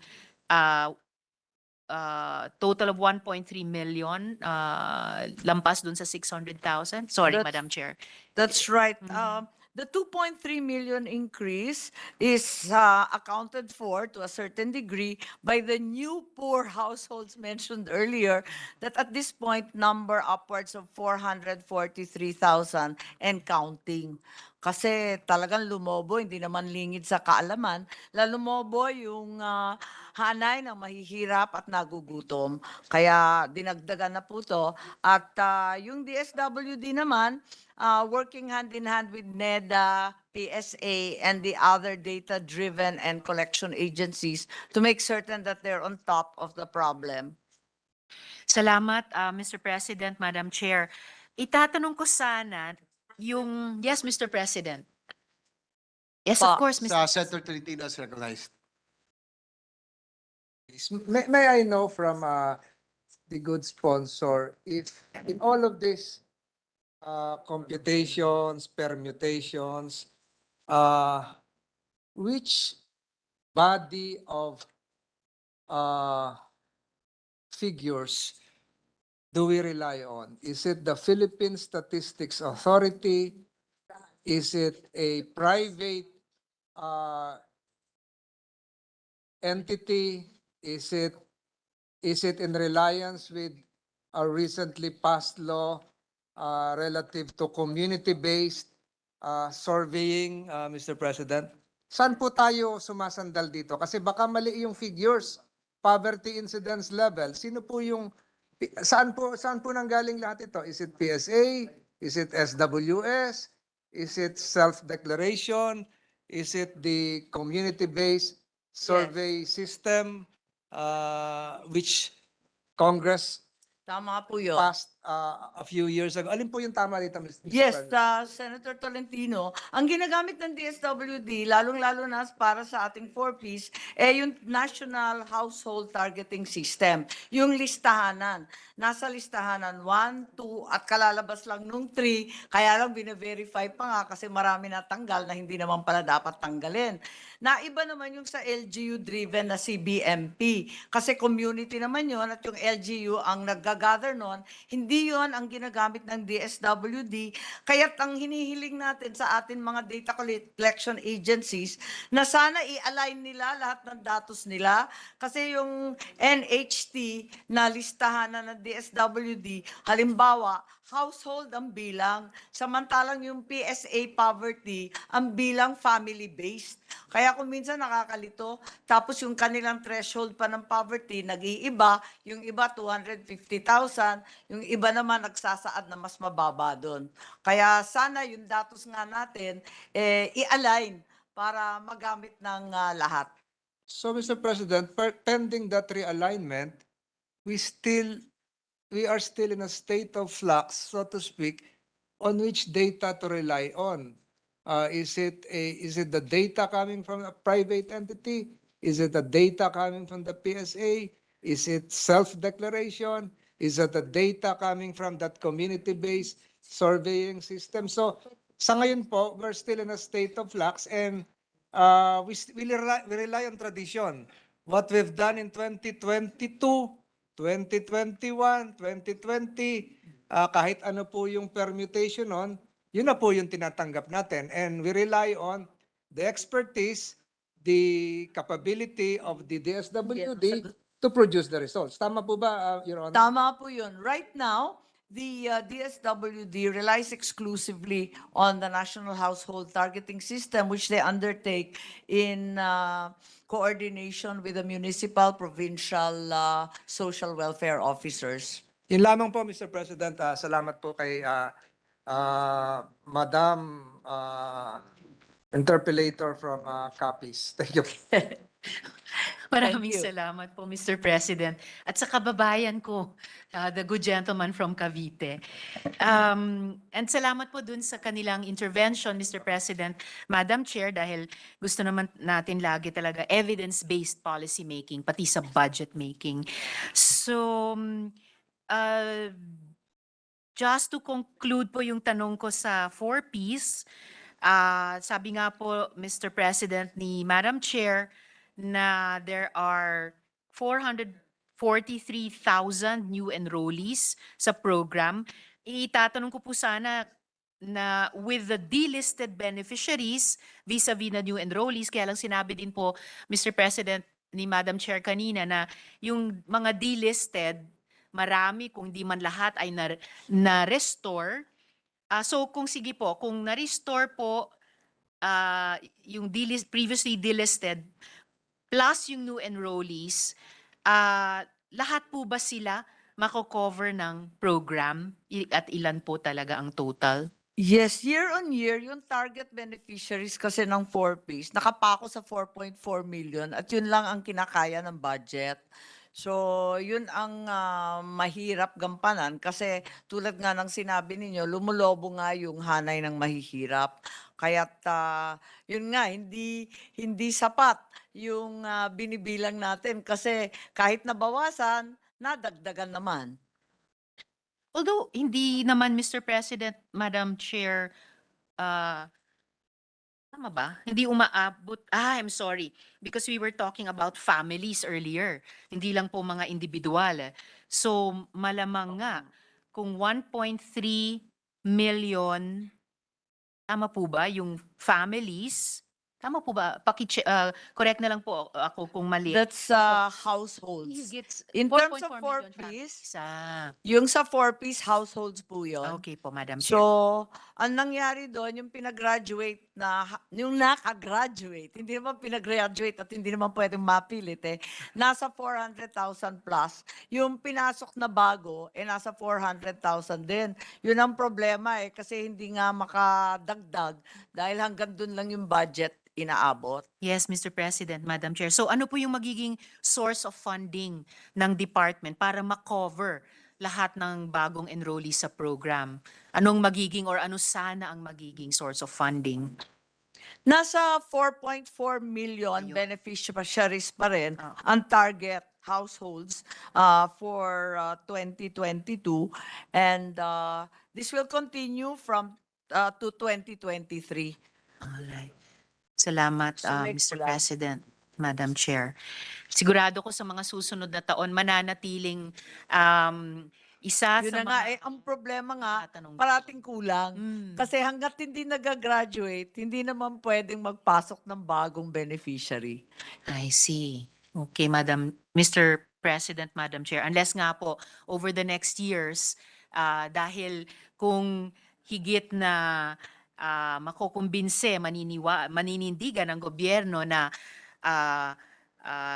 mataas ang return on investment in terms of public spending, social protection, itong programang ito ay makahanap or gawa ng paraan na dagdagan ang budget para dito sa 4-piece program. Ang sinasabi ng DSWD nasa Kongreso at Senado ang kapangyarihan magdagdag ng budget. Exactly. Pero ang totoo, lumawak na yung ayuda. Yung ayuda factor sa ating budget, yung DSWD, andyan yung MAIP ng DOH, alam rin natin, andyan yung DOLE, yung tupad program, DOTR, may mga fuel subsidies, at saka sa Department of Agriculture, meron fuel assistance to corn and fisher folk, sabay ng 5,000 peso subsidy sa rice farmers.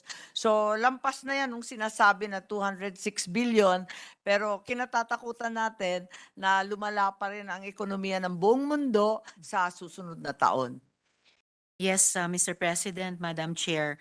Buti na lang hindi natin kailangang pag-usapan ng GAA para sa buong mundo. At the very least, sa pamamagitan ng ganitong mga interpellation ay pwede nating subukang i-optimize, i-maximize yung impact nung limitado man nating pondo. Pero para sa mga programang may proven track record na at baka tingin natin ay may potential pa na makadeliver hindi lang ng poverty alleviation pero yung sustainable development na rin. Yes, Mr. tama President. po yun. Kaya't yun nga, yung iba't ibang department na may pondo at may programa, ang sinasabi natin, wag babawasan ang ayuda, kundi ang gagawin ay mas targeted.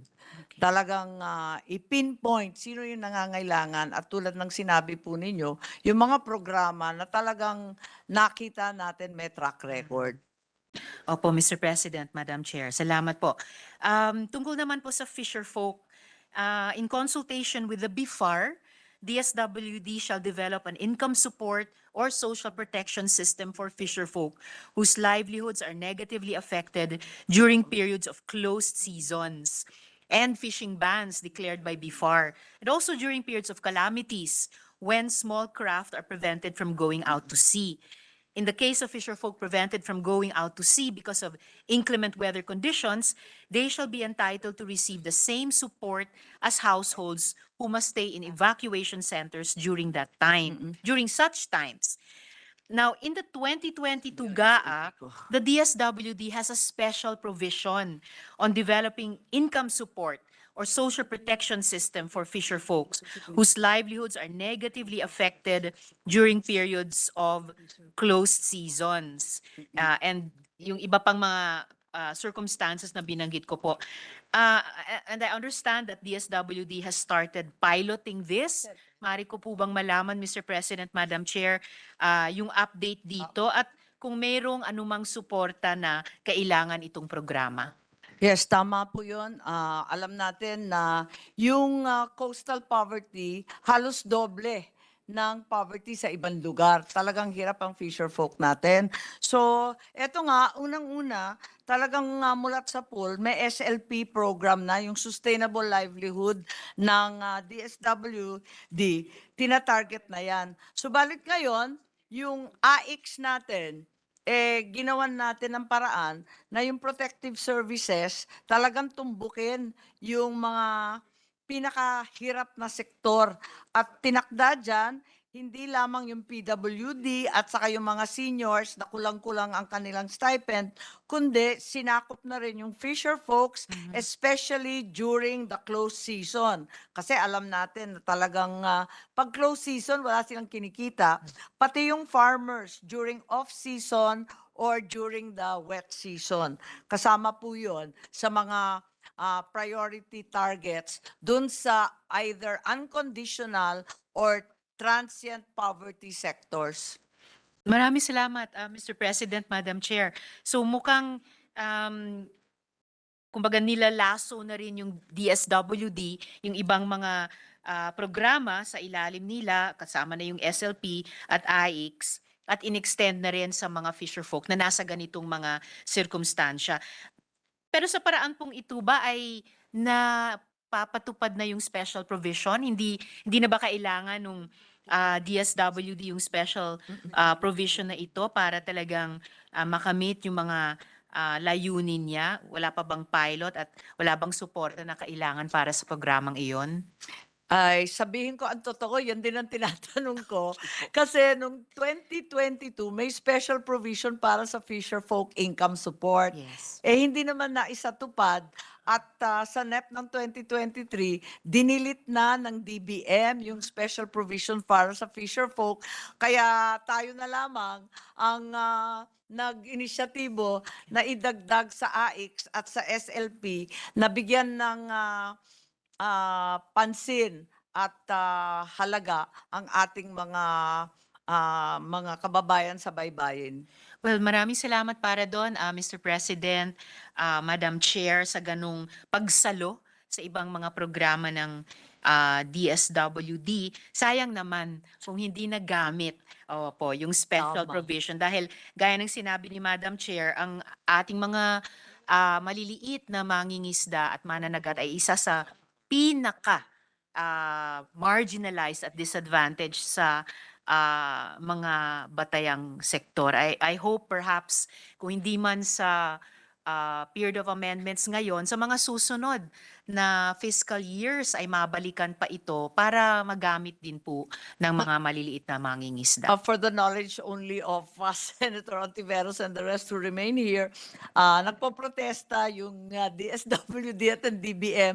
Nakapagbigay naman daw sila ng kaunti para sa 366 beneficiaries sa Region 4 Calabar Zone. Pero ang sabi ko nga sa kanila, paano yung mga talagang matindi ang tropa ng mangingisda katulad ng Palawan at Zamboanga? At sa marami pa pong ibang lalawigan. Tama. Actually, Mr. President, Madam Chair. So, kikilalanin po natin yung pagbigay po nila sa higit 300 sa isa sa isa sa mga rehiyon na pinakamalaki ang populasyon ng maliliit na mangingisda. Pero dahil tayo arkipelago at mas malaki ang katubigan natin kaysa sa kalupaan, ikukulit ko pa rin na sayang po yung special provision at sana po may pagkakataon sa lalong madaling panahon na mabalikan pa po yun. So, salamat Mr. President, Madam Chair. Doon naman po sa senior citizens. So by virtue of RA 11350, the National Commission on Senior Citizens was created and transfers senior citizen-related functions and programs from DSWD to the NCSC. And the office will be directly under the Office of the President. Mari po bang malaman yung status ng transition na ito? Alam po ninyo, napakagulo ng implementasyon nito. It took effect in July of 2019 and the National Commission on Senior Citizens was created under the Office of the President. However, kung ano-ano ang nangyayari, dahil yun nga, hindi mabuo yung mga appointments, tatatlo lang yung commissioner, tapos yung executive director cannot be appointed dahil wala raw HR department. Pagkatapos, wala ring mga BAC or di kaya Bids and Awards Committee, kaya kinakailangan mag-hire ng personnel in the meantime. So kinakailangan mabuo ang full complement ng commissioners at ma-absorb yung mga senior citizen stipend employees na nasa DSWD. So inaantay na lamang yung 206 personnel na ma-approve ng DBM para yung total manpower mailagay na dyan. Maraming salamat, Mr. President, Madam Chair. Dahil mukhang hindi pa umusad ng masyadong malayo yung pag-finalize ng transfer. Tama. At maraming functions na hindi pa talaga successfully na handover. Meron po bang kahit ilan or kahit isang function na successfully na handover na po? Ang totoo, wala pa talaga kasi nasa DSWD pa halos, higit na 50 na mga empleyado na sa DSWD, hindi pa na-move over sa National Commission. Kulang-kulang pa yung commissioner, yung isa para sa Visayas, napunta pa sa DepEd. So bawas na naman sila. Yan talaga yung problema. So we have to finally implement this kasi unang-una, yung sa 500 na binigay nating stipend, may backlog pa yun na naka-waitlist na 204,000 senior citizens. They're unserved. already. Pagkatapos, nadagdagan pa yan, if you recall, yung batas ng senior citizen stipend increase ng additional 500 and nasa 25 billion pa yon plus backlog of 2.6 billion. So, ang totoo, ang laki ng utang natin sa ating mga senior citizens. Siya nga, Mr. President, Madam Chair, at hindi lang bilang kanilang mga apo, pero bilang mga nagtatrabaho sa gobyerno na sila'y constituents lalo na sa ganitong mga batas. And ganyan pa lamang yung transition. Part of that transition is ensuring the continuity of programs for our senior citizens. So habang ganito pa nga hilaw pa yung transition dun sa NCSC, paano po sinisigurado ng DSWD na yung implementasyon ng mga existing programs para sa ating mga lolo't lola ay unhampered kahit papano? Sa ngayon, ang DSWD pa rin ang nagtutupad at namamahagi nung ating senior pension. So yung social pension, dinidisperse pa rin ng personnel ng DSWD. At saka, sila na rin ang personal selection board for the meantime, palibasa wala ngang HR, para mabuo yung 200 plus complement na dapat nandyan sa ating Senior Citizens Commission. Maraming salamat, Mr. President, Madam Chair. Actually, liban sa ilang tanong para sa NCIP at ilang tanong para sa NAPSI. Iyon na po yung huling tanong ko sa DSWD. Maikling manifestation na lang po, Mr. President, Madam Chair, at 30,296,000,000 pesos, the 2023 budget allocation for the social pension for senior citizens remains almost the same as last year. Ibig sabihin po nito ay gaya ng sinabi ni Madam Chair, sobrang laki ang kakulangan sa dapat na aumento sa pensyon nila na 1,000 pesos kada buwan, bate nga sa RA 11916.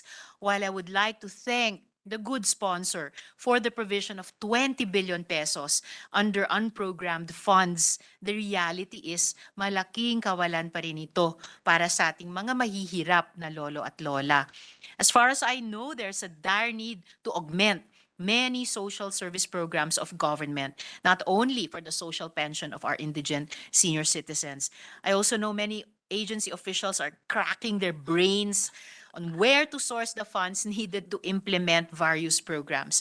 An obvious source and glaring to me, paggamat kukulangin pa rin, are, again, the enormous intelligence or confidential funds earmarked for offices whose mandates do not cover functions that will require these huge amounts.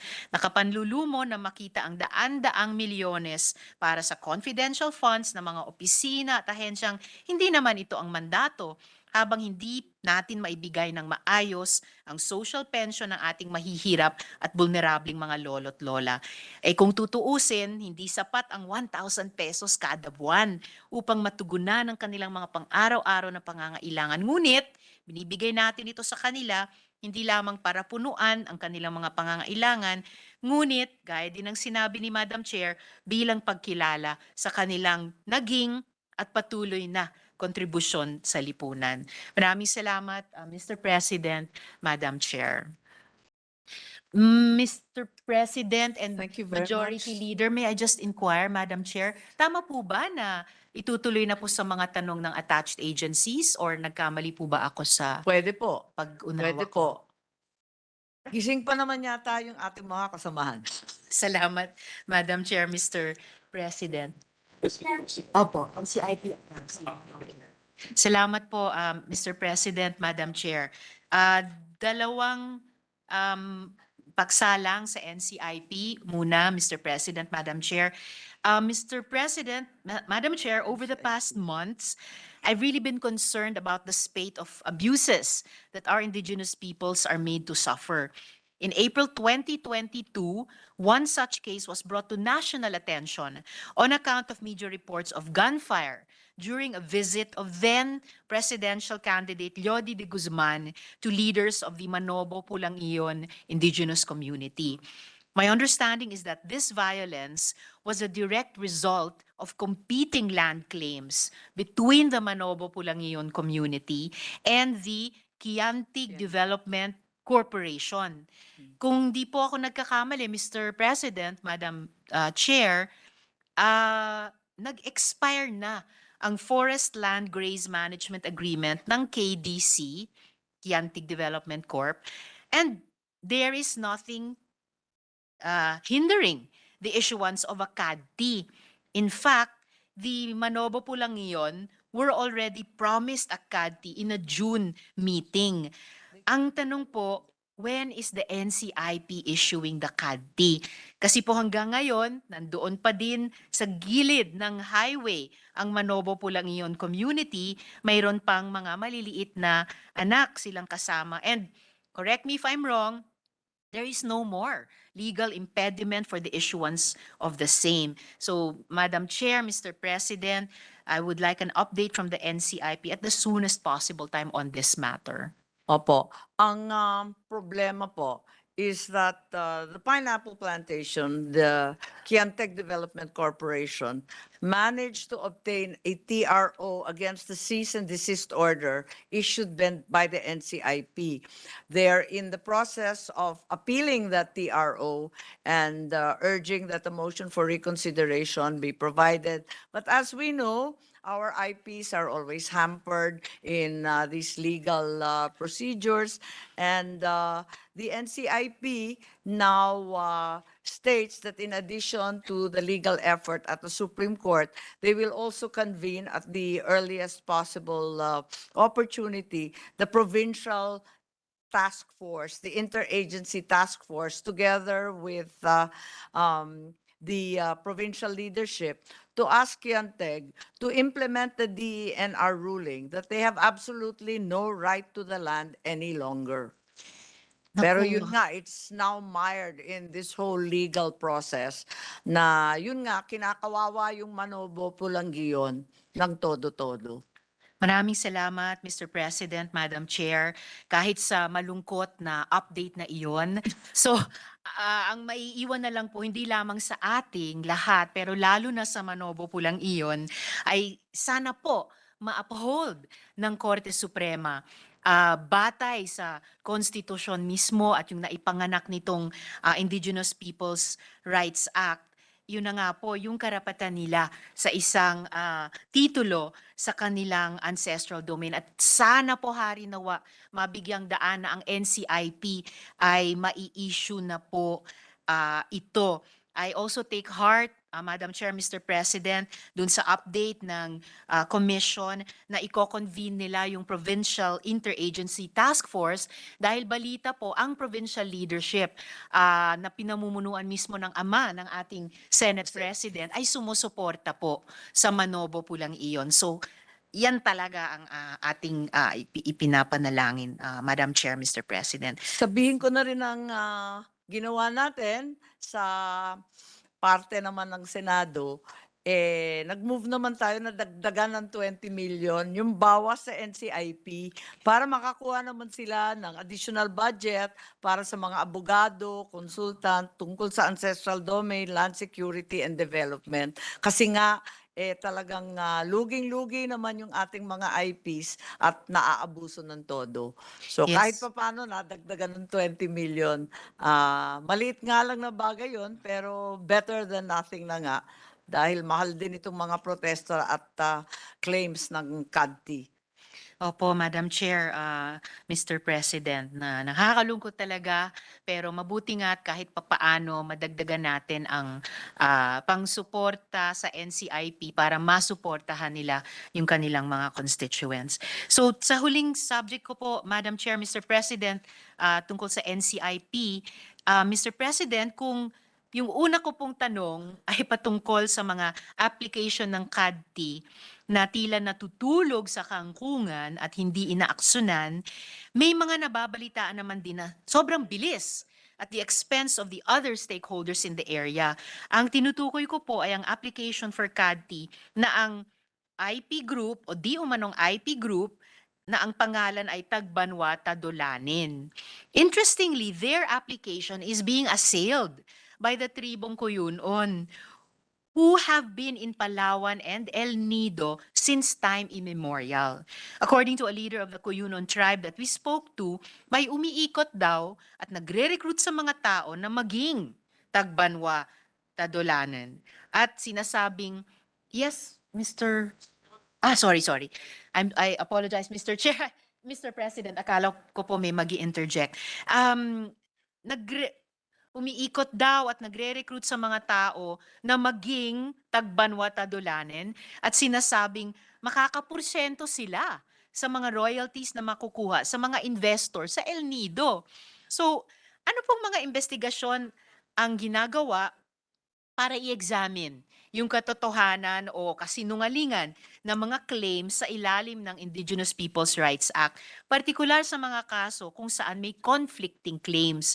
At paano natin natitiyak na ang mga IPs ay hindi ginagamit o yung advocacy nila ay hindi ginagamit para sa ibang mga pansariling interes? Tama po yun, yung issue ng tribong Cuyunon sa Palawan ay talagang naging mainit. Dahil nga, may isang report nagsabi na kiniklaim daw yung buong isla ng Palawan. May isa pang grupo na nagsasabi na makakadali daw ng 2% sa 100 billion ng Malampaya Gas Project. Nakakasindak nga yung ganun, kaya't nagka-interest tuloy itong iba't ibang IP na sinasabing peke, yung Tagbanwa at yung tama yung Cuyunon.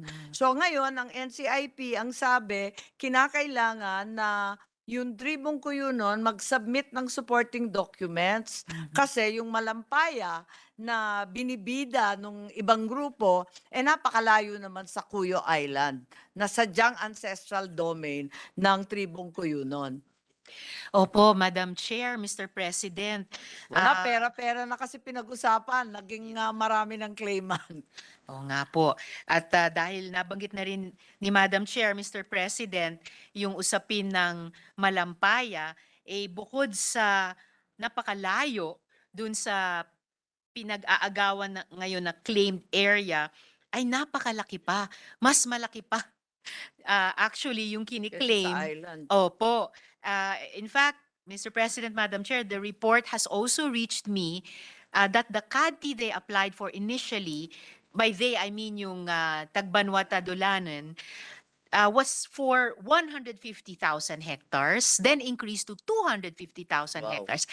For reference po, ang land area ng El Nido ay 90,000 hectares lang. Kung lalawak sa 250,000 hectares, aabutin talaga sa Malampaya Natural Gas Platform. Itatanong ko po sana, Mr. President, kay Madam Chair, can this be confirmed? Mukhang tama po ba, kino-confirm nga? Kasi I would really be very concerned over also the national security and energy implications of this development. Yes, that is correct. That's why it's become very controversial, and the NCIP itself is very concerned about these inordinate claims, and given that they are becoming the come on, as it were, to all other IPs to join their cause. Thank you, Madam Chair, Mr. President. Still on this case, I've also heard that in fact, a cease and desist order was already issued prohibiting further development in El Nido. But also, potentially, itong misrepresentation, di umanong misrepresentation ng Tagbanwa Tadolanan, yung cease and desist order potentially may epektong halting operations in El Nido's only airport despite the prior existence of valid certificates of no overlap. And this, apparently, is what prompted the Cuyunon residents of Villa Libertad to sign a petition opposing the application for CADTI of the Tagbanwa Tadolanan. And considering the massive implications on their livelihood and their own land claims, nabigyan po ba sila ng tsansa na makilahok sa mga proseso? Napayagan ba silang i-inspect at pag-aralan yung mga dokumento na sinabmit naman ng mga nagsasabing sila daw ay tagbanwa tadulanan or para makapaghain ng counter evidence as to genealogy? Yes, it should be noted that the NCIP has issued another cease and desist order against these claims. And against the tenants of Ayala that have occupied the area.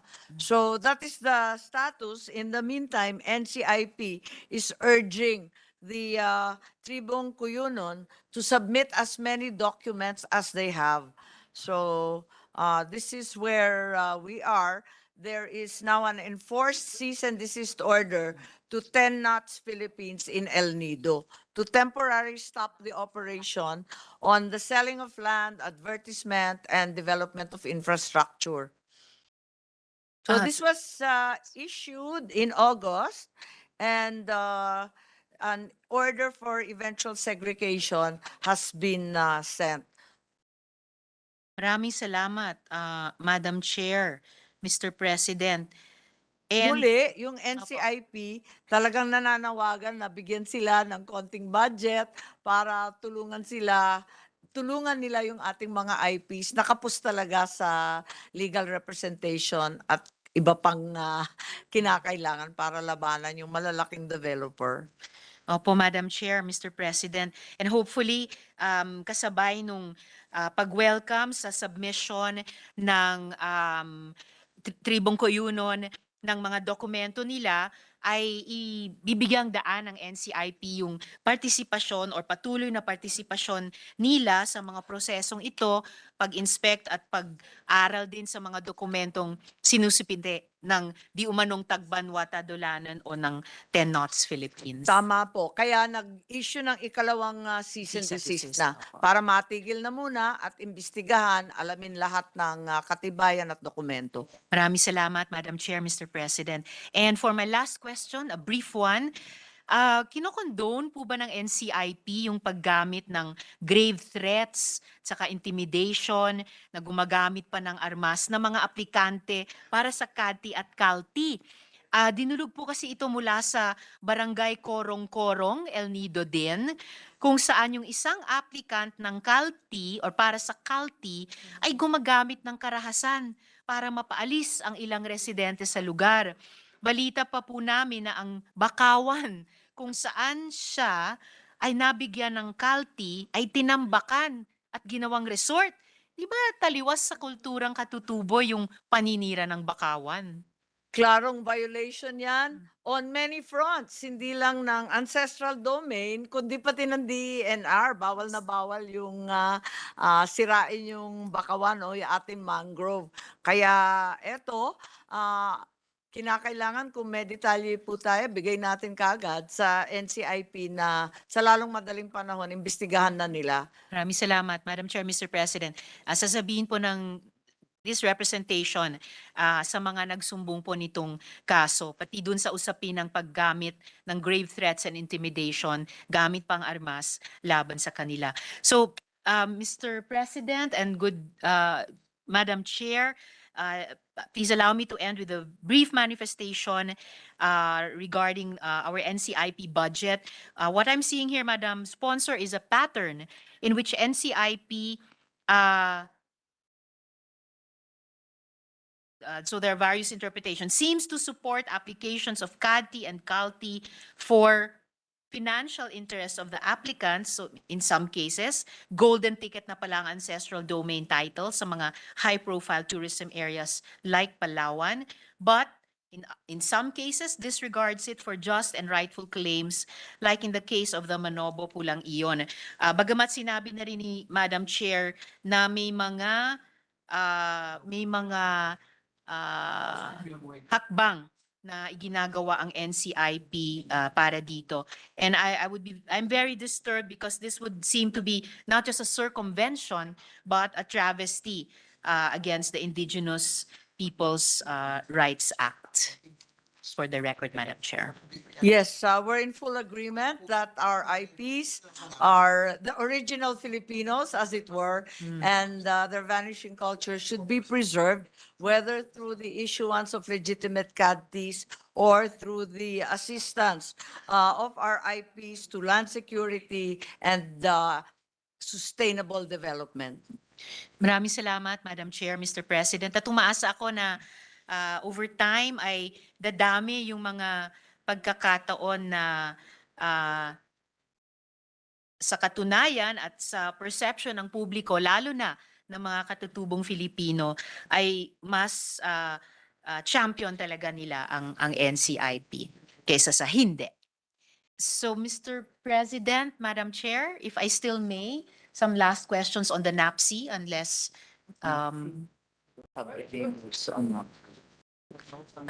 there's a different guidance from the Majority Leader. If it would be all right, Madam Chair. Yeah. Salamat NAPSI? po, Madam Chair, Mr. President. Let Yes, me close- Mr. President. Oh, I'm so sorry. Of course. Attach ba siya?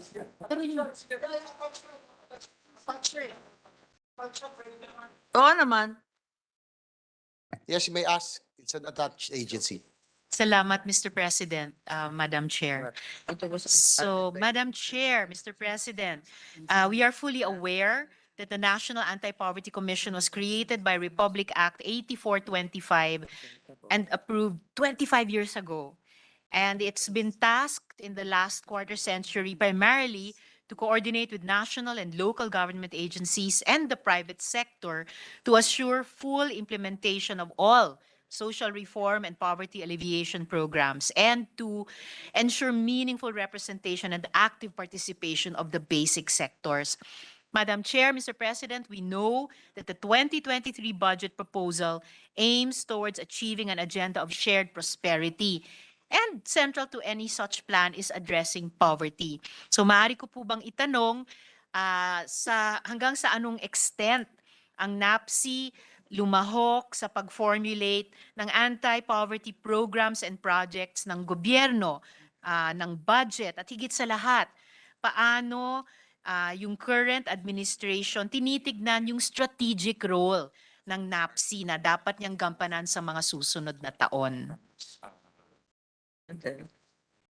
Yes, I think that in fact, the NAPSI is now a member of the NEDA in policy planning as well as the RDCs at the regional level. It also constitutes part of the cabinet cluster on poverty alleviation. Ganun pa man, ang realidad ay yung budget pa rin. Nabawasan ng 100 plus million yung iba't ibang programa ng NAPSI, kaya ako na mismo nag-propose na kahit kaunti, ibalik man lang yung 29 million ng Senado dun sa bawas na 100 million. Kulang pa rin. Pero alam natin na gipit tayo ngayon. Kung madagdagan, mabuti. Opo, Madam Chair, Mr. President, at salamat para sa bahagyang pag-restore ng binawasan. At least, institutionally, mukhang lumalahok ang NAPSI dahil nga dun sa sinabi ni Madam Chair sa NEDA, sa mga RDCs, sa cabinet cluster. Pero anong ibig sabihin ng pagbawas nung budget, buti na lang na ibalik na lang ng bahagya? Ibig bang sabihin hindi nakikitang strategic ang papel ng NAPSI? Hindi nakikita ng administrasyon ang papel na dapat gampanan nito sa mga susunod na taon? What's that? Tier 2 budget yung Ano yung binawas. tier 2? Additional budget lang. Additional. Nagkaroon ng tier 2 or additional scope noong 2022 yung NAPSI na hindi lubos na nagamit, kaya nabawasan. So, ang nangyari, yung coordination and oversight, yung monitoring and evaluation, natanggal muna pagkat nabalik tayo dun sa planning and policy formulation stage. So, hopefully, sa mga susunod na taon, madagdagan na sa actual implementation nitong mga plano. Salamat, Madam Chair, Mr. President. Laging nakaka-disappoint makarinig kung yung mga importanteng ahensya o sa kasong ito, commission, ay hindi pala nagamit lahat ng budget kaya't nabawasan sa susunod na taon. Lalo na't kung ganitong kaimportante tulad ng sa pananaw din natin. Mali nga kasi ang nangyari kasi what was counted against them was the failure to implement Tier 2 Yes. during the period of the pandemic. Na kung tutuusin, hindi naman fair ata yung ganun. Pero yun ang nangyari. Kaya nag-aapila tayo at dinagdagan natin ng 29 million. Kung makasimot-simot pa ng dagdag, maganda sana. Opo, Madam Chair, Mr. President, para tuloy naging target of opportunity lang sa budget cutting. Yun nga. Opo, so mabuti na lang at na-restore ng bahagya at baka pwede nating tignan sa mga susunod na taon paano mas palusugin ulit yung budget kung mas ipatutupad din yung mga programa niya. Now, Madam Chair, Mr. President, under Section 5 of RA 8425, the NAPSI was created under the Office of the President. That's correct. So, opo, mari ko bang tanungin, ano yung rasyonale? Bakit ito ngayon ay attached agency ng DSWD? And likewise, dahil ang NAPSI ay chine-chair ng Presidente, mawalang galang lang sa DSWD, no? Pero tanong na institutional lang, hindi ba dapat yung NAPSI Secretariat mas directly accountable sa Presidente kesa pa sa Office of the Secretary ng DSWD? Ang pagkaintindi ko, the chairmanship remains with the president. Yes. So he's still the president of the Anti-Poverty Commission. He's still the chairman. The president is still the chairman of NAPSI. However, the administrative and housekeeping duties have now been devolved to DSWD dahil nga noon nagkakaroon ng, ang pagkaalala ko, nagkakaroon ng duplication lalo na sa urban programs. I see. All right. Salamat, Madam Chair, Mr. Pero sa Mr. palagay ko ngayon wala nang duplication, lahat kulang eh. Opo, at syempre, ang saklaw naman po, Mr. President, Madam Chair, ng NAPSI, bukod sa urban programs, yung mga rural din po. Tama. So, opo, kaya baka mananatiling live yung tanong na ito at kung mga ilangan ng anumang institutional adjustment sa mga susunod na taon ay pwede naman po nating balikan ng usaping ito. Madam Chair, Mr. President, sa mga nakaraang administrasyon mula sa Estrada hanggang sa Duterte administrations, yung NAPSI lead convener at director general were appointed with the rank of secretary. So, maaari po bang malaman kung ang presidente ay nakapili na ng lead convener o director general ng commission? Maaari po bang malaman ano yung dahilan ng delay sa appointment in what seems to be an important government instrumentality in addressing poverty in the country? At lahat po ba ng appointive positions sa NAPSI ay na-fill up na po sa ilalim ng administrasyon? Wala pa, yun na nga ang tinutulak na ating sekretary ng DSWD na sa lalong madaling panahon sana mapili na yung head ng NAPSI. Kasi napaka-importante nga nitong komisyon na to, ngunit hindi nakakapagtrabaho ng lubos habang wala pang liderato. At bakit po yung delay sa appointments na ito? Maraming rin-recommend, pero hindi kasi masyadong maganda yung record in the past ng NAPSI. Parang bitin yung accomplishment, ayaw yata na maulit yun. Kaya pinipili yung talagang angkop sa trabaho. Sana. Sana nga po, Madam Chair, Mr. President. Although, pwede rin po ako magturo sa mga ilang yugto sa mga nakarang administrasyon na naging maganda ang mga performance ng NAPSI. So sana ito po yung tignan din ni Presidente sa mas maagang pagpuno ng appointive positions sa commission. Yes, Madam Lahat Chair. kami, tuwan-tuwa na marinig yan. Sana ibigay na rin ninyo sa amin yung impormasyon at rekomendasyon. Iaabot natin sa tamang panahon sa mga nauukol. Salamat, Madam Chair, Mr. President. Yung Section 6 ng RA 8425 mandates the formation of sectoral councils which in turn are directed to nominate sectoral representatives appointed by the President to be members of the Commission. And those sectoral representatives shall serve for a term of 3 years without reappointment. Right. Ano na po ang status ng sectoral councils? Ah. Totoo po ba na itong sectoral councils at sectoral representatives ay naglilingkod sa mga sektor at naging miyembro ng NAPSI mula 2011? Kasi ibig po bang sabihin na naglingkod na sila sa commission for more than the allowed terms? Tuloy-tuloy naman ang trabaho nitong mga sectoral representatives at naka-hold over lang sila from the previous administration. Wala naman natatanggal kaya't yung mga programa sige pa rin. Hindi naman nauudlot, hindi naman napapara. Yun nga lang, walang makabagong pinuno kaya't kinakailangan talaga ma-appoint na sa lalong madaling panahon. Opo. Salamat, Madam Chair, Mr. President. Talagang importante yung renewal palagi, di lang ng mga institusyon or commission, pero at yung mga programa niya, kundi nga yung mga tao sa loob nila. So, as a follow-up question, magkano po sa NAPSI budget para sa 2023 ang allotted sa pagdaos ng National Sectoral Assembly?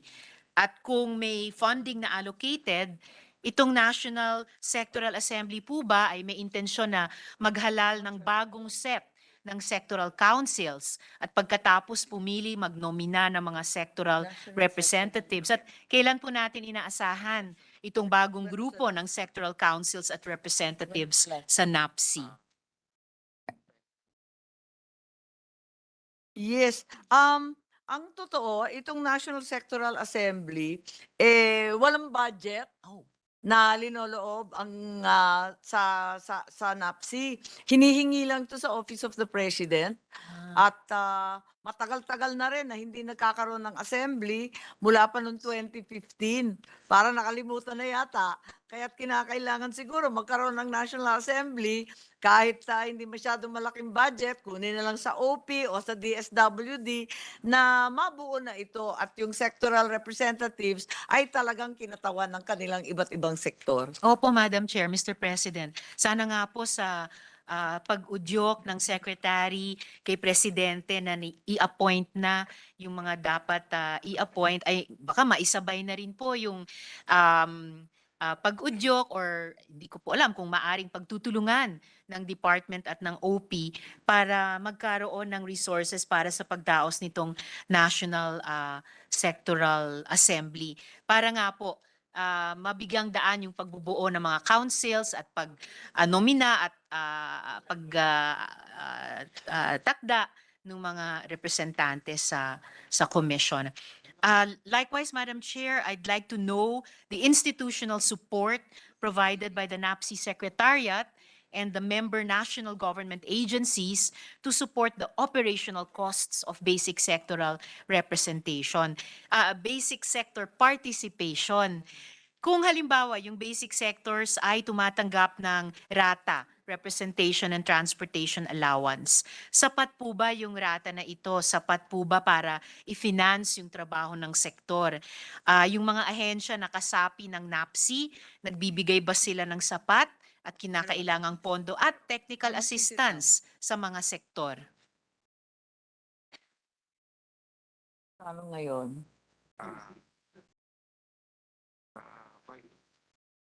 Sectoral Rep 85. Napakababa nga nung rata natin at nasa 13,000, 8,500.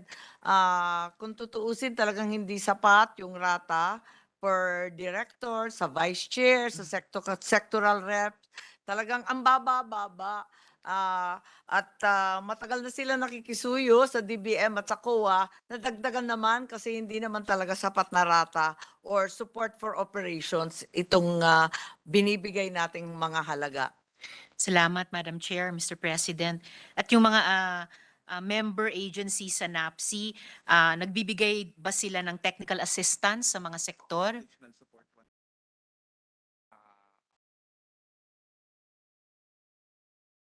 Yes, meron naman silang budget kahit papano for institutional support, capacity building, training, and so on. 1 million nga lang per year for all the different sectors. Wow. Noted, Madam Chair, Mr. President. Huling tanong ko na lamang po sa NAPSI.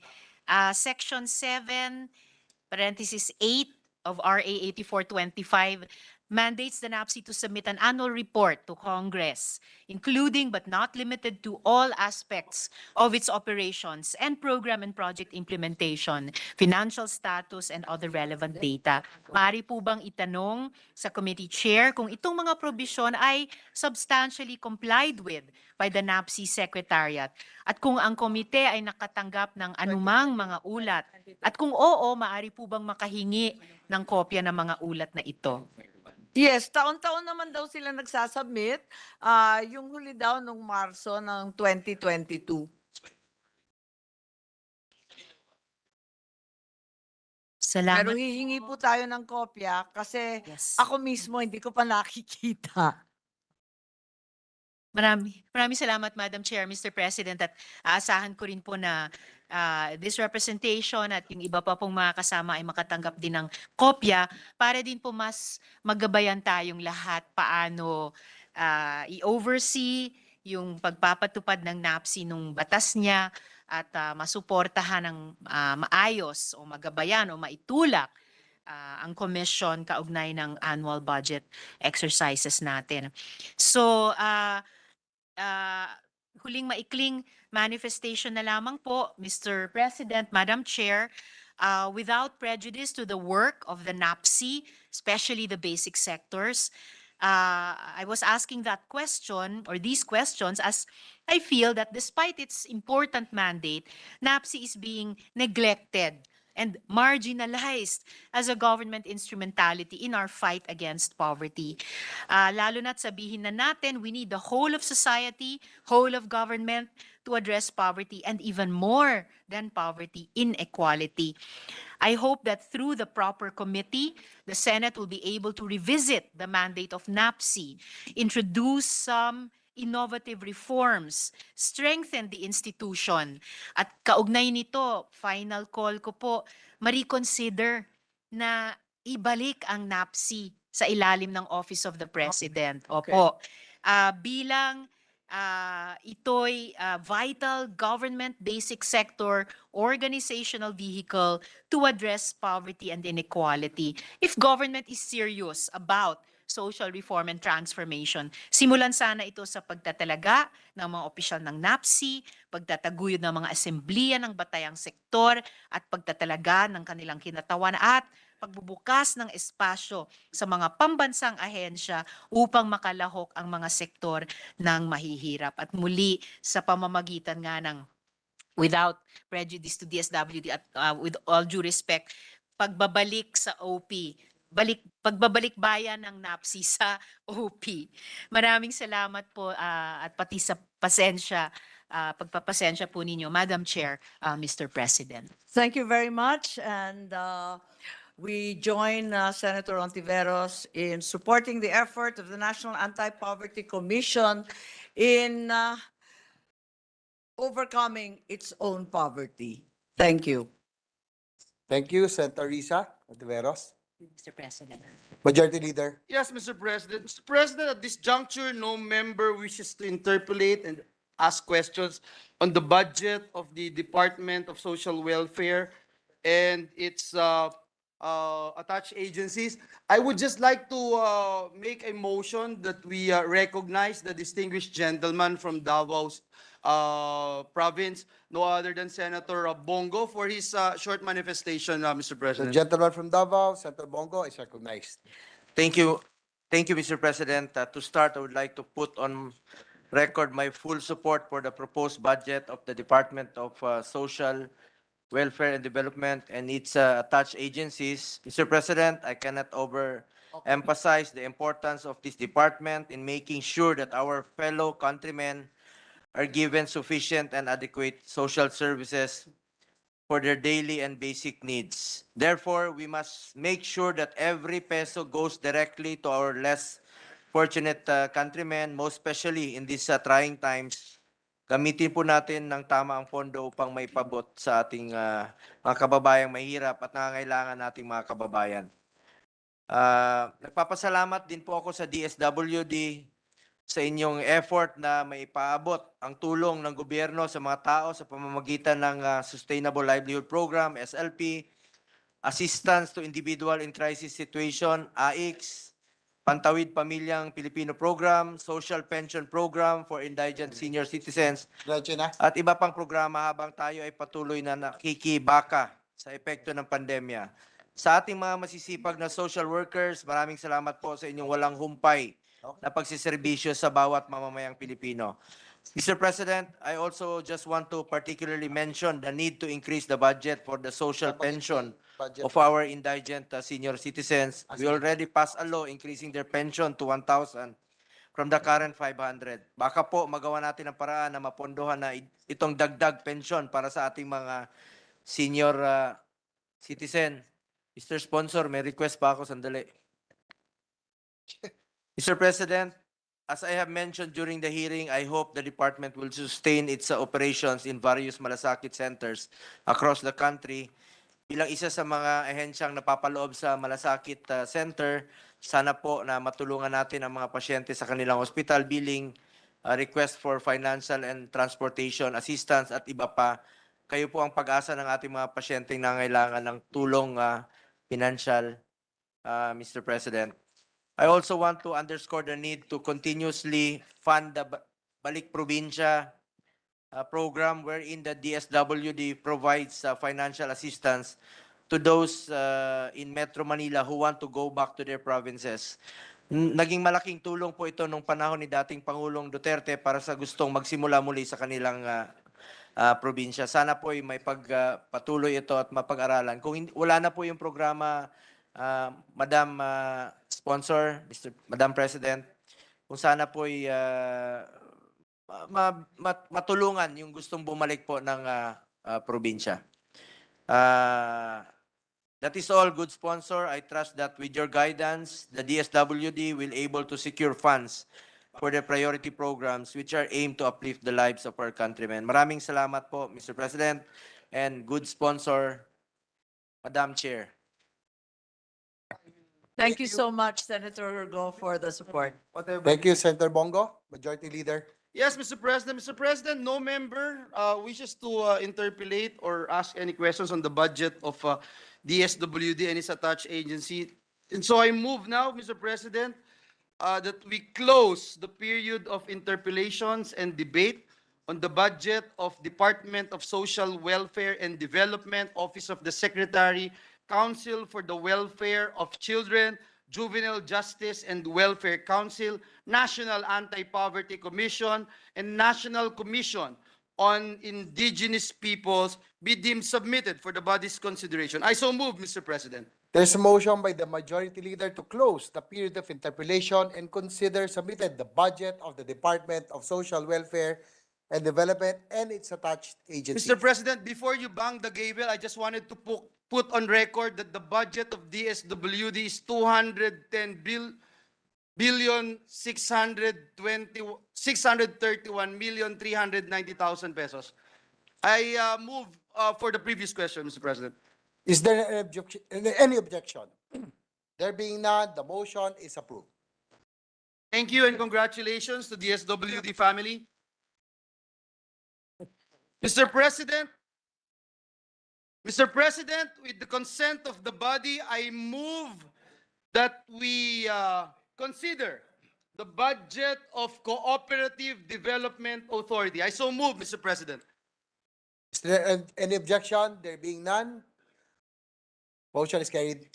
Mr. President, the budget of Cooperative Development Authority is 653,174,000 pesos. No member wishes to interpolate or ask any questions on the budget of CDA. I move that the budget be deemed submitted for the body's consideration. I so move, Mr. President. There's a motion by the Majority Leader to close a period of interpellation and consider submitted the budget of the Cooperative Development Authority. Is there any objection? There being none, the motion is approved. Thank you, Mr. President. Mr. President. Thank you very much, Mr. President, Majority Leader. Thank you, and we congratulate our distinguished colleague, Senator Amy Marcos, for a fruitful day, Mr. President. Mr. President, I now move that we consider the budget of the Philippine Information Agency. I so move, Mr. President. Is there any objection? There being none, motion is carried. Mr. President, the total budget of the Philippine Information Agency is 431,208,000. And upon meeting and discussions with the head of Philippine Information Agency, who is here present, Mr. President,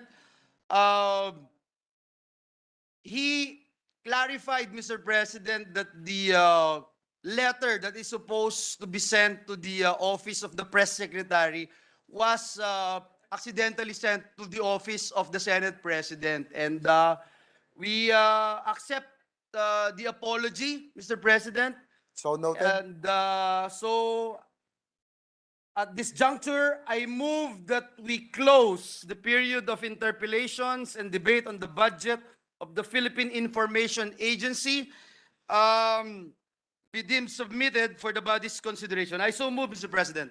There's a motion by the Majority Leader to close the period of interpellation and consider submitted the budget of the Philippine Information Agency. Is there any objection? There being none, the motion is approved. Mr. President, I move for a minute suspension. Session suspended.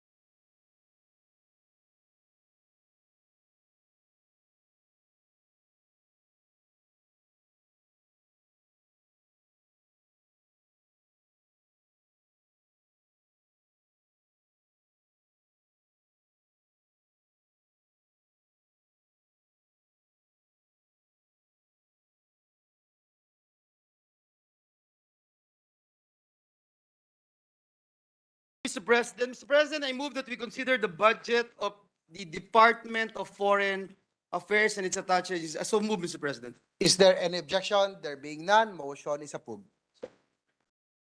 Good morning, Mr. President, before, may I just put on record that we are deliberating the budget not only of DFA, but also the Office of the Secretary, Foreign Service Institute, Technical Cooperation Council of the Philippines, UNESCO National Commission of the Philippines, Presidential Commission on Visiting Forces. May I move that we recognize the distinguished sponsor of the measure, our Senate President Pro Temp, Senator Lauren Ligarda. So move, Mr. President.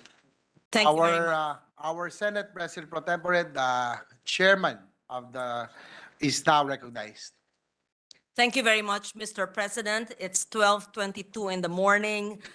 Your chairperson is now ready to defend the budget of the Department of Foreign Affairs. I would like to cite the following. The Office of the Secretary, we have a budget of 20,356,644. The Foreign Service Institute, 65,716,000. TCCP, 3,083,000. UNESCO, 22,743,000. Presidential Commission VFA, 37,251,000. Having said that, Mr. President, I truly appreciate our dear colleagues who have signified their full support for the budget of the DFA. These are the women and the men who have worked tirelessly during the pandemic, even while we were in lockdown, to repatriate our Filipinos overseas, to help our overseas Filipinos working there, and who have opened embassies and consulates and continue to do so. Having said that, I take note of the fact that there may have been others who wanted to interpolate but will no longer interpolate, but instead they manifest their support for the budget of the Department of Foreign Affairs. Of course, with us is Secretary Manalo, his undersecretaries, his assistant secretaries and directors, and the heads of the various departments under the Department of Foreign Affairs. Thank you, Senator Lauren Ligarda. Our majority leader is recognized. Yes, Mr. President. Thank you, Mr. President. And again, we welcome our good secretary, Secretary Manalo, the undersecretaries of the department, and the entire DFA family. Mr. President, the only person listed to ask questions is the former Department of Foreign Affairs Secretary, now our dear colleague, Senator Alan Cayetano. But let me just point out, Mr. President, that the 25th Senator, Senator Doblon, requested that the department be spared from questioning because it's 12:24 a.m. But I will just move, Mr. President, that we recognize Senator Alan Cayetano, Peter Cayetano, Mr. President. Mr. President, For his statement. Yes, thank you for Senator that, Cayetano is Mr. recognized. President. Marami rin akong request kay Senator Doblon dati na hindi rin napagbigyan eh. Biro lang po yun. Maraming request na napagbigyan. And of course, we here are all very supportive of the DFA family. And I'd like to thank yung kanilang godmother, not only now, but during my time as secretary. I think at that time, 18% yung increase. And because and DBM Secretary Mina is also very supportive, but I think they have a formula that naapektuhan yung ibang tier 1. So I'm just hoping and appealing to both our chairpersons, Senator Sani, him and his father has also been very supportive of DFA. In fact, his father had many projects with Spain and many other countries, and utilizing our diplomats. Siguro ma'am, ang i-bring up ko lang yung LQA, yung living quarters allowance. So during my time, I think pa isa-isa, pero yung total niya, I think Executive Secretary ang nag-approve. Pero ang tagal at luma na, tapos ngayon po na almost umaabot na $60 apektado na. No? So the good senator and our Senate President Pro Temp, knows all of this, di ba? So right now, they're diplomatic, may diploma pero walang atik. Medyo you know, there are many parts of their budget that needs a little bit of tweaking. So, but we will accede to the majority leader and to Senator Doblon and not ask any more questions. Even the, ano yung style ni Senator Tolentino? Senator, half question ba? Ano yung? 0.5 question or yung style ni money first question? Yeah. So thank you very much, Mr. And may I second the up and coming motion of the majority leader. May I preempt? The best kind of diplomacy is to prevent a crisis rather than to solve it. So may we second whatever motion you are about to manifest. I am grateful to the former Secretary of Foreign Affairs. I truly appreciate your recognition of our efforts, especially during your term when we increased assistance to National Fund, the Legal Assistance Fund, and when we reopened several posts that were closed 10 years ago. And in fact, many of these posts have been open in the past years, and there are still 4 pending, which we intend to open in the next few years, perhaps in 2024. These are the following posts: Havana in Cuba, Dublin in Ireland, Finland, and Bucharest in Romania, which I had the chance to visit way back in 2001. Of course, we realized that the creation of the Department of Migrant Workers is a big help to Filipinos abroad, but despite that, the Legal Assistance Fund and the Assistance to National Fund were not deleted and not decreased. So the help for our Filipinos living overseas is double in a way because they're still taken care of. So we appreciate, of course, Secretary Manalo and his team who have been here the whole day and waited till now, the wee hours of the morning. Perhaps it's also an opportune time because the Senate President is presiding now. And I think in a way, this is unprecedented because we have the movers of the best representatives of our nation facing us today. And we will no longer make it more difficult for them to have a budget which could be better approved. But because of the limited resources of government, we understand that DBM could not give them as much as they deserve and as much as they want. But we will try to work on a better budget.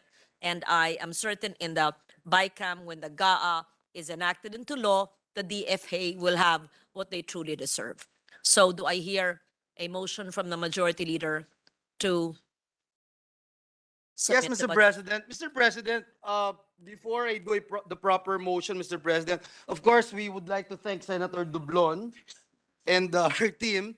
And also, Mr. President, let me just put on record that the minority leader actively participated in the budget deliberation in the committee level.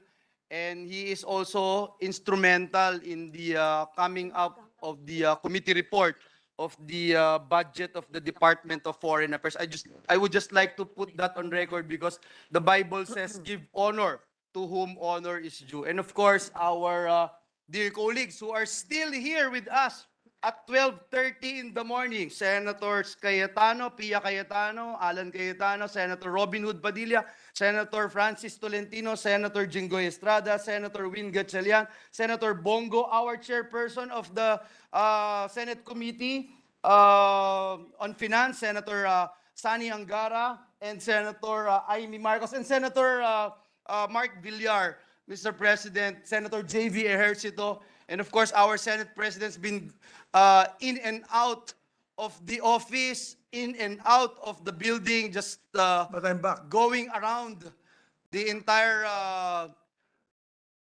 the entire Metro Manila. So we just want to put that on record, Mr. President. Yes. President. And so, Mr. President, no member wishes to interpolate or ask any questions on the budget of the Department of Foreign Affairs, Office of the Secretary, Foreign Service Institute, Technical Cooperation Council of the Philippines, UNESCO, National Commission of the Philippines, Presidential Commission on Visiting Forces. I move, Mr. President, I move that it be deemed submitted for the body's consideration. I so move, Mr. President. Before I act on the motion, I would just like to thank our men and women of the Department of Foreign Affairs for their service. Thank you for your service. You represent the face of the Filipino people in all the corners of the globe. So we thank you for that. And please continue to help promote the country. The President is doing his greatest to help promote our country, selling the Philippines to investors and tourists alike. So once again, congratulations to all of you. Keep up the good work. So with that, there being no objection to the motion of the majority floor leader, there being none, the motion is that the the budget of the Department of Foreign Affairs and its attached agencies is deemed submitted. Congratulations to all.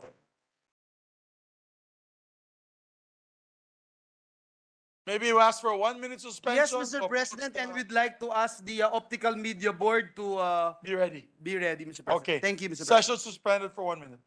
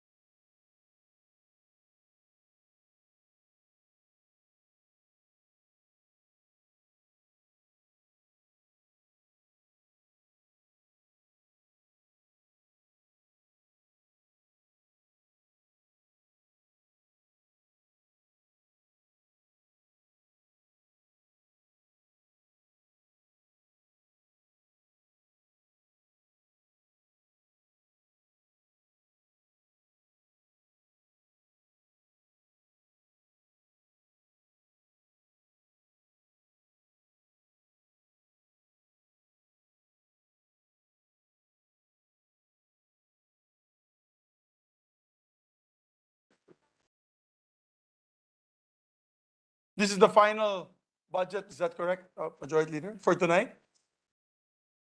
Yes, Mr. President. Mr. President, you are correct. And so at this juncture, I now move that we consider the budget of the Optical Media Board. I so move, Mr. President. There being no objection, the budget of the Optical Media Board is hereby taken up and considered. Yes, Mr. President. Mr. President, I move that we recognize the distinguished sponsor of the budget of OMB, no other than the distinguished gentleman from Las Piñas, our Deputy Majority Leader, Senator Mark Villar. I so move, Mr. President. Our Deputy Majority Floor Leader is recognized. Thank you, Mr. President. May I present to this body the proposed budget of the Optical Media Board for 2023 with the amount of 71,657,000 based on the committee report. There is no change of the budget in the Senate version to the GAB and GAB to NEP. I am ready to entertain questions from our distinguished colleagues. Majority Leader.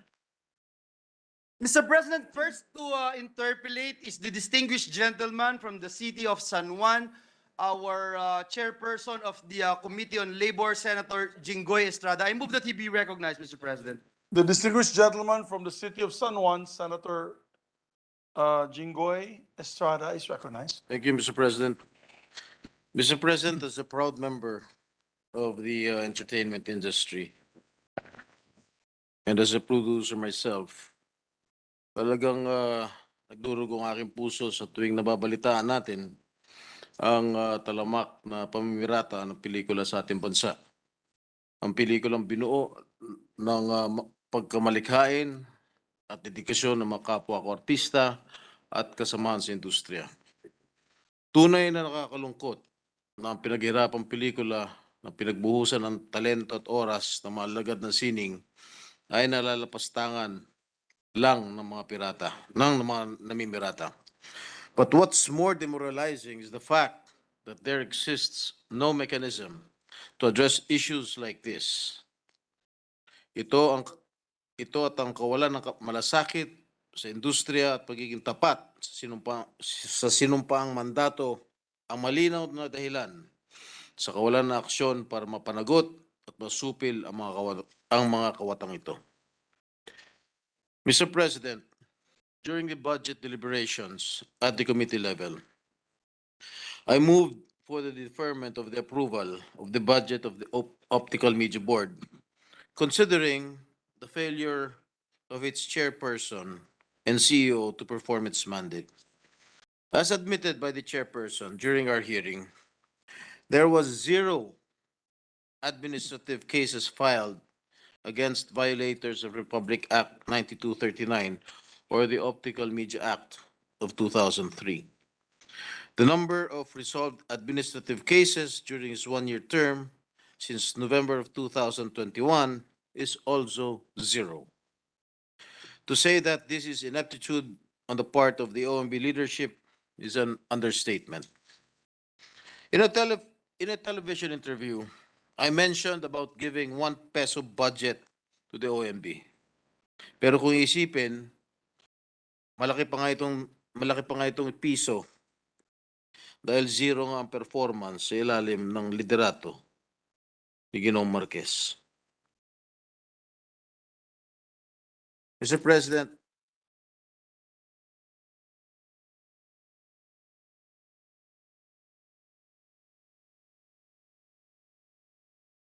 and at the committee level, the chairperson mentioned about cleansing the agency for 1 year. Bagamat napakatagal na cleansing na ito, na umabot na 1 taon, sumasang-ayon naman ako sa magandang hakbangin nitong ahensyang ito. May I ask what are the results of this cleansing, Mr. Chair?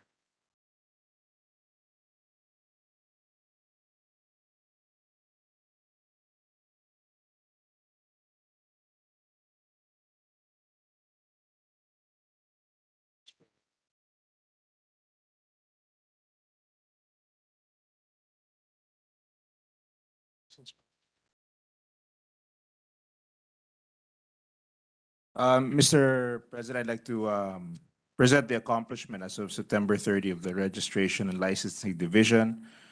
In terms of licensing from the first quarter, from first to third quarter, you can see we can supply this to you. We have a target of 1,617 licenses with an actual performance of 2,820 in the first quarter, a target of 5,001 for permits, and an actual of 7,076.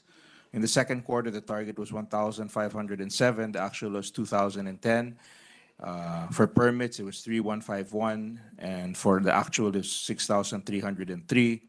For the third quarter, the target was 2,149, the actual was 2,098, and the target for permits was 5,311 and 6,882. The OMB has also conducted numerous stakeholders consultations. These were attended of about 400 industry players, including importers, exporters, retailers and distributors, creators, among many others. It also conducted face-to-face consultations with the LGUs of Metro Manila for the fairness, integrity, and transparency, and for change information campaign. There were 1,674 unresolved administrative cases inherited from the former legal division head, Attorney Valenzuela. And as of today, there are 13 approved resolutions, 2 with administrative penalty paid this November 22, amounting to 1,600,000. The reasons for these delays were the non-turnover of files and missing evidence. In addition, there are only 2 lawyers working on the administrative cases. Currently, there are 1,177 administrative cases filed from May to October of 2022. And as of November of 2022, the OMB now has 2 additional lawyers to assume their position and 2 paralegals to help work on the filing and resolving of administrative cases.